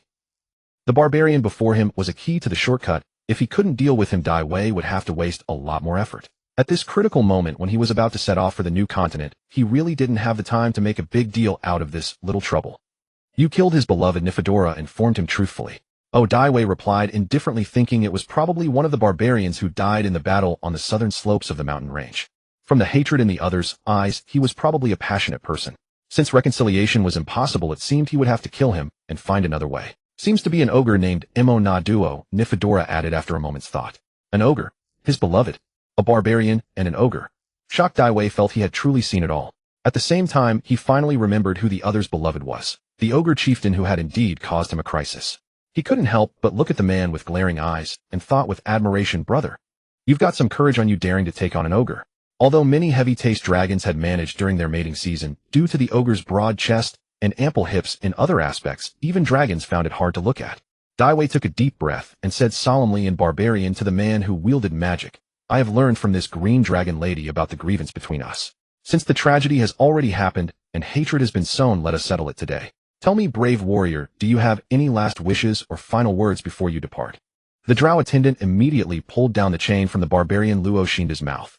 Originally angry and resentful, he seemed not to expect a red dragon to treat him, a dying man, with such solemnity. He calmed down a bit, and after a moment of thought asked somewhat dazedly, "I want to know how Emo Na Duo died."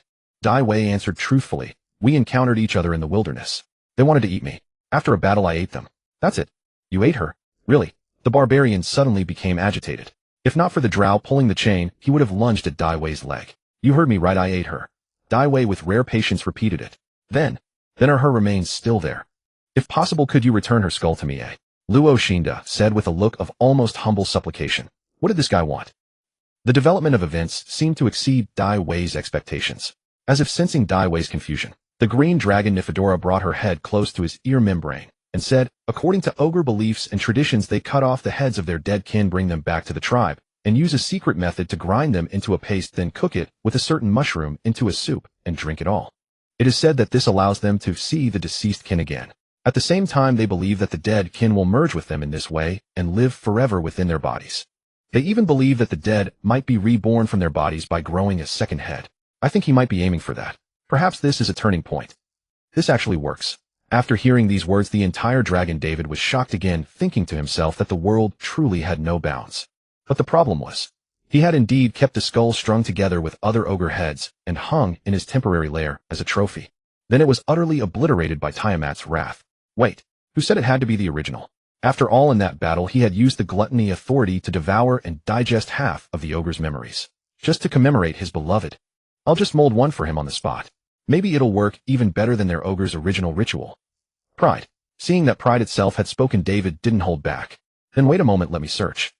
Immediately, under the confused and astonished gazes of the green dragon Nifedola and the barbarian Luoxan, David thrust his tail into his own mouth, through his throat, and rummaged around in his furnace-like stomach. His form resembled an eternal Ouroboros. I ate an ogre named Monaduo this morning, and it hasn't been fully digested yet. David arrogantly fooled the world, causality and time. Authority, pride. The tip of his tail found a round object, hooked it by the eye socket, and under the stunned gaze of everyone and every dragon Yui, an ogre skull already glowing red as if forged was pulled out of David's stomach.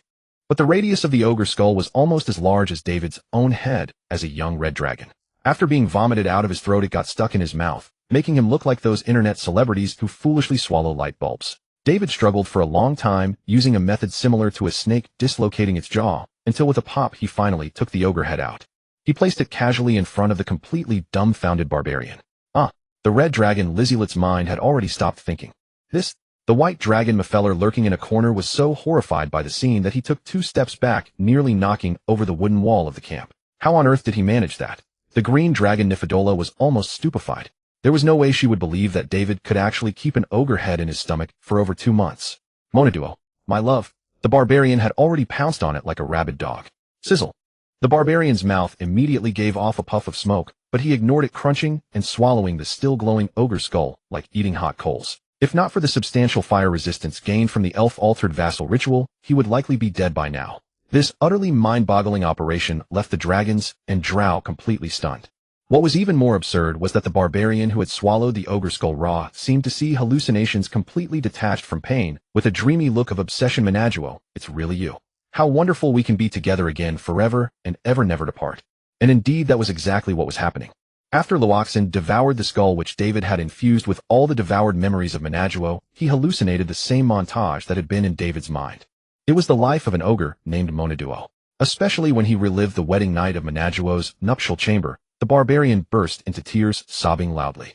Just as the merciful David was growing impatient and considering whether to send this warrior off at the peak of his life, Luoxan, through Menaduo's eyes, finally saw the chance encounter with the red dragon David in the forest and the fatal battle. As David opened his mouth like an abyss, swallowing heaven and earth, all memories came to an end. Coming back to his senses, Luoxan struggled to raise his upper body, kneeling bound before David, and revealed a smile that seemed to transcend all cycles of life and death, letting go of all worldly hatred and worries like an enlightened monk. Thank you for your mercy and gift, my lord. I, Luoxan, have no regrets left in my life. You may punish me freely, this sinner who has repeatedly harassed you. David, who had already been about to move his tail, found the barbarian's demeanor utterly incredible. Out of confusion and curiosity, he asked, if I remember correctly, I not only killed your wife, but also killed your clansmen and warriors. And now because of this you let go of all hatred and are willing to die? He didn't understand. Hatred. Perhaps before this I was indeed blinded by reckless hatred. But Monaduo has shown me the true scene of that day. Between hunter and prey roles reverse and interchange. It is the most natural thing in the world. This is the law of nature. Since she was prepared to hunt you, she must have also been prepared to be defeated and devoured by you. If we were to impose hatred on that, I fear our mountain barbarians would have long been enemies of the world. Moreover, thanks to your boon, I can feel that Monaduo has not truly died. My love has become one with me forever, living deep in my mind, and will go through destruction and rebirth together with me. As for my dead clansmen, they were deceived by the high elves who deliberately concealed key information. If I am to hate, it should be more the elves who are the source of this calamity. We mountain barbarians may not have received much education, but on the matter of hatred we have a clear distinction. After hearing the barbarian's words, David, being a transmigrator, was even more baffled.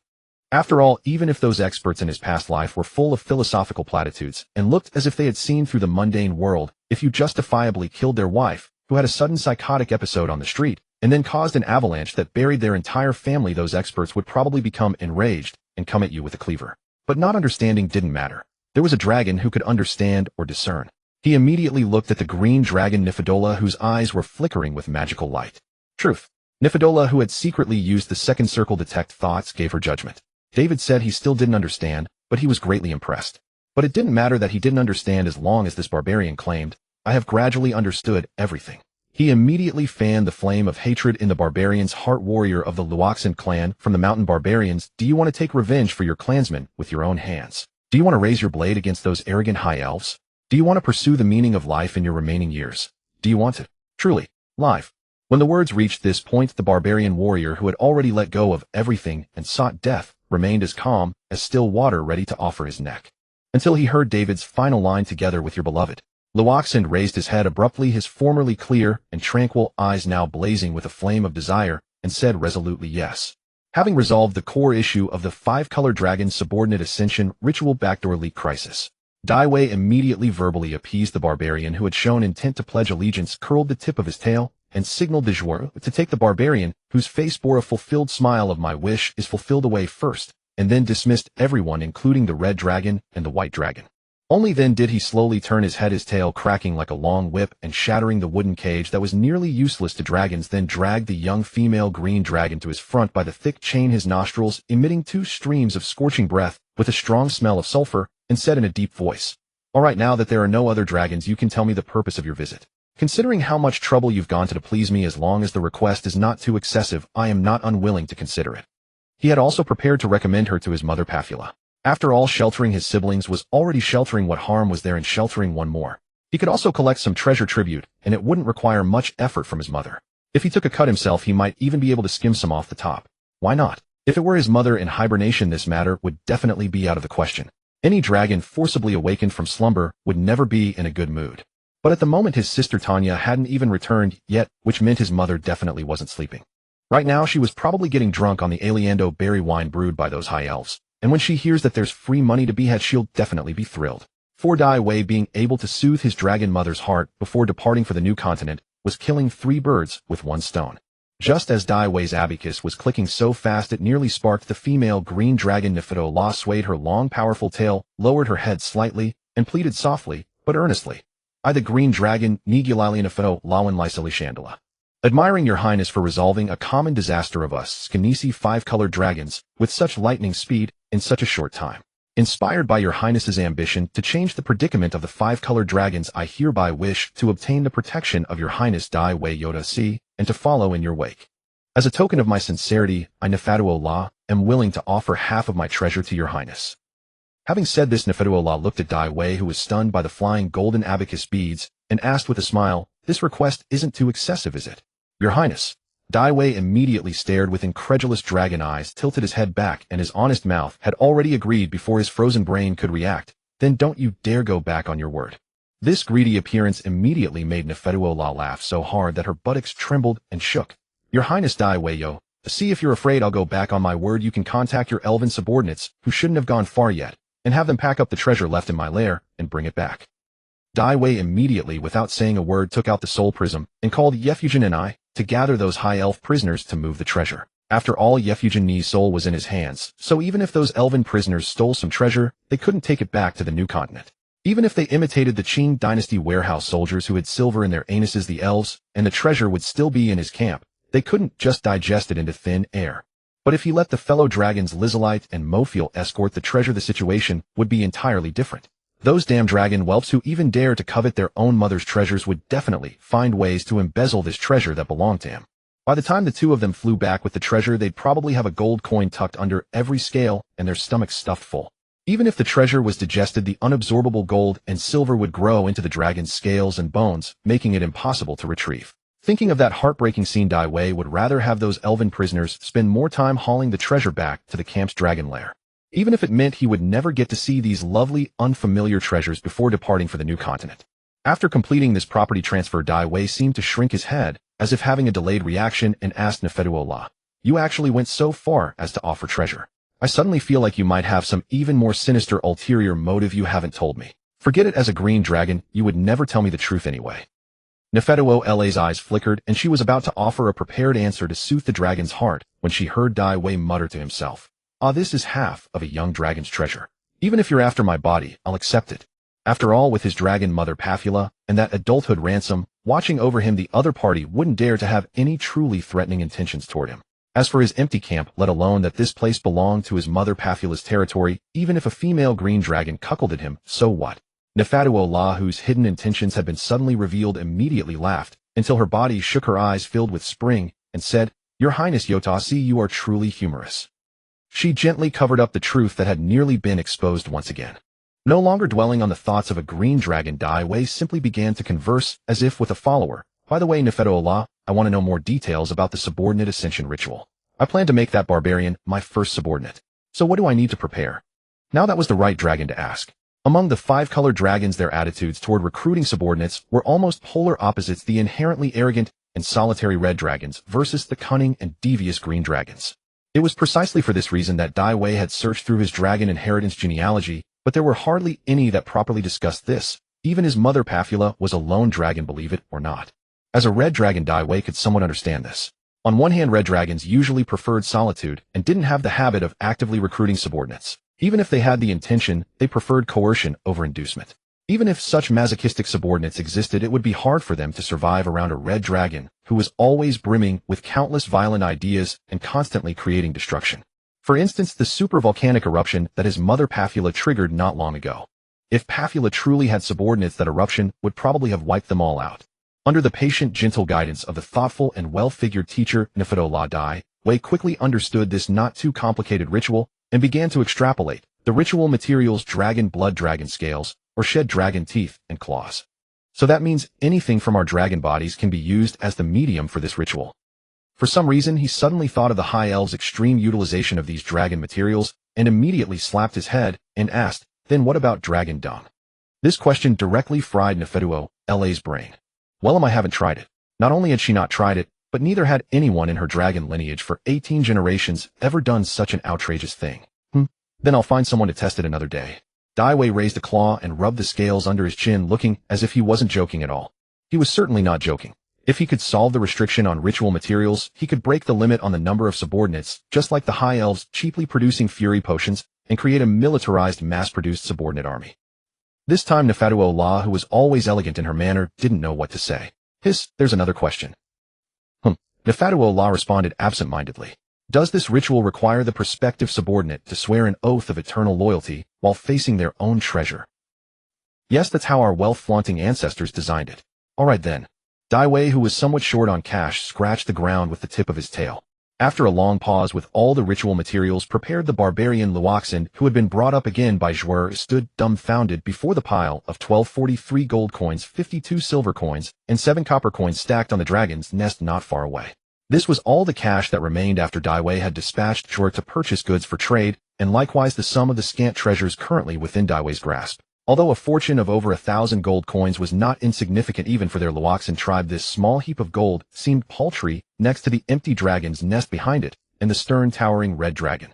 Not to mention Luoxin himself, a prospective retainer. Even Dai Wei, the host of this retainer ceremony, felt a pang of social embarrassment, especially under the gaze of several dragons and Zhuer. However, to quickly have this barbarian resolve the lingering issues of the old world for him, he could not wait for the tribute from the green dragon Nefetuola to arrive. Let it be so. Who hasn't come from nothing? Once he returns from smuggling a batch of military supplies from the New World with this first pot of gold, his total wealth might even reach 6 figures. And as for the political tribute from the green dragon Nefetuola, half the wealth of a young green dragon, shouldn't it be about the same? Calculating this way, before the end of this year, couldn't he become the first young dragon to be a millionaire in his infancy? Greed kneel. As Dai Wei, lost in his rosy dreams of wealth, raised a claw, the green dragon Nefetuola, receiving the signal, commanded coldly from his side. Having been freed from his bonds, Luoxin immediately knelt on one knee before Dai Wei, as if pledging allegiance. Before my treasure, swear loyalty to me. Luoxin opened his mouth. To ensure no mistakes, he pulled out a crumpled piece of parchment from behind him, and following the oath of allegiance that Nifidola had designed for him before coming, stammered and recited word by word. I, Damon Luoxin of the Highland Barbarians, do hereby swear allegiance to the great red calamity son of Pafura, the burning steel dragon, friend of the chromatic wyrmlings, his highness Saphistuin Kertruka, Diudos Sidepangia. I, Luoxin, shall uphold. The following oath is omitted for 1,000 words. In short, eternal loyalty to the Dragonblood Lord, obedience to his commands, and defense of the Dragon Lord's treasure and territory, with his life, and so on. Daiwei couldn't help but inwardly complain about the titles Nifidola had devised for him. Especially that burning steel dragon. Within the language system of this world, it was perfectly normal, even considered a decent title among red dragons who generally lacked cultural depth. But Daiwei was from Blue Star, and had a black history of shooting fire from his backside. Whenever he heard this, his mind automatically translated it into Chinese. However, by the time he first met Nifidola, he had already upgraded and abandoned that relatively backward propulsion system. It could only be a coincidence. Listening to the lengthy oath of allegiance, Daiwei was nearly yawning, yet he couldn't interrupt. Because this oath ceremony, meticulously designed by the dragon ancestors, possessed its own power. It was a kind of ancient magical contract, yet more flexible and convenient than rigid magic contracts. Once a retainer was found to have betrayed the Dragon Lord, or if the Dragon Lord deemed the retainer inclined to do so, or out of wrathful punishment, the Lord could at any time through this unilateral unfair oath treaty, partially or fully reclaim the power granted to the retainer. When the oath ended, it was time for the marking. My retainer, Damon Luoxin, come before me. My lord, grant me belonging. Luoxin stepped forward into the empty pool and continued to recite as scripted. At this point, the Dragon Lord would typically give the retainer a permanent mark to signify their identity and belonging. This mark could be a scar, a brand, or a magical symbol. Once determined, it would become the most prominent identifier of Daiwei's retainers. The Dragon Lord could also at whim bestow upon the retainer a power or ability, though this was generally a privilege of adult or even legendary dragons. Daiwei, who had initially planned to simply go through the motions, suddenly felt a stirring and conceived an idea, which he proceeded to execute. With a nod of his chin toward the two joueurs I8 and the joueur mage, each picked up a bucket of dragon blood freshly released by Daiwei, and with a splash poured it over the barbarian being baptized in the pool. This was the dragon blood baptism. Sizzle. Even though he had mentally prepared, Luoxin, smoke rising from his body, opened his eyes wide in agony, gritting his teeth to avoid letting out any pitiful or weak sounds. The 2 buckets of fresh red dragon blood pouring down were far more intense than the simplified ceremony performed by the elf in the forest last time. And under Daiwei's sudden whim, the even more intense part was just beginning.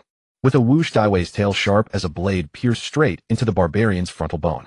The tip of his tail, infused with magic, began to glow red like a laser engraver, slowly tracing down from Luoxin's brow bone. When it reached his eye, the tail tip paused, then burst into a brilliant crimson radiance. Not only that, but under the incredulous gazes of Nifidola, Lizalite, Mofiel, and even the brass dragon Philatomire, who had been bound and placed aside by Daiwei, as well as the envious eyes of the two joueurs, a surge of rage, almost tangible, seemed to erupt from Daiwei, roaring at his dragon servant. I, Saphistuin Diudos, grant my retainer the power of endless fury. Remember, my servant, anger is release. The angrier you are, the stronger you become. Let my enemies feel my wrath, feel my hatred, feel my mercy. Let the world feel the pain. Wrath allowed this power of fury to manifest in the world. Pride allowed this power of anger to be granted by his will.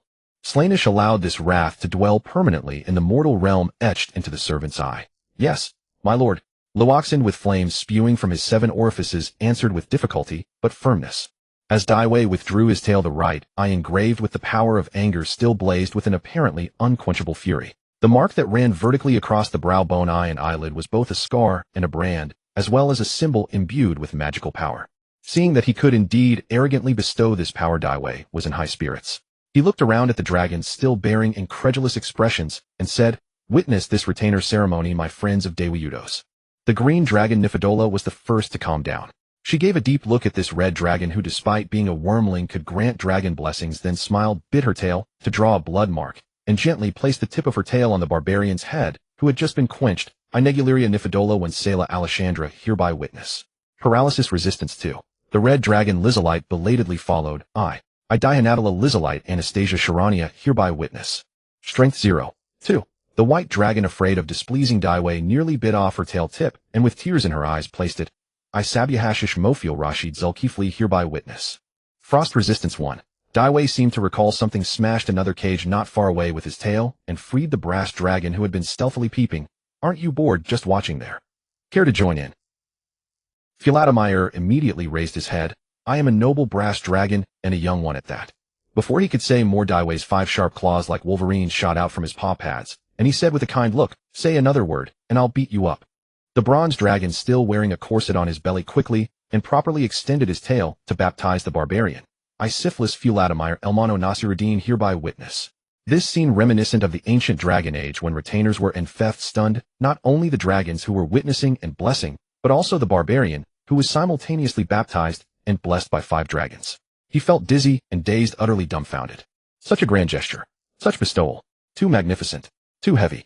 Gazing at this grand yet comical scene, Daiwei suddenly burst into laughter, joking to the nearly brain-dead Luoxand. You're basically half-dragon now. If you told people you'd converted to our chromatic dragon queen, they might even believe it, haha. To his surprise, the barbarian, already stunned by the sudden fortune, took it as the dragon lord's command to convert. Without hesitation he swore, from this day forth I, Daemon Luoxand, shall henceforth believe in my lord the chromatic dragon queen, her majesty Tiamat. All the dragons were taken aback by this move, and the scene fell into silence. Who did you believe in before? Daiwei asked curiously. Our barbarian's battle father, the god of barbarians, Ushga. Luoxand, his mental capacity already severely lacking, blurted out another divine name. Oh. The dragons, including Daiwei, all stepped back a few paces. Boom. A thunderbolt struck the unfortunate Luoxand on the spot. He instantly collapsed stiff as a coal ball, twitching uncontrollably on the ground. This was the consequence of changing faith and abandoning a god. But soon on the back of this straightforward barbarian, a red dragon, head like molten lava, emerged. That is, the usually calm Nifidola suddenly trembled.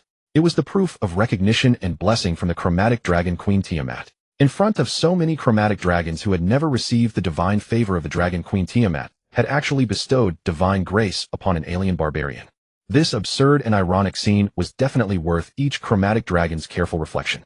But Daiwei, the master of the ceremony, showed no sign of reflection. Instead, he felt inexplicably displeased that his retainer had been struck by a god. Wrath, battle father. That is a subordinate god of the war god. Daiwei muttered to himself. Then, to the stunned gazes of all the dragons, he pulled out his 2 fangs, which were already about to fall out due to teething, quenched them with dragon breath, while still bloody, and threaded them onto the 2 chains that were also red-hot. Raise your hands, boy, and accept my gift. Yes, my lord. The 2 red-hot dragon fang blades were wrapped around Luoxand's wrists by Daiwei himself, sizzling and smoking as they branded his skin. Looking at the war god cosplay he had personally crafted, satisfied with his own perverse taste, Daiwei nodded approvingly. Good. This is the dragon fang blade, personally forged by me, Daiweiudos, also known as Blade of the Exile. Just right for you, in exile, just cast out by that so-called battle father. Take my pair of exile blades. If that bastard ever dares to come after you out of spite, just hack him to death with these blades. Got it. Pride. Hearing Daiwei's blasphemous words of slaying a god, the camp fell into dead silence. Only the straightforward Luoxand nodded stubbornly. Got it. Well, Daiwei nodded in satisfaction. In ancient times on Blue Star there was a saying, buy a horse's bones with 1,000 gold. And now the golden horse bone he had crafted himself was ready. From now on, why worry about no one coming to join him? Cyrus, is the ship ready? All preparations for this voyage are complete, awaiting only your command, my lord. Having witnessed the red dragon's power, the Drow became ever more humble. David had barely completed the ascension ritual for his first dragon vassal and locked away the brass dragon that had begun incessantly complaining when he impatiently prepared to depart for the new continent. There was no way around it. The century fragrance flower season waited for no dragon. If he wanted to make this profit, he had to leave a bit early. They still needed to resolve that elven noble's disfigurement first, otherwise infiltrating that Silver Wheel Lord's territorial holdings would be quite the trouble. Of course, theoretically, David could have simply waited for his vassals to set out first before heading to the new continent himself, much like his previous journey to the Green Dragon's lair. But given that the journey between the 2 continents was indeed too vast, with the sailing route estimated at 2,500 to 2,800 nautical miles according to Cyrus and Yevgeny's data, he couldn't simply wait. Roughly 4 times the distance from Denmark to England on Blue Star. Even for the elven fleet with magical assistance riding the steady winds granted by the druids' 5th-level wind manipulation without stopping the voyage would consume nearly 2 weeks. When Yevgeny had previously sent his adjutant fleeing on a Pegasus, they had still needed to secure an escape craft and rely on magic to traverse the distance swiftly. Only birds like albatrosses with their innate long-distance endurance could manage such a crossing, and no other creature possessed the stamina to traverse between continents. Not even David as a red dragon whelpling. It wasn't a matter of insufficient endurance, but rather that his energy expenditure couldn't be sustained. In other words, he would need to land and feed every 1 or 2 days of flight. After all, this was the northern ice ocean at such high latitudes. A white dragon, or his sister as a silver dragon, could swim across effortlessly. But he was a red dragon after all, heat-loving and cold-averse. He wouldn't freeze to death, yet with a ship available that wouldn't be any slower than modern vessels back on Blue Star, what purpose would there be in enduring such suffering? Nymphadora the green dragon beside them froze upon hearing this conversation. She glanced between David and the Drow, her expression twisting in disbelief. Wait, you're going to the new continent? You, a red dragon? She practically asked if he'd lost his mind. That expression was about as absurd as a Soviet girl on Blue Star hearing that her new big brother was heading to Berlin for a vacation on the eve of what might well be World War II. Especially given her impression of David, however brief, it was clear this guy wouldn't sneak off to the new continent for anything as innocent as tourism. David seemed to have anticipated her reaction all along. He turned away with a disdainful smile and performed an astonishing transformation right before everyone's eyes. As the chromatic dragons watched in mounting astonishment and horror, the purebred red dragon, with his rugged build, shrank himself down by 3 sizes, his scales shifting from crimson to silver until he stood before them as a living silver dragon. Lizlith the red dragon and Mephistopheles the white dragon, having witnessed the near impossible spectacle with their own eyes, recoiled 2 steps in unison, the same way they had when they'd encountered divine retribution before, and stared at him with wary eyes. Could you possibly be an undercover agent sent by the metallic dragons? Lizlith cried out like a cat, with its tail stepped on, voicing the very thought running through Mephistopheles' mind. Meanwhile, her mind raced with the suspicion that perhaps this fellow was a silver dragon all along and he and his sister had been deceiving her together. David dismissed her unfounded speculations with a wave of his hand. Sensing he might have pushed the transformation too far, he adjusted his physique and appearance slightly, then patted his lower abdomen to confirm everything was in place. His voice, previously soft with Tanya's accent, grew rougher and more resonant as he turned back to Nymphadora, whose expression mirrored his own mixture of bewilderment and contemplation. How about now? A miracle. Simply unbelievable. Nymphadora's eyes practically gleamed as she circled David, unable to resist reaching out with her claws and tail to touch him. What are you doing? Upon transforming into a silver dragon, David immediately noticed his body had become far more agile, his senses sharpened to an almost painful degree. So much so that wherever Nymphadora's claws and tail brushed against him, his scales bristled in response. Don't touch me recklessly, I'm telling you. It's so convincing. It's practically identical. I couldn't detect even a single flaw with my true sight. With magic light dancing in her eyes, Nymphadora let out a somewhat dejected sigh. If I were to ask you what spell this truly is, you'd undoubtedly reply that it's a divine blessing bestowed by the mighty dragon queen of the 5 colors, wouldn't you? Naturally, David replied with a grin that plainly conveyed he was deliberately deceiving her, and there was nothing she could do about it. Ah, how enviable that must be, Nymphadora replied, maintaining her awestruck expression. Though David knew full well the green dragon's admiration was feigned, it still fed his vanity as a red dragon immensely. At the same time, Nymphadora had come to a realization. This fellow's bizarre abilities could not possibly stem from the dragon queen of the 5 colors' blessings. At least not all of them. Otherwise, selling David's own mother wouldn't have brought forth such an abundance of divine grace. After all, apart from the innate polymorph abilities that metallic dragons possess upon reaching maturity through their draconic lineage, and aside from the 4th level polymorph spell, which only achieves superficial resemblance, while harboring numerous defects, nearly nothing else could achieve such a genuinely realistic transformation. Only Change Self and True Polymorph came close to the authenticity displayed before them. And unsurprisingly, both of these spells were 9th level enchantments. In any case, this red dragon was quite extraordinary, or rather he kept his secrets close. Yet this revelation only deepened Nymphadora's delight and excitement within. What harm came from harboring secrets?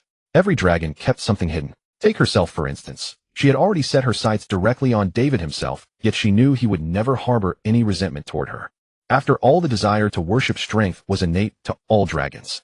Even if David understood her true intentions, he would never blame a young female dragon swept up in the restless passions of her youth.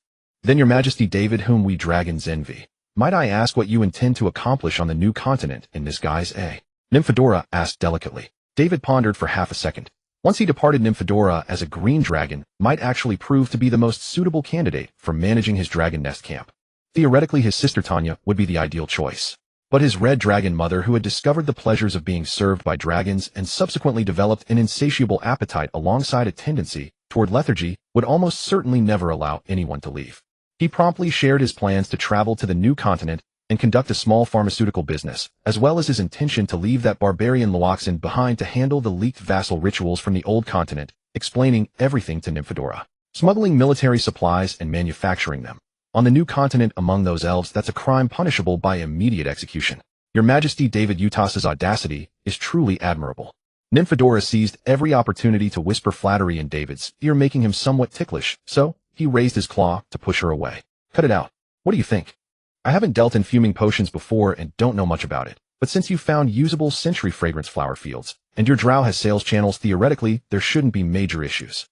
Nymphadora, still unaware that this red dragon had somehow discovered a method to mass-produce fuming potions using dragon dung in place of dragon blood, assumed he was merely engaging in minor operations. After all, according to her calculations as the top student among green dragons, even if they drained all the blood from David and Lizlith, the two young red dragons, the enormous demand for supplies driven by the new continent's current war preparations would still leave them short. Rather than offering her opinion, she presented her suggestion regarding the latter. However, I think you should take Loaxin with you to the new continent. After all, it's the new continent. Having an extra vassal would at least ease some of the burden. As for the leaked vassal ritual, I recommend you wait a bit longer. Resolving it after returning from the new continent won't cause any delays. In fact, it could be highly advantageous. After all, as long as the port is secured, the ritual can't possibly spread elsewhere. Oh, David was immediately tempted, seeming to understand her line of thinking. It was just, perhaps a bit too bold. Do you mind if I ask a few questions of your vassal? As expected, he heard Neflora inquire of him. Theoretically, she could have asked directly, but as one under the red dragon's wing of Dave, she had to make him feel her respect. Even though the red dragon at this moment seemed barely concerned with such matters. Of course, Dave immediately curled the tip of his tail toward his first vassal Loxin, who was nearby, looking somewhat lost, as if muttering to himself, while following an invisible person. My lord. Loxin immediately snapped out of his trance, came before Dave, and knelt on one knee. You may ask. Dave immediately gestured with his chin toward Neflora. Neflora bowed courteously and then asked the barbarian, who was now wholeheartedly submissive, regarding the dragon blood warrior ascension ritual taught to you by the elves. Besides you, who else knows about it? Hearing this question, Loxin, who had been somewhat excited, immediately darkened his expression and smiled bitterly. Apart from me, the specific ritual steps and the list of required materials are known only to my uncle the chieftain. Just as expected, Dave and Neflora exchanged a silent glance. Speak, Dave commanded. Loxin opened his mouth and continued to truthfully explain. I originally intended to make it public to benefit all Highland barbarians and even my wife's ogre tribe. In this way, perhaps within no more than 50 years, with the efforts of 3 generations, we might push the combat power of all Highland barbarians to a peak, completely freeing ourselves from the current state of servility to the High Elves, and even escape the strife over food and territory. Perhaps one day we Highland barbarians could unite and counterattack the new continent. Dave and Neflora exchanged knowing smiles. They smiled at the barbarians' naivety. This was almost impossible, because human nature has always been selfish. Sure enough, Loxin smiled somewhat dejectedly, but when I brought this and the High Elf's profession inheritance to the chieftain and shared my vision, I was met with cold rebuke. He told me to keep it secret, saying that if I truly made it public, it would only bring endless strife among the tribes and merciless extermination from the sons of our father, no, from the sons of the barbarians. Under my uncle's stern warning, I remained hesitant before heading to the dragon's lair. So as of now, only the few tribes that my uncle had persuaded to move away from Cartagena know about this matter. After the battle at the southern foothills of the mountains, these tribes, having lost many of their young and strong, have gradually begun to merge under my uncle's integration.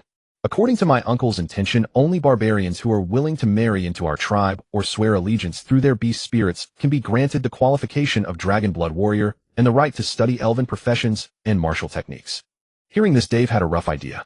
He had originally thought that all barbarians of the old continent were about to receive a major version update and become the children of the version at the end of this century. Now it seemed that it wasn't that this barbarian didn't want to do it, but another variable had emerged, forcing all these barbarians to endure and develop in hiding. What is this our father no sons of the barbarians thing? Dave asked directly. Loxin, who had once experienced the burning of divine power, was still thinking about how to avoid being struck again while explaining to his dragon lord when he heard the green dragon Neflora say, they are a group who call themselves by the name of their father of battle god, a kind of fanatical believers organized by tribes, and also a rough form of church. That is Sons of Ushgar. Once prompted by Neflora, Loxin naturally opened up his words filled with contempt and resentment. These battle sons who named themselves after the god almost monopolize the right to communicate directly with the god, and also nearly control the path for all barbarians and scannies to advance. To learn the barbarian path, one must either directly undergo the ritual to believe in that false god, or bribe those greedy bastards heavily. These ugly and short-sighted fellows completely disregard the fact that we barbarians are already weak and have long been oppressed by the elves. Compared to being exploited by elves, they fear war even more, a war that would wipe them out entirely. Saying this, the barbarian also began to learn from the green dragon Neflora to pledge loyalty. One day, Loxend will surely eradicate these corrupt roots that suck the blood of all barbarians, escape the shadow of that false god, and embrace the embrace of the great and generous chromatic dragon queen.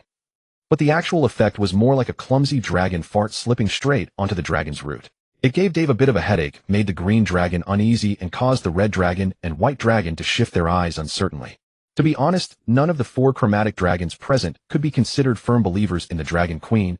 Even general belief was a stretch. Simply put, believing in the dragon queen costs money. Whether it's the sacrifice to pray to the dragon mother to connect the pillar of faith, inviting the dragon queen to witness an oath, or begging for divine favor, none of these were things that poor dragons like them could afford.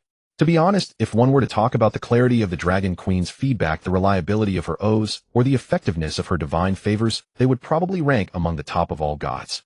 Even strictly speaking, the sacrificial fees, when broken down, could be considered quite reasonable compared to other churches. But who can blame the fact that her believers are dragons? Those miserly creatures who find spending their money more painful than losing their lives. So among the chromatic dragon believers there is also a saying, only by abandoning the instinct of greed can one walk the path to greatness. Yet almost all dragons scoff at it, because it's a truth close to a platitude. Every dragon knows that, damn it. There is even a profession called Dragon of Apotheosis. By swallowing all one's treasure, one can open the path to divinity. Although the road to godhood is still distant, even just starting from scratch. But it's still the same old problem. Without treasure, without the joy of pursuing wealth, what meaning is there for dragons to live? To ease the awkward and eerie silence, Dave smacked his lips and turned his gaze back to his vassal Loxend, who still thought he had said something wrong. I believe you now know the truth, so let me put it to you straight. Your dragon blood warrior ascension ritual originally belonged to the vassal rituals of us dragons.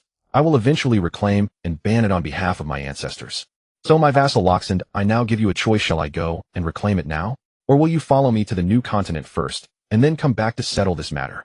Even Loxend, a barbarian, finally understood. He clearly grasped his dragon lord's intention. This was practically allowing his tribesmen to enjoy this rare power path before the lord reclaimed the dragon's favor, thinking that more of his tribesmen and barbarians who joined the tribe could escape the exploitation and control of the sons of Ushgar and gain supernatural power not inferior to barbarian warriors or beast spirit shamans. Loxend took a deep breath and replied solemnly, I wish to follow my lord to the new continent. Having spent my whole life in this bitter cold land, I want to see what lies beyond the sea.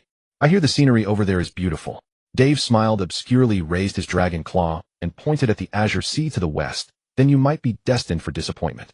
Beyond the sea are enemies. He wondered if this was simply due to his transmigration into a red dragon's body. David, who had always possessed an excess of vitality, now acted with remarkable decisiveness.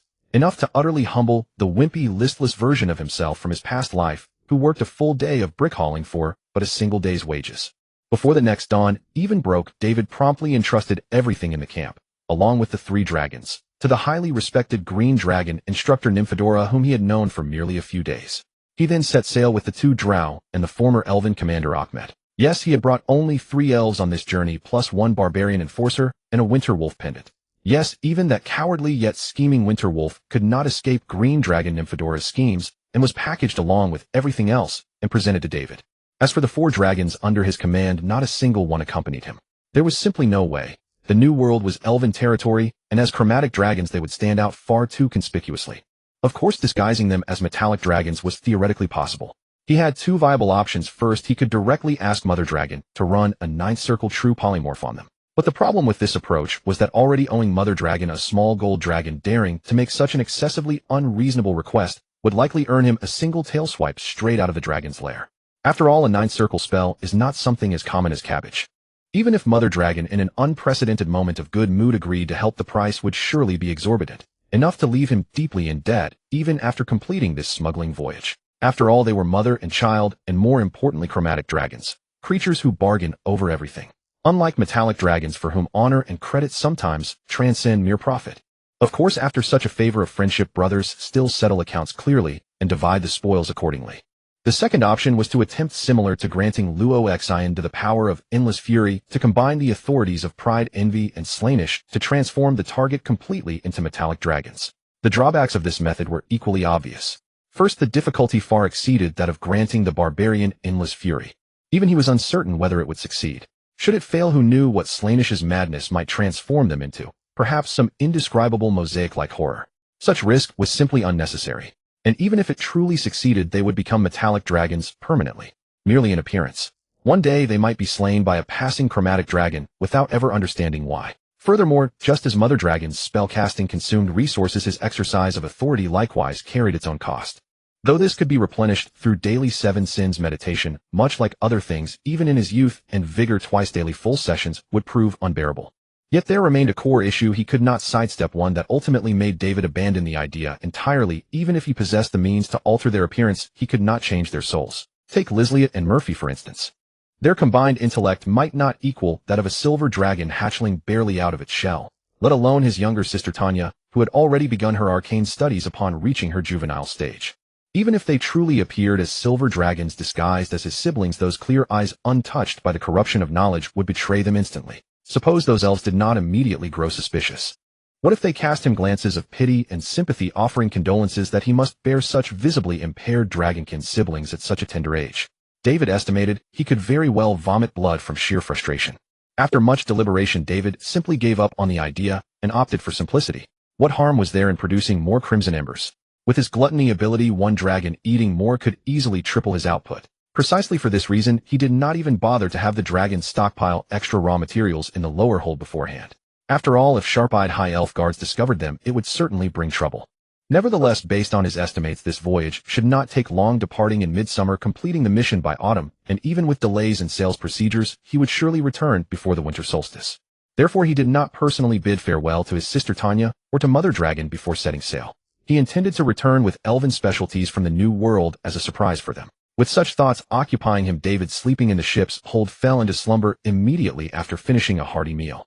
The nap was brief. Just as he dreamed of devouring his 687th Big Mouth Angus burger, leaving waiters and diners dumbfounded, yet progressively hungrier, a Drow's wake-up call echoed in his ears. Master, master, rise and shine. We will reach the New World in 2 hours. Zzz. Sayat gazed at her red dragon master, whose eyes were already slightly ajar, yet whose snoring persisted unabated. With a sigh, she gestured to the somewhat curious Drow mage and the barbarian Lashinda beside her. The mage promptly led the barbarian to carry the freshly grilled tuna from the deck, groaning under its weight. This time, before they could fully bring it inside, David's nostrils flared, and his massive body lunged forward, swallowing the fish whole along with the steel grill. His half-ton weight crashed through the cabin's spiral staircase, causing the already battered elven vessel to shake violently. Eek! The Drow mage, slumped in the corner, was utterly petrified. If the barbarian had not swiftly grabbed her and pulled her away, she would have become part of her master's meal. She now understood why ballads rarely mentioned red dragon cohorts. Surely most perished either from dragon breath in combat or from their red dragon master's sleepwalking appetites. She considered suppressing the urge to pray to the Spider Queen. Then she reconsidered and likewise stifled the thought of converting to the chromatic dragon queen's faith, much like the barbarian had done. In those mere seconds, this Drow mage had danced along the edge of death no less than 3 times. Her ability to escape Zhuchao City and survive to this day was no coincidence. Soon after, David devoured the entire tuna, enough to feed every elf aboard, and let out a prolonged burp. He slowly regained his senses. We're nearly there. Yes, master, the Drow replied respectfully. David glanced at the 2 Drow disguised as high elves and narrowed his eyes, which shimmered with a faint red glow. Remove your disguises. The Drow looked up in surprise, but quickly complied. Feeling pleasant after a good sleep and a seafood feast, David added, Sayat, your disguise was decent, and your height works out. But this one. David's tail pointed at the Drow mage behind Sayat, who cowered like a shrunk head. That wretched cowardly demeanor and that tiny stature. Anyone paying closer attention would immediately recognize her as a dark-skinned creep crawling from the Underdark. This journey will be long. Since we'll likely be discovered eventually, we might as well skip the disguise from the start. David's tail finally withdrew from the pitiful Drow mage, now shriveled into a ship corner, and he retrieved 2 magical contracts from between the scales on his chest. One came from Sayat, the other from Yevgeny. Use these. If questioned by guards along the way, simply claim to be my silver dragon attendants reformed by justice and kindness. Could this really work? Both Drow, along with the previously silent barbarian, were stunned. Even the winter wolf, encountering this red dragon, or silver dragon, for the first time, froze in disbelief. Suddenly Sayat's eyes lit up. Indeed, what disguise could be more authentic and natural than no disguise at all? They were David's subordinates after all. Their loyalty would raise no suspicion. Both Drow immediately took their respective magical contracts and used them without hesitation. The former's soul already belonged to David. The latter had longed day and night for this moment when the Red Dragon Master would finally acknowledge her. Tears of emotion nearly welled up in her eyes. But just as they finished removing their disguises and activating the magical contracts, an unfamiliar and cold voice rang out from the deck. Let all aboard come out. Devincell customs inspection. David inside the cabin paused in surprise. The others instinctively tensed and grew wary. Wasn't this supposed to be the window of opportunity when high elf patrols were weakest? Had they missed some newly tightened security? Before the thought fully formed, another voice erupted from outside the cabin. Otis. Looks like you've been promoted again. It's me, Ahmed. I'm back from the old continent. The barbarian, furious at the presumed betrayal, had already gripped both of his dragon-tooth blades. But before he could react, the customs officer, after several seconds of silence, roared back in equal fury, "Who the hell are you, You dare impersonate the late General Ahmed? Seize this charcoal black, ugly freak. Interrogate him. See if he's some creeping dark-skinned varmint from the Underdark." Inside the cabin, everyone, including David, fell silent for the fate of that high elf commander. Upon the deck, Ahmed felt his elven heart nearly bursting with sorrow. He had imagined being dismissed by the high command of Devour due to the mission's failure. After all, no one in the entire territory could bear such a heavy responsibility.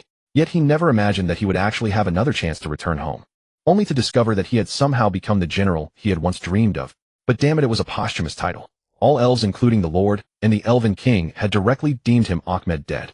What truly devastated him was that these elves, led by Otis, had suddenly become so bold and greedy. Fortunately, he had a good memory and remembered Otis, that lowly wretch who used to send him female elves year after year, yet was not even worthy to tie his shoes.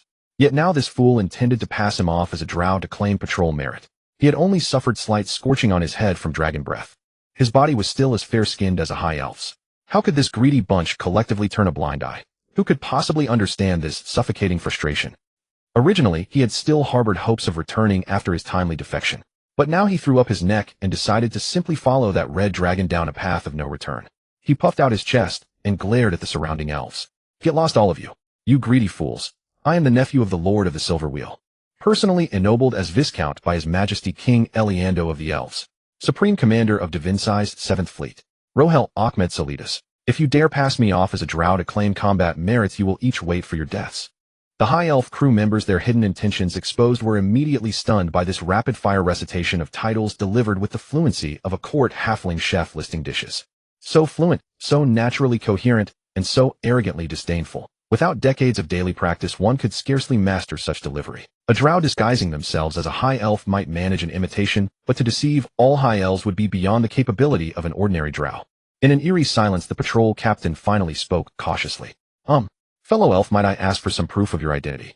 After all, the funeral announcement for General Ahmed has been published throughout the nation for quite some time. Even if you say so, it is difficult for us to believe. No. Ahmed frowned and explained. When our fleet was about to reach the old continent port, Crimson Calamity awoke. The volcanic eruption she triggered destroyed our entire fleet. Only I escaped. Having only spoken halfway through the lines David had given him, he suddenly sensed something was wrong. He suddenly noticed a sinister smirk playing on Otis's lips. Damn it. This guy is probing for information, planning to repeat his old tricks of killing the innocent and claiming false merits once he confirms I have no witnesses or evidence. Kill this drow attempting to impersonate General Ahmed. Yes. Accompanied by the sharp sound of drawn swords, a group of high elves motivated by profit and self-preservation raised their blades against the noble they had once only looked up to.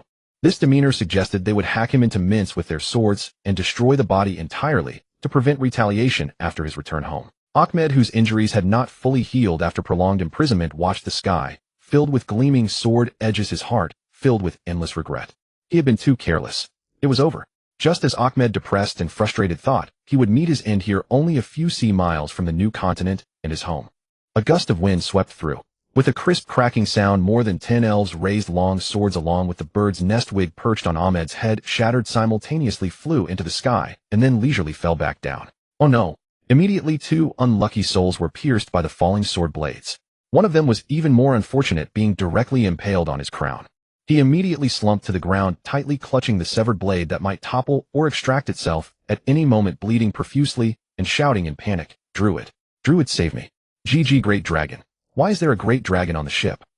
David, barely having poked his head out of the cabin while swinging his tail to sweep away a cluster of sword blades, nearly scared the pants off every elf on board. Combat prowess was secondary. It was the terrifying destructive power of a great dragon that could in minutes send them all swimming in the icy sea. Not a single one of them had the ability and endurance to swim back to land. Wait, it's a silver dragon. A silver dragon hatchling. Stop. Stop. Even the most arrogant and blind high elves would not dare to treat a silver dragon as a chromatic dragon and kill it, especially one clearly still in its hatchling stage. Though the high elves lacked a publicly acknowledged silver dragon ally, these creatures who liked to disguise themselves as humans or high elves had always maintained ambiguous and unclear relationships with the Church of the Goddess of Magic, the Church of the God of Justice, and even some of their own elven deity temples. Offending an elven noble meant nothing more than resigning, leaving home to join relatives, or at worst fleeing to the human kingdoms of the central continent to become an adventurer or mercenary to make a living. But if they accidentally killed a silver dragon hatchling, the terrifying consequences were something they did not dare to contemplate. But just as these high elf naval officers had begun to weaken from the shock of Silver Dragon David's appearance, they reflexively raised their broken blades again at the two drows following behind. Drows. There are more drows. What? And barbarians too. And what the hell was this winter wolf grinning at them? They were completely bewildered by the crew composition on this ship. Halt, do not be nervous. These are all followers I have redeemed through justice and goodness. David looked around at the confused and hesitant high elf swaying his tail across the foreheads of Syed, and the drow mage revealing two magic marks emitting a faint silver glow. The high elves led by Otis nearly vomited blood on the spot. Truly redeemed indeed. But this method of redemption was quite magical, wasn't it? Two magic enslavement contracts at once, and used on drows no less. Only such wealthy and extravagantly minded silver dragons could pull off such wasteful and absurd deeds. Meanwhile, these high elves also had a feeling that things were not quite right. Indeed, they saw this silver dragon stride over to the high elf Ahmed, who was on the verge of death, with legs nearly giving out. With a gentle tap of its claw on Ahmed's shoulder, that tremendous force immediately knelt the elf to the ground. In a loud voice it declared, "As for this officer Ahmed, I rescued him at the seaside, and he brought me back from the old continent. We are each other's benefactors and trusted friends who have entrusted our lives to one another. Rescuing and bringing back a silver dragon, hatchling like me according to your high elf's love for grand achievements. Shouldn't he at least be called a hero? Then hold a grand triumph ceremony with the people lining the streets to celebrate, and send him off with flowers, right?" Oh well. The high elves were dumbfounded looking at each other. Although the logic seemed sound, they had never encountered such a shameless silver dragon. Besides, according to Ahmed, their entire 7th fleet had been wiped out. How could there be a triumph ceremony? Those grieving families of the fallen elves who had just received some compensation money and settled down a bit would surely tear the roof off the military headquarters. However, dear Silver Dragon friend, we still lack evidence to directly prove that this Mr. Ahmed is indeed our fallen General Ahmed. Just call me Prince Safisduin. Isn't evidence simple enough? Take us directly to find. Who is it again? The drow glanced suggestively at the high elves. Ahmed quickly said, "Let's go directly to Pastor Adelisha of the Temple of Justice in Saros City." David satisfiedly took over. "Yes, we can just have that pastor cast a 7th circle spell regeneration, right? His subjects and even the Lord of the Silver Wheel couldn't possibly mistake one elf for another." That patrol captain was completely stunned. Before he could rack his brain to compromise, the elf crew members beside him immediately kneeled on one knee, gripping their broken blades. "Welcome the return of Prince Safisduin to Devonsai territory. Devonsai welcomes you. Congratulations, General Ahmed. You will surely become the hero and pride of Devonsai." Ahmed, being flattered by the elf crew members, finally felt as if in a dream, and tears welled up in his eyes on the spot. Before departing from the new continent, he had imagined the scene of returning with a silver dragon as a hero. But he never expected it to be realized in such a convoluted and dramatic way.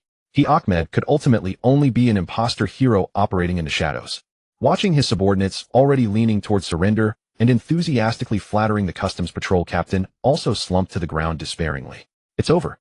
He then, as if grasping at a lifeline, hugged the tearful Ahmed tightly. "Lord Ahmed, do you still remember me? I'm Otis, the one who sends you elves every year." "Oh, get lost." Ahmed kicked this despicable and shameless high elf right into the sea with one kick. "It seems like an elf fell into the sea. Save the elf. Quick, quick, quick." The group of elf crew members realized belatedly. David gazed afar at the new continent where the coastline was already visible and muttered to himself, "Tisk, but it's almost June. Aside from century fragrances, there probably aren't many flowers. Why not add some snowflakes to set the mood?" Having been discovered, he figured there was no point in hiding anymore. Who said smuggling must be done sneakingly? David this time would come in broad daylight and leave in the most open and above-board manner. While muttering to himself, he shot up into the sky amidst the stunned gazes of the elves, flying into the clouds and unleashing a breath of ice. Actually, snow was flying. Anyway, believing that those of you who made it this far despite the earlier S&P flood must not be ordinary normal people. At least your tastes differ from the ordinary, or you possess a strong desire to explore and curiosity to sample our work. To some extent, our XP and souls have already resonated and lubricated through nearly 2,000 words of collision and adaptation. Right? Well, let's get straight to the point. This book launches tomorrow at 1201 noon. If you find it amusing, please show your support. I've always felt that readers can mostly tell whether the author is in the zone when writing a book. Therefore, I believe you can definitely sense it. At least with this Red Dragon book, I myself felt quite pumped while writing it. So sometimes when you see absurd plot lines that make you express a subway elderly man phone expression, don't doubt. It's definitely because the author got carried away writing. Please forgive me. I have tried to avoid it, but given my current condition, it seems difficult to prevent such situations. Veteran readers who have followed me through several books know that Lao Chi is still undergoing medication treatment. So sometimes while writing, his brain might become overly excited under the influence of medication and lose control entirely. But I think this isn't entirely a bad thing. As an author, only by first stirring up your own emotions can you possibly make you the reader's experience emotional ups and downs as well. I've seen some people comment that some of the jokes in my plots are too lowbrow. Well, I admit this point. But I've always believed that while joke forms may have high and low distinctions, happiness does not. Life itself is already suffocating enough. Must one also require a high threshold for laughter, demanding that content reach some PI-like level of sophistication before allowing the brain to secrete dopamine and permit oneself to laugh? Don't you think? It's really tiring this way. Anyway, I feel that as long as I can make you smile knowingly during tea breaks or work intervals when reading certain passages, or laugh heartily while sitting on the toilet or lying in bed, I consider it worthwhile. Creating positive energy is too difficult and negative energy is too depressing. So I only want to create and convey the purest happiness. Whether you use this happiness as positive energy or to eliminate negative energy is your own freedom. Finally, I want to apologize to the 16 reader friends I have banned from this book.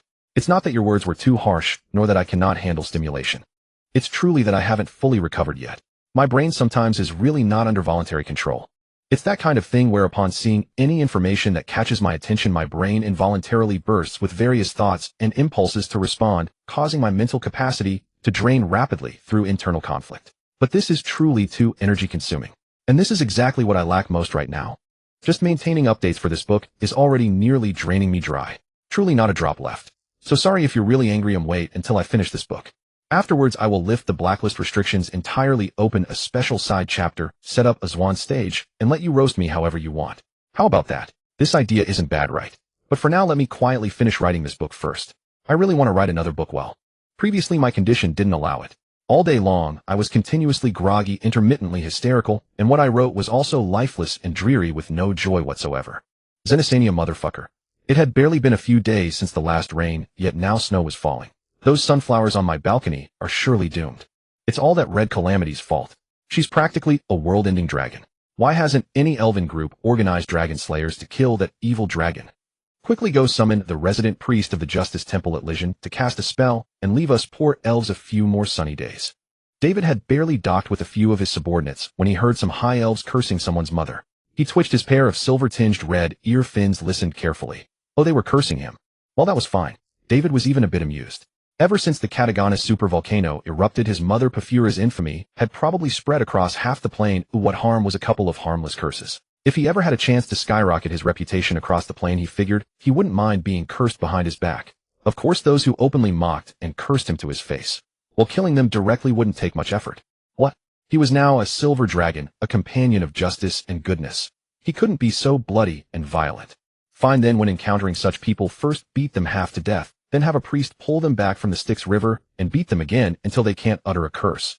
Then the matter is settled. Just listening to the elves chatter, he suddenly remembered the strange sight he had seen earlier from high above a patch of sky like a hole in the clouds with sunlight shining on a city. That was most likely the elven capital Devoncel city. Curious, he asked, there are priests who can control the weather.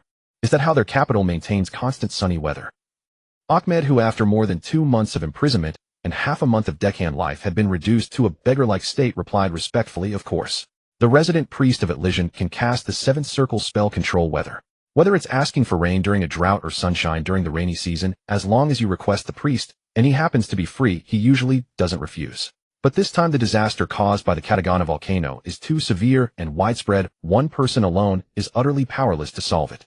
As for the sunny weather in the capital Devoncel city, it's mostly maintained by His Majesty King Iliantha's divine artifact, the Scepter of Wind. Besides that, I believe Princess Melissa's weather bottle, which can store weather, is also being used to rotate disaster relief across various regions. So Your Highness Dysophi's doing, please rest assured.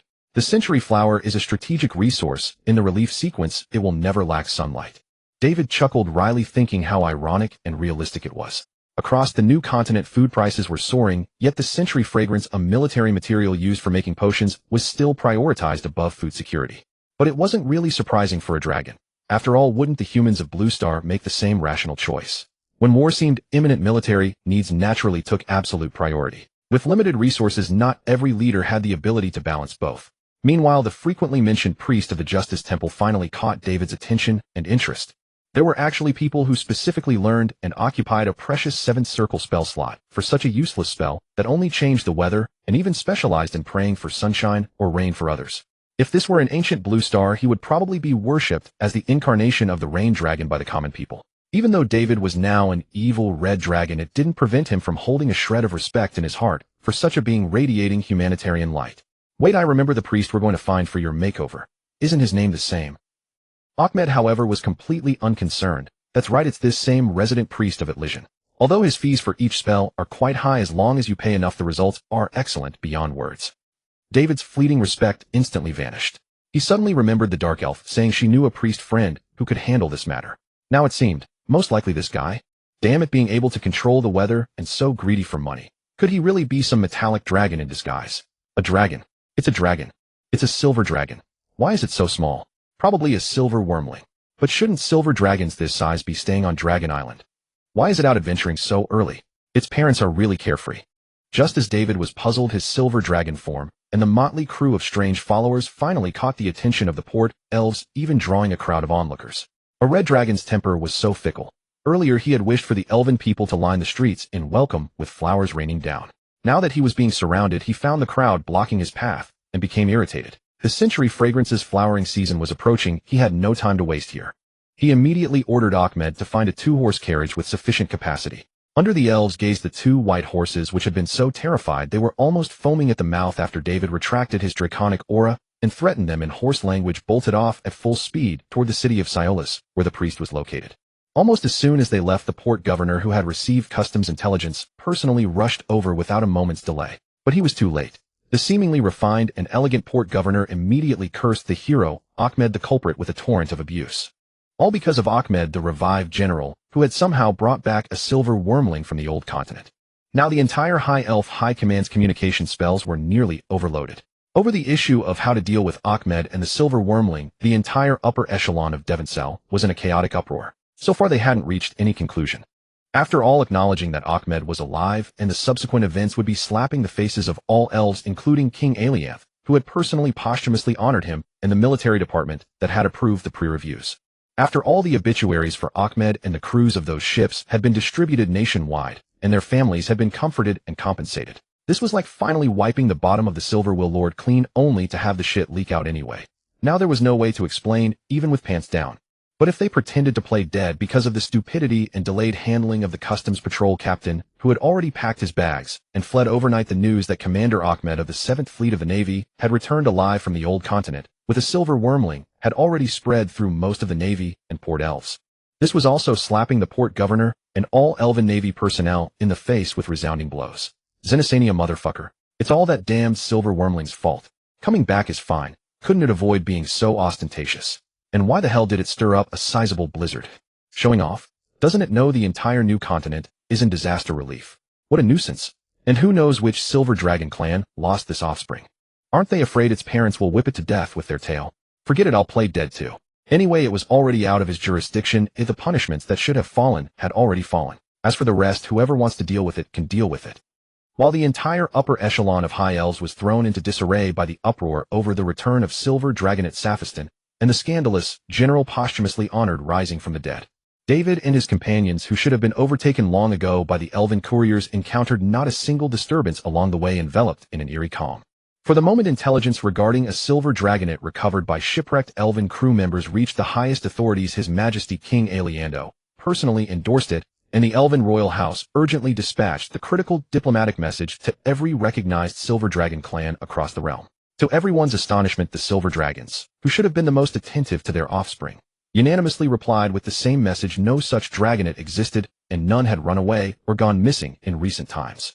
These replies reportedly made King Aliando laugh out loud in exasperation, and darkened the faces of all the naval officers present. Damnation. So it turned out to be an unclaimed stray. Then why the grand spectacle in the first place? This left them with no decent way to resolve the situation. Yet even a wild silver dragonet would still command the attention of the Silver Dragon clans. After the High Elves reported the situation again a day later, the Dragon Owl responded promptly. They had already sent correspondence to a certain Silver Dragon stationed in Devoncel on the new continent, authorizing it to handle the matter on their behalf. Upon solemnly confirming this news, the High Elves breathed a collective sigh of relief. Without a Silver Dragon clan coming forward to claim it, the diplomatic and strategic value of this Silver Dragonet was far less significant than originally anticipated. There was no longer any need to maintain such an elaborate facade and repeatedly humiliate themselves in the process. With the primary issue resolved, the matter of General Amit, who had supposedly risen from the dead and recovered a Silver Dragonet, also fell neatly into place, since there would be no grand triumphal welcome ceremony. Amit could simply let the affair fade into cold oblivion.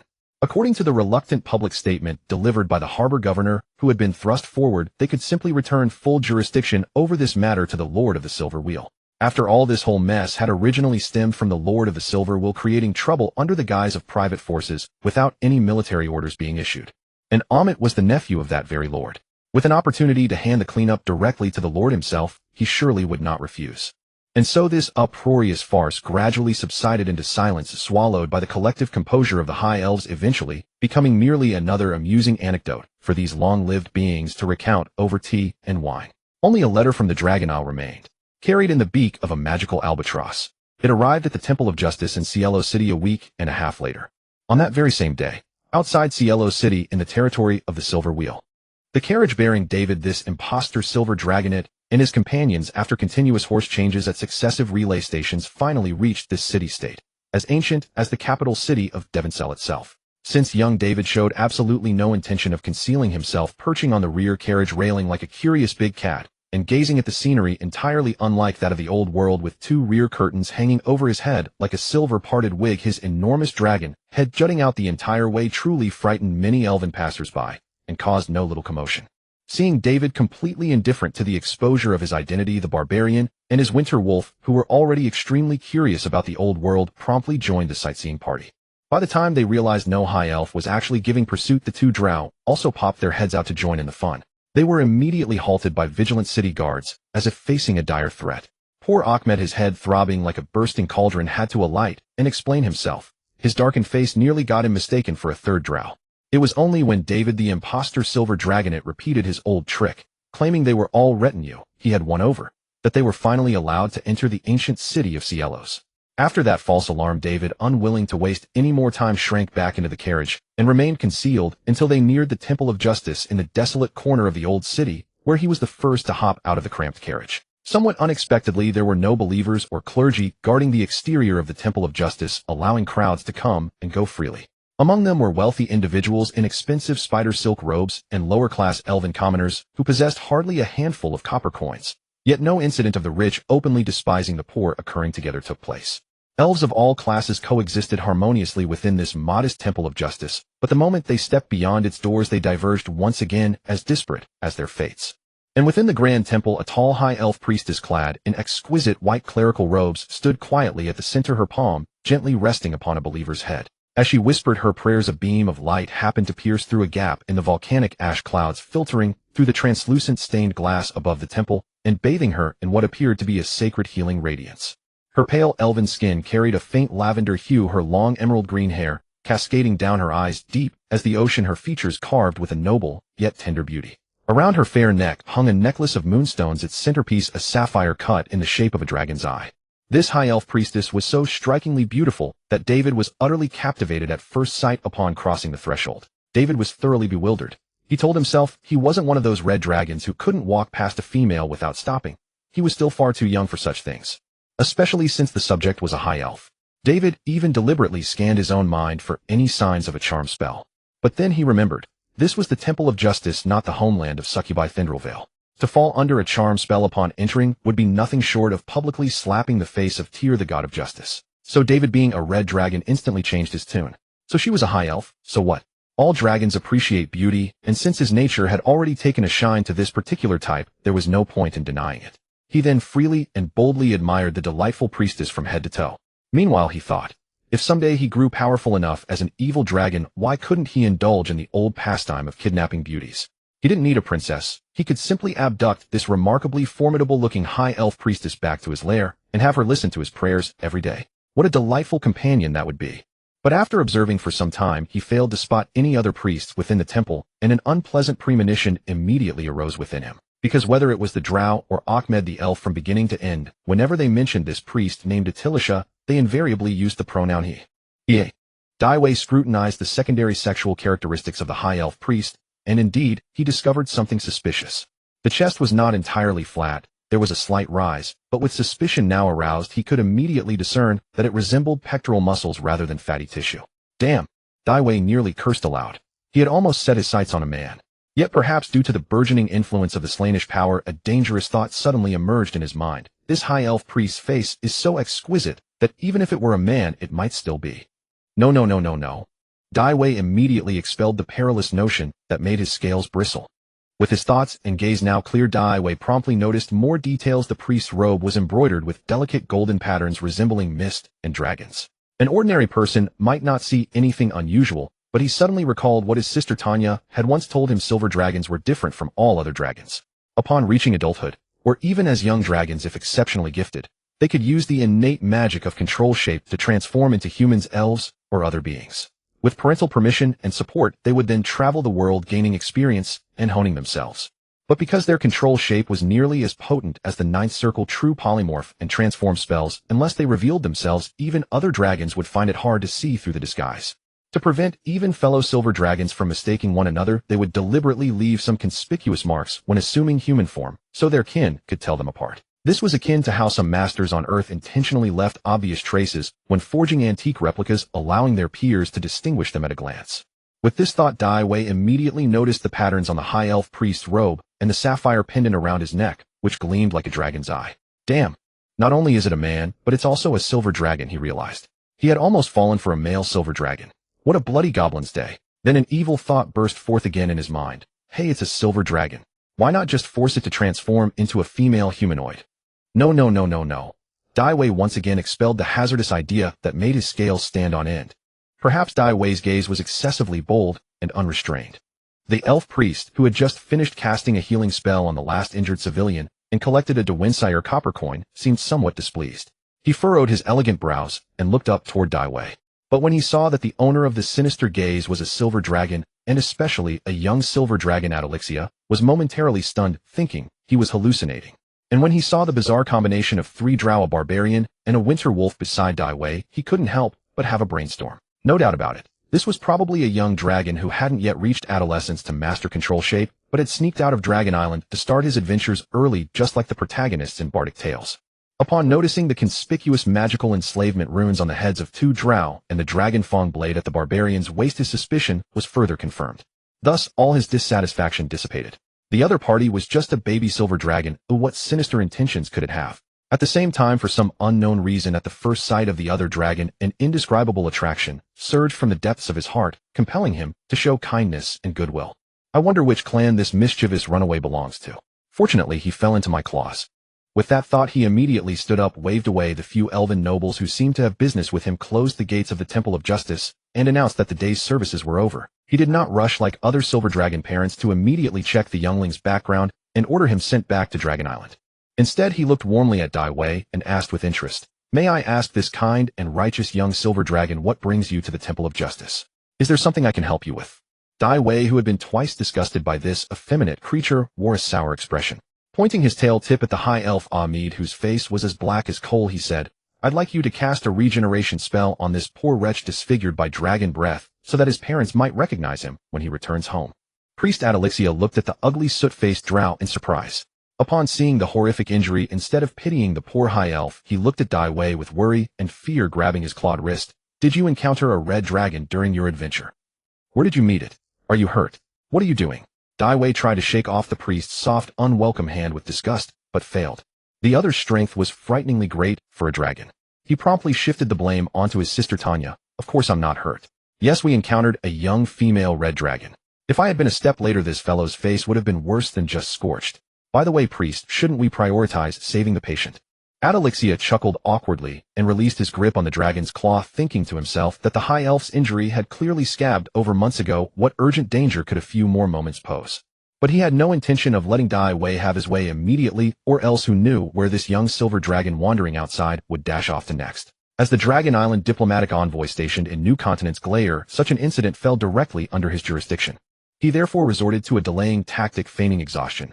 Well, regeneration is a 7th circle spell, and I've already used up that spell slot today. Why don't you rest here in the Temple of Justice for the night? Tomorrow I can cast the spell for this unfortunate. No, this poor high elf. How about that? He looked like a patient guiding parent. No. Dai Wei refused outright. I need to escort this Master Ahmed, the offspring of the Silver Wheel Lord, to the Lord's castle to collect the commission for escorting him back. So please forgive a dragon's craving and impulse for gold. Perhaps we can return to the Temple of Justice tomorrow for the spell. Of course I understand. Adalixia smiled brightly at Dai Wei's candor, sincerity, and charm, but the name suddenly reminded him of a rather amusing obituary from the high elf officialdom. He promptly suggested, "Oh, that General Ahmed. I happen to be visiting the Silver Wheel Lord tomorrow. Why don't we settle it together then?" Dai Wei, suspecting nothing, nodded. "Then I'll trouble you, Priest Adalixia. We'll take our leave for today." "No trouble at all, no trouble at all." Adalixia smiled and waved, watching as Dai Wei the Silver Dragon led his party away, disappearing in the direction of the Lord's castle. Only then did he dash into the temple's rear chambers, as if swept by a gale. Just as he was about to grit his teeth and spend a fortune to contact Dragon Island directly to report the urgent situation of a young silver dragon stranded abroad, he saw a letter sealed with a dragon claw wax stamp lying quietly on the long table. He furrowed his brow, tore it open, and scanned it rapidly. After reading the letter, Adalixia's dragon body trembled once, twice, thrice. His entire frame quivered. "So I'm the last to know? Not a single silver dragon clan claims him. Could it be that some silver dragon lady had an unspeakable affair with a dragon? How disgraceful." Adalixia couldn't help but wear a smile of pity and disdain. But then, as if recalling something, his smile froze on his face. Wait. Ahmed, the posthumously promoted naval general. Did they come from the old continent? The old continent. Could it be? Adalixia clutched his aching head in agony. He suddenly remembered the painful and humiliating memories of the old continent 9 years ago. But now he had to force himself to recall that unbearable past. That attraction. That instinctive urge to shelter the youngling under his wings. No mistake. That child was likely his own offspring, Adalixia's own dragon whelp. The thought that his descendant had been stranded in the old continent for 6 years without his father's knowledge. Overwhelming regret and guilt flooded his mind and heart. My poor child. Father has failed you. In an instant, this young adult silver dragon wept profusely, a pitiful sight to behold. And yet if he felt such a strong attraction toward the other must have felt the same. He then recalled the expression in the young dragon's eyes upon their first meeting. A look of devouring hunger and predatory desire. So it hadn't been his imagination. How could you look at me with such greedy eyes? I am your father. Damn Pafula. Look at the havoc you've wrought. At that moment, the silver dragon priest seemed utterly unhinged. After leaving the Temple of Justice, Dai Wei, too lazy to walk, and even lazier to fly, immediately led his entourage back into the carriage, swishing his tail to intimidate the two Mares whose legs were trembling uncontrollably, and galloped swiftly toward the territory of the Archduke of the Silver Wheel. Dusk was just beginning to show. From the edge of the territory, it hadn't seemed particularly impressive, but as their carriage drew nearer, this forest within the city seemed to shimmer with radiance. Ancient trees, hundreds or even thousands of years old, stood tall, their leaves like emeralds glistening with morning dew. A gentle breeze rustled the leaves, whispering like little elves in prayer. This dreamlike scene made Dai Wei, who had transmigrated into a red dragon, gasp in admiration. Soon their gaze was drawn to the silver castle proudly perched atop the mountain, the residence of the elven lord, the Archduke of the Silver Wheel. From afar it appeared as if lifted from a poem. Towers rose high, seemingly touching the sky, with elegant spires that twisted like winding branches. Scattered balconies shimmered with threads of gold and silver under the setting sun, blending seamlessly with the surrounding graceful trees and natural rock formations. Even Dai Wei, as a red dragon, had to marvel at its extraordinary craftsmanship. Awakens, you were right. The scenery of the new continent is truly beautiful, especially here. It seems this silver archduke is a refined elf. He. The barbarian Awakens, seeing that he had been praised by his dragon lord, was tongue-tied and couldn't come up with any flowery flattery. While he was racking his brain for some words to echo, the winter wolf beside him grew so anxious it nearly spoke on its master's behalf. Just then the drow mage beside him said somewhat defiantly, "Master, this place is fine, but our drow city of Spider's Nest is not bad either. If you have a chance, you should visit the Underdark." "That goblin nest of you dark-skinned lot dares to compare with my aunt's silver fortress," retorted Ahmed, a high elf, and the nephew of the silver archduke, as if his most sensitive spot had been stepped on. Ziate immediately covered her forehead in helplessness. She didn't even understand where this Drow who had nearly been killed, ruined, and betrayed by his own Drow brethren countless times found his sense of belonging and pride in that evil homeland. Ah, if only I had stabbed this fool to death when we fled from the Crimson Calamity's territory. Just as she thought the Red Dragon Master would be displeased by this noisy Drow disturbing his enjoyment of the scenery, unexpectedly Daiwei replied nonchalantly, "I'll go see it when I have the chance. I'm looking forward to it." He was of course referring to the time when he would go to the Underdark to sell goods. Ahimai the High Elf, who was quick to change his tune, immediately deflated and hastily changed his words. "I've heard that the design and construction of Spider's Nest City indeed have some merit." "Shut up. Don't ruin my good mood for enjoying the scenery." Ahimai, the Drow mage, utterly unaware how many times he had nearly been backstabbed by the boss behind him, immediately puffed out his neck like a victorious rooster, making Ahimai, whose dragon flattery had backfired, extremely annoyed but helpless. Little did they know that the change in Daiwei's mood had nothing to do with their words. A red dragon's anger or joy was purely Schrodinger's cat. The sound of gravel crunching at dawn, horse hooves on fine cobblestones passing through a profusion of flowers and grass. After a long night of the mountain seems close, but the horse runs to death, they finally arrived at the foot of this silver castle. Suddenly catching the scent of flowers, Daiwei turned his neck to look back and couldn't help but widen his eyes. From this mountaintop looking down, there was only a sea of blooming flowers. The entire vast expanse of the hillside was covered in a riot of colorful blossoms. Especially the slope facing east. It was a vast, pure, white, flawless sea of flowers. A strong wind blew and thousands upon thousands of white petals left their branches rising like holy angel feathers into the sky. A magnificent spectacle. Just the faint fragrance diffused in the air made him, as a red dragon, feel refreshed and invigorated. At this moment, even though Daiwei had never seen it, he knew that what he had been searching for after half a year of planning and crossing the ocean was right here. "Master, that is the century-old incense we need for this journey." The Drow Ziate leaned close to Daiwei's ear membrane and whispered. "I know," Daiwei replied, taking a deep breath, seemingly calm. But he fully absorbed this scene that had shaken his heart, silently vowing that one day he would also own such a flower field and territory that could shake a dragon's heart and soothe its soul. Greed, unfortunately, such a magnificent sight was not something he as a red dragon could enjoy. Because as he grew, the surging wild magic within the red dragon would turn everything around his territory into lava, vanishing into smoke. But just as Daiwei was sighing with the melancholic feeling of a lonely master, he suddenly remembered that he could transform into a silver dragon. No, turning into a silver dragon would also freeze this beautiful scene to death. That he could just find a golden dragon handsome guy and envy him. Hey, simple as that. Daiwei's mood visibly improved. As the saying goes, pain and confusion do not disappear, they merely transfer elsewhere. Facing a red dragon lord whose mood changed faster than flipping a book, Ahimai, whose fate was held in the dragon's claws, felt a chill in his heart. Who knew if one day he would be killed on the spot for angering a dragon's whisker, or die from a stray breath of dragon fire? What a pity. It was too late. As the former commander of the 7th Fleet of the Navy, he had already boarded the pirate ship. Perhaps the news that Ahimai was returning to the territory with a silver wyrmling to report had already spread deep into the territory. As their carriage approached, a dull thud sounded, and the castle gate slowly opened. If the outside of the castle was ultimate natural beauty, then everything inside the gate was ultimate splendor.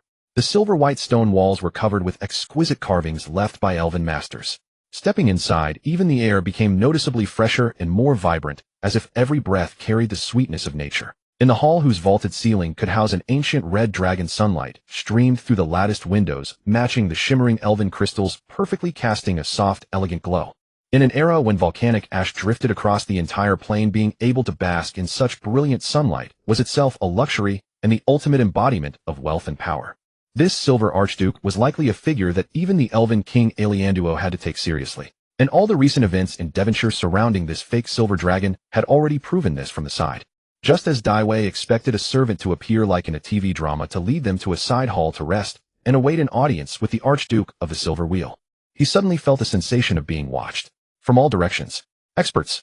And a group of them. Sensing the threat, Daiwei instinctively crouched slightly, his pupils narrowing into vertical slits. He scanned the empty surroundings, but saw nothing, muttering inwardly. Could it be that the Silver Archduke has seen through my disguise? Impossible. Or is it revenge for the elven squad that was wiped out because of him, this silver wyrmling, and are now all digging potatoes in the old continent? Could the Archduke be so petty? At the same time, he prepared for the worst. If all else failed, it would be a matter of one wrath of Tiamat. Anyway, he was so poor that his only assets were the 1,000+ gold coins in the Drow's pocket. Using 1,000 gold coins to summon a dragon god for a cross-planar strike. This deal Daiwei could barely accept. The only pity was this territory's scenery and castle, which he rather liked. If it came to this, he would consider it an early tribute to Tiamat, the queen of chromatic dragons, and his immediate superior. Seeing their dragon lord in such a wary state, Zyade and the barbarian, who also sensed something amiss, drew their dragon-toothed twin blades linked by chains and guarded in front of Daiwei. The winter wolf beside them hid half its body behind the barbarian, growling with bared teeth. Only the Drow mage and a Hemide, who had no perception of danger at all, stood frozen in place, looking completely bewildered and at a loss. "Stand down, you are disturbing my honored guest." With a cold rebuke echoing from above, the piercing sensation of being watched that had made Daiwei feel like needles pricking his skin vanished. Daiwei followed the sound and saw a high elf dressed in a silver gown holding a scepter descending gracefully and steadily from the spiral staircase leading to the upper floor. Behind her followed a much younger elf, like a sister, whose skirt flowed like a waterfall. Her bright star-like eyes first landed on Daiwei, the silver wyrmling, with curiosity, then swept over his motley crew of followers, and finally returned to Daiwei, as if she were deeply interested in him. Unfortunately, all her enthusiasm was in vain. Daiwei, the fake silver dragon, had his gaze fixed entirely on the high elf walking in front. Whether they were sisters or mother and daughter, it was clearly the one in front who was more mature, more flavorful, and more exciting. Just the way her chest trembled as she walked was enough to outshine that silver dragon priest who had only looks but a flat chest. Indeed, when it comes to beauties, the real and substantial ones are better. As expected of the reputedly generous silver archduke. Seeing her today, the reputation is well-deserved. Agreed. But David never expected that the esteemed Grand Duke of the Silver Wheel would choose to receive him in person at the first opportunity. The Silver Duke, descending from upstairs, seemed indifferent to Daiwei's greedy and aggressive gaze. Upon noticing the focus of his stare, a wider smile curled at the corners of her lips. She stopped only when she reached the last spiral of the first floor, a step slightly higher than Daiwei, and was about to speak. "Aunt." Ahmed, who had charged straight up the steps, didn't even finish shouting the enthusiastic suffix, "Aunt," before he was sent flying out of the castle gate, which had suddenly opened and closed again by the elf's raised scepter. After expelling this rude fellow, she turned to Daiwei with a gentle smile, and said, "You must be the young silver dragon Saphistuin who has brought unprecedented excitement to us high elves recently. Due to the recent tense situation, I, who have been repeatedly assassinated, have had to strengthen the defenses around my daughter Elizabeth and myself. I thought they were well hidden, but I never expected your perception to be equally powerful, making them the source of disturbance to you. For this I deeply apologize." As the large elf slightly bowed, the already prominent areas became even more towering and profound, giving Daiwei, the little silver dragon, a slight shock to his chest. "You're welcome. My visit today is merely to return your nephew, and to collect a modest reward for escorting him safely back." "Oh, right, the one you just threw out." Daiwei pointed his tail tip toward the door. "Oh, my unfortunate cousin Ahmed." Princess Elizabeth behind him could only cover her mouth and smile, playing along with Daiwei's performance. "This is what I want to discuss with you." The Silver Duke spoke with a smile. "Discuss?" Daiwei was slightly stunned. He thought to himself, does this matter even need discussion? Discussing benefits? Or something else? But what Daiwei never guessed was what the Silver Duke wanted to discuss. "What I want to discuss with you is the story itself of your return to the new world as a young silver dragon, and the replacement of the actor." With the Silver Duke's clear explanation flowing like a stream, Daiwei finally understood what kind of misunderstanding and trouble his whim had caused for the entire High Elves, and even Devenser. "His Majesty the Elf King Aliando has returned the authority to handle this matter to me. After much deliberation, I could only think of this solution. That is to directly announce to the public that my resurrected nephew is actually my mischievous runaway daughter Elizabeth in disguise. And you, a young silver dragon who happened to be out on a journey, saved my daughter in that shipwreck and brought her back to me. A cliché yet all-purpose story of a hero saving a beauty. Only then can we quell the fury of the naval families who have nearly battered down the doors of the military logistics department. Only then can we preserve the face of myself, Duchess Millie Elizabeth Scalia of the Silver Wheel, His Majesty King Aliando, and the entire Elven Kingdom's navy. For this I will compensate you with a reward no less than that for rescuing one of my nephews. What do you think?" Hearing these words that easily solved the troubles plaguing the Elven Kingdom, yet turned black into white, Daiwei felt admiration mixed with a hint of wariness. But since he was getting paid anyway, why wouldn't he be happy? "Of course, no problem. But what about your nephew, the one named something?" The Silver Duke smiled. "I think it's a relatively friendly choice for both of you if he continues to train by your side, Lord Saphistan. If you don't trust him enough, you can use a magical contract like those two Drow here to maintain trust. That's perfectly fine." As she spoke, a maidservant who had emerged from the shadows at some point brought forth a magical slave contract. Judging by its intricate patterns and shimmering magical glow, it was probably 2 levels higher than the ones used on the two Drow.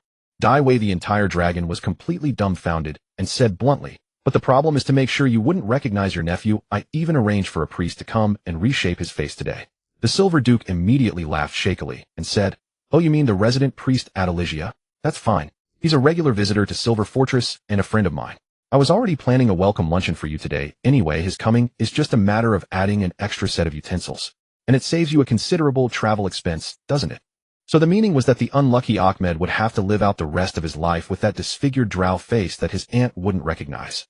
Wow, that's so cruel and so damn funny. These high elves truly show no mercy to their own kin. They're no different from those drow. But upon hearing the last sentence, Dai Wei was a bit stunned. Whenever it came to money, he felt the need to haggle. "No, why is it saving me money instead of saving you money?" The Silver Duke immediately shrugged playfully like a young girl and said, "But he's your man now." The elf's shamelessness was so profound that even Dai Wei, a naturally evil red dragon, felt embarrassed. "Of course, if you don't want to, I'll have to send him to the Midlands for training. No need, I'll take this warrior under my command." Mainly because that magical slave contract, which looked like a high-end product, was valuable. It was practically a freebie, a why not take it? He could then find a suitable thug to use with confidence. As for that something high elf, he was just a bonus, so later he could be thrown into the dragon nest as a whelp caretaker, which was still profitable. So it seems we have reached an agreement on this matter. Truly a cause for celebration. The Silver Duke once again revealed a sweet, yet noble and elegant smile. But it's still early, and the halfling chefs are still preparing the banquet. If you still feel energetic, how about I let Elizabeth show you around my territory for a while? Before Dai Wei could refuse, she turned her head to look at her daughter, smiled, and winked. "Elizabeth, the silver dragon friend you've been waiting for is here. You'd better seize the opportunity." "I will, mother." Elizabeth's delicate face immediately flushed with two red clouds. The Silver Duke's unexpected arrangement also left Dai Wei bewildered, especially when he saw the suggestive implications in the elf mother and daughter's words, and recalled how the Duke had gone to great lengths to have them bring this silver dragon back to the new world. A bold speculation suddenly arose that even startled him. Holy shit. Could it be that the Silver Duke, seeing that he was male, intended to recruit a dragon knight for her daughter? Or even further, damn, she wanted to make Dai Wei a dragon king by marriage. This absurd idea immediately caused Dai Wei's mind to short-circuit, and then he thought of another more serious matter. If this high elf princess were to accompany him constantly, with all those sentinels stationed nearby, how could he engage in the smuggling of potions and other goods in the new world? What the hell did he come here for? It couldn't be that he was really here to be a dragon knight or a dragon king's son-in-law for this delicate elf princess, could it? But then another thought popped into his mind. This is the Silver Duke's daughter. Getting on good terms with her is equivalent to getting to know a future little rich girl whose wealth rivals a nation. If the rich girl is happy, then why would he need to work so hard for such a meager income? Just as Dai Wei's mind was locked in a tug-of-war between these two extreme thoughts, Elizabeth had already lifted her skirt and shyly walked toward him. Boom. The gates of Silver Fortress were pushed open heavily. Everyone turned to look back, including Dai Wei, the Silver Duke, and her daughter. All of them widened their eyes. "Adeligia, you," the Silver Duke began. Dai Wei also asked, "Father Adeligia, why are you here?" Although they had agreed on today, it was still too early. Moreover, this silver dragon priest's eyes were clearly red and swollen, with a look of love-struck weariness. He obviously hadn't slept well last night. Then Father Adeligia, whose eyes hadn't left Dai Wei since he entered, strode straight toward him, stepped past where Elizabeth should have been, tightly grabbed Dai Wei's claw wrist, took a deep breath, and stared at the Silver Duke urgently. "Milia, if you don't mind, let me accompany Lord Saphistuin for a walk around your territory." At these words, Dai Wei, whose arm was hooked and couldn't be shaken off, felt completely numb. Princess Elizabeth, who was about to walk over and take his arm, was also stunned. The not-so-bright barbarian and Winterwolf were dumbfounded. The two experienced Drow also exchanged bewildered glances. Everyone was fucking shocked. Then they recalled that this priest Adeligia had dared to address the Silver Duke by her given name Milia, and the latter was clearly accustomed to this intimate address and remained unmoved. As a result, everyone couldn't help but cast suspicious glances at Princess Elizabeth, whose eyes were already welling with tears of grievance due to Adeligia's unexpected snatching away of her love. Chaos. This circle is too chaotic. Only the Silver Duke, seeing Adeligia's obviously sleepless, haggard, anxious, and concerned expression, couldn't help but associate this silver dragon's origin from the old continent with the unfortunate incident that happened to Father Adeligia during the Red Calamity 9 years ago. A shocking answer that shook her worldview emerged. Could this silver dragon before her be the illegitimate child of Adeligia and that Red Calamity? Then her original plan, in every sense, would it still work? Although the silver dragon priest's exceptionally striking looks had already won David's approval and recognition yesterday, he was still a fucking man. When a creature whose gender was utterly indistinguishable with reddish corners to its eyes suddenly seized his claw wrist, David's scales bristled. That feeling was as if the silver dragon priest before him had just been used and callously abandoned. Especially with the Grand Duke of Silver's daughter casting glances laced with scandalous undertones between them, David desperately wanted to kick the Silver Dragon priest beside him into the distance, yet found himself unable to break free from their evenly matched strength. What made him even more distressed was another calm voice in his mind reminding him this was a golden opportunity to escape the surveillance and constraints of the Silver Castle's guard forces. He absolutely had to seize it. Otherwise, his half-year scheme to amass his first pot of gold through potion smuggling would be declared bankrupt prematurely, and he'd be forced to obediently play house with Princess Elizabeth as a mere Silver Dragon companion. That glimpse of a tediously mundane dragon's existence made David begin to wonder if he might one day roar and transform back into that deep red evil dragon staging a scene where the dragon kidnaps the princess to extort a ransom from the Silver Duke. No such absurdity would require him to be an adult at minimum before he could pull it off, or possess the power to do so. Otherwise, he'd reduce the entire territory to ashes in minutes with divine wrath, or he'd be hacked to pieces by those high elves before he could blink. And who knew if it was because he had used the power of envy to transform into a silver dragon like Tanya, but his mind, which should have been trapped in a perpetual state of frenzy, had actually grown somewhat calmer. Immediately suppressing that goosebump-inducing resistance, he raised his claw and gently patted the Silver Dragon priest back, as if they were old friends, then spoke to the Silver Duke. "Indeed, Priest Attilia, and I hit it off at first sight. I was just thinking about finding opportunities to deepen our understanding. And given the current precarious times, I really have little confidence in ensuring Princess Elizabeth's safety if she remains by my side." The implication being clear, he and this effeminate fellow had only just met, nothing like what they imagined. Secondly, he was still young and lacking in strength, worried about being drawn into potential assassination risks due to your daughter's security vulnerabilities. Among other races, say the barbarian tribes of awakens, such talk would be entirely opaque and riddled with hidden meanings. But to the high elves, who practically chant with every word they speak, it was nearly pointing directly at their noses and declaring, "I'm not interested in your daughter. Tell her to scram and stay away from me." These words made Princess Elizabeth's tears immediately well up. "Sephiston, how could you be so cruel? I have been looking forward to this date since last month." She immediately turned and curtsied to the Silver Duke, who looked both embarrassed and pained. "Mother, I don't feel well, so I must take my leave." Without waiting for the Silver Duke's response, she lifted her long skirt and fled in tears. The feeling was exactly like going on a blind date with someone you've long admired, only to be brutally confronted by their current partner, the one you just argued with, grabbing your arm and publicly claiming ownership. Oh right, this current partner was also a renowned gentleman, even more handsome than both her and her blind date. With Princess Elizabeth's departure, the atmosphere grew unbearably awkward. Watching their dragon lord's completely bewildered expression, the two Zul who had been watching the entire spectacle almost laughed out loud several times. But fearing their red dragon lord would throw them into the sea to feed fish later, or subject them to a fiery body tempering session on the spot, complete with a complimentary little jar, their faces were nearly cramping as they stepped on each other's feet to hold it in. Beside them, the winter wolf, experiencing biological emotional diversity for the first time, was also lying on the floor, paws pressed firmly over its nose while its stomach spasmed uncontrollably. Smart as it was, it too feared being settled with its master's master afterwards, and turned directly into wolf meat hot pot. Finally, the Silver Duke, who had seen through everything all along, cleared his throat twice and intervened. "Ahem, I'm sorry. As you can see, my frail daughter isn't feeling well, so I'll have to trouble Priest Attilia to entertain my distinguished young guest Sephiston on my behalf." "Malir, why thank you. I'm sorry." The Silver Dragon priest bowed deeply and expressed his gratitude. Seeing Attilia unwilling to play along, the Silver Duke simply gave up pretense, and to the stunned and disbelieving gaze of everyone, including David, embraced the somewhat distracted Priest Attilia, saying, "There's no need to apologize. I understand the distress and urgency in your heart right now. Therefore, I understand and respect all your choices. Go take good care of our little guest." Hearing this, the Silver Dragon priest shuddered. How could he not understand that the other party had already seen through the truth behind it all, yet still understood and respected his desire to make amends for everything? Attilia was moved to tears right there. "Maliruayu, it's all right. Go ahead, just don't go too far. Remember, there's still a welcome luncheon for you." The Silver Duke raised his hand and patted his haggard, pitiable cheeks, offering encouragement. This scene left the surrounding gossiping crowd utterly speechless once more. An affair. These two definitely have something going on. This was David's thought. Yet they had no idea that everyone had already lumped this silver dragon of his into the gossip and consumed it along with everything else. This plot had completely continued from the previous blind date script, transforming into the female side's parents actually sharing an untold story with the blind date's current partner, yet magnanimously understanding and respecting their painful, conflicted feelings after falling into a new romance, and encouraging and honoring their choice in love. Wow, this Silver Duke is truly so magnanimous. Truly worthy of that lord who possesses an HCUP broad chest. The two Zul whose inner monologues were incredibly rich rarely found themselves on the same frequency, yet this time they did.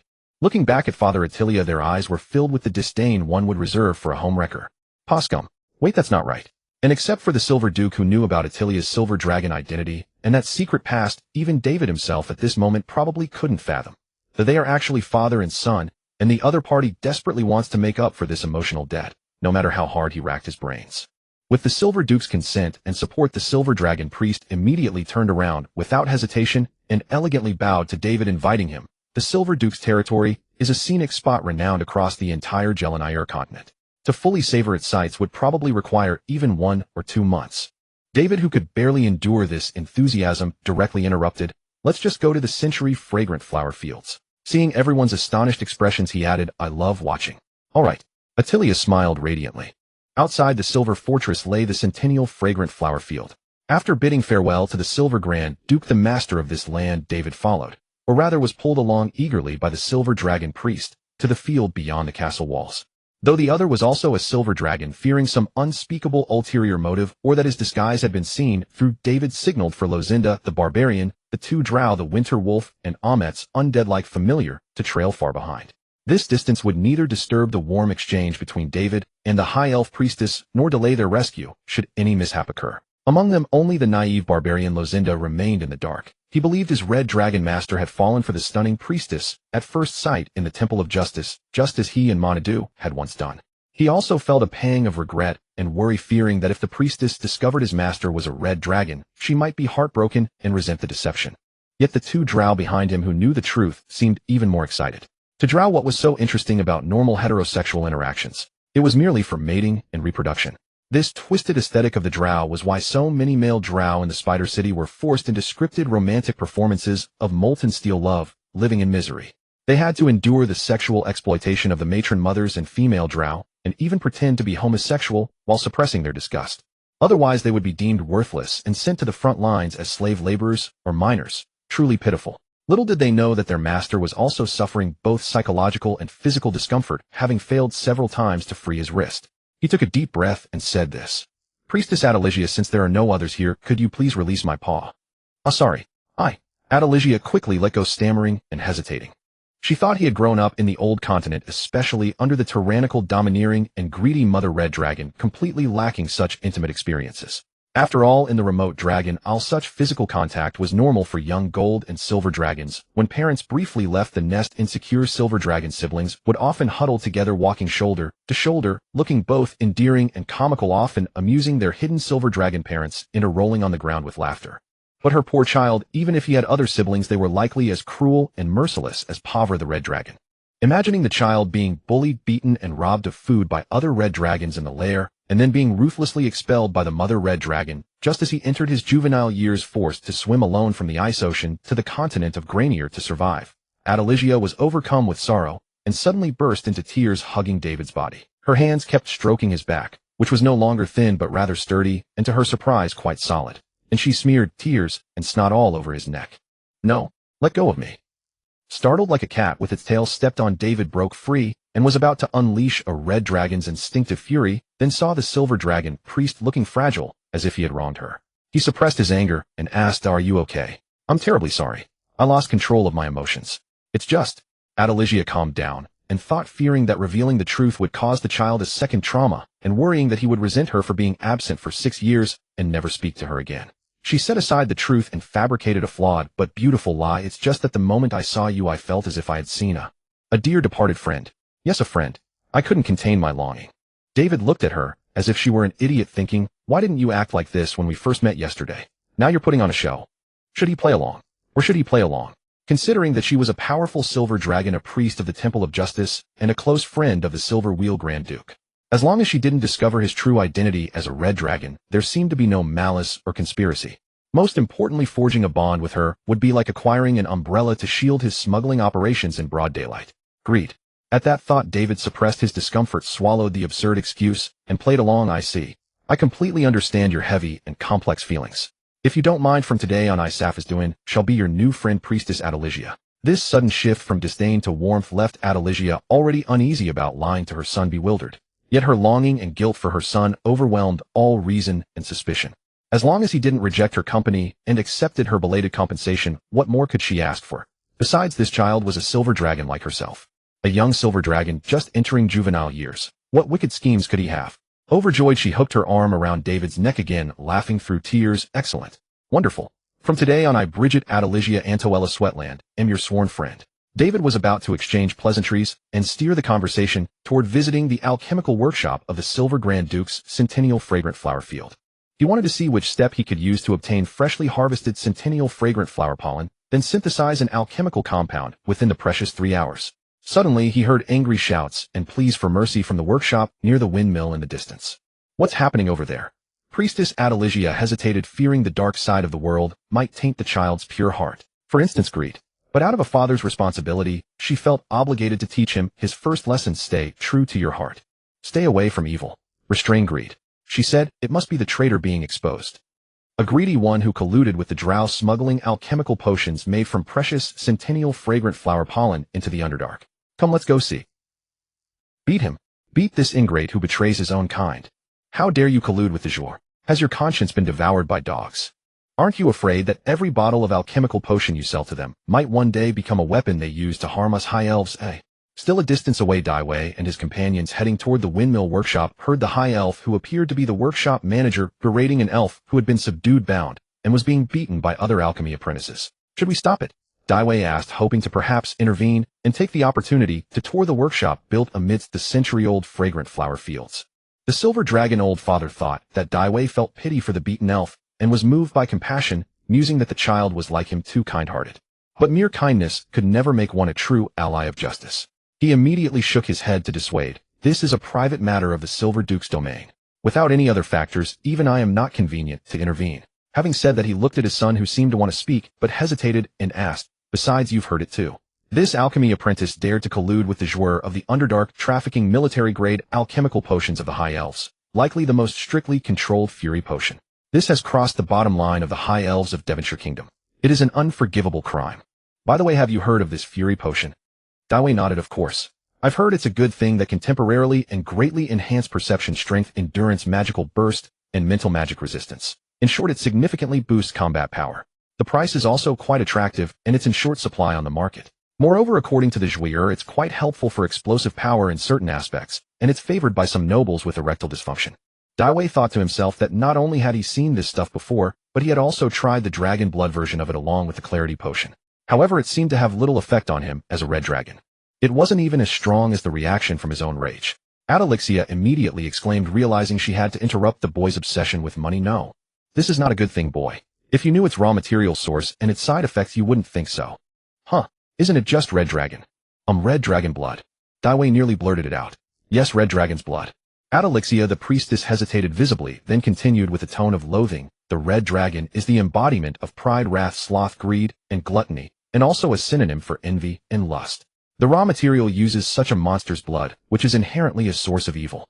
Its effects naturally lean toward destruction and brutality. Although the High Elves Adela Magic Association, after in-depth research, unanimously determined that it has no physiological addiction similar to the Jour's hallucinogenic potions, it was classified as a second-class controlled substance and approved for mass production and military application. But I have also conducted some clinical research on this using squirrels and other creatures in experiments. It greatly enhances immediate combat power, especially for warriors. However, its side effects are equally deep-rooted. While it indeed has no physiological addiction, do you know? That feeling of instantly becoming powerful, surpassing all your own limitations, can also captivate mortals. It's a psychological addiction. If this unnatural power source is abused, it may eventually cause those with weak minds to gradually fall from within, becoming as arrogant and irritable, as lazy and greedy as red dragons, envying the strong and despising the weak, indulging their inner evil desires without restraint, and ultimately becoming completely red dragon-like.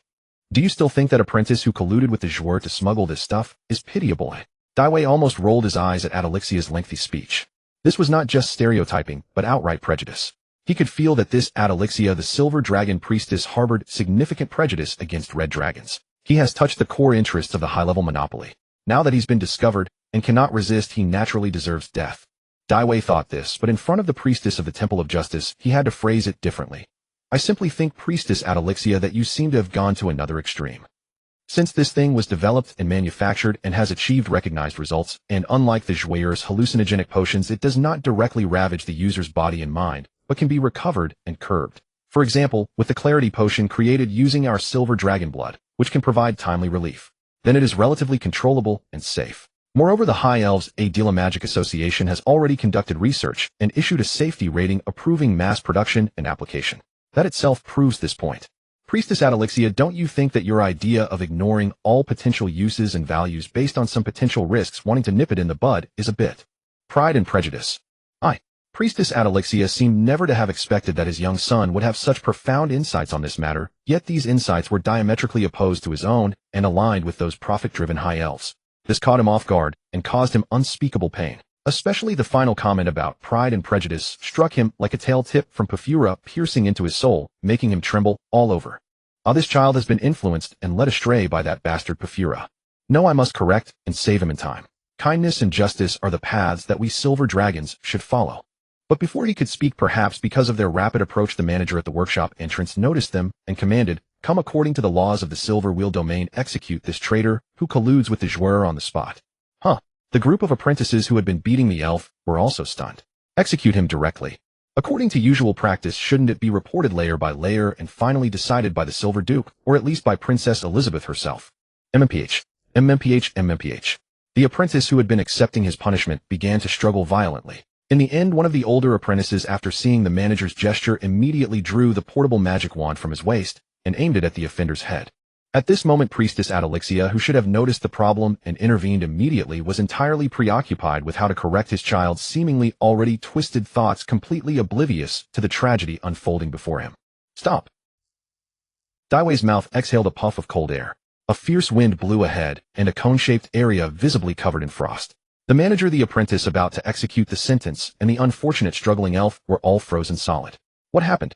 Priestess Adalixia finally reacted belatedly, and he was also at a loss for words regarding Daiwei's unauthorized intervention in the Silver Duke's private affairs.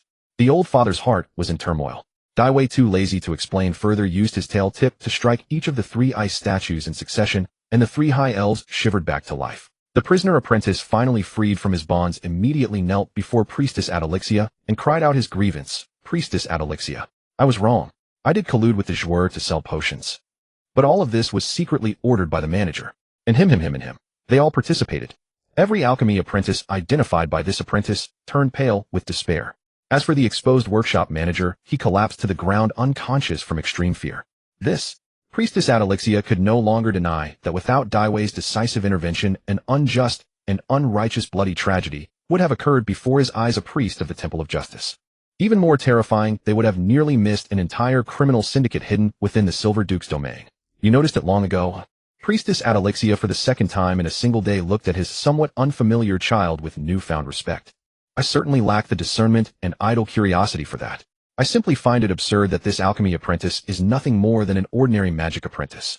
With a physique and skill set so easily subdued by his fellow apprentices, it would be utterly ludicrous to believe he could single-handedly steal the centennial incense, brew the potion, and negotiate a deal with the Drow. All under everyone's noses, don't you think?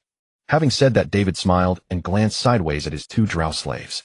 He chuckled. "I've learned from my Drow followers about their societal structure and conduct. While the earlier steps might be conceivable for this apprentice, the final step, trading with the Drow, is absolutely impossible for him. Because a lad like that, with no strength to back him, no patron to protect him, no resources to command, yet foolishly dreaming of venturing alone into the Underdark to strike it rich.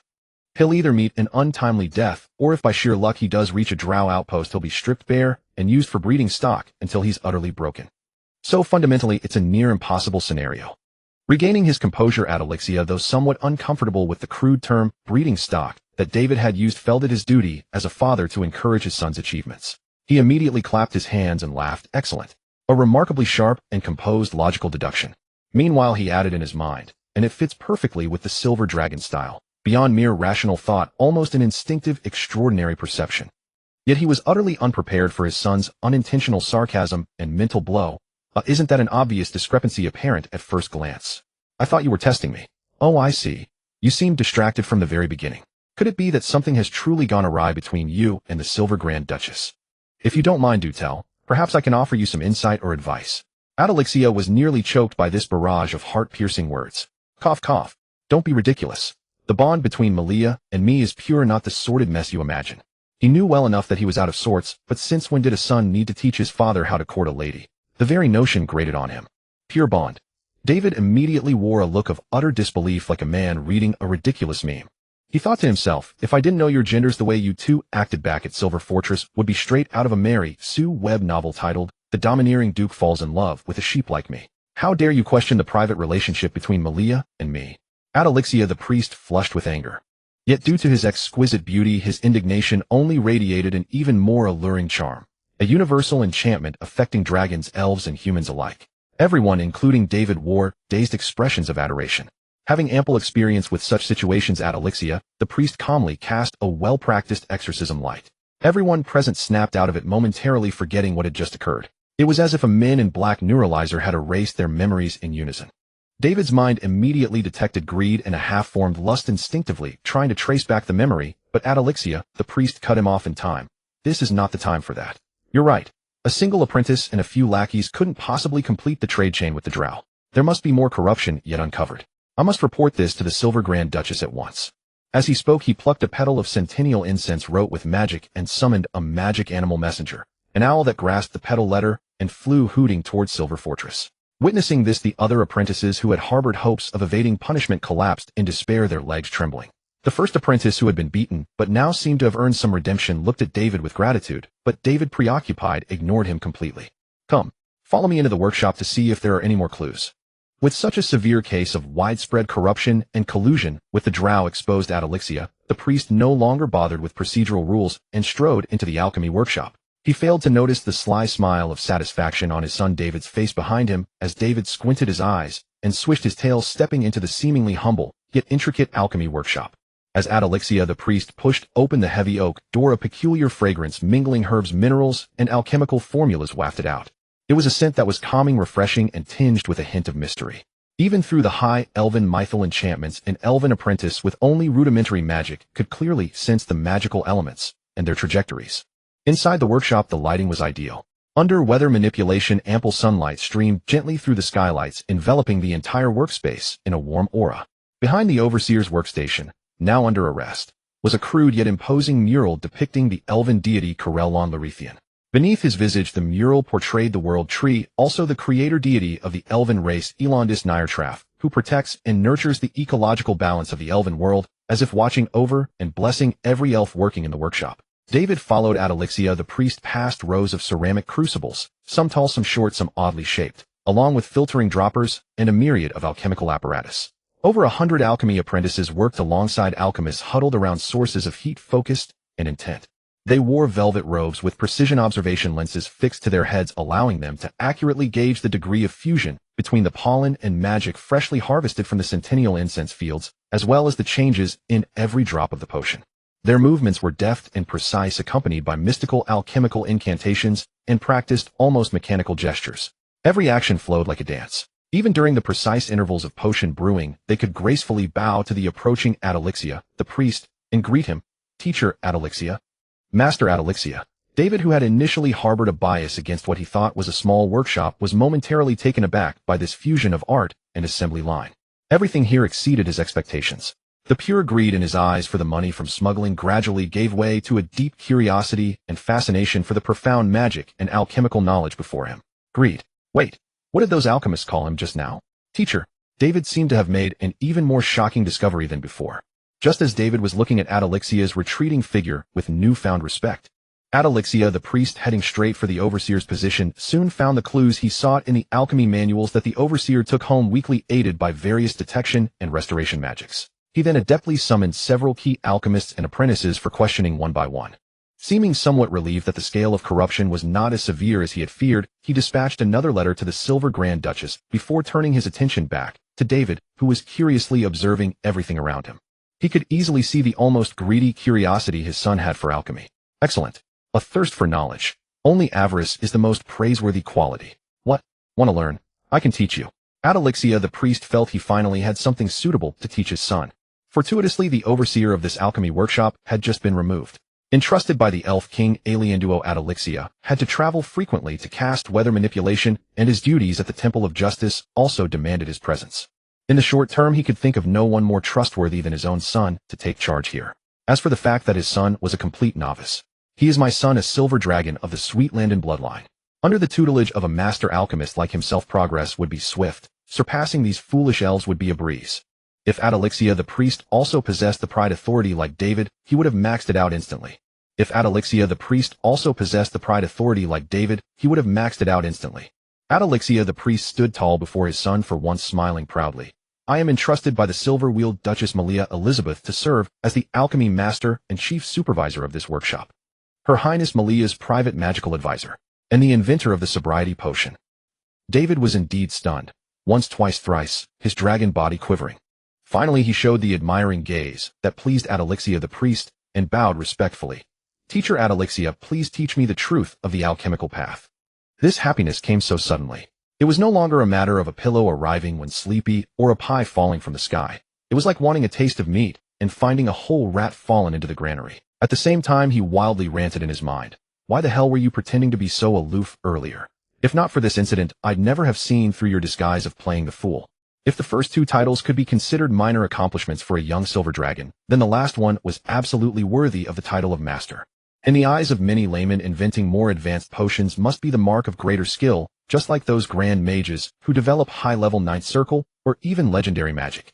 Among the most outstanding was the legendary mage Imo Duncan, one of the 8 leaves from the Huiying Plain, and the series of renowned spells he invented and named after himself.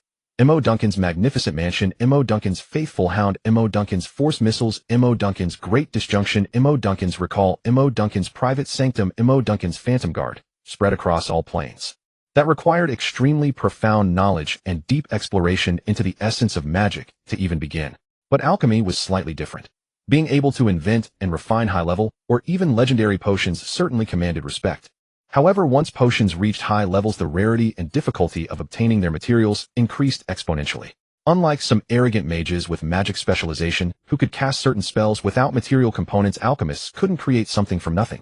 This led to some potions being irreproducible flukes, discovered purely by chance. This was roughly the same reason why creating new chemical compounds on Earth was often easier than discovering and proving a new element on the periodic table.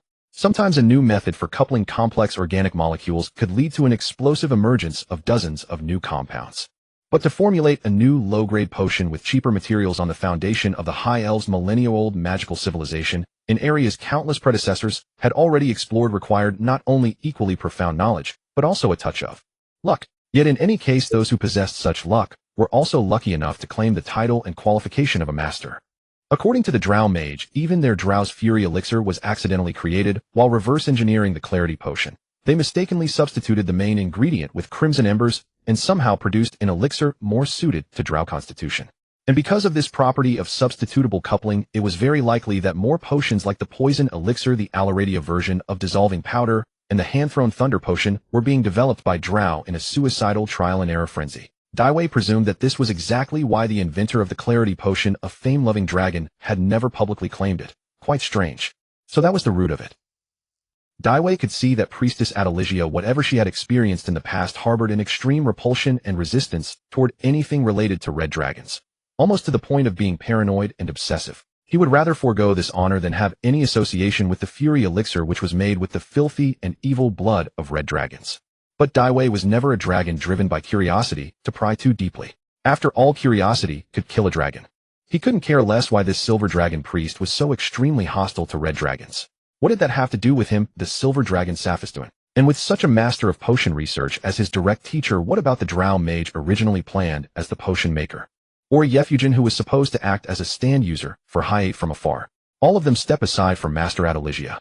Once he learned the tricks himself, wouldn't he be far superior to those two half-baked amateurs? With such good spirits, while waiting for the Silver Duke to send someone to thoroughly investigate the collusion with Drow potion smuggling corruption case, Daiwei began to observe and learn by Adaligia's side. Learning alchemy first required a basic understanding of magic, because the alchemical process was essentially an application of magic.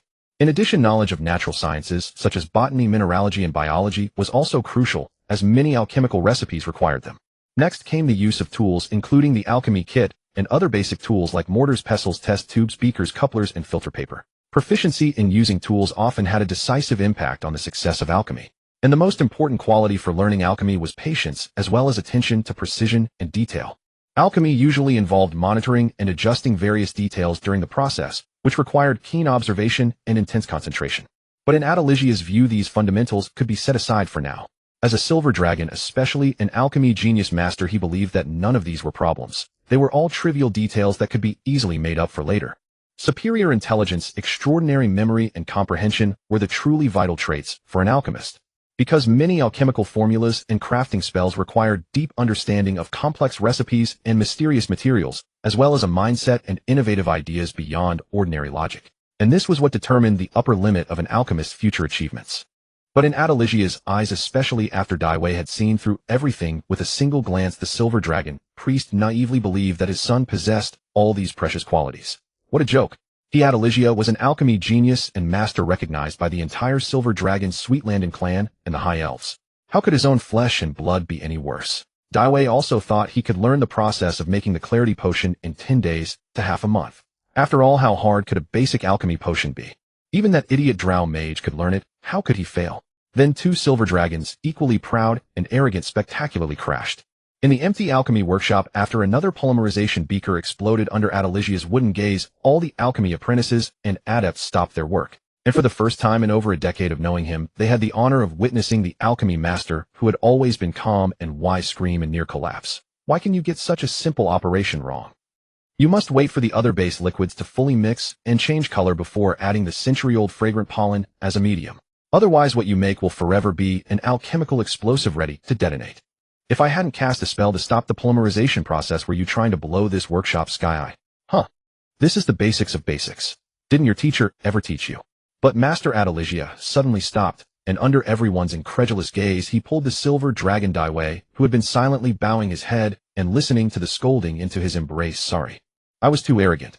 I forgot for a moment that you just came back from the old continent, and you might never have been exposed to these basic knowledges before. And I stubbornly believe that you could leap over the knowledge and processes that might take an ordinary person 1 to 2 decades, or even 3 to 4 decades to master, just by relying on your extraordinary intelligence. I'm sorry, Saphistuin. Please forgive my earlier arrogance, unreasonableness, and the great taboo of impatience in learning alchemy. Let's start from the simplest things first. But before that, to let you appreciate the charm of alchemy, I will personally demonstrate the process of making the original version of the clarity potion today. Don't try to memorize it forcefully. Even an alchemy master cannot replicate it after just one viewing. All you need to do is listen carefully and feel. Do you understand, my child? When he said this last sentence, Adelysia, who was somewhat emotional, had already slipped up. But no one present, including the fake silver dragon Daiwei, noticed anything unusual. After all, the term Masang was perfectly normal for a teacher to address his most beloved and intimate students. Especially when the student was a silver dragon with a likely formidable background, it was even more normal. I understand, teacher. Daiwei replied with a smile, without any discouragement. Excellent. Alchemy requires exactly this indomitable quality. Now watch me. Adelysia's words nearly moved all the alchemists present to tears. When had Master Adelysia ever been so gentle with them? But even being scolded and cursed by such a beautiful teacher in a sharp voice was a unique pleasure. In fact, there were quite a few who liked to make minor non-principled mistakes just to be scolded by teacher Adelysia as a reward for their tedious work life. As Master Adelysia began to demonstrate the textbook alchemical process of the clarity potion, everyone held their breath. Daiwei, staring with dragon eyes like light bulbs, muttered to himself in a voice only he could hear, why can't I be as talented as teacher Adelysia? Why can't I learn this seemingly simple series of operations? How can that idiot Drow mage make a basic potion while I can't? Huh. Soon his targeted envy and jealousy bore fruit.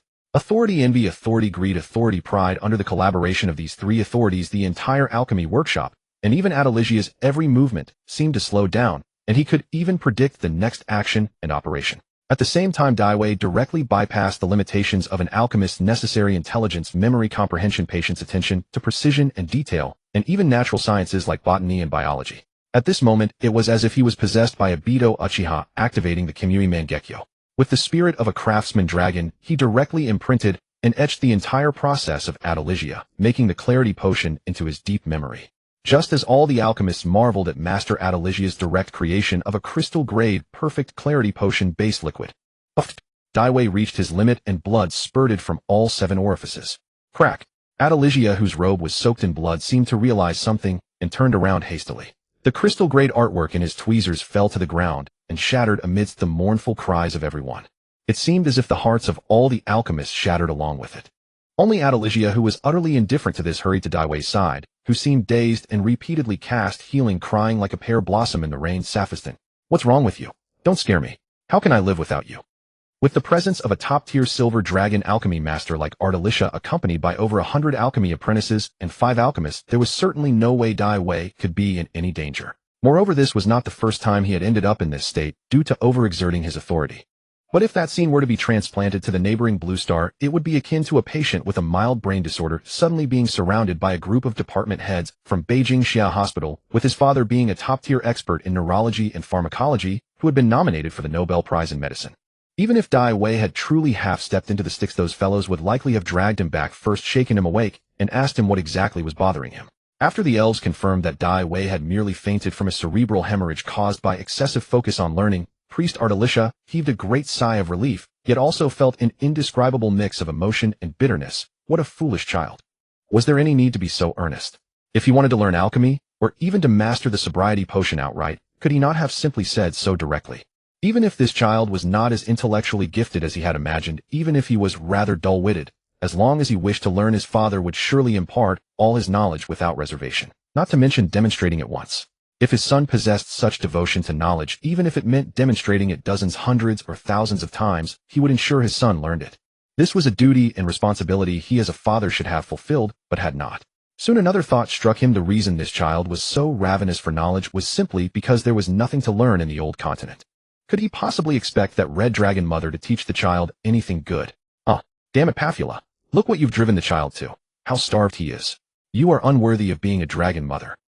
Who knew how his wife Papula, who was far away in the volcanic lair of Katagana in the old continent being fed by his other silver dragon daughter, would feel when she learned that this coward, who dared not even face her again, had once again pinned the blame on her? It was precisely due to this guilt and compensatory psychology that after Daiwei regained consciousness, Adelicia, as if no one else was present, formally extended an invitation. He had long decided in his heart, "Child, I do not know where your original destination lies, and please forgive me for my selfishness. Sophies Doyen, you possess remarkable talent." He paused, his throat dry, and pleaded, "Stay here, stay in Silisi City. Begin as my magic apprentice and potion assistant. I will impart all I have learned to you. And when the day comes that you complete your training, you shall formally inherit my alchemical legacy and glory." Upon hearing these words, Daiwei had not yet felt anything concrete, but the surrounding alchemy apprentices along with the 5 formal alchemists were already so envious and resentful that they nearly wept on the spot. They could not help but mutter inwardly, could this fellow be the heir of some silver dragon clan from the legendary mystic Dragon Island? How else could he be so earnestly begged to become the closed-door disciple of Master Adelicia, who had never accepted personal disciples? Such treatment was unparalleled, especially since from the very basics he had botched earlier, none of them could see what remarkable alchemical talent this silver dragon possessed. Had Adelicia not been a high elf who had worked with them for over a decade, they would have suspected this young silver dragon was Master Adelicia's illegitimate son, and what was even more devastating was just beginning. Because being personally invited to become a closed-door disciple by a master of such special status in alchemy, and likely to replace the workshop manager as the second-in-command, who held the real power, most of the time was a temptation. Yet Daiwei the dragon in question hesitated. He actually hesitated. What the hell was he being modest about now? The surrounding alchemy apprentices, inexplicably irritated and anxious, wished they could instantly swap roles, and then cling to Master Adelicia's leg, licking it furiously. Even if it meant losing 500 years of their lifespan, many elves would be willing. "I'm sorry, Master Adelicia, this offer is truly tempting to me, but please forgive me. I can only stay here to study for about half a month before I must leave." He actually refused. The entire flow of chi and mana in the alchemy workshop seemed to freeze. The former was due to the collective suffocation of the alchemists. The latter was because the silver dragon Adelicia could not accept this answer, and his powerful mental energy had briefly twisted and imprisoned the surrounding mana elements. Why? Looking at the inexplicably agitated priest Adelicia, Daiwei, whose scales were tingling, also could not fathom the situation. He even began to doubt his own talent slightly. Could I really be that 1 in a million alchemy genius?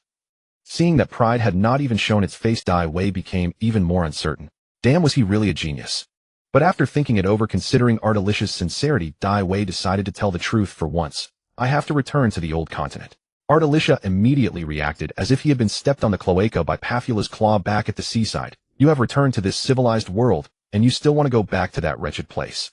What is there left for you to cherish? I have a younger sister, but our mother refuses to let her go, so I must go back." Daiwei spoke the truth again, but in every sense it dealt an indelible spiritual blow to Priest Adelicia. This silver dragon, who was already psychologically unable to accept the fact that Dai Wei would leave him again, had eyes instantly red and streaked with bloodshot veins, and his voice carried a hint of collapse and despair. What did you say? You have another? A sister? That is to say, Artelicia had another daughter, and that venomous dragon Pathula was using her as a hostage to exploit his son's silver dragon nature of valuing family, to blackmail him into returning to that vile place. But he, knowing all this as the father of 2 children, could do nothing. Nothing at all. He did not even dare to set foot in the old continent. Artelicia, you useless creature. What kind of male dragon are you? The next moment Artelicia, like Dai Wei before him, bled from all 7 orifices and fainted on the spot. Only Dai Wei's condition was due to overexerting his authority. Artelicia was genuinely enraged to the point of a cerebral hemorrhage, angry at Pathula's shamelessness, and even angrier at his own incompetence. Master Artelicia has fainted from spitting blood. Quick, emergency rescue. The gazes directed at the stunned Dai Wei were tinged with a mix of envy and schadenfreude. It's all because of this troublesome dragon child. He actually enraged Master Artelicia to the point of spitting blood, all for such an absurd reason. If such an opportunity were presented to them, wouldn't they abandon a sister? They would abandon their families and children without hesitation. Of course, those who had achieved, or were about to achieve, some success in the alchemy field likely had no families or children to abandon in the first place. After a long moment, Priest Artelicia, nearly fuming with rage at himself, slowly regained consciousness. Teacher Artelicia, Davis said with some concern. If his own actions had caused the alchemy benefactor whom he had finally managed to connect with to fall ill, then he would no longer be allowed to freely enter the alchemy workshop to study. Wouldn't that be a massive loss? But what no one expected was that Master Artelicia, usually cheerful, kind, and talkative, seemed to have become a different person after waking up. Expressionless, he patted Davis heavily on his big head and forced a faint smile, saying reluctantly, "Don't worry about me. I'm just a little shaken. You are a good child and a good brother. For the next half-month you will study the art of alchemy in this workshop. The alchemists here are more than capable of teaching you the basics. If you encounter any problems, you may also seek their advice. Selxie, I leave this child in your care for now. During this period his authority will be the same as mine." Yes. The alchemists, led by Selxie, promptly agreed. Although they couldn't become Master Artelicia's direct disciples like him, it was still a worthwhile endeavor to build a good relationship with this young silver dragon, who clearly had a powerful family and formidable backing. Yet to Davis and the other alchemists these words seemed to imply that the temptation of becoming a closed-door disciple of a Grandmaster alchemist of the Gelanire continent was still less important than returning home to take care of his sister. But this only reinforced everyone's belief that this silver dragon's backing was unimaginably terrifying. Otherwise, why would Master Artelicia, who had been rejected, react so strongly? After all, aside from Artelicia and Davis himself, no one knew that the mother of this young silver dragon was actually a red dragon. And not just any red dragon, but that damned scarlet calamity, whom they cursed daily because of the unpredictable weather. Then you. Davis felt relieved, but only halfway. This time he was genuinely worried about Priest Artelicia himself. To be fair, since his transmigration apart from his sister, no one had seemed to value and care for him more than Priest Artelicia, even if it might have been mostly out of his genius, talent. Perhaps. I have some personal matters to attend to back at the Jingyi Temple, decisions to make and handle. Farewell, child.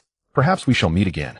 With these words, Priest Artelicia turned around somewhat disheartened, pushed open the oak door of the alchemy workshop, and walked alone toward the 100-year fragrant flower field, toward the Jingyi Temple at the foot of the mountain, leaving behind a bewildered Davis and the equally perplexed crowd. Perhaps due to the change in Priest Artelicia's mood, the weather control he had been maintaining seemed to fail at that moment.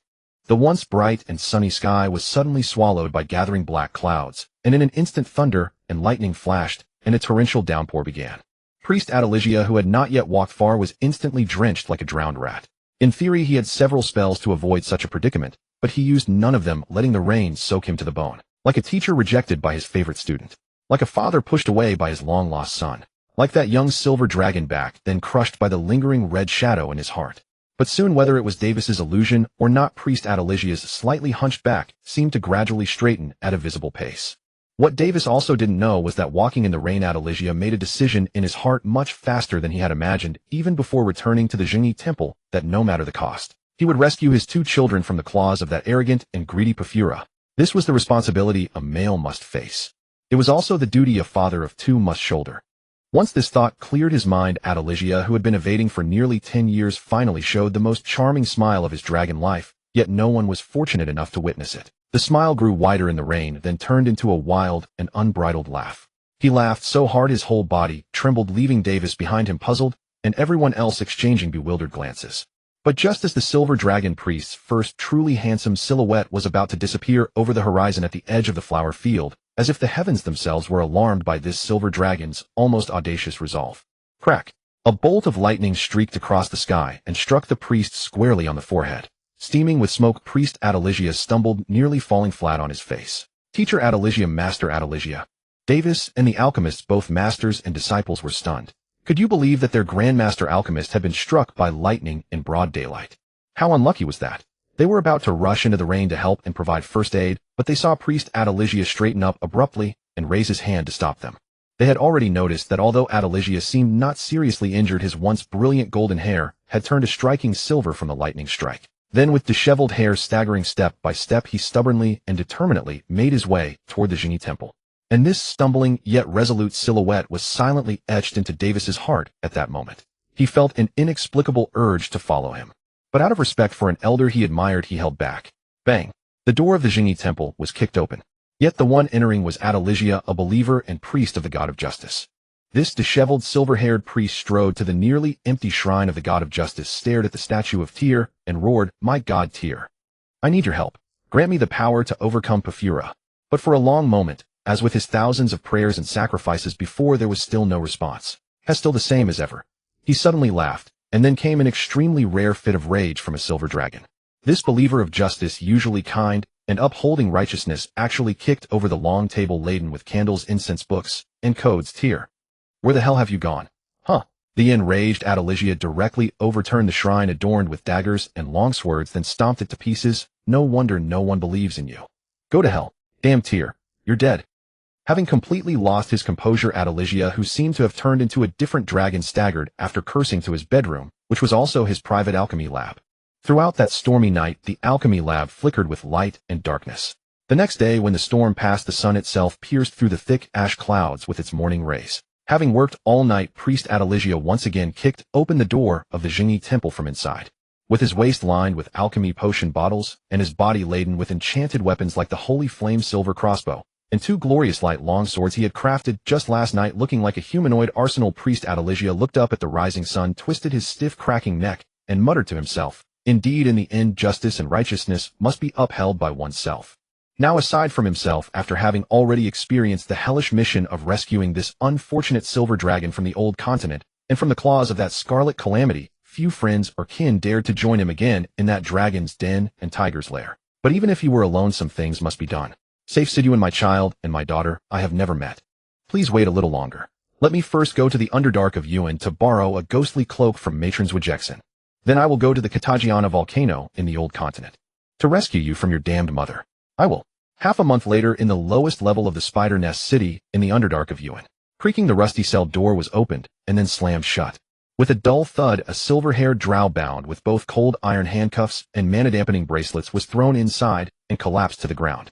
The drow muttered in utter confusion, "This is nothing like how I imagined it. I haven't even reached the old continent to face Porphyra yet. How could a mere Matron Zwigekson be so powerful? I was careless." The only thing he was grateful for at that moment was that he had heeded his son Safe Siduan's words about drow and had transformed into a drow elf before coming to the Underdark of Yuan. A female drow elf. Otherwise, he didn't dare imagine how miserable his fate would be after capture. Yet even so, his current situation was still precarious. He heard the drow outside the cell chatting with a coquettish laugh. "What's the story with the new one? She looks quite pitiful." At these words, Adelicia's body tensed. He thought to himself, are these drow so perverted that they would even go after him even after he had transformed into a female? Don't get any ideas. She's a dangerous one, probably a madman from the celestial sect. She dared to attack Matron Flavia, one of the Zwigekson council members, loaded with alchemy potions. Most likely she was used by some council member. Is that so? It seems our Spider Nest City is entering another turbulent autumn. Let them fight. Even if they start a war with those high elves, what does it matter to us forgotten jailers of all elves? True he. Can't we really touch that one? I wouldn't mind a female either. Word is she's to be sacrificed to the great spider goddess in a few days. Do you dare to leave a drool mark on the goddess's meal? Forget it. I'll find a male to vent my frustrations. Let's go together. After those filthy drow abandoned their posts, Adeligia, who had been stunned, spat lightly. Truly a bunch of irredeemable filth. I wish I could burn this city of sin to the ground. But remembering what the two drow had said earlier, Adelicia's face was filled with despair and defeat. Only a few days left before I'm sacrificed. How useless I am. Who can save me? Whoa. In a forgotten corner of the Underdark of Yuan, Priest Adeligia, who had transformed into a Drow elf, was once again alone and fragile, sobbing into a puddle of tears. Thanks to the favor and arrangements left by the esteemed teacher Adelicia, who had already been arrested by the Drow in the Underdark. In the half-month following his disheartened and silent departure, Dai Wei initially faced a host of issues, such as how to steal the century-old pollen of the fragrant flower, where to find a suitable temporary alchemy workshop, and how to complete the potion preparation within the 3-hour window before the pollen's pharmacological effects expired, all while avoiding detection by the city patrol guards through the pungent alchemical fumes. A series of such problems and challenges. Later, Dai Wei found himself somewhat bewildered to discover that none of these were issues anymore. With the temporary authority granted by Pastor Adelicia, Dai Wei could freely enter and exit the alchemy workshop of the Bayin Grand Duke. Although the alchemist could not allow his 3 Drow and the barbarian into the workshop, Dai Wei, having fully replicated and memorized the entire process of Master Adelicia's awakening potion creation, using 3 abilities, now possessed the qualifications to begin crafting awakening potions and even fury mixtures on his own. Thus, in the following half-month after returning from the luncheon engagements at the Bayin Castle, Dai Wei directly entered the alchemy chamber that had originally been the private space of Master Adelicia. And there, in a place fully equipped with facilities and abundant fresh ingredients, just 1 wall away from the group of alchemists, he began the start of his own potion manufacturing and smuggling operations. Of course, even with the entire manufacturing process fully replicated, it was still a stretch to ask a complete novice with no alchemy knowledge to immediately take on the task. The biggest initial challenge was operational. Master Adelicia was a high elf, while Dai Wei was a dragon. Although his juvenile form was only slightly larger than an adult Siberian tiger, a dragon's claws compared to humanoid hands lacked stability and precision in manipulation. This was even considering that Dai Wei had previously evolved his claws along with his celestial wisdom dragon template, making them more adept at grasping objects like weapons or scepters. He certainly wasn't about to degenerate his claws back into mammalian limbs or transform into humanoid form using jealousy just to mix a potion. Wouldn't that be putting the cart before the horse? Pride, however, Dai Wei soon found an alternative, using his more dexterous forked tongue and tail to replace the relatively clumsy claws. This breakthrough beyond conventional logic allowed Dai Wei to kick open the door to alchemy. With Master Adelicia's process constantly cross-referenced in his memory palace, whenever he encountered a difficult problem, Dai Wei could simply step out, turn right, and seek face-to-face guidance from the 5 alchemists. Later, finding running back and forth tedious, he simply rang a bell on the workbench, just as Pastor Adelicia had done. Initially, Dai Wei hesitated, wondering if this behavior might seem too pride and disrespectful to the elders, causing the 5 alchemists to ignore him entirely. But he soon realized he was mistaken. The 5 alchemists, who would have been treated with utmost courtesy by any noble in the entire new continent of Gleniel, not only came eagerly, but even seemed overly enthusiastic, even arguing among themselves later, because coming in together delayed the progress of the High Elves' military potion orders. Seeing the situation escalate, Dai Wei simply created a duty roster for the 5 alchemists and posted it at the entrance of the workshop. 1 alchemist each day would be specifically responsible for attending, for guiding this young silver dragon in the path of alchemy. This display of authority, this grand spectacle, this arrogant demeanor left the originally curious alchemy apprentices utterly dumbfounded. And Dai Wei's attitude of treating the 5 master alchemists like servants, along with the innate pride radiating from him, further convinced the elves of their earlier speculation. This young silver dragon, whom even Master Adelicia had desperately wanted to take as a disciple, but failed, must have an incredibly formidable background. Thus, besides the 5 especially attentive alchemists, the hundreds of alchemy apprentices who were rarely seen began to curry favor and flatter Dai Wei in every possible way. In this entire workshop, where he was treated with a level of privilege that even Master Adelicia had never enjoyed, Dai Wei, who had originally intended to learn humbly, let his tail rise high with indulgence. With such comprehensive cooperation and instruction, Dai Wei, already cheating, made rapid and astonishing progress in the path of alchemy, or rather in the art of brewing awakening potions. Once he formally entered this learning, or rather imitative and restorative mode, within the first hour and 15 minutes Dai Wei managed to process, grind, and extract all raw materials to the level required for potion preparation. Ordinary apprentices with basic knowledge typically take 3 months to 2 years to master this elementary process, with the most time and effort spent on understanding the properties of various raw materials and different processing methods. By the 3rd hour and 6 minutes, Dai Wei had mastered the steam distillation purification method and reached a preliminary level of proficiency. At the 6th hour and 33 minutes, Dai Wei boiled purified water, added the processed raw materials, continued heating to boiling, filtered while hot to obtain a single extract, then incorporated the century-old fragrant flower pollen and mixed it in a coupler, which remained stable with no signs of leakage. This was already a process that only a junior alchemist could handle and master. This terrifyingly phenomenal learning progress drove the alchemist on duty for the first day from initial surprise, amazement, shock, horror, numbness, to excessive excitement. Comparing his own alchemical career, his worldview gradually shattered, leading him to question whether he was an utterly dull fool and whether his choice to study alchemy was a mistake wasting time, until he sprayed blood from his nose. He directly fainted from a cerebral hemorrhage on the spot.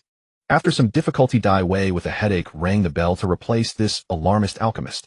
The alchemist scheduled for the next day's guidance nearly had a heart attack when he saw that Dai Wei had already finished processing the raw materials and started coupling. He hadn't forgotten that on the first day, if Adalixia hadn't intervened with magical force to stop the material aggregation, half the workshop might have been blown into the sky.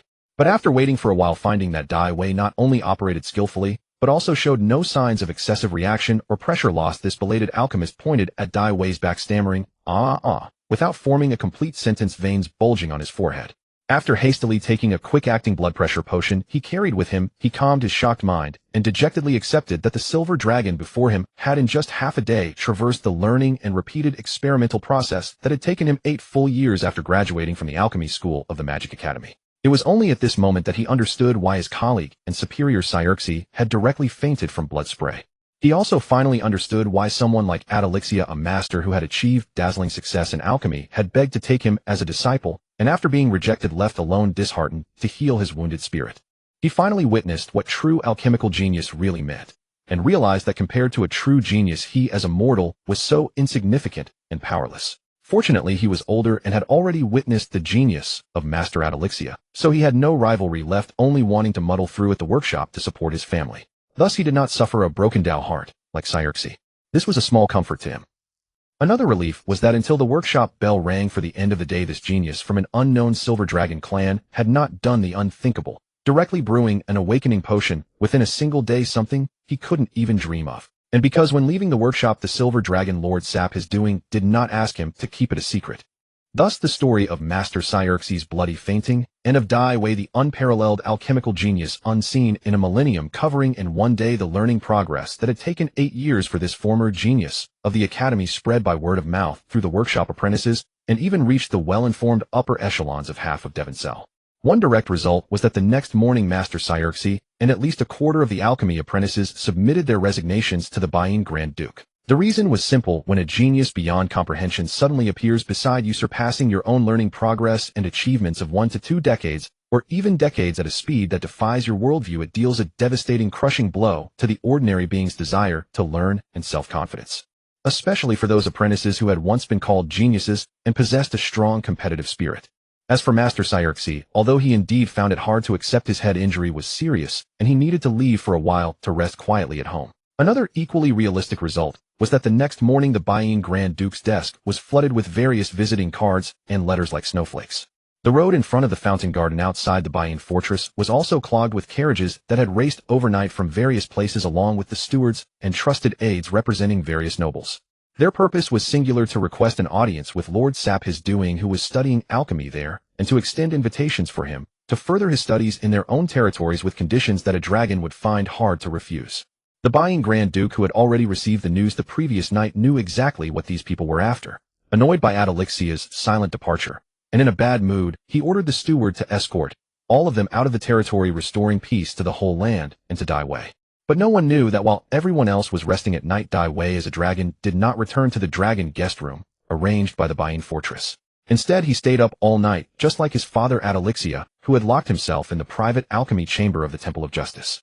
And the next morning, just before the alchemists were to start work, at 7:13 a.m., in front of Dai Wei was a test tube containing 8 milliliters of a slightly turbid potion. A bottle that, though lacking in purity, still contained active ingredients and was barely qualified as an awakening potion. At this moment, it had been exactly 21 hours and 14 minutes since Dai Wei had arrived at the alchemy workshop to study. Strictly speaking, less than a day. Truly in under 1 day. However, to avoid suspicion of smuggling due to his ability to concoct potions in the future, Dai Wei, who had successfully replicated the clarity potion within a single day, pondered for a moment, then sealed the test tube and tucked it into the crevices of his scales for safekeeping. He then began the process of further refining his potion-making purity and proficiency. This difficulty, which should have been the most challenging and prone to errors, became much easier with the successful experience and the memory reference of Master Adalixia's entire manufacturing process, played back in 360 degree without blind spots. It was precisely because of this that when the High Elves arrived for work and found Master Adelixia's room still lit, they were all startled, followed by a mix of frustration and respectful grumbling. Damn it. This silver dragonette was already such a genius, yet still so diligent. And he even arrived earlier than their shift start time. How could they possibly survive as elves? The alchemist would surely scold them for being foolish and lazy again. They had even imagined the words of those teachers. Look at him. He is so gifted yet so hardworking. If you continue to slack off, you will truly become ordinary among the elves. Lord Safe-Siduian, you might as well just crush us mortals to death.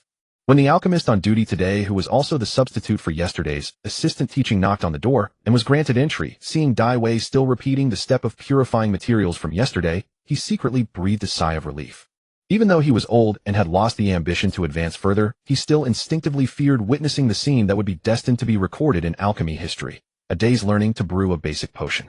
That would truly be a feeling of directly negating all his early efforts. It's good that he didn't succeed. Good that he didn't. Otherwise, he would really start to suspect whether the other party was an incarnation of some deity descending to the world just to play this cruel joke on him. However, after he answered a few casual questions from Dai Wei and respectfully withdrew from the alchemy room, something that puzzled him and all the elves occurred. It was the complete opposite of yesterday's situation when the ringing of bells had almost never stopped and the alchemist on duty had no time to rest. From this moment on, the lights in that private rest room never went out, and except for the halfling chef who delivered meals from the Silver Castle every day, the well-insulated alchemy room was eerily quiet, arousing curiosity and an invisible pressure. Soon the answer was revealed. The silver dragon, Lord Safe-Siduian, in the room threw out a list of materials. It turned out to be 9 sets of alchemy toolkits and workstations, and the rest naturally were all the raw materials needed for brewing the clarity potion. Each time it started with 100 portions of raw materials, including the century incense pollen. Just this batch of materials might be worth tens of thousands of gold coins on the market. At first they were puzzled. When the 9 alchemy tables were brought in, they watched as the rest room began to devour various incoming raw materials like a monster over and over again. They finally realized with horror that the silver dragon lord inside had indeed, as the alchemist had said, mastered all the processes of brewing potions in just one day yesterday. And he had begun the step that was the simplest, yet also the most difficult, and the most time-consuming and costly for all alchemy apprentices to become a formal alchemist. That was to experiment through repeated training, continuously summarize the lessons of failure, and then iterate on one's operational proficiency through repeated practice, commonly known as the material feeding stage. Because the materials consumed by all alchemists at this step were real gold coins, some petty nobles in resource-poor areas might have to ruin their families to train an alchemist of average talent. That was precisely why the alchemy apprenticeship system prevailed. Before becoming proficient, apprentices worked for free for their mentors and even their workshops, or even paid to work just so that at this stage their teachers or workshops would give them a window of hands-on experimentation. And some alchemy apprentices from less affluent families, unable to afford to buy a few raw materials on their own, could only repeatedly polish the basic skills before this step, hoping to earn this opportunity and minimize mistakes and expenses in the process. But now this silver dragon lord, who came from who knows where, showed them all what real money burning meant. Burning 10 alchemy potions at once. This was another operation that baffled and bewildered even the apprentices and alchemists alike. Because the most important thing in brewing magical potions was to observe constantly and make fine adjustments to the heat pressure valves and various details at all times. Normally, these alchemy apprentices had a chance of failure even when focusing on a single potion process, yet this one was doing it this way. Could he manage it all? And this point was confirmed when the remaining 4 alchemists politely knocked and entered to observe for a while, then slowly exited looking somewhat dazed. One of them even uttered a sentence that made all the apprentices feel disheartened. According to Safe-Siduian's current progress, I'm afraid the warehouse materials won't last today's consumption, and the century incense as well. If this continues, I'm afraid even our workshop's orders for this year will be breached. Report to the Silver Duke immediately. Master Adelixia is not here, and this is beyond our authority. But just as the naive apprentices thought that the silver dragon's absurd behavior of crazily consuming raw materials without any output would be ordered to stop by the Silver Duke. Within less than a quarter of an hour after the report was sent, the apprentices were stunned to see the hundreds of beautiful maids whom they had never had a chance to see in their lives, all wearing anti-bee hoods, filing out of the deep and mysterious silver fortress. They walked barefoot into the century incense flower fields, using small brushes and tiny potion bottles to do the work of the flower farmers. This could only mean one thing: the current collection speed of century incense pollen could no longer keep up with the workshop, or rather with the consumption of Lord Safe-Siduian. So could it be that the Silver Duke, upon learning of this absurd waste, not only did not stop it, but was fully supportive? Good heavens!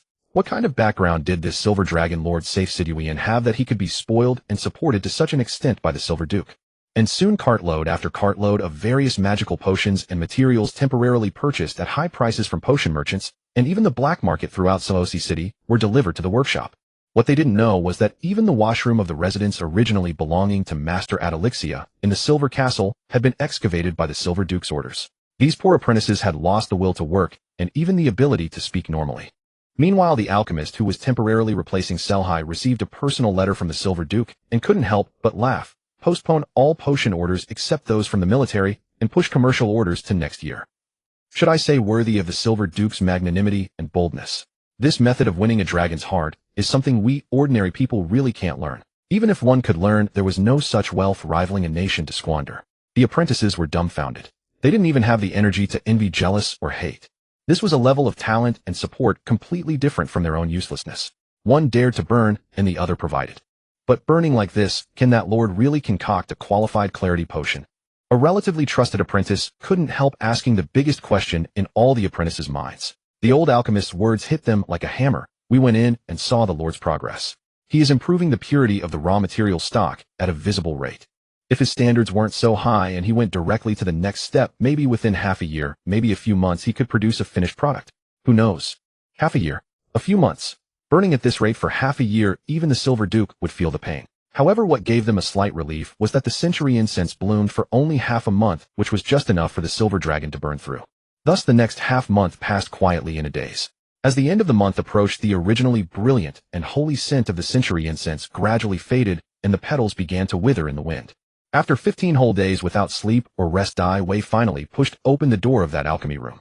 As he was bidding farewell one by one to the 4 alchemists who had taken good care of him during this time, and preparing to go to the Silver Fortress to personally thank the Silver Duke, he saw a luxurious, but not ostentatious carriage already parked outside the alchemy workshop, and the Silver Duke, Milieu, was waiting for him at the door. This gesture made Dai Wei feel it was hard to decline. If the Silver Duke took the initiative to ask him to stay, should he stay for a while longer or stay for a while longer? However, to his surprise, the Silver Duke, whose face was slightly pale, took the initiative to speak with a smile. Are you planning to leave? Yes, I thank your highness for your hospitality over the past half-month. Dai Wei thought for a moment, then his flexible tail tip pulled out the clarity potion he had made on the first day from the gaps in his scales and handed it to the Silver Duke. I have nothing worthy to offer, so please accept this as a gift. When the alchemists and apprentices behind saw the slightly turbid potion bottle that still exuded a faint magical fluctuation, they all held their breath, suffocating. He had actually succeeded. Not half a year, not even a few months. Only 1 century incense bloom period. Half a month. Finally, the older alchemist had trouble breathing, rolled his eyes, and fell backward. The master has fainted. Quick, give first aid. Witnessing this hilarious yet real scene, even the seemingly troubled Silver Duke couldn't help but chuckle lightly, taking the clarity potion from Dai Wei's tail tip. This is the best gift I have received this year. They both knew it meant a promise. I heard from Adalixia that you have business to attend to, so I won't insist on keeping you. This made Dai Wei, who had prepared a lot of words, feel a bit embarrassed. Then he heard the Silver Duke say meaningfully, but I still want to beg you for one favor. If you meet Adalixia on your way back, please persuade him to return. Don't do anything foolish. Dai Wei was confused. Indeed, where had that priest Adalixia gone? What was he going to do? Was he really stimulated by his own rejection? That's not possible, right? David naturally would not rashly change his established itinerary just to search for a teacher named Adalixia, even though this teacher's influence on the speed of his first fortune accumulation was indeed considerable. Yet before departing, the somewhat inexplicable plea from the Silver Archduke still stirred a hint of perplexity in David. That was, why would the Silver Archduke be so certain that he would encounter that priestess Adalixia on his journey back and ask him to stop her from doing something foolish? But considering that the other was a high elf who had lived for centuries, it was not surprising that she knew a few divination spells, such as divination or prophecy. Yet whether it was the 4th circle divination or prophecy, or any other prophecy spells in this world under the interference of the River of Time, none could give a 100% definite answer. Only brief, ambiguous, and infuriatingly cryptic replies that required one to decipher and interpret. This was precisely why many divination spellcasters who knew a few fortune-telling tricks were often called charlatans and held in low regard. But what kind of matter would the Silver Archduke deem as a foolish act? David, who had just replicated the clarity potion within a single day and steadily improved its quality over the following half-month, suddenly slapped his forehead, struck by a possibility. Could it be that teacher Adalixia had truly mistaken him for that 1 in a million alchemy prodigy, and thus, even at the cost of her reputation, she would forcibly abduct him on his return journey to take him as her closed-door disciple? The more I think about it, the more likely it seems that she might actually resort to force against me. Arrogance, just imagining that gentle and delicate priestess Adalixia, putting on a stoic facade and pretending to be a bandit. The incongruous scene nearly made David laugh. Because although this priestess Adalixia was a high-ranking mage capable of casting the seventh circle spell control, whether she really did not look like someone who could put up much of a fight. Ever since he had transmigrated, David had faced, and even brawled with quite a few strong ones. From the earliest Drow, led by Zyate, to the ogre Minato, the mountain barbarian Loxin, the high elf Yevgeny, and the young green dragoness Nifidora. Regardless of whether they were strong or weak, the feeling they gave David at first sight, what he would have called presence in his past life, was completely different. Even the weakest among them, the ogre Minato, gave David a sense of ruggedness, savagery, bloodlust, yet a coexistence of calm and frenzy. As for who had brought him the greatest pressure, it had to be none other than the dragon mother Pavla, whom he had encountered right after his transmigration. Back then he had almost been scared into fleeing the old continent altogether. Yet to this day David had never met anyone whose presence could rival that of dragon mother Pavla, not even fit to tie her shoes. Thus in David's estimation, even though that priestess Adalixia was indeed a high-ranking mage and a young silver dragon, as an expert in the field of alchemy, her combat prowess up front probably relied on high-circle spells to bully close-range fighters like Zyate and Yevgeny, who needed to get in close to deliver lethal threats. As for whether she could even bully Loxin, that barbarian whom David had granted endless fury and who had been personally witnessed and blessed by 4 other dragons, and even the 5-color dragon Queen Tiamat, was another matter. So it was not that David looked down on priestess Adalixia. Even if he gave her the benefit of the doubt, considering she was also a young silver dragon and estimated her combat power as high as possible, she was probably at the level of the young green dragoness Nifidora. This was assuming one ignored the green dragoness's scheming, which rivaled that of a drow, and her exceptional fighting ability. The moment he thought of this, David inexplicably felt confident. If priestess Adalixia really dares to intercept me on the road, then don't blame me for taking you back to the Dragon Lair camp in the old continent for a visit. It just so happens that the young dragons at the Dragon Lair camp are still in need of a magic teacher.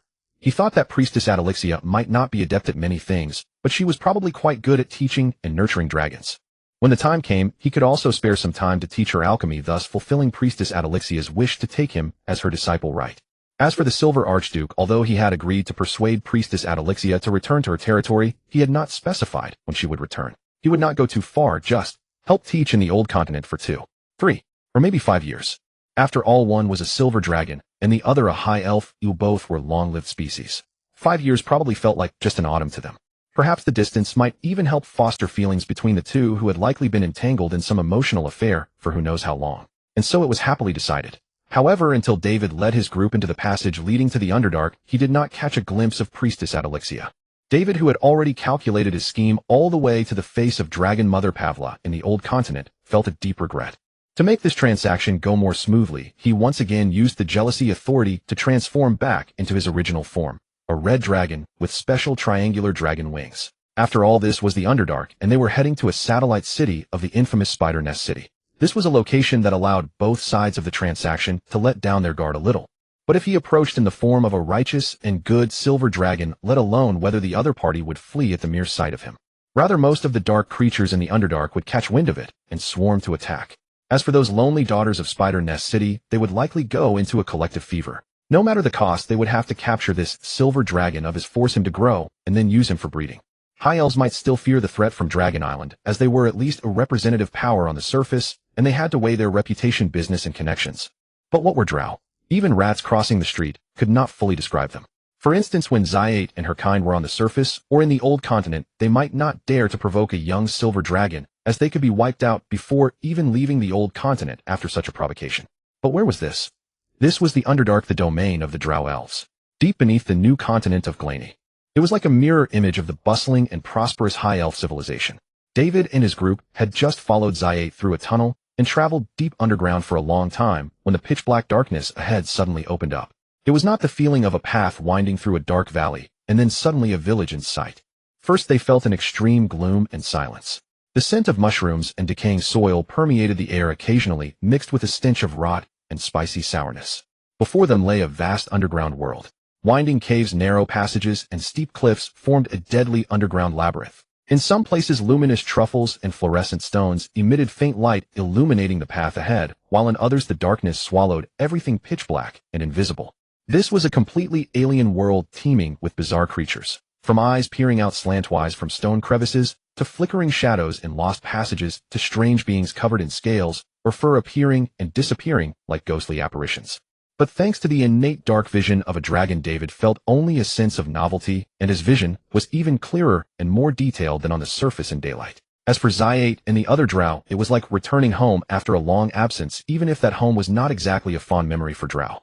Only the barbarian Loxin was a bit worse off. Although he had been transformed into a dragon vassal through the Ascension ritual, in complete darkness, he was still as blind as ever. Fortunately, he had an obedient winter wolf by his side which now served as a guide dog for the barbarian. Otherwise, following the burly but light-footed red dragon lord and the Drow through a few twists and turns, he would likely have become a missing person. Perhaps influenced by David's greed and eagerness for imminent wealth, the two Drow, who also knew exactly how much this batch of rage potion was worth, dared not slack off. Thus, no one had any desire to speak during the journey. As soon as they entered the Underdark, they headed straight towards Spider Nest City. This reckless traveling style, which could even be considered arrogant and aggressive in the Underdark, would have resulted in dozens of encounters with enemies if they had been a different group. But those underground creatures planning to ambush them. Either they froze in place at the faint dragon might emanating from David the Red Dragon, or they cursed and detoured upon spotting the two Drow beside him, or they were tough nuts who feared neither a red wyrmling nor two Drow, but when they were about to strike, David caught wind of them with his greed eye and gave them a glare, sending them slinking away with their tails between their legs. It was not that David saw through their stealth or disguise. Rather, these creatures were always quite sharp when they made their move. So much so that in the split second before their attack, David could, through a near-prophetic means, nip the impending ambush in the bud. Thus, in less than 3 days of rapid travel, David and his group reached the destination that Priestess Adelixia had taken half a month to reach, having fought her way through the entire journey. The stronghold of the Ilaria Drow Elves, Zwejexen Spider Nest City. In the distance, a grim black and white city cluster stood proudly, like a city of devouring good perched on the edge of the world, spreading its spider legs to dominate a region. Even from this far away, one could see the magnificent and spine-chilling spider temple at the center of the city. Inside, a colossal silver spider statue stood surrounded by flickering blue-purple flames, and deep within the temple, an ever-present mist emanated occasionally, emitting hair-raising low growls and hisses. But today David was not heading to that dangerous Spider Nest City, but to a satellite city, or rather a stronghold, on the outskirts of Spider Nest City. Compared to the chaotic but imposing Spider Nest City, the streets of this satellite stronghold were winding and narrow, as if tangled in a giant spider web. The buildings were tall and gloomy, paved with black and white stones, adorned everywhere with symbols and decorations of Lolth's tyranny and shimmering silver ornaments crafted by Drow artisans. As soon as they stepped into this Drow satellite city, a cloying scent mixed with the smell of bodily fluids assailed their noses. The former was the odor of the hallucinogenic incense that the Drow regularly abused. If an ordinary person with no resistance to toxins were to come in, just smelling the residual aroma in the air would likely cause a series of symptoms: allergies, rapid heartbeat, rashes, dizziness, nausea, and more. But David merely snorted and said, as expected of your Drow home, the AQI air quality index must be off the charts. Arrogance, Zyate, leading the way, looked somewhat embarrassed. Although she did not know what her master meant by AQI, the undisguised disdain and disgust were palpable. And that foolish mage half a month ago had tried to compare Spider Nest City to the Silver Archduke's splendid territory. Master, this way. The contact person for receiving the goods is right here. Are you sure they can handle this batch of goods? David was eager to avoid trouble and just wanted to get his money and leave. So even if the unit price was slightly lower, he could accept it. His only requirement was that they take all the goods he had brought in one go, pay in cash to avoid any complications. The Drow jumped onto the Drow mage's shoulders, stood on tiptoes on the mage's head, and whispered softly into David's ear membrane. This is one of the strongholds under the matron Mother Flavia, one of the counselors of Zwejexen. With her family, they can definitely handle it. The only thing to be cautious about is that this batch of goods is a bit large. Daiwei understood Zhuir's meaning. Nothing more than that the quantity of this batch of goods was indeed substantial, to the point of exceeding the level of strength they outwardly displayed. This was even after Daiwei had left all the clarity potions and some of the fury mixtures of better quality and without adulterants on the surface entrusted to the homeless Ahimite. This was a trade plan that Daiwei had carefully considered first, compared to the High Elves, who always pursued calm wisdom. The Zhuir, who even consumed hallucinogens and energy potions as daily beverages, would surely not fear the residual side effects of the fury mixture. Perhaps if Daiwei were to weaken or eliminate the side effects one day, these thrill-seeking Zhuir would complain that the fury mixture was not authentic enough.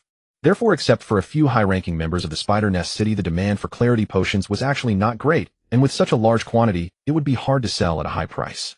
This is how market demand dictates the flow of manufacturing capacity.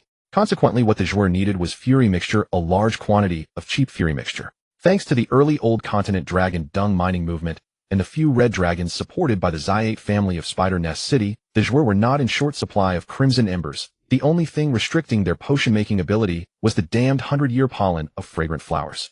The Jouer did not lack crimson embers, and the High Elves did not lack 100-year fragrance. Thus, over the years it had evolved into a strange smuggling cycle. The Jouer smuggled crimson embers to the surface, while the High Elves tried every means to smuggle 100-year fragrance or already prepared fury mixtures underground. Both sides made a fortune, yet they still could not satisfy the market's almost insatiable demand.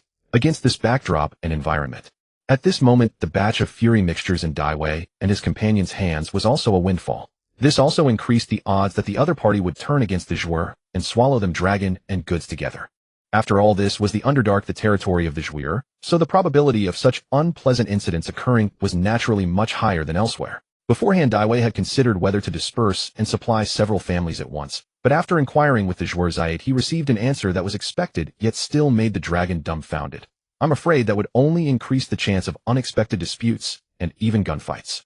We Jouer might be a little different from all the races you are familiar with, Master.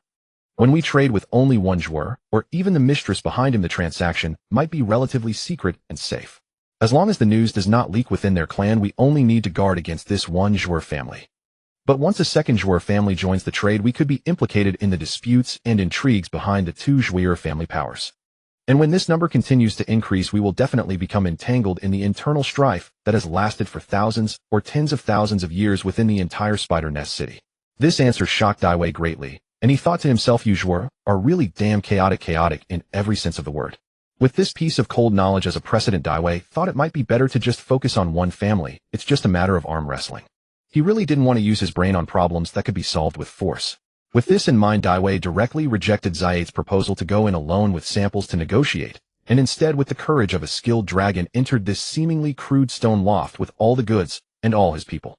It wasn't that he didn't trust the Jouer whose soul was in his claw, but rather considering that Zyate had been wandering the old continent for 9 years, combined with her act of taking her younger brother Kaleidian away privately.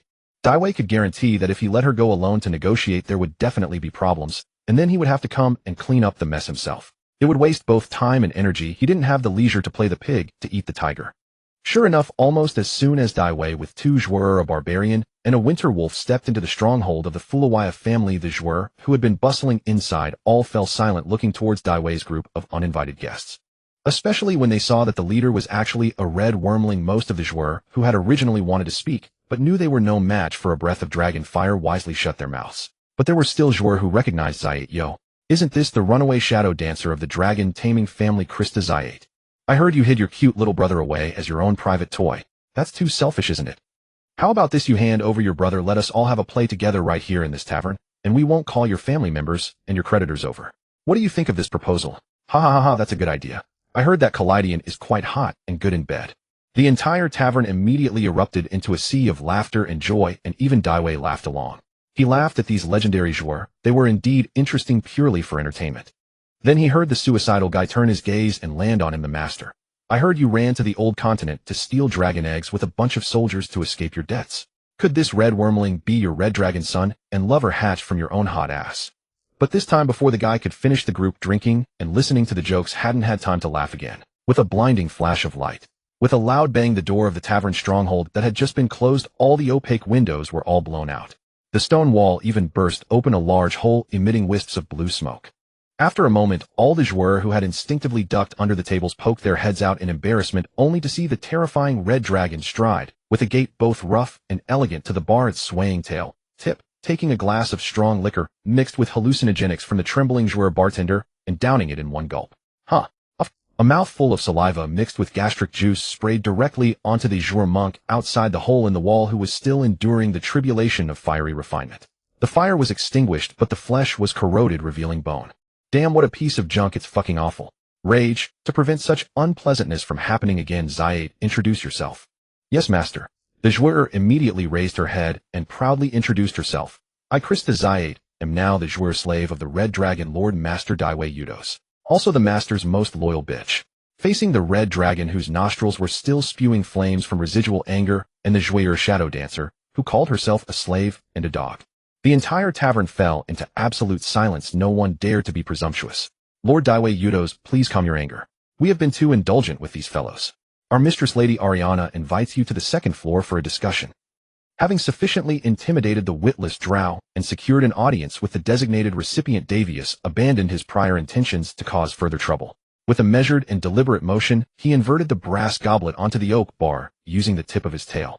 Summoned and observed by the waiting attendant, he ascended the spiraling staircase toward the second floor, his movements exuding the majestic poise of a dragon and the commanding stride of a tiger. Behind him, Zyate and the others, accompanied by the winter wolf, prepared to follow, but were promptly intercepted by the serving Drow. Turning as one toward Davius, they noted their dragon lord's tail flicked dismissively in their direction, entirely unconcerned. Deciding to remain, they stood awkwardly at the foot of the spiral staircase, exchanging bewildered glances with the Drow attendant. Upon reaching the second floor, Davius immediately spotted a female Drow seated regally in an imposing chair behind a long table. With gentle, reverent care, she turned the pages of her book, pen angled in hand, as she meticulously recorded key passages in a nearby journal. Perhaps disturbed by the agonizing creaks of the staircase bearing his considerable weight, she finally closed the tome, its cover inscribed in the elegant script of the High Elves, and turned her gaze toward him. Her eyes stood in stark contrast to those of ordinary Drow, shimmering with the piercing blue-green hue of a winter storm complementing her subtly violet-tinged pale skin. Her form-fitting attire accentuated a lithe, powerful physique that stirred the dragon's restless imagination. She was a half-blood Drow mingled with high elven lineage. Noticing Davius' unabashedly appraising gaze, the corners of her lips curved upward in a subtly provocative arch. Though as a red dragon, Davius could readily perceive the latent allure emanating from this alien race, his youthful constitution ensured he would never fall prey to the foolish impulses characteristic of adolescent dragons. He strode forward with his head held high, closing the distance until the massive, fearsomely scaled contours of his dragon head loomed mere inches from her cheek, inhaling deeply.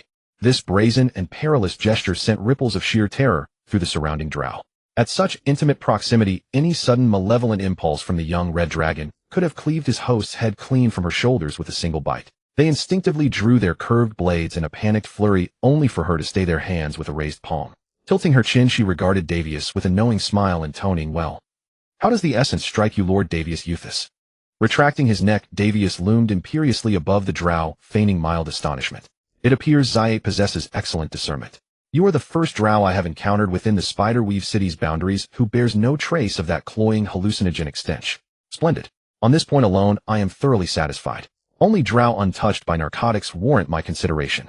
Without allowing the Drow to interject, Davius, imbued with draconic arrogance, declared unilaterally, "I have brought a premium shipment. Name your price." As though he were the undisputed master of the establishment, entitled to dictate the terms of trade. In truth, this was precisely his intention. Should he discover his counterpart to be another tainted wretch, he would turn tail and depart, without hesitation, seeking alternative patrons elsewhere. The red dragon's insolence immediately ignited simmering resentment among the nearby Drow, their brows knitting in indignation, a sentiment echoing the ancient maxim, "When the Lord is humiliated, the servants perish." Their mistress, however, appeared entirely unfazed. Her fingers tapped thoughtfully upon the long table, deep in contemplation. In standard underworld parlance, merchandise encompassed hallucinogenic drafts, fury, elixirs, sobriety tonics, and similar provisions. The former fell squarely within the realm of poison, while the latter two constituted contraband military supplies. Moreover, the Drow themselves were the paramount manufacturers of hallucinogens. Peddling such wares within their own dominion would be sheer folly. Sobriety tonics conversely suffered from insufficient demand to command favorable prices, thus the commodity Davius referenced could only be fury elixir. This was precisely the Drow's preferred indulgence. Considering the visit of an entire red dragon and their inherent boundless avarice, the quantity involved would undoubtedly be substantial. This narrowed the matter to a singular inquiry. "I require a sample," declared the Drow Alana. Davius immediately bellowed toward the lower level, "You there? Bring the goods upstairs." The Drow below were still deliberating which courier to dispatch when a sudden chorus erupted. "Arf, arf, arf." The winter wolf that had been resting beside the barbarian sprang to its feet, shouldering past the stumbling attendant, and trotted eagerly toward Davius. With a vigorous wag of its tail, it retrieved the sturdy sack from its back, deposited it with a soft thud, and then promptly settled at its master's side like a docile hound. The spectacle left every onlooking Drow gaping in astonishment. Winter wolves were notoriously among the most untrainable of known large beasts. Their intellect far surpassed that of ordinary animals, with some even capable of articulate speech. To tame a winter wolf into such a submissive creature spoke volumes about the eccentricity of its handler. While the Drow fixated on this marvel, Alana's attention was entirely riveted by the shipment itself. Having facilitated trade for her lady matron for 70 years, she had never before witnessed someone offer fury elixir. Packed in burlap sacks, For transport convenience and operational secrecy, alchemists typically concentrated the elixir into milliliter-sized vials. Constrained by the scarcity and contraband challenges of Century Blossom pollen, her largest prior transaction involved merely 300 milliliters, less than a pound. Yet when diluted yielded between 300 and 1,000 vials. The profits from that deal so elated Lady Flavia that she directly promoted Alana to her current position, gifting her an exquisite enchanted Drow scimitar, a treasure she still wears with profound reverence. Yet before her lay a sack weighing at least 30 pounds. Even diluted to optimal potency, the resulting 3,000 vials could equip an entire 1,000-strong legion. If this were genuine, it implied the Red Dragon before them had plundered nearly half the Century Blossom harvest from an entire major city-state akin to Cirrus or Delvinsel under High Elven dominion. Should this transaction succeed, she could scarcely fathom her matron's elation, or the lavish rewards she herself might receive. She even harbored the audacious hope that her illegitimate status might be overlooked, allowing her admission into the line of succession alongside her lady's own daughters. Though such advancement would instantly make her the target of her peers' envy, the elevated status and authority it conferred would be nothing short of a celestial leap. Yet was such a ludicrous scenario conceivable in reality? In any case, Alana's composure fractured. Swallowing against a dry throat, she rose, drew her dagger, slit open the sack, and probed into what appeared to be a far more refined sealed container. A motion practiced countless times before this operation exhibited unprecedented resistance. Glistening strands viscous as syrupy honey clung tenaciously to her blade as she extracted them. Near solid, the entire Drow contingent stood stunned. Yet its hue, its sharply pungent aroma, and its immediate manifestative reaction upon exposure to air, all confirmed one indisputable fact: this shipment was not merely authentic, but potentially possessed unprecedented potency and purity. Alana resolved without hesitation. She inhaled deeply, locked gazes with Davius, whose devilish grin widened, and brushed the drug-coated blade tip against her tongue. She froze mid-motion. Her previously pallid violet-tinged skin flushed visibly crimson. Spicy. Spicy. Spicy. PFFFFFFFFT. To everyone's horrified astonishment, the Drow convulsed and expelled a torrent of flame-tinged smoke from her lungs. Burnin'. It's burnin'. Oh. Chugging down at least 3 tankards of water in frantic gulps, her once sleek waist swelled to the girth of a woman 5 months with child. Tears streaming, her lips puckered like sausages, she gasped to Davius, Nidamutii, Zyemian Jalashima. Chili peppers. Davius puffed his chest with palpable pride. I added a modest touch of my own refined devil pepper extract. Only by enduring this fiery ordeal, much like our red dragon kind, can you be certain you're consuming the genuine fury elixir forged by Davius Euthys, the steel-burn dragon. Spicy. Overwhelmed by sudden indignation, Alana coughed up a mist of blood and collapsed unconscious. Quickly.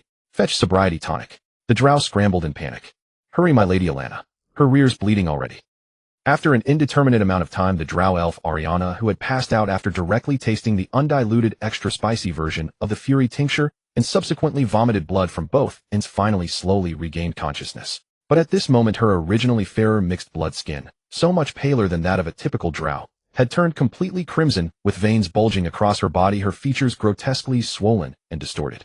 If they pointed at her now and told the Drow below that she was a true red dragon-blooded Drow, no one would doubt it. Ariana gazed deeply at David, whose contented smile showed no attempt at concealment, and finally mustered the courage to ask her desperate question. Could the capsaicin inside be refined and extracted again? Impossible. Absolutely impossible. David refused outright, without hesitation. Not only has it already coupled with the original essence during the alchemical process, but even if you sought out an alchemist, you would never succeed in separating it. Besides, that is my signature creation, the very foundation upon which David Euthys built his alchemical career. Are you trying to destroy my reputation? Hiss. Ariana pressed a hand to her forehead in pain. The Drow behind her collectively averted their gazes, unable to bear the sight, because they noticed that Ariana's wounds were beginning to bleed again. It was not that the Drow lacked compassion for their leader's suffering, they were simply terrified that they might burst into laughter and anger the furious Ariana, who could easily cut them down in her state. That would be an injustice beyond repair. Ariana was not only overwhelmed by the high-purity Fury tincture clouding her judgment, she genuinely had a splitting headache. This was an unprecedented situation for her. Ordinarily, her faction complained that the potency of confiscated potion shipments was too low due to smuggling dilution forcing them to mix in hallucinogens or lime powder to stretch the supply. But this shipment's concentration was absurdly high. Even at the lowest effective dilution based on her years of experience, it would still likely cause the burning sensation to flare dangerously. The seller had made it explicitly clear this was the signature of his Fury tincture. Untouchable. Unchangeable. As expected of a red dragon's mind. Properly deranged, Ariana fumed inwardly. Her eyes rolled back as her brain rebooted once more when suddenly it clicked. Wait. Did you brew this potion yourself? Ariana found herself involuntarily switching to the formal register. If this were true, it meant this was not a one-time transaction. This was a long-term, stable, affordable supply line. Ariana was about to strike it rich. Even if this fury tincture contained that unbearable capsaicin, so what? She had only suffered because she foolishly tasted the pure concentration straight. Spiciness, after all, is fundamentally a form of pain. Once on the battlefield with endogenous adrenaline surging, this negative effect, even 100-fold diluted, should fall into a barely tolerable range. She only wondered whether the stuff would further compromise their gastrointestinal tracts and physiological cycles. Even though the Drow were notoriously shameless, the mere thought of their warriors on the battlefield simultaneously gasping above and bleeding below from their own potions was almost unbearable to contemplate. Setting aside any notions of dignity, this kind of fallout would inevitably impact logistical efficiency. But Ariana quickly conceived a solution. If her Drow simply could not tolerate it, she would sell half the shipment to the surface high elves. The volume was substantial enough that flooding the market in the spider nest would risk depressing prices anyway. David, standing before her, could never have imagined that his improvised addition, meant solely to maintain the power balance between the Drow and high elves, never intended for commercial distribution, was already showing signs of catastrophic consequences. Do I need to repeat what I said before? Hearing the Drow's question, David's displeasure became evident. Fury, arrogance. No, I apologize. I was overwhelmed by the spiciness. The normally defiant and proud Ariana of the Flowing Moon Blade immediately took the initiative to bow her head and admit fault, leaving her fellow Drow utterly stunned. Was this really their Ariana, the unyielding leader known to all on the surface? This fury tincture had to be counterfeit. Had they consumed pure fury tincture and faced such aggressive behavior, they would have already drawn their blades and charged. And Ariana's next words sent everyone into complete silence. However, your status is far too exalted, and this cargo is far too premium and voluminous for someone of my humble position to have the authority to decide. Therefore, might I trouble you to wait briefly? I need to return to the spider nest with this sample and report to Matriarch Flavia in person. She must appraise your shipment herself. Before David could respond, she added with a casual gesture, most importantly, as you can see, even if I liquidated every valuable asset in this outpost, I still could not amass enough gold to match the value of your cargo. I must obtain the Matriarch's permission to open the family vault before I can produce payment. David fixed his gaze upon the Drow, his pupils narrowing into dangerous slits, yet she maintained a composed and respectful smile, awaiting his reply. Damn it, am I about to deal directly with a Drow matriarch? David felt a surge of discontent. Figures of that caliber were not yet within his capacity to confront. Provoking one could easily render him extremely vulnerable. Yet at the same time, David warned himself at moments like this, he could not hesitate, could not show fear, could not display even the slightest weakness. This was experience passed down from the dragon lineage, that which had dealt with the Drow for many years. The Drow were precisely that type of creatures, bullying the weak and cowering before the strong. Until they thoroughly understood their opponent, the more aggressively he projected strength, the more they would deliberate and hesitate before acting or plotting against him. Moreover, upon slight reflection, the danger level was not as extreme as it seemed. For any Drow matriarch with even basic foresight would never refuse such a long-term supply source. And the 3-hour degradation property of the Century Fragrance Lily, ironically, served as a safeguard at this very moment. The Drow, desiring a stable supply, would have no choice but to release him back to the surface, foreclosing even the possibility of detaining him to force them to brew the potion. With this thought, David flashed a smile of nonchalant impatience. Go ahead, but make it quick. Even among red dragons, my patience is far from unlimited. The thrilled Drow immediately declared, half an hour. Give me half an hour. I shall return at full speed. To demonstrate her resolute sincerity, the Drow immediately raised the dagger that had previously contacted the Fury Tincture Pure Essence and licked a generous mouthful. Then, to the astonishment of all present, she vaulted from the second-floor railing and sprinted toward the capital of the spider nest, flames erupting from her throat and blood streaming from her wounds. Ah, it's killing me. Spicy, ah. Now that is a character, David murmured. This extraordinary spectacle, even in the spider nest where anything was possible, belonged to the most explosive category, and left every passerby along the way utterly dumbfounded.